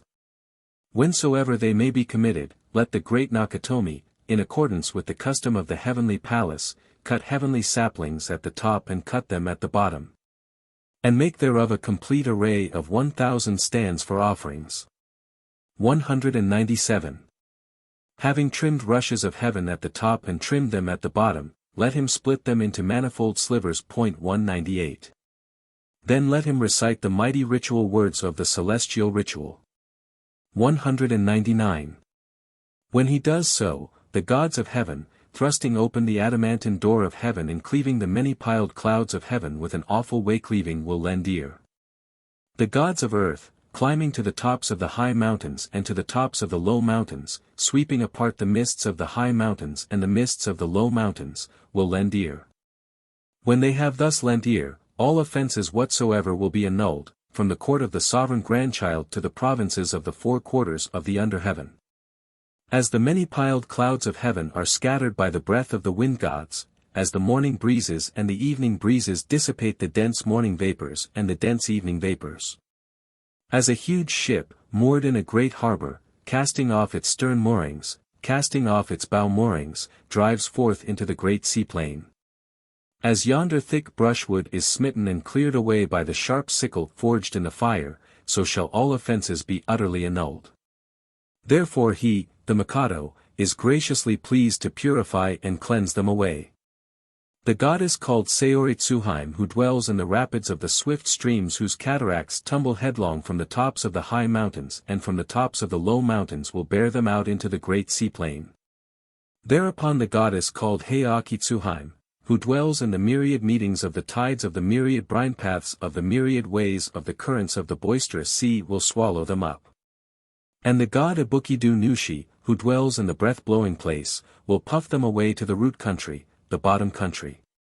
200 Then the goddess Heiasasuraheim 201 who dwells in the root country, the bottom country, will banish and abolish them.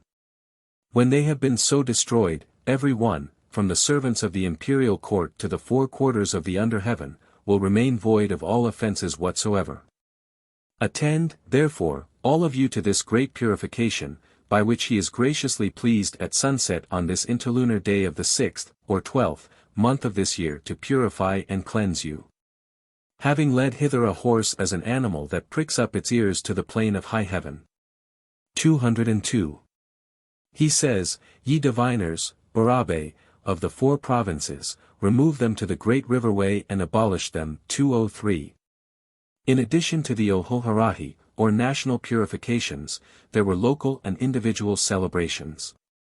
In the latter case, of which Susa no was punishment is the mythical type, the Harahi Tsumano were naturally furnished by the person for whose benefit they were performed, and so amounted practically to a fine on the offender. The Nihongi, A.D. 646, mentions a number of cases in which travelers and others were compelled by the country people to do harahi, that is, to pay a fine, under various pretenses. For example, when a man returning from forced labor fell down by the roadside and died, the villagers of the place said, why should a man be allowed to die on our road, and detain the companions of the deceased until they had done harahi? Cases of drowning were followed by similar claims, and even the cooking of rice by the roadside or the upsetting of a borrowed pot. An imperial decree was issued prohibiting these extortions, which are described as habitual with the unenlightened vulgar.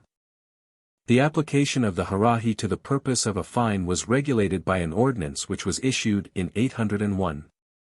Those who were guilty of neglect in connection with the celebration of the ohoni, or who, during the month of special avoidance of impurity, contracted mourning, visited the sick, were concerned with capital sentences, ate flesh, or touched anything impure were mulcted in an ohoharahi, which in this case meant simply a heavy fine. It consisted of 1 horse, 2 swords, 2 bows, and a long list of other sundries. Other offences of the same classes were fined in a nakaharahi, or medium harahi. Dar.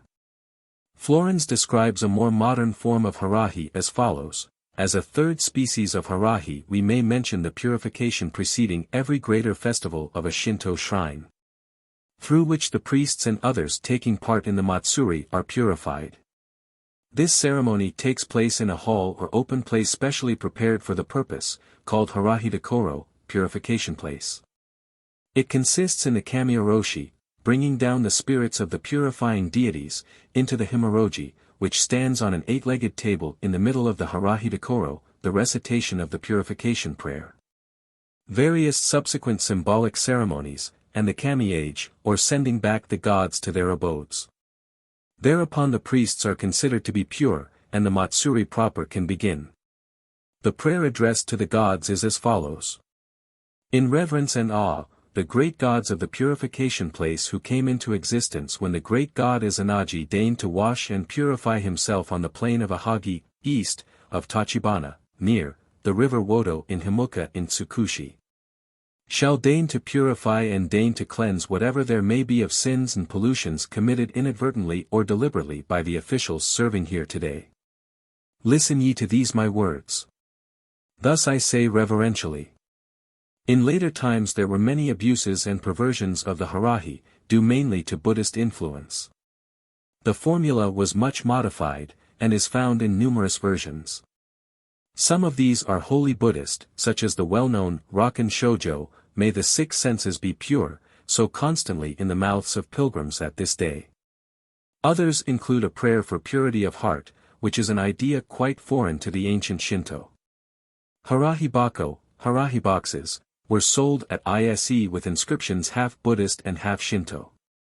In imitation of a similar Buddhist practice, these boxes contained a certificate that the harahi had been recited 1,000 or 10,000 times for the purchaser's benefit. Pieces of the gohei wand used by the priests at the ohoharahi of the 6th and 12th months were enclosed with these certificates. Sometimes a small fragment of the old shrine, which was broken up every 20th year and a new one erected, was compressed between 2 thin boards and called an oharahi. Pilgrims received these in return for their offerings. The devout could even purchase them from hawkers, who went about the country, like the sellers of indulgences in Luther's time, disposing of them for the benefit of the shrine. This practice is now prohibited. 204. The ideas associated with the harahi ceremony also underwent a change. Some writers speak of it as intended to propitiate evil deities. The harahi sold by the priests of ISE were set up in the kami-dana, or domestic shrine, and worshipped as the shintai of the deity. They were supposed to be indestructible by fire or water, to keep away robbers, to heal diseases, to make the old young, and to protect against calamity of every kind. In some later forms of the harahi the purifying gods are besought to cleanse from evil, sin, and pollution. This marks a different attitude from that of the Nakatomi no Ohoharahi, where they are merely a part of the machinery of purification. Invocation by the Hereditary Corporation of Scholars of Yamado and Kahachi, this Norido, number 11 of the Yenjishiki, was read previous to the performance of the Ohoharahi. The 2 corporations named were descendants, or, at least, successors of the Korean scholars who in the 5th century introduced Chinese learning into Japan. The language, thought, and sentiment of this Norido are Chinese. The sun, moon, not Hiram and Tsukiyomi, and stars, the High Emperor of Supreme Heaven, Shanti, the 5 emperors of the 5 cardinal points, the King Father of the East, the King Mother of the West, the 4 influences of the 4 seasons. And other Chinese divinities are invoked to grant prosperity to the Mikado. An offering was made of a silver man in order that calamity might be averted from him, and of a golden sword so that his reign might be lengthened. The sword, really of wood gilt, was called the Harahi Tsutachi, or Sword of Purification, and was breathed upon by the Mikado before being taken away. The silver man was also for use as an agamano, or ransom object. Michiahe no Matsuri. The object of this ceremony was to invoke the aid of the Sahi no Kami in preventing evil spirits, that is to say, pestilences, from entering Kyoto. The Norito, no. 13 of the Yenjishiki, read on this occasion is as follows. I humbly declare in the presence of the sovereign gods whose functions first began in the plane of high heaven.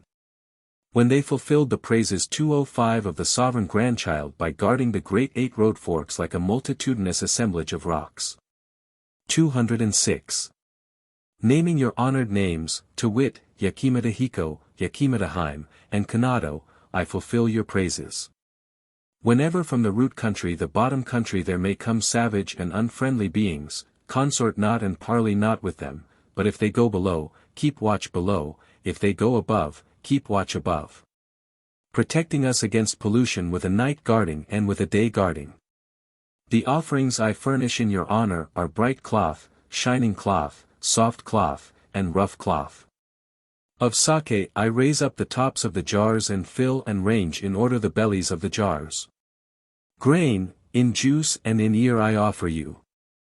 Of things that dwell in the mountains and on the moors I offer the soft of hair and the coarse of hair. Of things that dwell in the blue sea plain, the broad of fin and the narrow of fin, even to the weeds of the offing and the weeds of the shore. Peacefully partaking of these plenteous offerings, which I lay before you in full measure like a cross range of hills, hold guard on the highways like a multitudinous assemblage of rocks. Preserving from pollution the sovereign grandchild firmly and enduringly, and bless his reign to be a prosperous reign. Also be pleased peacefully to preserve from pollution the imperial princes, the ministers of state, and all the functionaries, including, moreover, the people of the under heaven. I, as official of the Department of Religion, humbly fulfill your praises by this celestial, this great pronouncement. The offerings included hides of oxen, boar, deer, and bear, in addition to those above enumerated. Segicho. This is a modern ceremony, which was also intended to repel evil influences. The Wakinsan Saizui, 1713, gives the following description of it as practiced in the imperial palace. On the 15th day of the first month 207 green bamboos are burnt in the courtyard of the Ceremonial. And happy reports 208 sent up to heaven therewith. On the 18th also bamboos are dressed up with fans attached to them, which are burnt at the same place. There is a reader of spells called Daikoku Matsudayu, who has 4 followers, 2 old men and 2 old women. These wear devil masks and red bear wigs. The 2 old women carry drums, and the 2 old men run after them trying to beat the drums. There are 2 boys without masks, but with red bear wigs, who beat double cymbals. Moreover, there are 5 men in dress of ceremony who stand in a row and join in with cries of Dandoya, while one costumed somewhat differently calls out, Ha! The Wakan Sansai does not know the origin of this ceremony, which is said to expel demons. There is a similar Chinese practice, though on a different date, namely, the first day of the year. Its object is said to be to drive away mountain elves.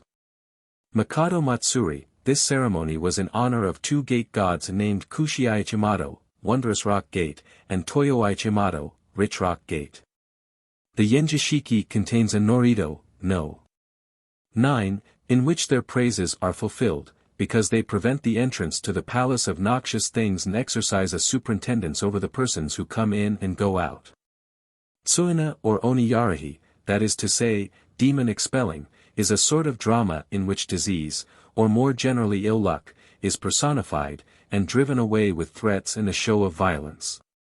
Like the Ohoharahi, it was performed on the last day of the year. This association is only natural. The demons of the Tsuina are personified wintry influences, with the diseases which they bring with them, while the Ohoharahi is intended to cleanse the people from sin and uncleanness, things closely related to disease, as well as from disease itself. Though probably of Chinese origin, the Tsuina is a tolerably ancient rite. It is alluded to in the Nihongi under the date AD 689. It was at one time performed at court on an imposing scale. For bands of 20 youths, each wearing a four-eyed mask, and each carrying a halberd in the left hand, marched simultaneously from the four gates of the palace, driving the devils before them. Another account of this ceremony says that a man disguised himself as the demon of pestilence, in which garb he was shot at and driven off by the courtiers armed with peachwood bows and arrows of reed. Peachwood staves were used for the same purpose. There was formerly a practice at Asakusa in Tokyo on the last day of the year for a man got up as a devil to be chased round the pagoda there by another wearing a mask. After this 3,000 tickets were scrambled for by the spectators. These were carried away and pasted up over the doors as a charm against pestilence. At the present day, the popular form of Tsuina consists in scattering parched beans with the cry, Oni ha soto, Fuku ha uchi, that is, out with the devils and in with the luck. The former phrase is uttered in a loud voice, the latter in a low tone. This office should properly be discharged by the head of the family, but it is frequently delegated to a servant. The performer is called the Toshiotoko, or yearman. In the shogun's palace a specially appointed Toshiotoko sprinkled parched beans in all the principal rooms. These beans were picked up by the women of the palace, who wrapped them in paper in number equal to the years of their age, and then flung them backwards out of doors. Sometimes Tsuina beans were gathered by people who had reached an unlucky year, yakutoshi, one for each year of their age and one over, and wrapped in paper with a small copper coin, which had been rubbed over their body to transfer the ill luck. These were placed in a bamboo tube and flung away at crossroads. This was called yakusut, flinging away ill luck. Other people pass under 7 toraiwai as an antidote. The significance of the peach and bean in this ceremony has been already explained. The vulgar notion is that the beans hit the devils in the eye and blind them. A more philosophical theory is that the beans dispel the inaku no ki, or female evil influences, and welcome in the seiyo, green male influences. By the female influences are here meant wintry influences, by male influences those of spring. Mr. J. G. Fraser, in The Golden Bough, 3. 67, 2nd edition, gives an interesting account of another Japanese form of this custom. The Tsuina is only a special form of a worldwide ceremony. We may compare with it the Roman Lemuria, a festival for the souls of the dead, in which the celebrators threw black beans 9 times behind their backs, believing by this ceremony to secure themselves against the lemurs. Some of my readers may have witnessed the Scotch hogmanay, when the house is thrice circumambulated on the last day of the year in order to frighten away devils. In Lady Burton's Life of her husband she tells us that at Trieste on St. Sylvester's Eve, the servants went through a very usual ceremony of forming procession and chevying the evil spirits with sticks and brooms out of the house, inviting the good spirits and good luck to come and dwell there. This is curiously like the Japanese formula just quoted.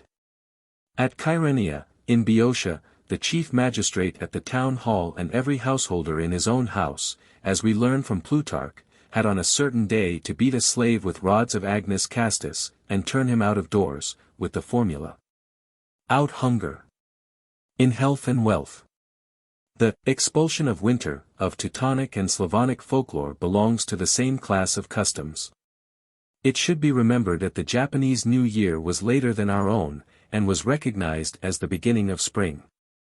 I must not quote further from the extensive literature of this subject. The reader is referred to The Golden Bough, 2nd edition, Volume 3. Pages 39 et sequentia, for a rich collection of evidence relating to it. New Year in Modern Japan.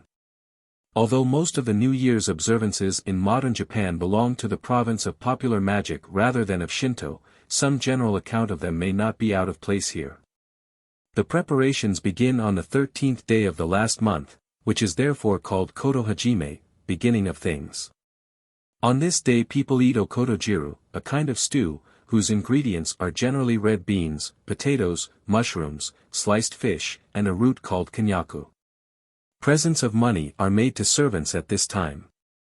About the same date there is a partly real, partly ceremonial house cleaning called susuharahi, soot sweeping. The other preparations for the new year consist in decorating the front entrance by planting at each side of it small fir trees, with which bamboos are frequently joined. Both of these symbolize an evergreen prosperity. A shiminaha is hung over the door or gate, attached to which are fern leaves, and yuzuriha, Daphnophyllum macropodum, with dai-dai, a kind of bitter orange. Dai-dai also means ages, generations, so that this is a sort of punning prayer for long life and the continuance of the family. The prawn, which forms part of the decorations, is supposed by its curved back to suggest old age. Sometimes holly leaves, of which the prickles are thought, as in Europe, obnoxious to demons, bean pods, and a head of a salt sardine, ihashi, are added. On the domestic shrine is placed an offering of unleavened cakes of glutinous pounded rice, the preparation of which is a matter for much fun and excitement. These cakes are called kagamimachi, or mirror cakes, on account of their shape, which is that of a flattened sphere. There are two of them. One is said to represent the sun, the yo, or male principle of Chinese philosophy, the parent and the husband, while the other is put for the moon, the female principle, the child and the wife. The kagami-machi is also called the hagadami-machi, tooth-hardening cake, because it fortifies the constitution. The explanation given is that the Chinese character for ha, tooth, also means age. The tsuina on the last day of the year is described above. The first act of the new year is for the Toshiotoko to proceed at dawn to the well or stream whence the household water is supplied. He throws into it a small offering of rice, and draws water in a new pail crowned with shime-naha. To drink this water, called wakamidzu or young water, brings luck and exemption from disease during the year. On New Year's Day zoni, a stew of various kinds of vegetables is eaten and a spiced sake called tozo is drunk and offered to visitors. No work is done. Visits are exchanged between friends, and formal calls made on superiors. The phrase Shinen o medito gozurimasu, New Year's congratulations to you, is in everybody's mouth. The ujigami are visited and also the Shinto temples which lie in the direction, Icho, indicated by the cyclic name of the year. Thus the year of the hare is associated with the east. The gods who preside over this particular year are called the Toshitoku Jin, year virtue gods. In some places a lamp, consisting of a coarse earthenware saucer with a wick, is lighted at the new year in honor of the god of the privy. Sick people at this time throw away their stockings or drawers on a frequented road, and if any one picks them up they expect to recover. Samurai boys receive presents of hamayumi, devil-quelling bows. The 7th of the first month is called Nanakusa, or 7 herbs, because in ancient times people went out into the country to gather wild potherbs which were made into a mess with rice and eaten on this day. The New Year's celebrations end with the Sahi no Kami festival, now called Dondo or Sajicho, on the 14th or 15th of the first month, when the decorations above described are made the material for a bonfire. Tatarigami wa Utsushi Tatamatsuru Norito, service for the respectful removal of deities who send a curse. This Norito, number 25, is long, but it contains nothing worthy of special notice. The mischievous deities are reminded of the divine right of the Mikado, and of the quelling by Futsunushi and Takimikadzuki of the evil beings who plagued Japan before the descent of Ninigi. Offerings of cloth, a mirror, jewels, bows and arrows, swords, a horse, sake, rice in ear and in grain, and various kinds of flesh and vegetables, are set before them, with the request that they should retire to enjoy these good things in some pure spot among the hills and streams and remain there, rather than work curses and violence in the palace. It is to be distinguished from the Maikiya ritual, which was addressed to the protective road deities in order to keep off pestilence.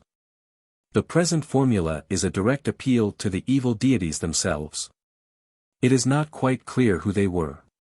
Perhaps all possibly harmful gods were meant to be included. Ceremony when envoys were dispatched to foreign countries. On such occasions the gods of heaven and earth, with the phallic Chiburi no Kami, or road gods, were worshipped outside the city, the envoys taking part in the ceremony and reading a Norido. The wood gods and mountain gods were worshipped before cutting the timber for building their ship. The Yenjishiki preserves a Norido, number 26, used on one of these occasions. It is addressed to the sea gods of Sumiyoshi, and presents thank offerings to them for providing a harbor there more convenient for the envoys to sail from than a more distant port in Harima. Hoshidzume no Matsuri, fire calming service. This ceremony was performed on the last days of the 6th and 12th months by the Urabe, or diviners, at the 4 outer corners of the imperial palace, in order to prevent its destruction by fire. The Urabe kindled a fire by means of the fire drill and worshipped it. The following Norido, No. 12, was read on the occasion. I humbly declare according to the celestial the great pronouncement, Norido, delivered to the sovereign grandchild by his sovereign, dear, divine ancestor and ancestress when they granted to him the under heaven. Commanding him to rule tranquilly as a peaceful realm the fair riceer land of the rich reed plain, as follows, the two gods Izanagi and Izanami, having become united as husband and wife, procreated the 80 countries and the 80 islands and gave birth to the 800 myriads of deities. When Izanami's last son, the god Homasubi, fire growth, was born her pudenda were burnt and she became rock concealed. 209 She said, for nights 7 and for days 7 look not on me, O my husband. But before the 7 days were fulfilled, Izanagi, wondering at her concealment, viewed her, and behold, her pudenda had been burnt in giving birth to the fire. 210 O, my honored husband, said Izanami, thou hast insulted me by looking on me despite my having besought thee to refrain from doing so at such a time. Therefore thou must govern the upper world and I the lower world. So saying, she was rock concealed. When she had reached the even pass of Yomi, she bethought herself, I gave birth to, and left behind me in the upper world ruled by my honored husband, an evil-hearted child. So she went back and gave birth to other children, namely, the god of water, the gourd, the river weed, and the clay mountain lady, 4 kinds in all. Moreover, she taught him, saying, when the temper of this evil-hearted child becomes violent, do thou assuage it with the water god, the gourd, the river weed, and the clay mountain lady. Therefore do I fulfill thy praises as follows, to the end that thou mayest deign to control thy transports against the palace of the sovereign grandchild, I offer thee bright cloth, shining cloth, smooth cloth, and rough cloth, of various colors. Of things which dwell in the blue sea plain, I offer the broad of fin and the narrow of fin, even unto the weeds of the offing and the weeds of the shore. Of sake, I raise up the tops of the jars, and fill and range in order the bellies of the jars. Nor do I omit rice, cleaned and in the husk. Heaping up these things like a cross range of hills, I fulfill thy praises according to the celestial, the great pronouncement. It will be observed that the tone of this Norido is not particularly reverent. It reads more like an offer to pay blackmail than a prayer. The phraseology implies that the Mikado is the god superior. And surely there is a malicious humor in the reminder that the god was a bad boy, to provide the means for whose control and chastisement his mother came back expressly from Hades. Kasuga no Matsuri. This service is comparatively modern, having been first used in 859. It is in honor of the gods worshipped at Kasuga, near Nara, namely, Take Mikadzuki, Futsunushi, Koyain, and a goddess who is supposed to be the wife of the last-named deity. It was celebrated twice annually by a priestess dispatched from Kyoto to Nara for the purpose. I take from Sir Ernest Sato's Ancient Japanese Rituals in the TASJ the following account of the ceremonies used on this occasion. They may serve as an example of the elaborate ritual of Shinto at this period, and to illustrate the intimate association of government with religion. Before the celebration of the service, orders were given to the divination office to fix a day, hour, and locality for a purification, harahi, to be performed. On the day preceding the purification a sort of tent was erected near the river, i.e. the Kamagaha at Kyoto, and at the hour appointed the priestess who had been selected for the occasion proceeded to the place of purification in a bullock car. The procession was magnificent, and was ordered with extreme precision. It consisted of nearly 140 persons, besides porters. First went 2 municipal men-at-arms, followed by 2 citizens and 8 officials of rank. They were succeeded by the bailiff of the priestess's official residence with 4 attendants, after whom came 10 corporals of the guard of the palace gates, and a few men from the other 4 imperial guards. Next came the car of the priestess herself, with 8 attendants in brown hempen mantles, 2 young boys in brown, and 4 running foot pages in white dresses with purple skirts. A silk umbrella and a huge long-handled fan were borne on either side of the car by 4 men in scarlet coats. 10 more servants completed her immediate retinue. Then came a chest full of sacrificial utensils, and 2 carriages containing a lady, who seems to have acted as a sort of duenna to the priestess, and the Mikado's messengers, surrounded by attendants in number suited to their rank. Close behind them were borne 2 chests full of food offerings, and 4 containing gifts from the Mikado intended for those members of the Fujihara family who attended on the occasion. 7 carriages carried the female servants of the priestess, each of them being a lady of rank, and therefore accompanied by half a dozen followers of both sexes. 2 high officials of the provincial government of Yamashiro awaited the procession at a convenient point, and conducted it to the spot chosen for the ceremony of purification. A member of the Nakatomi tribe presented the nusa, consisting of a white wand with hemp fiber hanging from its upper end, the symbol of the primitive offerings of greater value, and a diviner read the purification ritual. After the ceremony was over, refreshments were served out, and the Mikado's gifts distributed. The priestess then returned to her official residence. On her journey to the temple of Kasuga, the priestess was preceded by various priests, diviners, musicians, cooks, and other functionaries of inferior grade, who set out one day earlier in the charge of an officer of the Ministry of Religion. At the boundary of the province of Yamato she was received by officers of the provincial government, who accompanied her to the temporary building erected for her accommodation on the bank of the Sahogaha. During the day the rite of purification was performed on the western side of the temple, and the offerings placed in readiness for the final ceremony. At dawn on the following day officials of the Ministry of Religion superintended the cleaning of the shrine by a young girl, Mono Imi, who had been carefully guarded for some time previous from contracting any ceremonial uncleanness. While other officials decorated the buildings and set out the sacred treasures close to the shrines and by the side of the arcade round the innermost enclosure.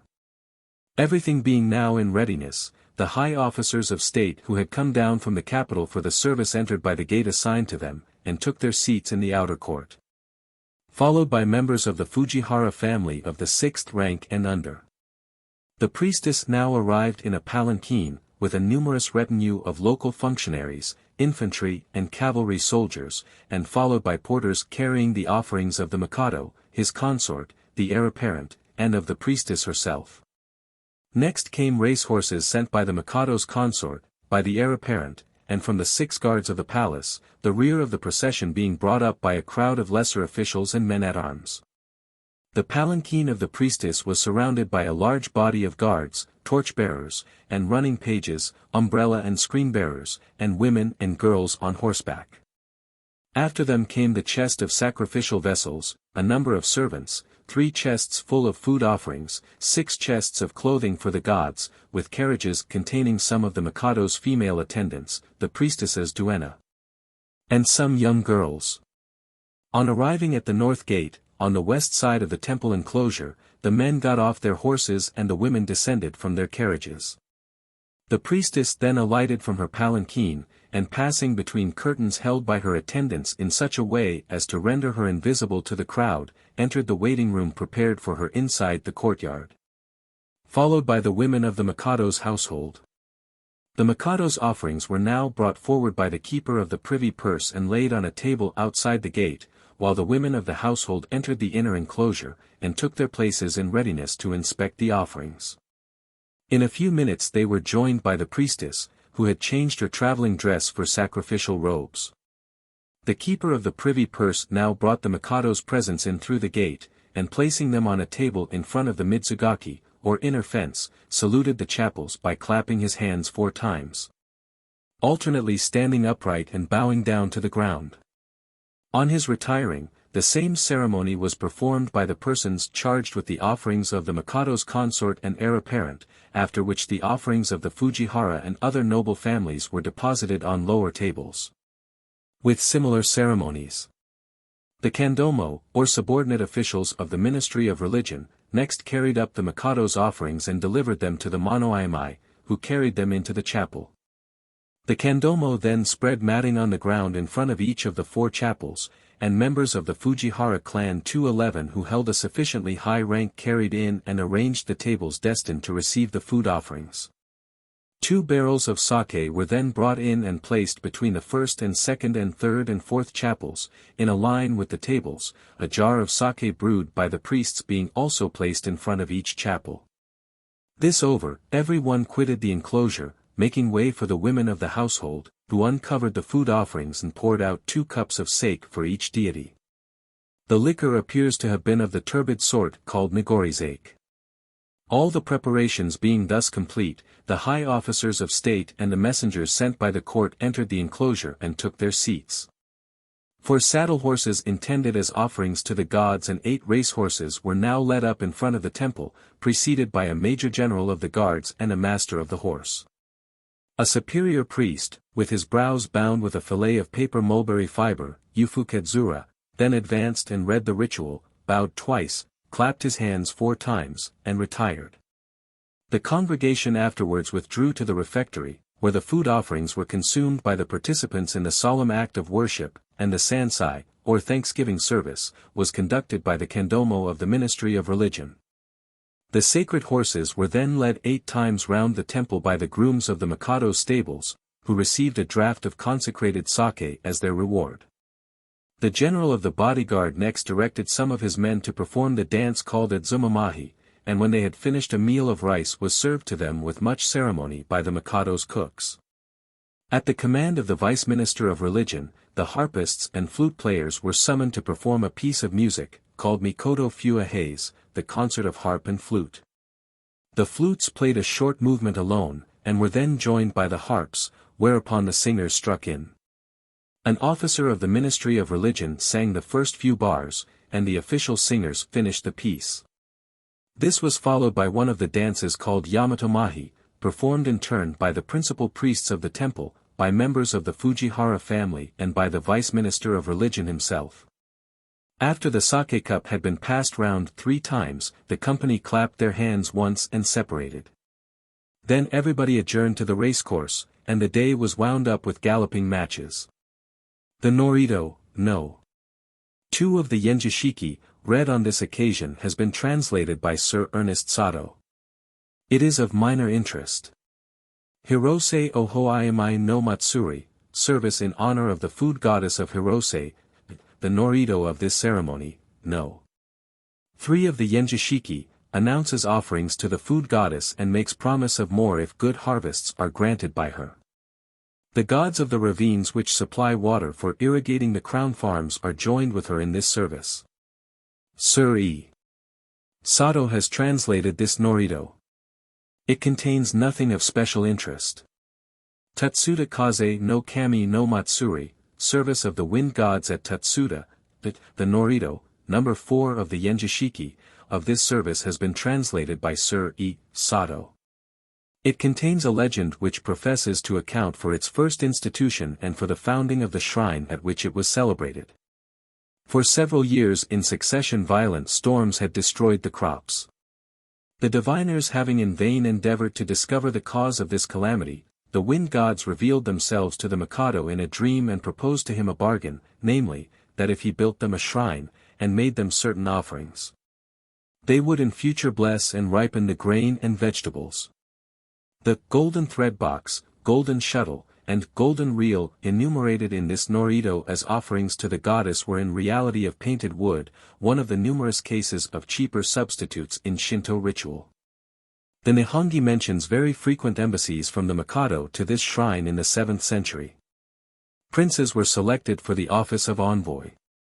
In addition to the above, the Yenjishiki has brief mention of ceremonies for calming the roaring of the kitchen furnace, calming, or propitiating the god of water, the august abiding place, of the Mikado, the earth prince, the site of a new palace, in honor of the kitchen furnace, of the august well, such as that from which water was taken for the Ohone ceremony. Of the birth well, from which water was drawn for washing a newborn prince, of the water of a privy, and a ceremony performed when the Mikado went out from the palace. The same work contains schedules of offerings to various local deities, of whom we know little or nothing. More recent Norido. In addition to the old Norido of the Yenjishiki, a good number have come down to us of more recent date, chiefly from the 9th century. We find among them for the first time Norido addressed to deceased Mikados, a practice which was, no doubt, introduced from China. I give the substance of some selected examples. 212 They exhibit numerous traits of Chinese origin. AD 733.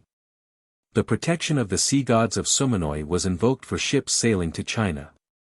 805, the wrath of the god of Iso no Kami was deprecated. He was supposed to have sent an illness upon the Mikado because his divine treasures had been removed for convenience to a place nearer the capital. 825.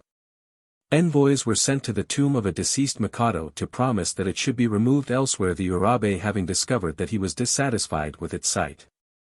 827. The sun goddess was besought to stay a pestilence, and a member of the imperial family promised her as priestess. 827. The diviners having attributed the Mikado's illness to the cutting down of the trees of the shrine of Inari, envoys were sent to recite a Norido asking for pardon, and that he should be restored to health. 836.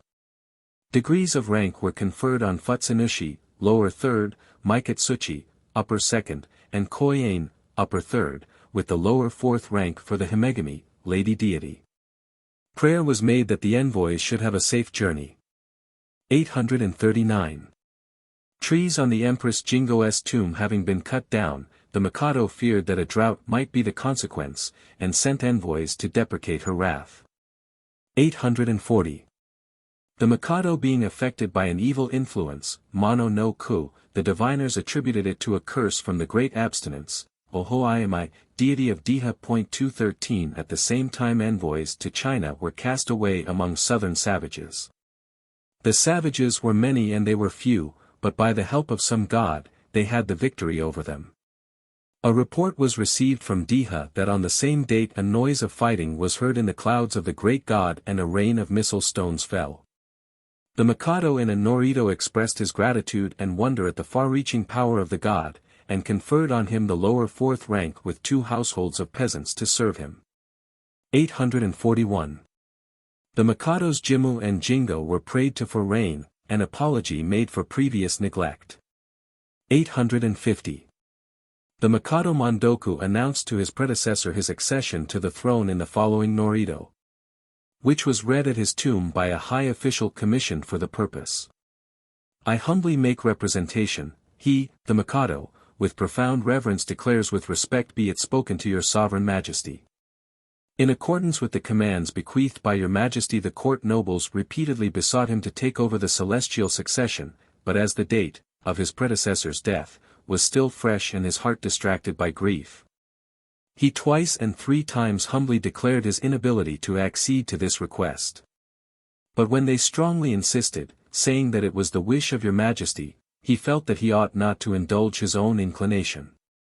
After considering the matter in all its bearings, he therefore purified the great abiding place, and reverently assumed the celestial succession, which he now with reverence announces to your majesty his intention to maintain.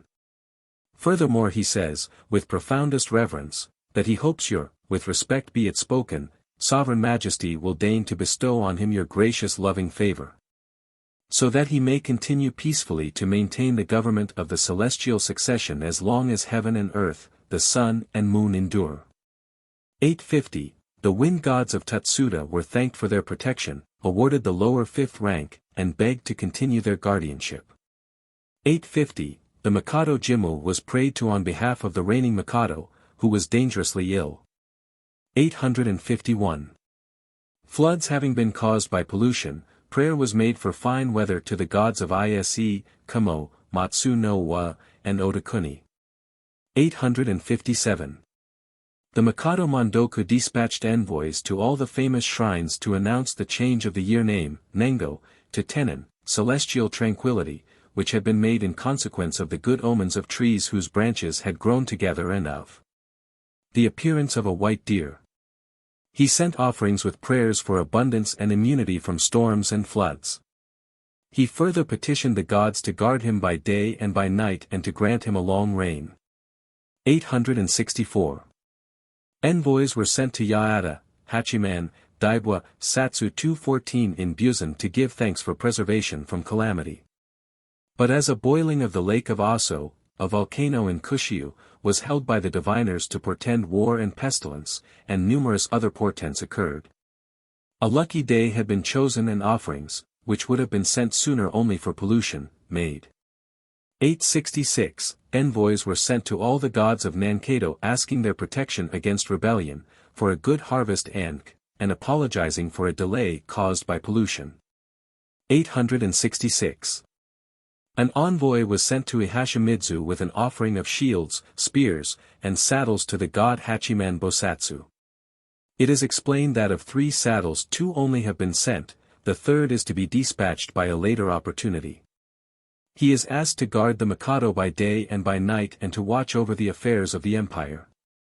866. A fire having destroyed one of the gates of the palace, the diviners said that it portended sickness to the imperial person with disasters by conflagration and battle. After some delay, caused by various pollutions, the Mikado sent an envoy to the shrine of the sun goddess at Ise with prayer to avert these calamities, and more especially to send down a sweet rain on the land which was then suffering from drought. 868, envoys were sent to Hirota and Ikuta praying the gods of these places that earthquake shocks attributed to them should cease. A patent of rank was sent to them, and they were besought to bless the Mikado and the country. Thanks were also given for a good harvest. 874. Inari was raised in rank and prayed to for many blessings, of which some do not apparently belong to the province of a rice god. For an account of Shinto festivals at the present day, Mr. B. H. Chamberlain's Things Japanese or Captain Brinkley's Japan and China may be consulted. Their nearest counterpart is the Carnival of Southern Europe. The Chinjiu Matsuri, or annual festival of the local patron deity, is everywhere a great event, with processions, dramatic performances, wrestling, fireworks, races, new clothes for the children, and 13. Magic, divination, inspiration. The reader will find few traces of normal religious development in the practices to be described in this chapter. The pathological element is decidedly predominant. Magic.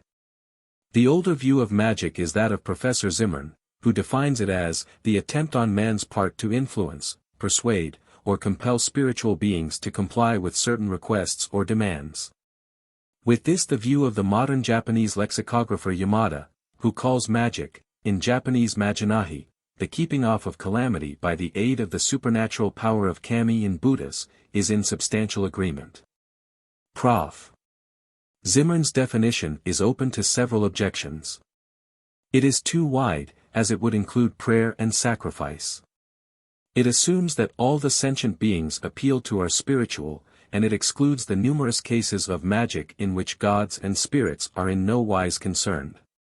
It is, however, impossible to leave out of consideration the last-mentioned class of magic, though it might be convenient to distinguish it by a different name, as charms. Sir Alfred Lyell and Mr. J. G.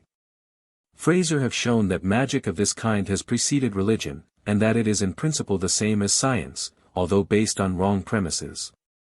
Magic and medicine. Magic is the bastard brother of medicine. The two arts are associated in many countries.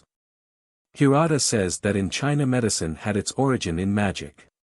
In Japan, in Kotoku's reign, 645 to 654, we find state departments of medicine and of magic organized on a similar footing. A Nihongi myth states that mankind owes both arts to the teaching of the gods Ohanamochi and Sukunabikona. Evidently the myth by which these institutions are referred to a divine origin is of later growth than the institutions themselves.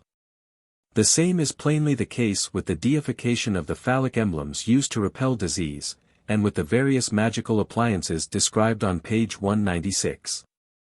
The object of the mythmaker in these cases was to lend a religious sanction to what was in its origin a non-religious magical procedure.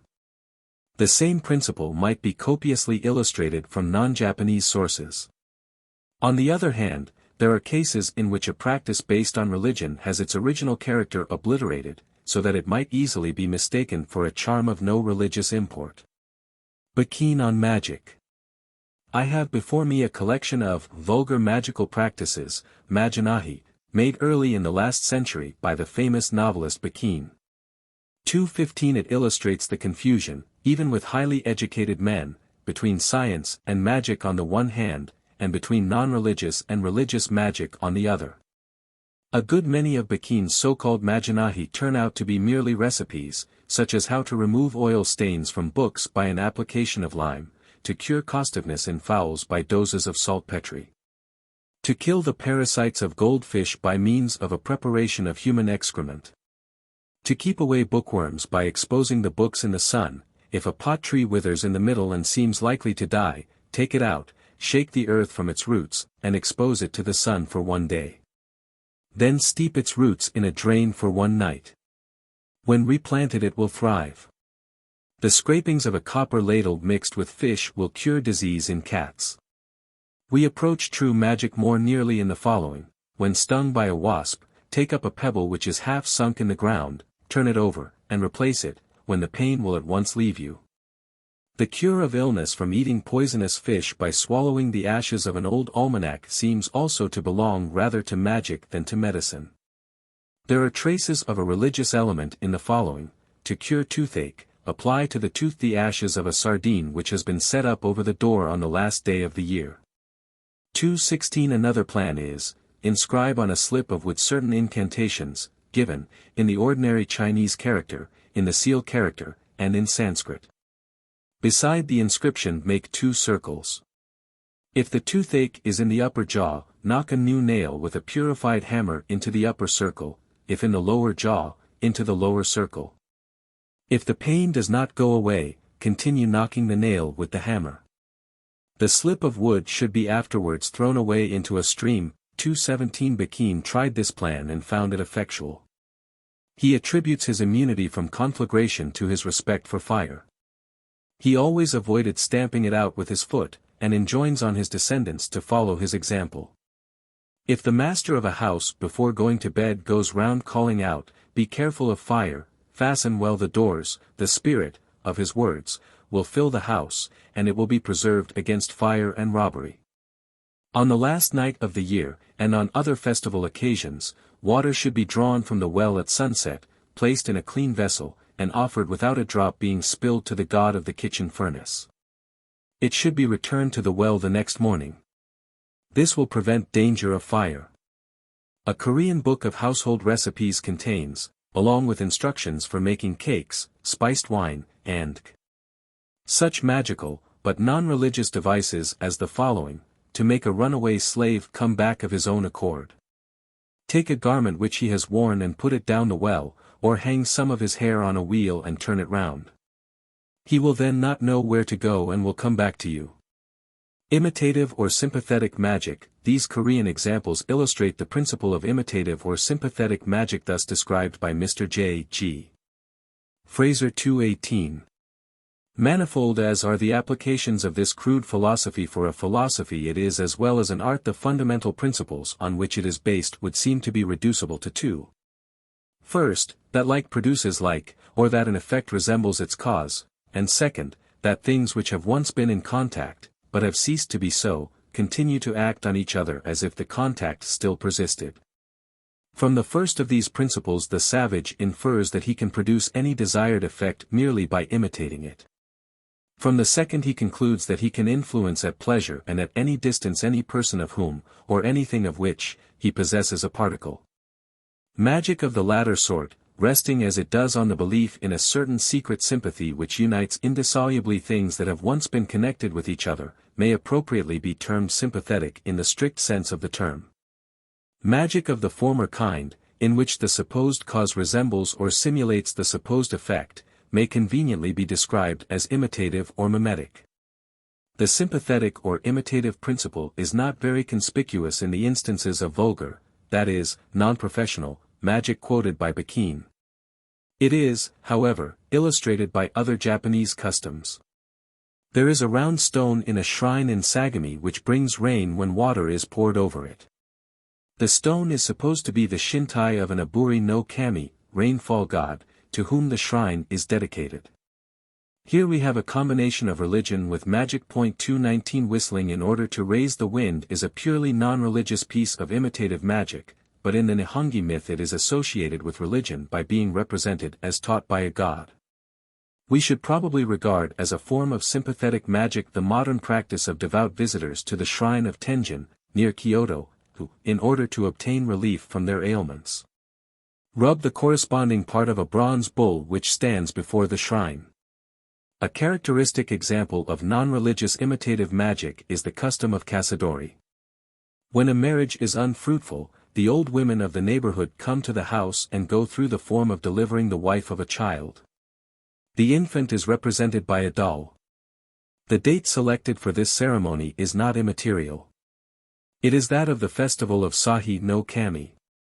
This, no doubt, gives it a quasi-religious flavor. To this class we may also refer the New Year's practice of going to sleep with a picture of a boat under the pillow. If lucky dreams follow, an anchor is painted to it, if unlucky dreams a sail. The Nihongi 220 records a case in which a woman took earth from Mount Keiko in Yamato, which she wrapped in her neckerchief and prayed, saying, "This earth represents the country of Yamato." Then she turned it upside down. The common witchcraft of ill-treating a figure of the intended victim in order to make him suffer in a corresponding manner is well known in Japan. The Nihongi, A.D. 587, speaks of a rebellious minister preparing figures of the heir to the throne and loathing them. Dar. Griffiths 221 gives the following description of a magical ceremony performed by a woman in revenge for her lover's desertion of her. At 2 o'clock in the morning she proceeds to the shrine of her patron god, usually the Ujigami. Sometimes she wears a crown, made of an iron tripod reversed, on which burn 3 candles. In her left hand she carries a straw effigy of her victim, in her right she grasps a hammer. On her bosom is suspended a mirror. Reaching the sacred tree before the shrine, she impales the effigy upon it with nails, adjuring the gods to save their tree, impute the guilt of desecration to the traitor, and visit him with their deadly vengeance. The visit is repeated nightly until the object of her sorcery sickens and dies. At Sabi, before a shrine of Kampira, stood a pine tree about a foot thick, plentifully studded with such nails. 222. The possession by the operator of the hair or nails of his victim adds greatly to the potency of his devices.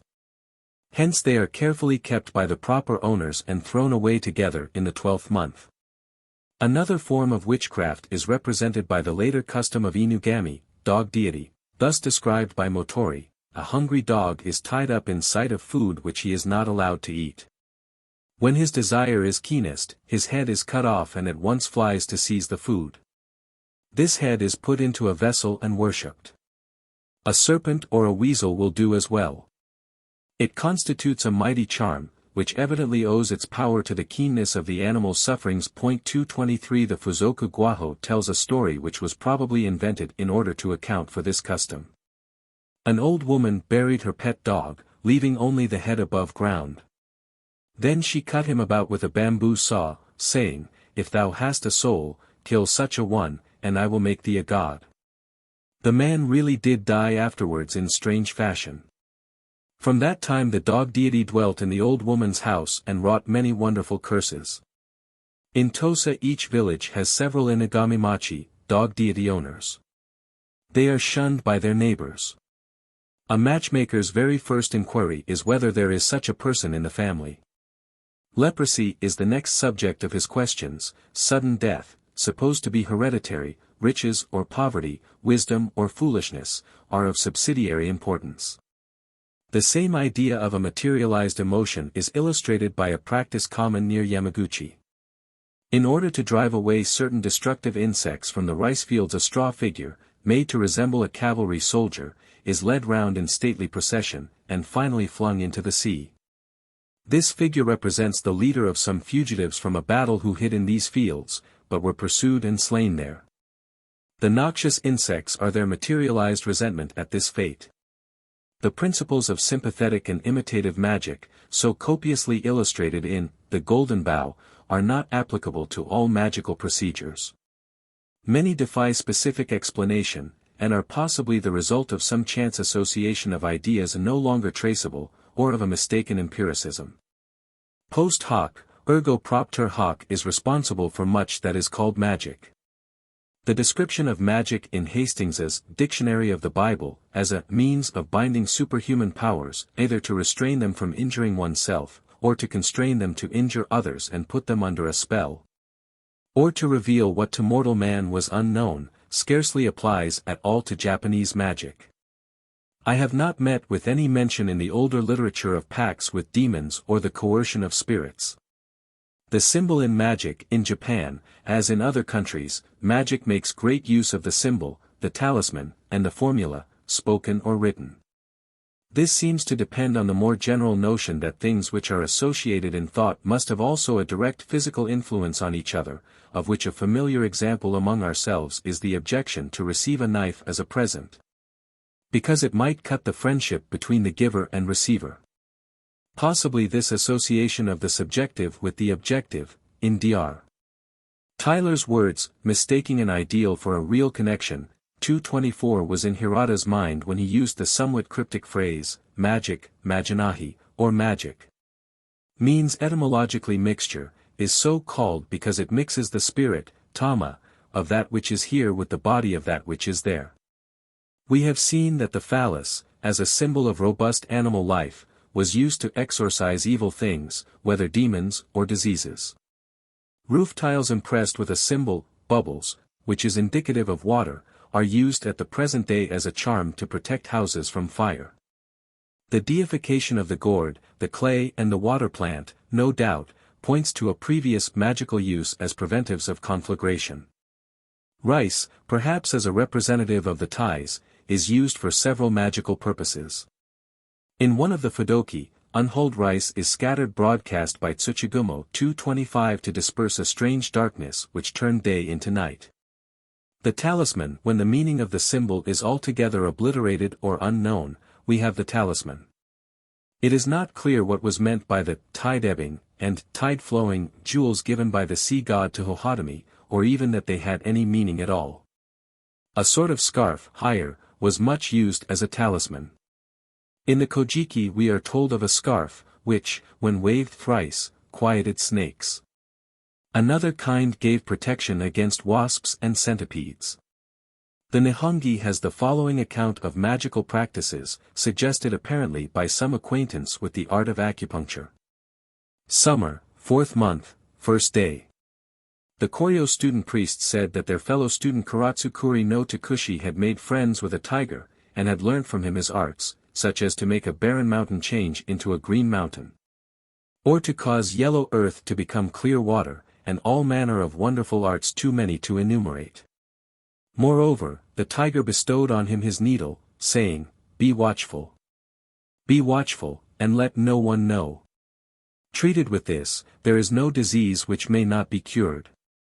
Truly, as the tiger had said, there was no disease which was not cured when treated by it. Takushi always kept the needle concealed in a pillar.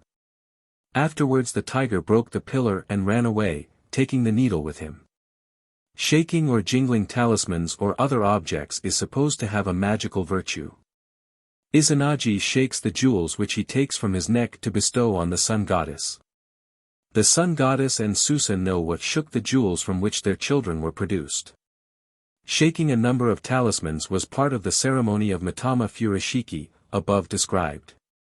Part of the outfit of a district wise woman or sorceress in recent times was a small bow, called a Zusayumi, by twanging which she could call from the vasty deep the spirits of the dead, or even summon deities to her behests. Another small bow, called Hamayumi, break demon bow, is given to boys at the new year. I conjecture that both of these had something to do with the bows used in the ceremony of Tsuina described above. Another magical appliance for the restraint of demoniac or evil influences is the Shime Naha, or clothes rope. It is made of rice straw plucked up by the roots, the ends being allowed to dangle down at regular intervals.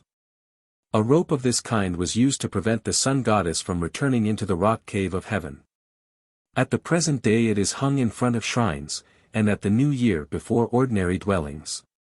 Sacred trees are girt with it, or it may be suspended across a road to prevent the passage of evil spirits. Some people wear Shime Naha on their person. The twin rocks at Ise, between which there is a view of Fuji and the rising sun, are connected by an immense Shime Naha, with which a legend is associated to the effect that Susa no Wa, in return for hospitality, taught his host how to keep out the god of pestilence by stretching such a rope across the door. The Shime Naha is sometimes called Hai no Mitsuna, Sun August rope. The Shime Naha is the counterpart of the consecrated rope which in Siam is fastened on the last day of the year round the city walls to prevent the banished demons from returning. Garlic has the same power over evil spirits in Japan that it has in Europe. The formula in magic. The magic power of set forms of speech, quite distinct from any meaning which they may possess, is well illustrated by the use of the numerals from 1 to 10 as a magic formula for the cure of disease. But in the instructions of the sea god to Hohodami to return the lost fish hook to his brother with the words, a hook of poverty, a hook of ruin, a hook of downfall, the proper meaning of the words is retained. Though they are evidently supposed to be accompanied by some mysterious potency, independent of it. Beyond the circumstance that they were taught by gods, these incantations do not seem to have had any religious character. Nor, when a judge is about to execute some criminals by casting them into the fire, and uses the charm, not by my hands are they cast, is there apparently any god invoked. The words themselves avert any evil result. There is no hint of a religious origin in the passage of the Nihongi which states that the first Mikado, Jimmu, invented magical formulae for the dissipation of evil influences. Of course, there are many formulae of this kind which stand on a different footing. When, at the present day, a Japanese calls out Kohabara. Kohabara. Mulberry Grove, during a thunderstorm, it is no doubt with the idea of suggesting to the thunder god that the place is a mulberry grove, which, it is believed, is never struck by lightning. Charms often consist of a ticket with the name of the god, usually the yubuna, and a statement that the bearer is under his protection. Magic and Shinto. The treatment of magic by Shinto is not uniform. We have seen that it lends its sanction to some practices of this kind by affirming that they were taught or practiced by gods, or by deifying the objects used in them. But there are others which it condemns, including them in the offenses against the gods enumerated in the Ohoharahi. It is, however, for their malicious purpose that they are reprobated.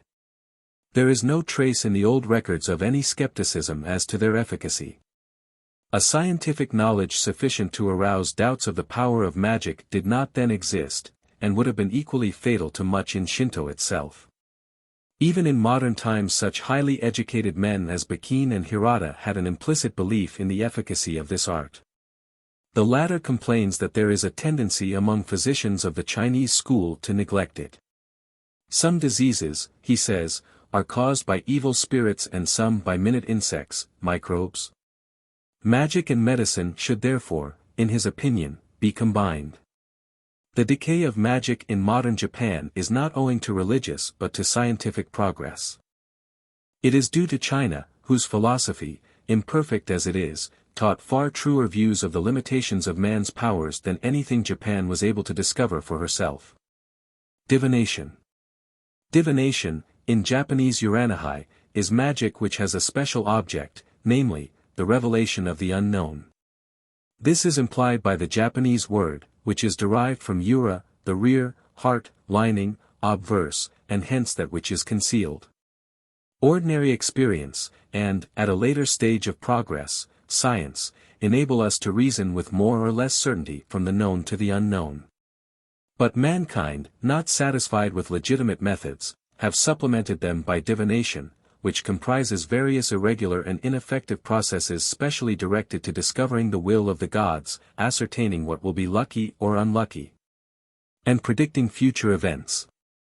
Objects of divination. In Japan we find divination practiced to ascertain whether an expedition would be successful or unsuccessful, the reason of the disturbed state of the country and its remedy, the best site for a temple, tomb, or dwelling house. Whether the Mikado should make a progress to a certain place and perform sacrifices there, what crops it is best to sow, what days will be lucky or unlucky, when to expect a lover, the name of a future husband, and the priestess of Ise was selected by divination, and the provinces from which the rice for the Ohone ceremony should be taken. Ominous occurrences were interpreted by the help of this art. The purity of persons about to take part in a religious ceremony was tested in this manner. Or divination might be applied to the baser use of recovering lost property or discovering thieves. There was a special divination on the 10th day of the 12th month to ascertain what ill luck threatened the Mikado during the ensuing 6 months, so that the gods whose curse was feared might be propitiated in advance. Religious and non-religious divination, like magic, does not necessarily involve the intervention of superhuman sentient beings, as we may see by our own palmistry, fortune-telling by cards, and Shakespeare cryptograms. That the art passed through a non-religious phase is highly probable. In Japan, however, the cases met with in the oldest records are commonly associated, explicitly or implicitly, with an appeal for divine guidance. Hirata defines divination as respectfully inquiring the heart, ura, of the gods. Motori takes the same view, though both writers admit that in modern times divination which has no religious sanction is sometimes resorted to, playfully, or in unimportant matters. The greater divination. The greater, or official, divination consists in drawing conclusions according to certain conventional rules from the cracks which appear in a deer's shoulder blade when exposed to fire. This practice is known not only to the Chinese, Kalmucks, Cherkeses, and other races of northeastern Asia, but to the ancient Germans and Greeks. Nearer home we have the reading the spiel, epal, a sort of divination by examining the marks on a shoulder blade of mutton, practiced not very long ago in the Highlands of Scotland. The Nihongi tells us that the gods themselves made use of the greater divination in order to learn the reason of Izanagi and Izanami's abortive children the Hiriko and the island of Ahaji. The god Koyain, ancestor of the Nakatomi, was specially charged with this form of divination. In the numerous passages of the Nihongi where divination is mentioned without further description, it is no doubt the greater divination which is intended. Chinese methods of divination were introduced into Japan from Korea at an early date. In 553 it seems to have been an established practice that Koreans learned in medicine, in divination, and in calendar making should take turns of service at the court of Japan. It was no doubt owing to their influence that the tortoise shell was substituted for the deer's shoulder blade in this divination. A reference to the divine tortoise in the Nihongi under the legendary date B.C.92 is merely an anachronism. But the tortoise was really in use for this purpose in the 8th century. The Yenjishiki recognizes no other, though in the country districts the shoulder blades of deer were long retained. In an old book purporting to describe the practice of the Tsushima College of Diviners at a much later period than the Yenjishiki, we are told that the diviner, after practicing religious abstinence for 7 days, took his place in the divination plot, Uraba or Uraniha, from which all other persons were rigorously excluded. He was provided with the tortoise shell, some hahaka wood, and other requisites. Having prayed to the god of the divination plot, 226 who is besought to grant a true divination, the diviner recites the kami-oroshi, formula which brings down the god, and kindles in a blazing fire a stick of hahaka about 4 or 5 inches long, and of the thickness of a chopstick. When it has taken fire, he blows it out, and with it pricks the tortoise shell from the back. Divination is then made from the lines thus produced. When the divination is over, the kami-agari, ascent of the god, is recited, and the ceremony is at an end. The Shinto Myamaku Rueijyo gives the following description of a form of tortoise-shell divination practiced at Kashima to select young girls for the service of the god, Mono-Iamai. 2 candidates who have not reached puberty perform rites to the god for 100 days. On the final day a cauldron is set up before the shrine and 2 tortoise shells are placed in it, each of which bears the name of one of the girls. These are roasted from early morning till dusk. The tortoise shell with the name of the successful candidate is then found to be wholly uninjured by the fire whilst the other is reduced to ashes. It is said that the girl selected attains a great age and that she never menstruates. Sugiura, Crossroads Divination, point 227. This form of divination was much practiced in ancient Japan, especially by women and lovers. It consisted in going out to the road at dusk, planting a stick in the ground to represent Kanado, the phallic god of roads, and interpreting the fragmentary talk of passers-by as an answer to the question. 228. Another account says that to perform Sugiura you take a boxwood comb in your hand, go to crossroads and sound it 3 times by drawing your finger along it. Suj, boxwood, also means, inform me. Then, with devotion to the Sahi no Kami, repeat this verse 3 times, O, thou god of the crossroads divination, grant me a true response. Good or bad luck is to be inferred from the words of the next, or the third, person who makes his appearance. Sometimes a boundary line was marked out and rice sprinkled to keep away evil influences. The words of the passerby who first entered the charmed limit constituted the response. Hashiura, bridge divination. Little is known of this kind of divination. The procedure was the same as in Sugiura, and the gods concerned were probably the Sahi no Kami. The end post of a bridge was, and still is, a wabashira, that is, male pillar or phallus.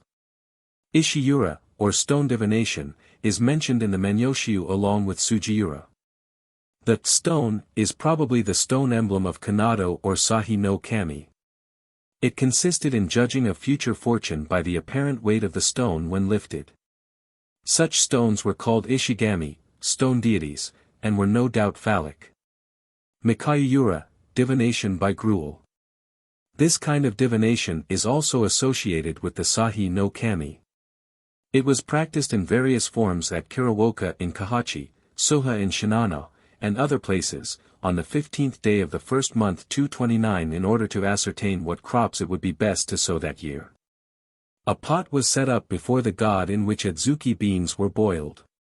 Then tubes of reed, 5 or 6 inches long, marked with the names of all manner of crops were plunged into the gruel. The negi, priests, stood by, and taking out the tubes with chopsticks divined from the manner in which the grains of rice, mixed with the gruel, entered them whether the crop in question would be good or bad. At Haruna the priests published the results to the peasants in a printed form. Hirata mentions another form of divination in which beans are set in a row round the hearth and fire brought close to them. Some are roasted black while others remain white, and from this the weather and luck of the ensuing year are divined.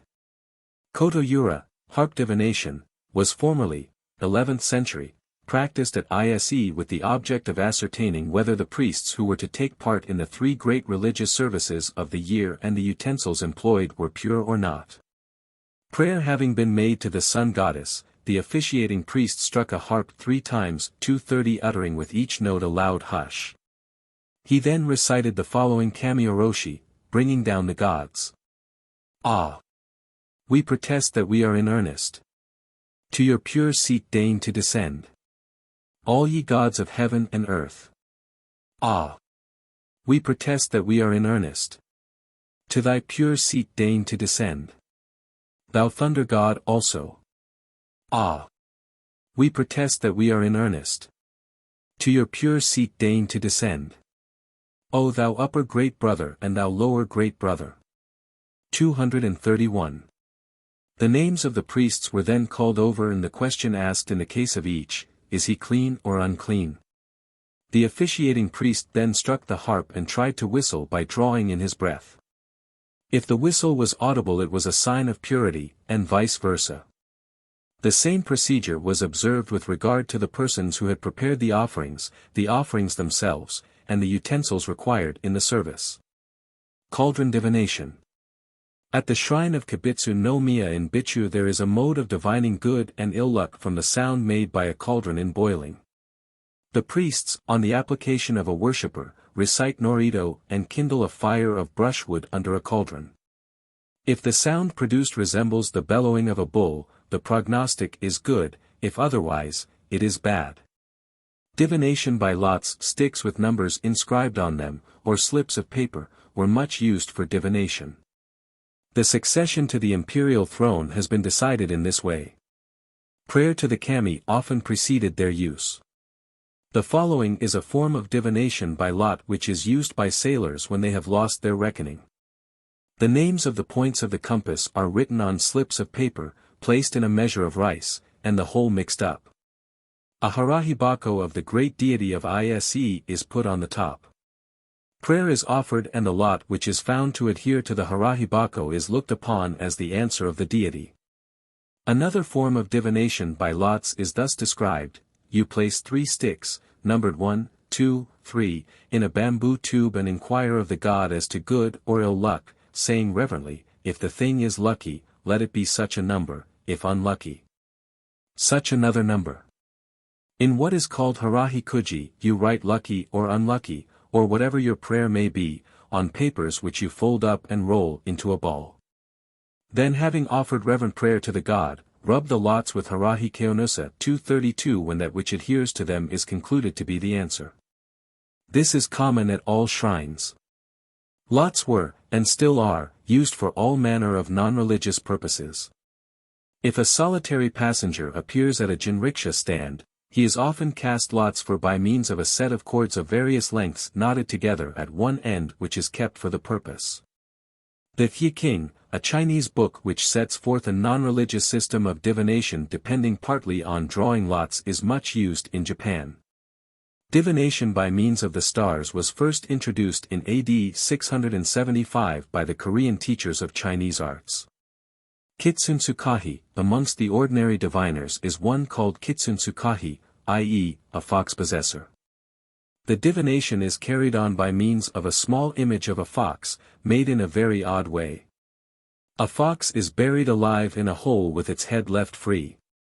Food of the sort of which foxes are known to be most fond is placed just beyond the animal's reach.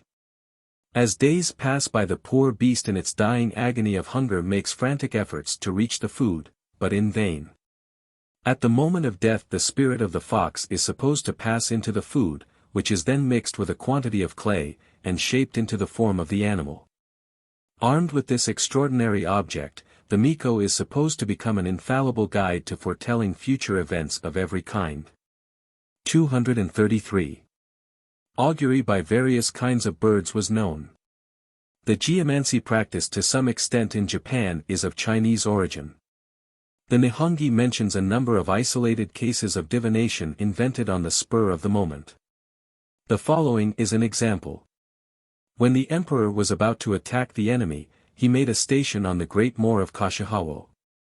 On this moor there was a stone 6 feet in length, 3 feet in breadth, and 1 foot 5 inches in thickness. The emperor prayed, saying, if we are to succeed in destroying the Tsuchigumo, when we kick this stone, may we make it mount up like a kashiha leaf. Accordingly he kicked it, upon which, like a kashiha leaf, it arose to the great void. Therefore that stone was called Hamashi.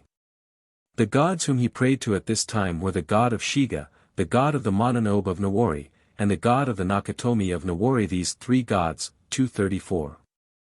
Omens are frequently mentioned. A leg rest breaking without apparent cause was a bad omen. The migration of rats from the capital, the movements of a swarm of flies, comets, a dog bringing in a dead man's hand and depositing it in a shrine, prolonged darkness, to meet a blind or a lame person are examples of evil omens. Earthquakes, floods and storms were supposed to portend war. A wren's entering a parturition house is described as a favorable omen. White animals of all kinds were good omens, and also three-legged crows or even sparrows, no doubt because the sun crow had 3 legs. Dreams. At all stages of human progress, the rational, normal, and usual attitude of mankind towards dreams is a disbelief in their reality. The ivory gate is recognized to be their ordinary, everyday thoroughfare. There are good reasons for this. Most dreams are so palpably absurd that the common sense even of the primitive man, enlightened by daily experience, rejects them as something not to be depended on. A man dreams that he has partaken of a hearty meal and wakes up hungry. The cogent logic of an empty belly leaves him no choice but to reject unhesitatingly the proposition that his dream was a reality. He dreams that he has broken his leg. Will he, therefore, lie up for a month to give it time to heal? In his dreams he can fly. Nature exacts a stern penalty if he is idiotic enough to act on the belief that he can do so in reality. The practical necessities of life prohibit a man who has to earn a living and support a family from indulging in any such foolish imaginations. The analogy of his own daydreams, which he must know to be unreal, is too obvious to be disregarded. It is true that we do not find much evidence of this attitude of mind in books of travel or history. Nobody thinks it worthwhile to commit to paper instances of so very evident a fact. Most men are comparatively uninterested in the normal and familiar. Travelers, and sometimes even men of science, are prone to neglect the universal and commonplace for the strange and unusual. Like Desdemona, they seriously incline to hear of the anthropophagi, and men whose heads do grow beneath their shoulders. Herbert Spencer 235 thinks that the primitive man accepts the events dreamed as events that have actually occurred, and adduces evidence which no doubt shows that there really is a current of thought to that effect among savages and others.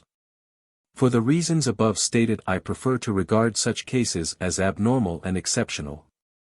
The Kojiki and Nihongi have many instances of gods appearing to men in dreams and giving them instructions.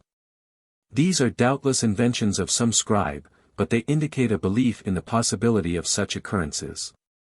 Hirata thought it possible by witchcraft to cause people to have dreams. A more frequent view of dreams is that, although not in themselves realities, it is possible by suitable interpretation to deduce truth from them, usually in the form of predictions of the future. There are cases of this kind in the old Japanese records. A deer, for example, dreams that a white mist has come down and covered him. This portends that he will be killed by hunters and his body covered with white salt. There is evidence that some men occasionally attain in dreams to a deeper spiritual insight and a keener emotional sensibility to divine influences than in their waking moments.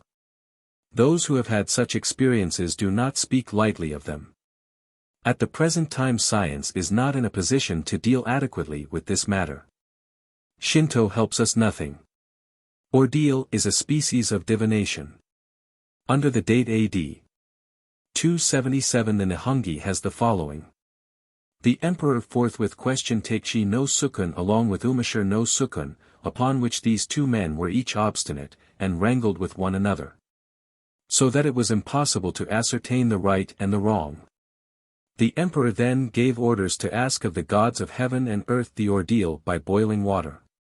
Hereupon Takeshi no Sukun and Umashir no Sukun went out together to the bank of the Shiki River, and underwent the ordeal of boiling water. Takeshi no Sukun was victorious. Taking his cross-sword, he threw down Umashir no Sukun, and was at length about to slay him, when the emperor ordered him to let him go. So he gave him to the ancestor of the Adahi of Ki.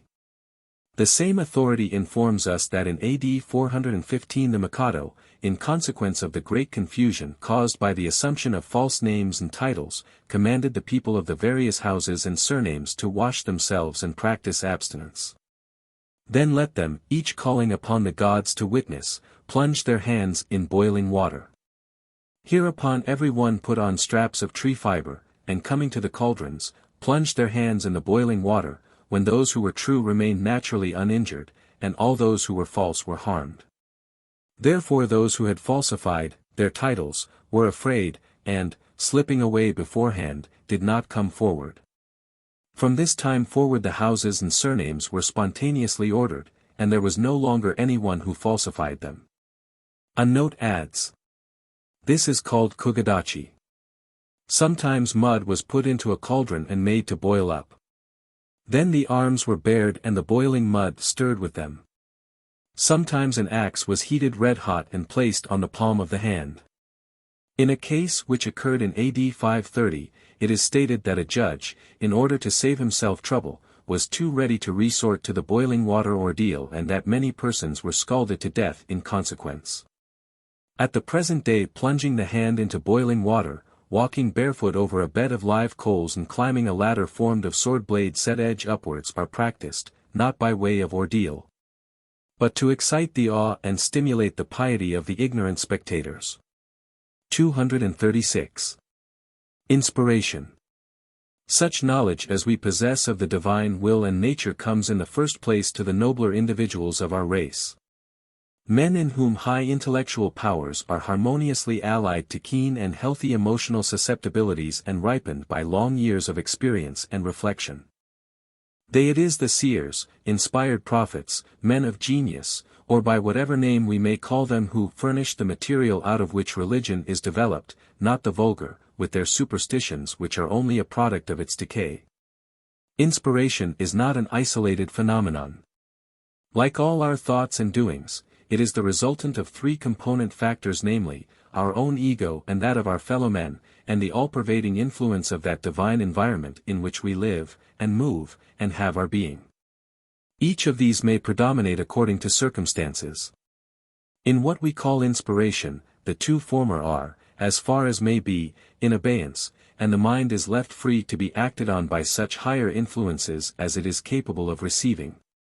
In the case of Shinto, we have, unfortunately, no record of the conditions under which such truths as it contains became revealed.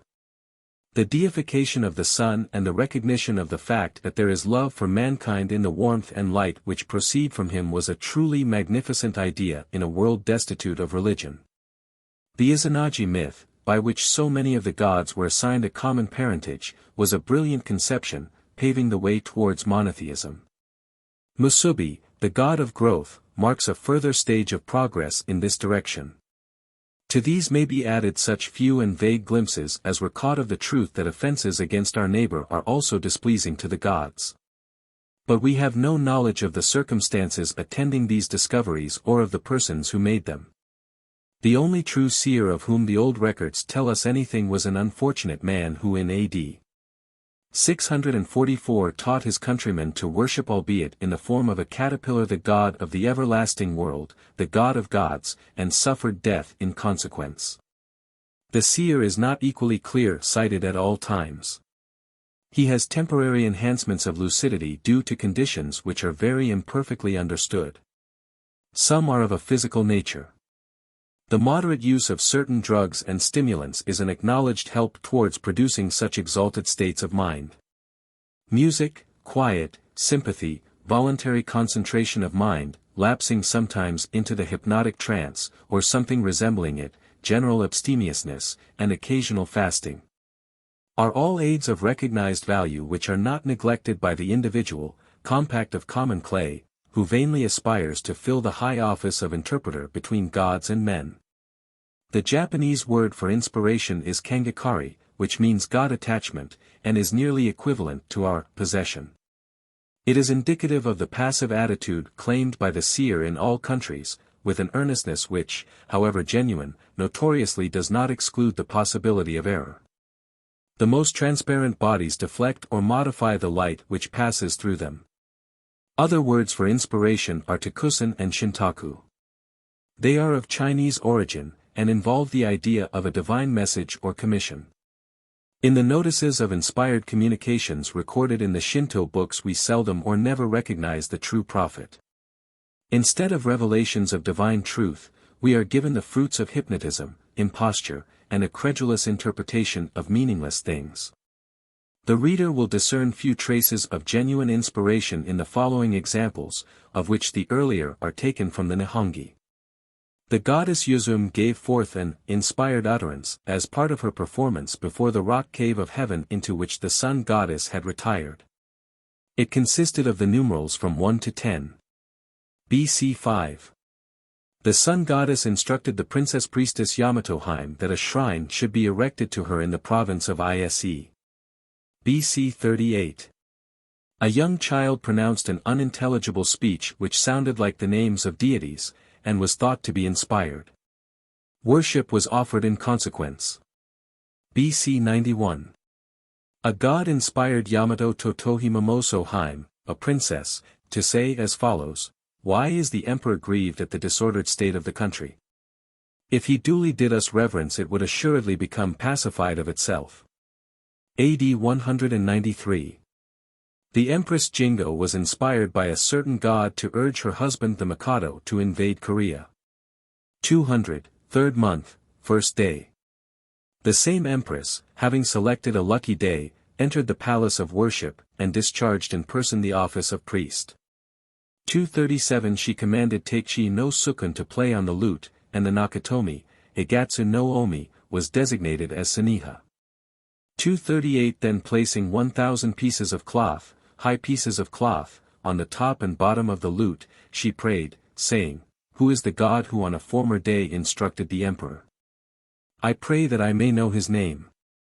After 7 days and 7 nights there came an answer, saying, "I am the deity who dwells in the shrine of Ise."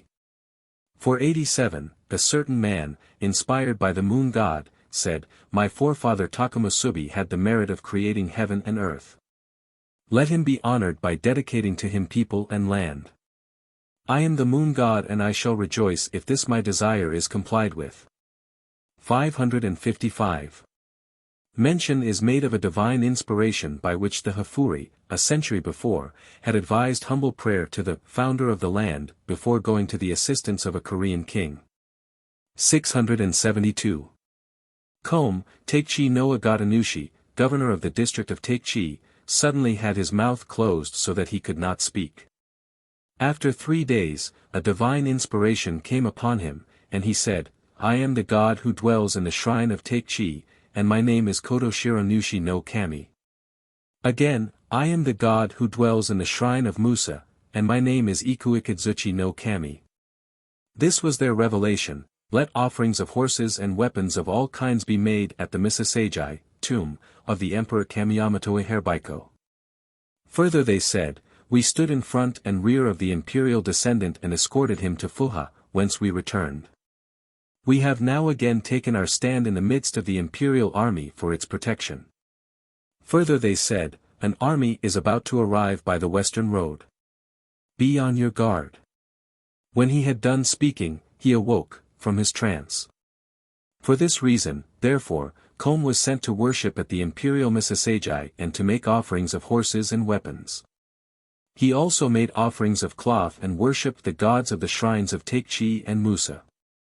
After this Karakuni, Iki no Fubito, arrived from Ohasaka. Therefore the people of that day said, "The words of the instructions of the gods of the 2 shrines are in accordance with the fact." Moreover the goddess of Moriah said by the mouth of a priest, "An army is now about to arrive by the middle road of my shrine. Therefore let the middle road of my shrine be blocked." Accordingly, not many days after, the army of Kujira, Ihoroi no Miyako, arrived by the middle road. The men of that day said, "So the words of the teaching of the god were right." When the war was over, the generals reported the monitions of these 3 gods to the emperor, who straightway commanded that the 3 gods should be raised in rank and worshipped accordingly. 812. A decree was passed denouncing punishment on peasants who, without reason, predicted good or bad fortune. The authorities were at the same time enjoined to report any genuine predictions. 1031. While a service to the sun goddess was being performed at Ise, a storm of thunder and lightning came on. The Seiwo, virgin priestess of imperial blood, was inspired and said, "I am the Aramatsuri no Miya, the first of the separate shrines of the great shrine, and I now speak by command of the great god." The Sato, an official designation, Sadzu and his wife have for years past made absurd pretensions, such as that the two great deities have flown to and attached themselves to them. The Aramatsuri and the Takamiya to their children and the deities of the 5 separate shrines to their domestic. Such extraordinary assertions evince a want of loyalty both to the gods and to the Mikado. Their disregard of the ceremonial regulations and the fewness of the offerings are not, in themselves, deserving of severe blame, but they show a want of respect to the gods. Iga no Kami reaped the rice officially set apart for the service of the shrine and slew the peasants of the deity. Yet, by the remissness of the government officials, it was the 3rd year before he was banished. Let Sadzu be sent into exile at once. After delivering this message the Seiwo drank several cups of the sacred sake. Nowadays, with ourselves, recourse is had, under like circumstances, to a letter to the Times or a question in the House of Commons. 1225-27. Though not an inspiration, I may mention here an oracle which was delivered at Idzumo by wormholes in the wood of the old temple which took the form of Chinese characters. It intimated that the god did not care for lofty buildings, but that the people should turn to virtue. Motori strongly suspects its authenticity. No Shinto god, he thinks, would be likely to use Chinese for his oracles. 1348. A Buddhist priest of the province of Ise, having made prayer for 1,000 days at the shrine of the great deity, saw on the 1,000th day a bright object floating on the sea. This he found to be a sword 2 feet 5 or 6 inches in length. At this time a boy of 12 or 13, being divinely inspired, said, "This is one of the 3 regalia, the precious sword sunk in the sea." 239 The matter was reported to Kyoto, where the authenticity of the sword was corroborated by dreams, but ultimately not officially recognized. The Warango, a work published in 1669, contains a number of oracles, Kangakari, attributed to a great variety of deities throughout Japan. Some account of this work will be given in the next chapter. Numerous other cases of inspired utterances are recorded in Japanese history. They have generally relation to the worship of the god concerned, directing the erection of a new shrine, indicating religious observances which will do him pleasure, or complaining that he is neglected or insulted. The Buddhist priests, who converted Shinto to their own purposes, made frequent use of this means of sanctioning their encroachments, and it was also made to serve political purposes. Some of the above notices are purely legendary, and of the rest many are open to a suspicion of imposture. It is probable, however, that in most cases the writers who recorded or invented them had in view the hypnotic trance, a kind of condition which is well known in Japan at the present day. The following description of a hypnotic séance is abridged from Mr. Percival Lowell's interesting book, Occult Japan. A place having been chosen, either holy or else purified ad hoc, a gohei is set up with lighted candles beside it and flanking these, sprigs of sakaki, the sacred tree of Shinto. In front of the gohei is set out a feast for the god. Some 5 feet in front a porous earthenware bowl is placed on a stand, and in the bowl a pyre of incense sticks. The purification of the place consists in enclosing the spot with strings, from which depend at intervals small gohei, and from the space so shut off driving out all evil spirits by prayer, finger charms, 240 sprinkling of salt, striking of sparks by flint and steel, and brandishing a gohei. The persons of the officiators are purified by bathing and putting on fresh white garments. In its full complement the company consists of 8 persons, the nakazie, middle seat, corresponding to the medium, the meizie, front seat, who is the director of the proceedings, and puts the necessary questions to the medium. And several others whose business it is to ward off evil influences, and a purification service having been chanted under the leadership of the meizie, and songs sung to the accompaniment of the shakujo, 241 a sort of staff with metal rings attached to it, the pyre is lighted. And as the flames ascend into the air prayers go up to Fudasama. 242. The gohei having been removed and set up in the middle, the men take their seats for the descent of the god. Facing the gohei, they go through a further short incantation. Then one of the subordinates holds the Gohei while the Nakazie seats himself where it had been and closes his eyes.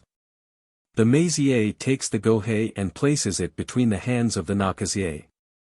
Then all the others join in chant, and watch for the advent of the god. For a few minutes, the time varying with the particular Nakazie, the man remains perfectly motionless. Then suddenly the Gohei begins to quiver. The quiver gains till all at once the man is seized with a convulsive throe. In some trances the eyes then open, the eyeballs being rolled up half out of sight. In others the eyes remain half shut. Then the throe subsides again to a permanent quiver, the eyes, if open, fixed in the trance look. The man has now become the god. The Meizie, bowed down, then reverently asks the name of the god, and the god answers, after which the Meizie prefers his petitions, to which the god makes reply. When he has finished, the Nakazie falls forward on his face. The Meizie concludes with a prayer, then, striking the Nakazie on the back, wakes him up. One of the others gives him water from a cup, and when he has been able to swallow it the rest set to and rub his arms and body out of their cataleptic contraction. The Sankari, a work published in 1853, mentions a kind of inspired medium known as Yoridai. There are numbers of these in Osaka who practice kami-oroshi, bringing down the god. An altar to Shoichi Inari Myojin, first of first-rank illustrious god Inari, is consecrated within their dwelling house, before which the medium takes his seat. Some of these bringers down of the god are men, others women. They take a Gohei in each hand and repeat the Rakan Shoujo no Harahi, a bastard Buddhist form of Harahi, muttering at the same time something or another so that one might think they were veritable official bringers down of the god. At Tennoji there is a Mikomaki, or street of mediums who pretend that it was established by Shotoku Taisho. When the cries of these mediums reach the street, people look in at the windows.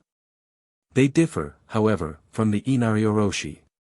Some there are who use the formula, is it a living mouth or a dead mouth, so that they probably belong to the Shinana mediums, who talk of, the god, being drawn by the Edzosa bow. There is also a kind of witchcraft called inagami. But the Myojin Oroshi, or Yoridai, we speak of repeats over and over again the phrase, be pleased to cleanse, be pleased to purify, so long as he retains his senses. Then his complexion changes and he becomes pale, while the Gohei in his hands shake themselves erect. He will then answer, one after another, by manifest inspiration, any questions which the applicant may put to him. The Sankari is a Buddhist book, and goes on to tell a story of a kami being brought down by Nembutsu, Buddhist prayers, and the medium repeating a Buddhist hymn. 243. It need hardly be said that, as in the case of our own spiritualistic seances, the net value of the information obtained by this process is nil. It is hardly fair to Shinto to call this sort of thing esoteric Shinto, as Mr. Lowell does.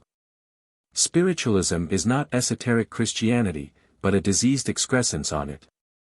The higher Shinto functionaries do not condescend to such practices, and, indeed, they are commonly performed by laymen, or even by Buddhist priests. The official Shinto mode of ascertaining the will of the gods was by the greater divination, that is, by the deer's shoulder blade or the tortoise shell. Kangakari, or inspiration, was, however, known at all periods of Japanese history. And although no detailed accounts have reached us of the methods used to produce it, there are indications that they were of a similar character to those described by Mr. Lowell. The Kanushi of the ceremony of the Empress Jingo's inspiration seems to be the same as Mr. Lowell's Nakazie, and the Saniha corresponds to his Meizie. We may presume that his office sometimes resembled that of the functionary at Delphi, whose business it was to clarify the obscurities of the Pythian priestess's utterances. The Miko of the shrine of Ise gave inspired utterances. The sprinkling of boiling water is said to have been part of the process by which they were induced. True inspiration, such as that which touched Isaiah's hallowed lips with fire, belongs chiefly to the male sex. The Kangakari, or hypnotic trance, on the other hand, has in Japan, as elsewhere, a decided preference for women or boys. 244. Occult Japan deals only with the hypnotic trance as a condition in which communications are received from the gods. But there are also mediums, called Miko or Ichiko, who when hypnotized deliver messages from deceased relatives and others. Hirata speaks of the Miko and Hafuri providing yoribito, mediums, by whom they brought near, yoru, by prayer the spirits of gods or men and questioned them. Ichiko is defined in the dictionary, Kotoba no Idzumi, as a woman who, as the representative of a god or living soul, or dead man's soul, delivers their thoughts from her own mouth. Possession by foxes, badgers, and other animals is a well-known phenomenon in Japan, but as it has no special connection with Shinto, I shall only refer the reader to Mr. B. H. Chamberlain's Things Japanese, which contains a scientific account of this form of disease from the pen of Dr. Bales. There are in Japan families who are believed to own foxes, by whom they are assisted and protected, and who watch over their fields and prevent outsiders from doing damage. Such families are avoided, and none but members of similar fox-owning families will intermarry with them. 14. Decay of Shinto. Its modern sects. Rise of Buddhism. The later history of Shinto is one of neglect and decay. Such vitality as it retained was owing mainly to the Buddhist ideas which were engrafted upon it. The influence of Chinese systems of ethics and philosophy was also very perceptible, especially in more recent times. The Buddhism of Japan is not simply the doctrine of the founder, described by some as atheistic. It is a real religion, and besides the worship of other Buddhas, comprises that of an infinite being, the Buddha Amida, having certain attributes which we should term divine, and of his assessors. With doctrines far more abstruse and profound than those which were taught by Sakyamuni himself. In the main a form of the northern branch of Buddhism, it found its way originally to Japan via Tibet, western China, and Korea. 245. In A.D. 552 the king of Peksh, in Korea, sent an embassy to Japan with a present to the Mikado of an image of Shaka, Sakyamuni, and several volumes of sutras. They were gladly received, and were entrusted to the charge of a minister with instructions to practice the new faith. But the jealousy of the adherents of the older religion was aroused. When a pestilence broke out soon after, they attributed it to the wrath of the native deities, and found means to have the Buddhist temple burnt and the holy image thrown into a canal. Other attempts to propagate Buddhism were little more successful, and it was not until the time of the regent Shotoku Taisho that it made any substantial progress. At his death in 621 there were in Japan 46 temples or monasteries and 1385 monastics, male and female. In 686 it was decreed that every household should have its domestic Buddhist shrine. When Buddhism, after Christianity the great religion of the world, had once gained a foothold in Japan, its ultimate victory was certain. There was nothing in Shinto which could rival in attraction the sculpture, architecture, painting, costumes, and ritual of the foreign faith. Its organization was more complete and effective. It presented ideals of humanity, charity, self-abnegation, and purity, far higher than any previously known to the Japanese nation. Its doctrines of sin and repentance, of fate, of future bliss and woe, its profound metaphysics, and, perhaps more than aught else, the satisfaction which it offered to the yearnings of many a wounded spirit for a holy contemplative life. Detached from the toil and worry, the sorrow and the disturbing passions of the world, were well calculated to find a welcome in their hearts. At first the two religions held aloof from one another.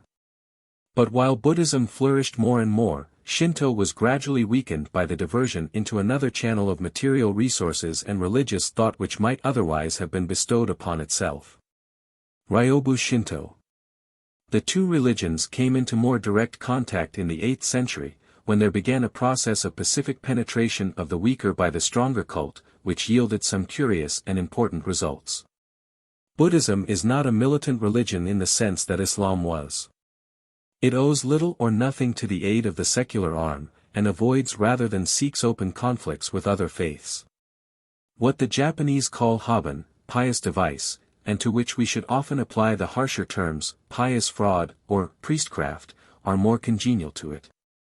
A notable application of the haben method occurred in the time of the Mikado Shomu, who reigned at Nara from 724 to 756. Wishing to celebrate his reign by the erection of a great Buddhist temple and image, he took advice of Jyogi, a priest renowned to this day for many services to civilization, and dispatched him to Ise with a present for the sun goddess of a relic of Buddha. Jyogi spent 7 days and 7 nights in prayer under a tree close to the gate of the shrine, and was then vouchsafed an oracle in the form of some couplets of Chinese verse couched in purely Buddhistic phraseology. It spoke of the sun of truth enlightening the long night of life and death and of the moon of eternal reality dispersing the clouds of sin and ignorance. This was interpreted to mean that the sun goddess identified herself with Vairocana, called by the Japanese Vairocana or Dainichi, Great Sun, a person of a Buddhist trinity and described as the personification of essential bodhi, enlightenment, and absolute purity. The sun goddess subsequently appeared to the Mikado in a dream and confirmed this view of her character. The temple, Tadaiji, founded by Shomu though not the original building is still in existence. It contains the famous colossal statue of Vairocana, which is at this day one of the wonders of Japan. The principle of recognizing the kami as avatars or incarnations of Buddhist deities, of which the case of the sun goddess and Vairocana was the first in Japan. It had been already applied in China to Lhasa and Confucius was subsequently much extended, and, with a spice of Chinese philosophy added, formed the basis of a new sect called Ryobu Shinto.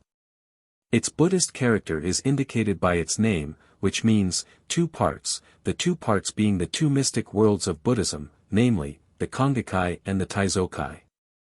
The principal founder of Ryobu was the famous, and fabulous, Kobo Daisher, died 835, to whom the invention of the hiragana syllabary and quite a miraculous number of sculptures, writings, and paintings are ascribed. The sect of Buddhism engrafted by him on Shinto is that known as Shingen, true word. It is not one of its highest forms, and deals much in magic finger twistings, endless repetitions of mystic formulae unintelligible to the worshipper, and other superstitious practices. Despite its professions of eclecticism, the soul of Ryobu is essentially Buddhist. It borrows little more from Shinto than the names of a few deities, notably Kuni Tokotachi, to whom it gives an importance by no means justified by anything in the older Shinto writings. Ryobu owed much of its success to forgeries and other means, which were considered less objectionable in those days than they would be at present. Great indulgence has always been shown in Japan towards means of edification, haben, that would hardly recommend themselves to our more scrupulous minds. Yet there was something more than priestcraft in the attempt to weld Buddhism, Confucianism, and Shinto into one consistent whole. It is surely a true instinct which leads mankind to recognize an essential unity in all religions, and to reconcile, as far as possible, the outwardly conflicting forms in which it is clothed. The religious history of Japan is full of such endeavors. 246 But Shinto, Buddhism of various sects, Confucianism, and Sung philosophy constituted a very refractory mass of material, and the results obtained, while they testify to much industry and ingenuity, are more curious than valuable. Yuietsu. The Yuietsu Shinto was a branch of Ryobu. It was invented about the end of the 15th century. Yuietsu is short for Tenjin Yuietsu, Heaven Man Only One, a doctrine borrowed, according to Hirata, by the Chinese philosophers from Buddhism. Of course in this connection Ten does not mean the visible sky. It is rather a conception which fluctuates between nature and God. It will be seen that the fundamental problem which has so much occupied the minds of Western theologians and philosophers, namely, that of the relation which exists between the human and the divine, has not escaped the attention of Far Eastern thinkers. Motori treats the doctrine of the identity of Ten and man with much contempt. How can there be anything in common, he asks, between Ten, the country where the gods live, and man? To the people, a Ryobu shrine was one where Buddhist priests officiated, a Yuietsu shrine one where none but Shinto functionaries were seen. Other sects, or rather schools, of Shinto were those of Degachi and Suiga, both of which arose in the 17th century. The former explains the phenomena of the divine age on principles derived from the Yiking, an ancient Chinese book of divination, the latter is a combination of Ueitsu Shinto with Sung philosophy. All these sects were much given to strained analogies and fanciful comparisons in support of their views. The conversion of Tsuruta Hiko into a great moral teacher by the Decay Shinto is an example. Tsuruta Hiko is worshipped at roadsides. He therefore came to be considered the god of roads and the guide and protector of travelers. But the road or way may be used metaphorically for the path of duty or virtue. Hence we have the astonishing result by which a phallic deity figures as the chief Shinto apostle of morality. Other instances are the symbolic meanings ascribed to the regalia and the notion that the cross timbers of the roof of the typical Shinto shrine represent the Chinese virtues of benevolence, justice, courtesy, and wisdom. These and many more of a similar character are arguta scholastic speculations in which the people take little concern. The Ryobu, which retained its predominance until the 18th century, was by far the most important of these so-called Shinto sects. It is impossible to trace here their somewhat complicated history. I may, however, note a few facts which will illustrate the character and extent of the encroachment of Buddhist and Chinese ideas on the native faith and cult. As early as the 8th century a Mikado began the custom, subsequently continued during many centuries, of abdicating the throne after a few years' reign and assuming the Buddhist tonsure. The mode of imperial burial was modified in accordance with Buddhist ideas of the worthlessness of these mortal frames of ours. Some Mikados were cremated. One described himself as a slave of Buddha, and another in an official ordinance spoke of the kami as obeying the laws of Buddha. After such an example was set by the high priests of Shinto, it could not be expected that their court should be more faithful to the older cult. In the Heian period the nobles could not be induced to trouble themselves about the Shinto ceremonies, which were either deputed to subordinates or omitted altogether. The regular embassies to the shrines were neglected, except on some great emergency, such as famine, plague, or earthquake. Even the greatest Shinto rite of all the ohoni, or coronation ceremony was in abeyance for 8 reigns, viz. from 1465 to 1687. What would have seemed even more shocking to an old Shintoist was the circumstance that Buddhist priests were allowed to take part in it. Buddhist priests had the custody of nearly all the shrines, read sutras, and performed Buddhist ceremonies there, such as baptism and goma sprinkling. Relics of Buddha were deposited in them. Buddhist temples had Shinto shrines of a Chinjiu, or protecting kami, built in their courtyards. Buddhist architecture and ornaments were used for the Miya and Enaiwa, the 2 kings, guardians of the gate, or shirshir, lions, set up before them. The latter are an Indian conceit. They were originally set up at cemeteries in order to frighten wild beasts and prevent them from tearing up the dead. We are told that in the reign of Horikawa, 1099, nearly all the shrines were in ruin. The Onyoshi, or official college of professors of the Yin and Yang natural philosophy of China, who were equally prepared to compute an almanac or to exorcise a demon, were for many centuries entrusted with the performance of the harahi, purification ceremonies, and other Shinto functions. The accompanying illustration shows another form of the admixture of Buddhism with Shinto which prevailed until quite recently. Of the 3 shrines here represented, the central only is dedicated to a Shinto deity, viz. Atego, or the fire god, who, moreover, has the Buddhist epithet Dagongan affixed to his name.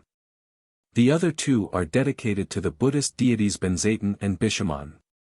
The myths of the Kojiki and Nihongi did not escape from admixture with Indian cosmology and Chinese philosophy, a process which yielded the strangest results. Thus a 14th-century writer described the yin and yang as evolving by their mutual interaction Izanagi and Izanami, the earlier generations of the Nihongi story being omitted. Their child, the sun goddess, proves to be a manifestation of Buddha, one of whose services to humanity was at some far remote period to subdue the evil kings of the 6 heavens of Indian myth, and compel them to withdraw their opposition to the spread of the true doctrine, that is, Buddhism, in Japan. Still there were a few exceptions to the general decay.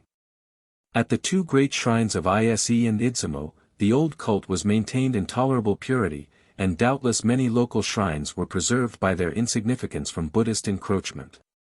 It should not be forgotten, moreover, that, although the history of Shinto under foreign influence was one of neglect and decay, in so far as its original elements were concerned, it borrowed from Buddhism and Confucianism germs of a higher thought, which under more favorable circumstances might have borne precious fruit. I have before me a book entitled, Warango, or, Japanese, Confucian, Analects, which shows the later Shinto in a more favorable light. It was published in 1669.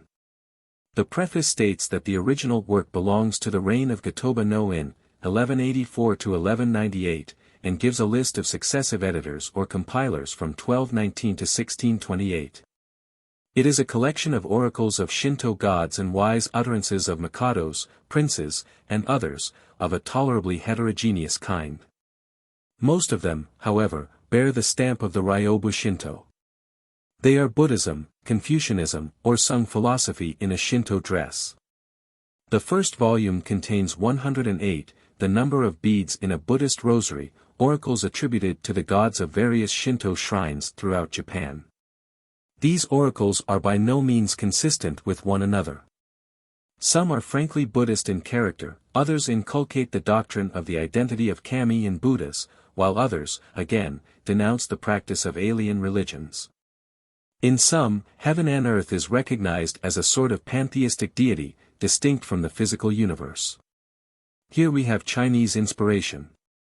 Purity of heart, charity to the poor, and the avoidance of vain repetitions are much insisted on. No moral code is anywhere set forth. When virtue is spoken of, it is the Confucian morality, or the observance of the Buddhist commandments, that must be understood. In the following examples the reader will find himself in a wholly different and far higher moral and religious atmosphere from that of the unadulterated older Shinto described in the preceding chapters. Shinto Oracles. The sun goddess enjoins uprightness and truth, on pain of being sent to no kuni. 247 Men should make their hearts like unto heaven and earth. 248 Wearisome ceremonies and repetitions, of some Buddhist sects, should be abandoned, and reverence shown to the gods of the ancestral shrines. 249. The Mikado Gotoba no In received the following inspiration in a dream from the two shrines of Ise. In the last days the world will be disturbed and all men troubled. The sovereign house will show respect for the military house, and local governors will make friends with wearisome fellows, Buddhist monks. Buddhist priests will take to them wives, eat flesh, and propagate base doctrines. The land of Ashihara of the fair rice ears is the rightful property of my descendants. An oracle of Hachiman. I refuse the offerings of the impure of heart. Some gods are great, some small, some good and others bad. My name is Daijizai wa Bosatsu. 250. An inspired poem, AD 1204. Loving kindness is of the Buddhas. Uprightness of the kami. Error of the sons of men. Thus of the same heart there is a triple division. The gods of Kamo promise their divine help and the fulfillment of their prayers to their worshippers, especially those who regularly visit the shrine. Oracle of the gods of Kasuga. Even though men prepare for us a pure abode and offer there the rare things of the land, though they hang up offerings of the 7 precious things, and with anxious hearts pray to us for hundreds of days, yet will we refuse to enter the house of the depraved and miserly. But we will surely visit the dwellings even of those in deep mourning. 251 Without an invitation, if loving kindness is there always. The reason is that we make loving kindness our shintai. Hear all men. If you desire to obtain help from the gods, put away pride. Even a hair of pride shuts you off from the gods as it were by a great cloud. Hear all men. The good kami find their strength and their support in piety. Therefore they love not the offerings of those who practice tedious ceremonies. The deity of Matsunowo says, anyone who makes a single obeisance to one kami will receive infinite help, much more so anyone who makes pure his heart and enters the great way of single-minded uprightness. Oracle of Temman Tenjin, the deified minister Shugahara no Michizane. All ye who come before me hoping to attain the accomplishment of your desires, pray with hearts pure from falsehood, clean within and without, reflecting the truth like a mirror. If those who are falsely accused of crime 252 come to me for help, within 7 days their prayer will be granted, or else call me not a god. An oracle of Myum no Mia promises that if an offering of sand is made, help will be given to women in childbirth, and children to those who have none. An oracle of Atago, the fire god, denounces his vengeance on those who pollute fire, and on the wealthy who do not assist their poorer neighbors. Leave the things of this world and come to me daily and monthly with pure bodies and pure hearts. You will then enjoy paradise in this world and have all your desires accomplished. Oracle of the God of Kashima. I am the protector of Japan against foreign violence and break the spear points of heavenly demons and earthly demons. All enjoy my divine power. I derive strength from the multiplication of devout men in the land. Then do the forces of demons melt away like snow in the sun. When devout men are few, my powers dwindle, my heart is distressed and the demon powers gain vigor while the divine power is weakened. Oracle of the God of Atsuta. All ye men who dwell under heaven, receive the just commands of the gods. Regard heaven as your father, earth as your mother, and all things as your brothers and sisters. You will then enjoy this divine country which excels all others, free from hate and sorrow. Obey the instructions of the heaven-shining deity and honor the Mikado. If any are rebellious, come before me and name their names. I will surely crush the foe and yield you satisfaction. An oracle of the god of Suha promises to hear the prayers of all true worshippers, even though they may have eaten flesh. No outward purity avails a whit. Oracle of Tatsuda, the wind god.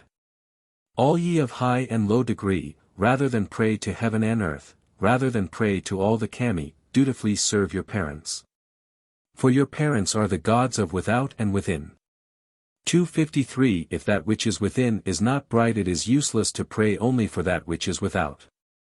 An oracle of Inari, near Kyoto, speaks of this polluted world, a Buddhist phrase, and recommends the reading of sutras and dharni. The following sentiments are ascribed to the god of Fujiyama. Ye men of mine, shun desire. If you shun desire, you will ascend to a level with the gods. Every little yielding to anxiety is a step away from the natural heart of man. If one leaves the natural heart of man, he becomes a beast. That men should be made so, is to me intolerable pain and unending sorrow. A son of a Mikado received the following inspiration in a dream. It is the upright heart of all men which is identical with the highest of the high, and therefore the God of gods. There is no room in heaven and earth for the false and crooked person. The following poem was revealed in a dream to the Mikado Seiwa. If we keep unperverted the human heart, which is like unto heaven and received from earth, that is God. The gods have their abode in the heart. Amongst the various ordinances none is more excellent than that of religious meditation. The god of a Taijima shrine says, when the sky is clear, and the wind hums in the fir trees, 'tis the heart of a god who thus reveals himself. An oracle of Hachiman, the war god, enjoins on his worshippers to be full of pity and mercy for beggars and lepers, and even for ants and crickets. Those whose pity and charity are wide will have their precious cord, of life, extended immeasurably. Their posterity will be spread abroad like the wings of a crane. They will become the upright heart of the gods of heaven. Another oracle of Hachiman. All men's love of children and love of self are heinous crimes. Nothing is more admirable than to sever, were it only for a time, all earthly relations.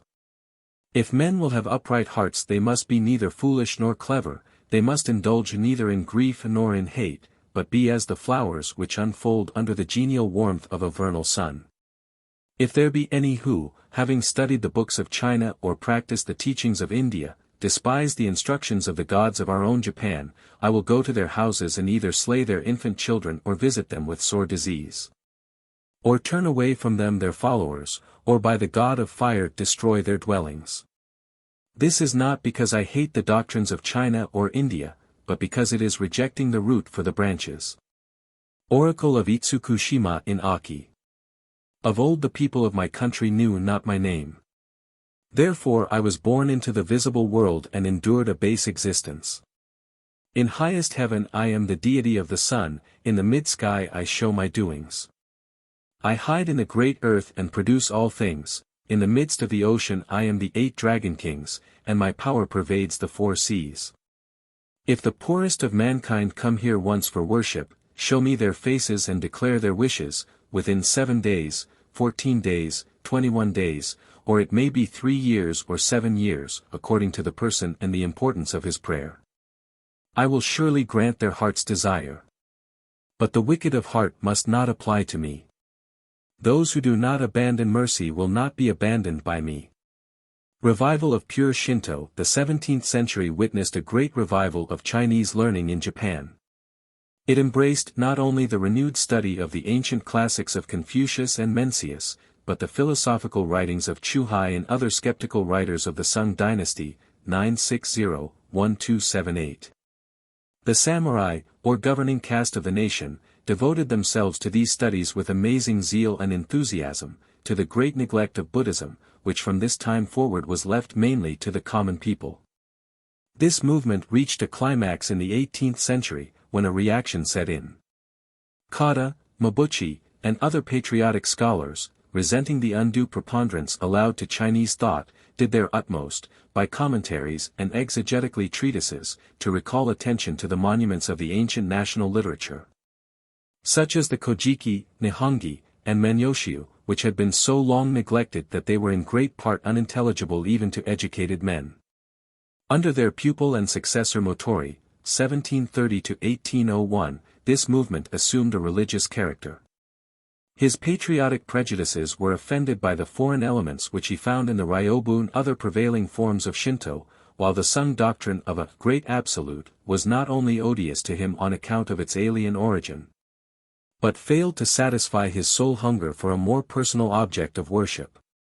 He therefore turned back to the older form of Shinto.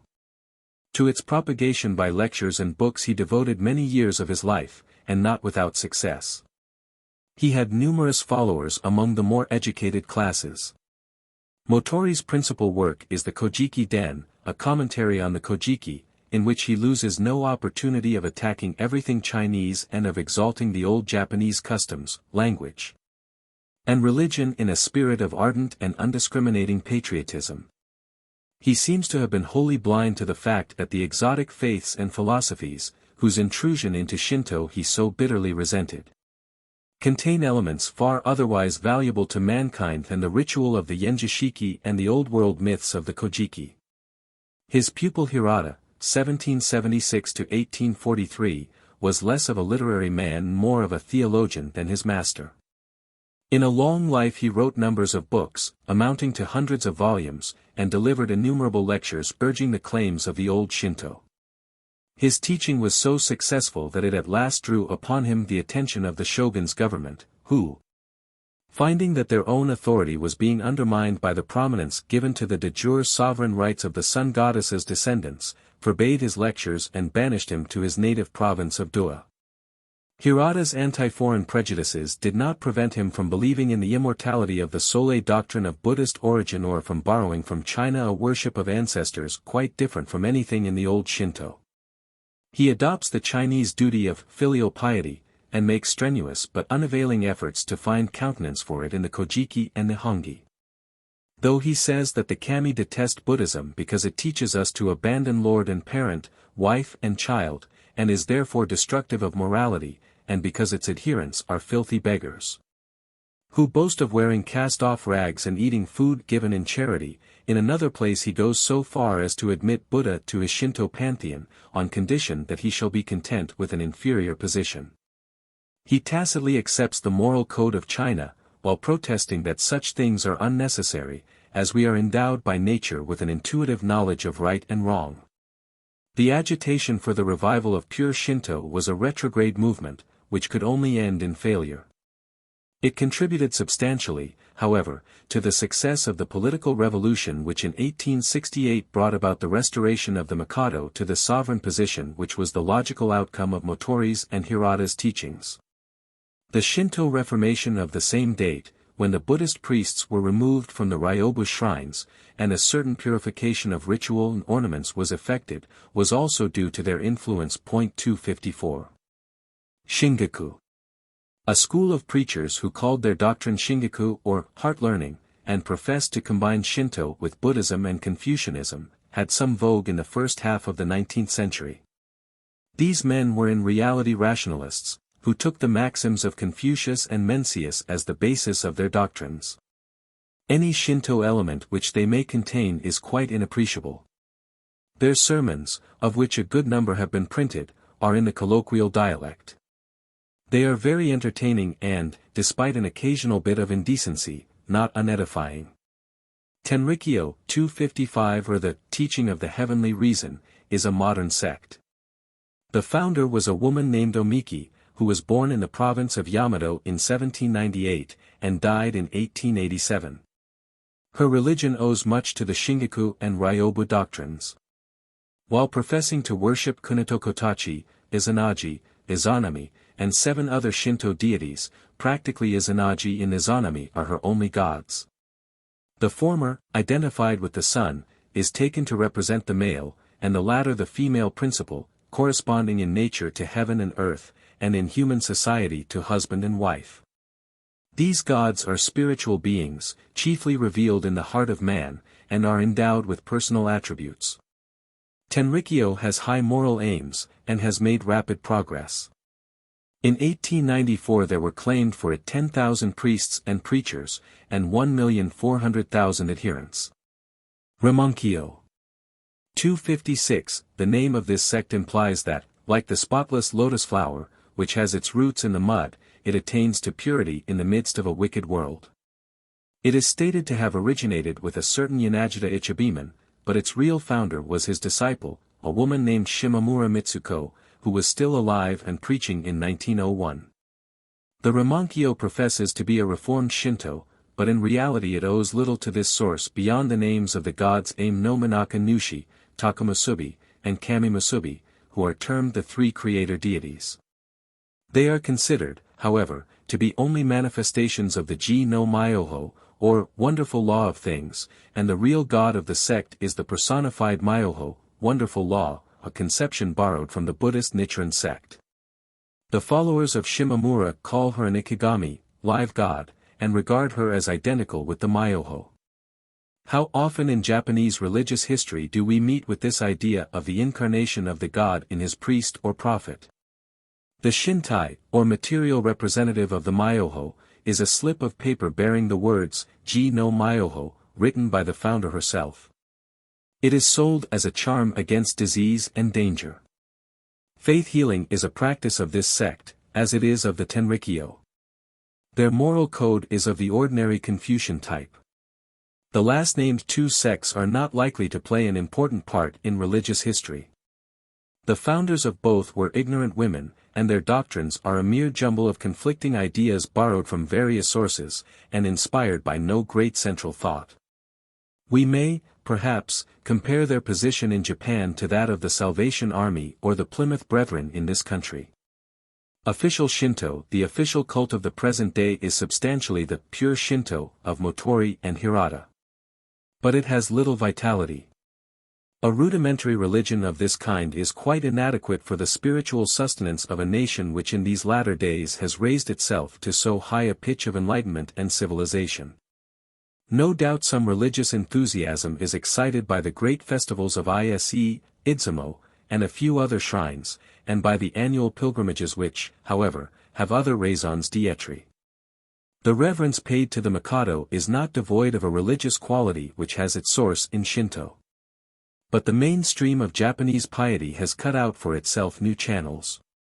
It has turned to Buddhism, which, at the time of the restoration in a languishing state, is now showing signs of renewed life and activity. Another and still more formidable rival has appeared, to whose progress, daily increasing in momentum, what limit shall be prescribed? As a national religion, Shinto is almost extinct. But it will long continue to survive in folklore and custom, and in that lively sensibility to the divine in its simpler and more material aspects which characterizes the people of Japan. The end.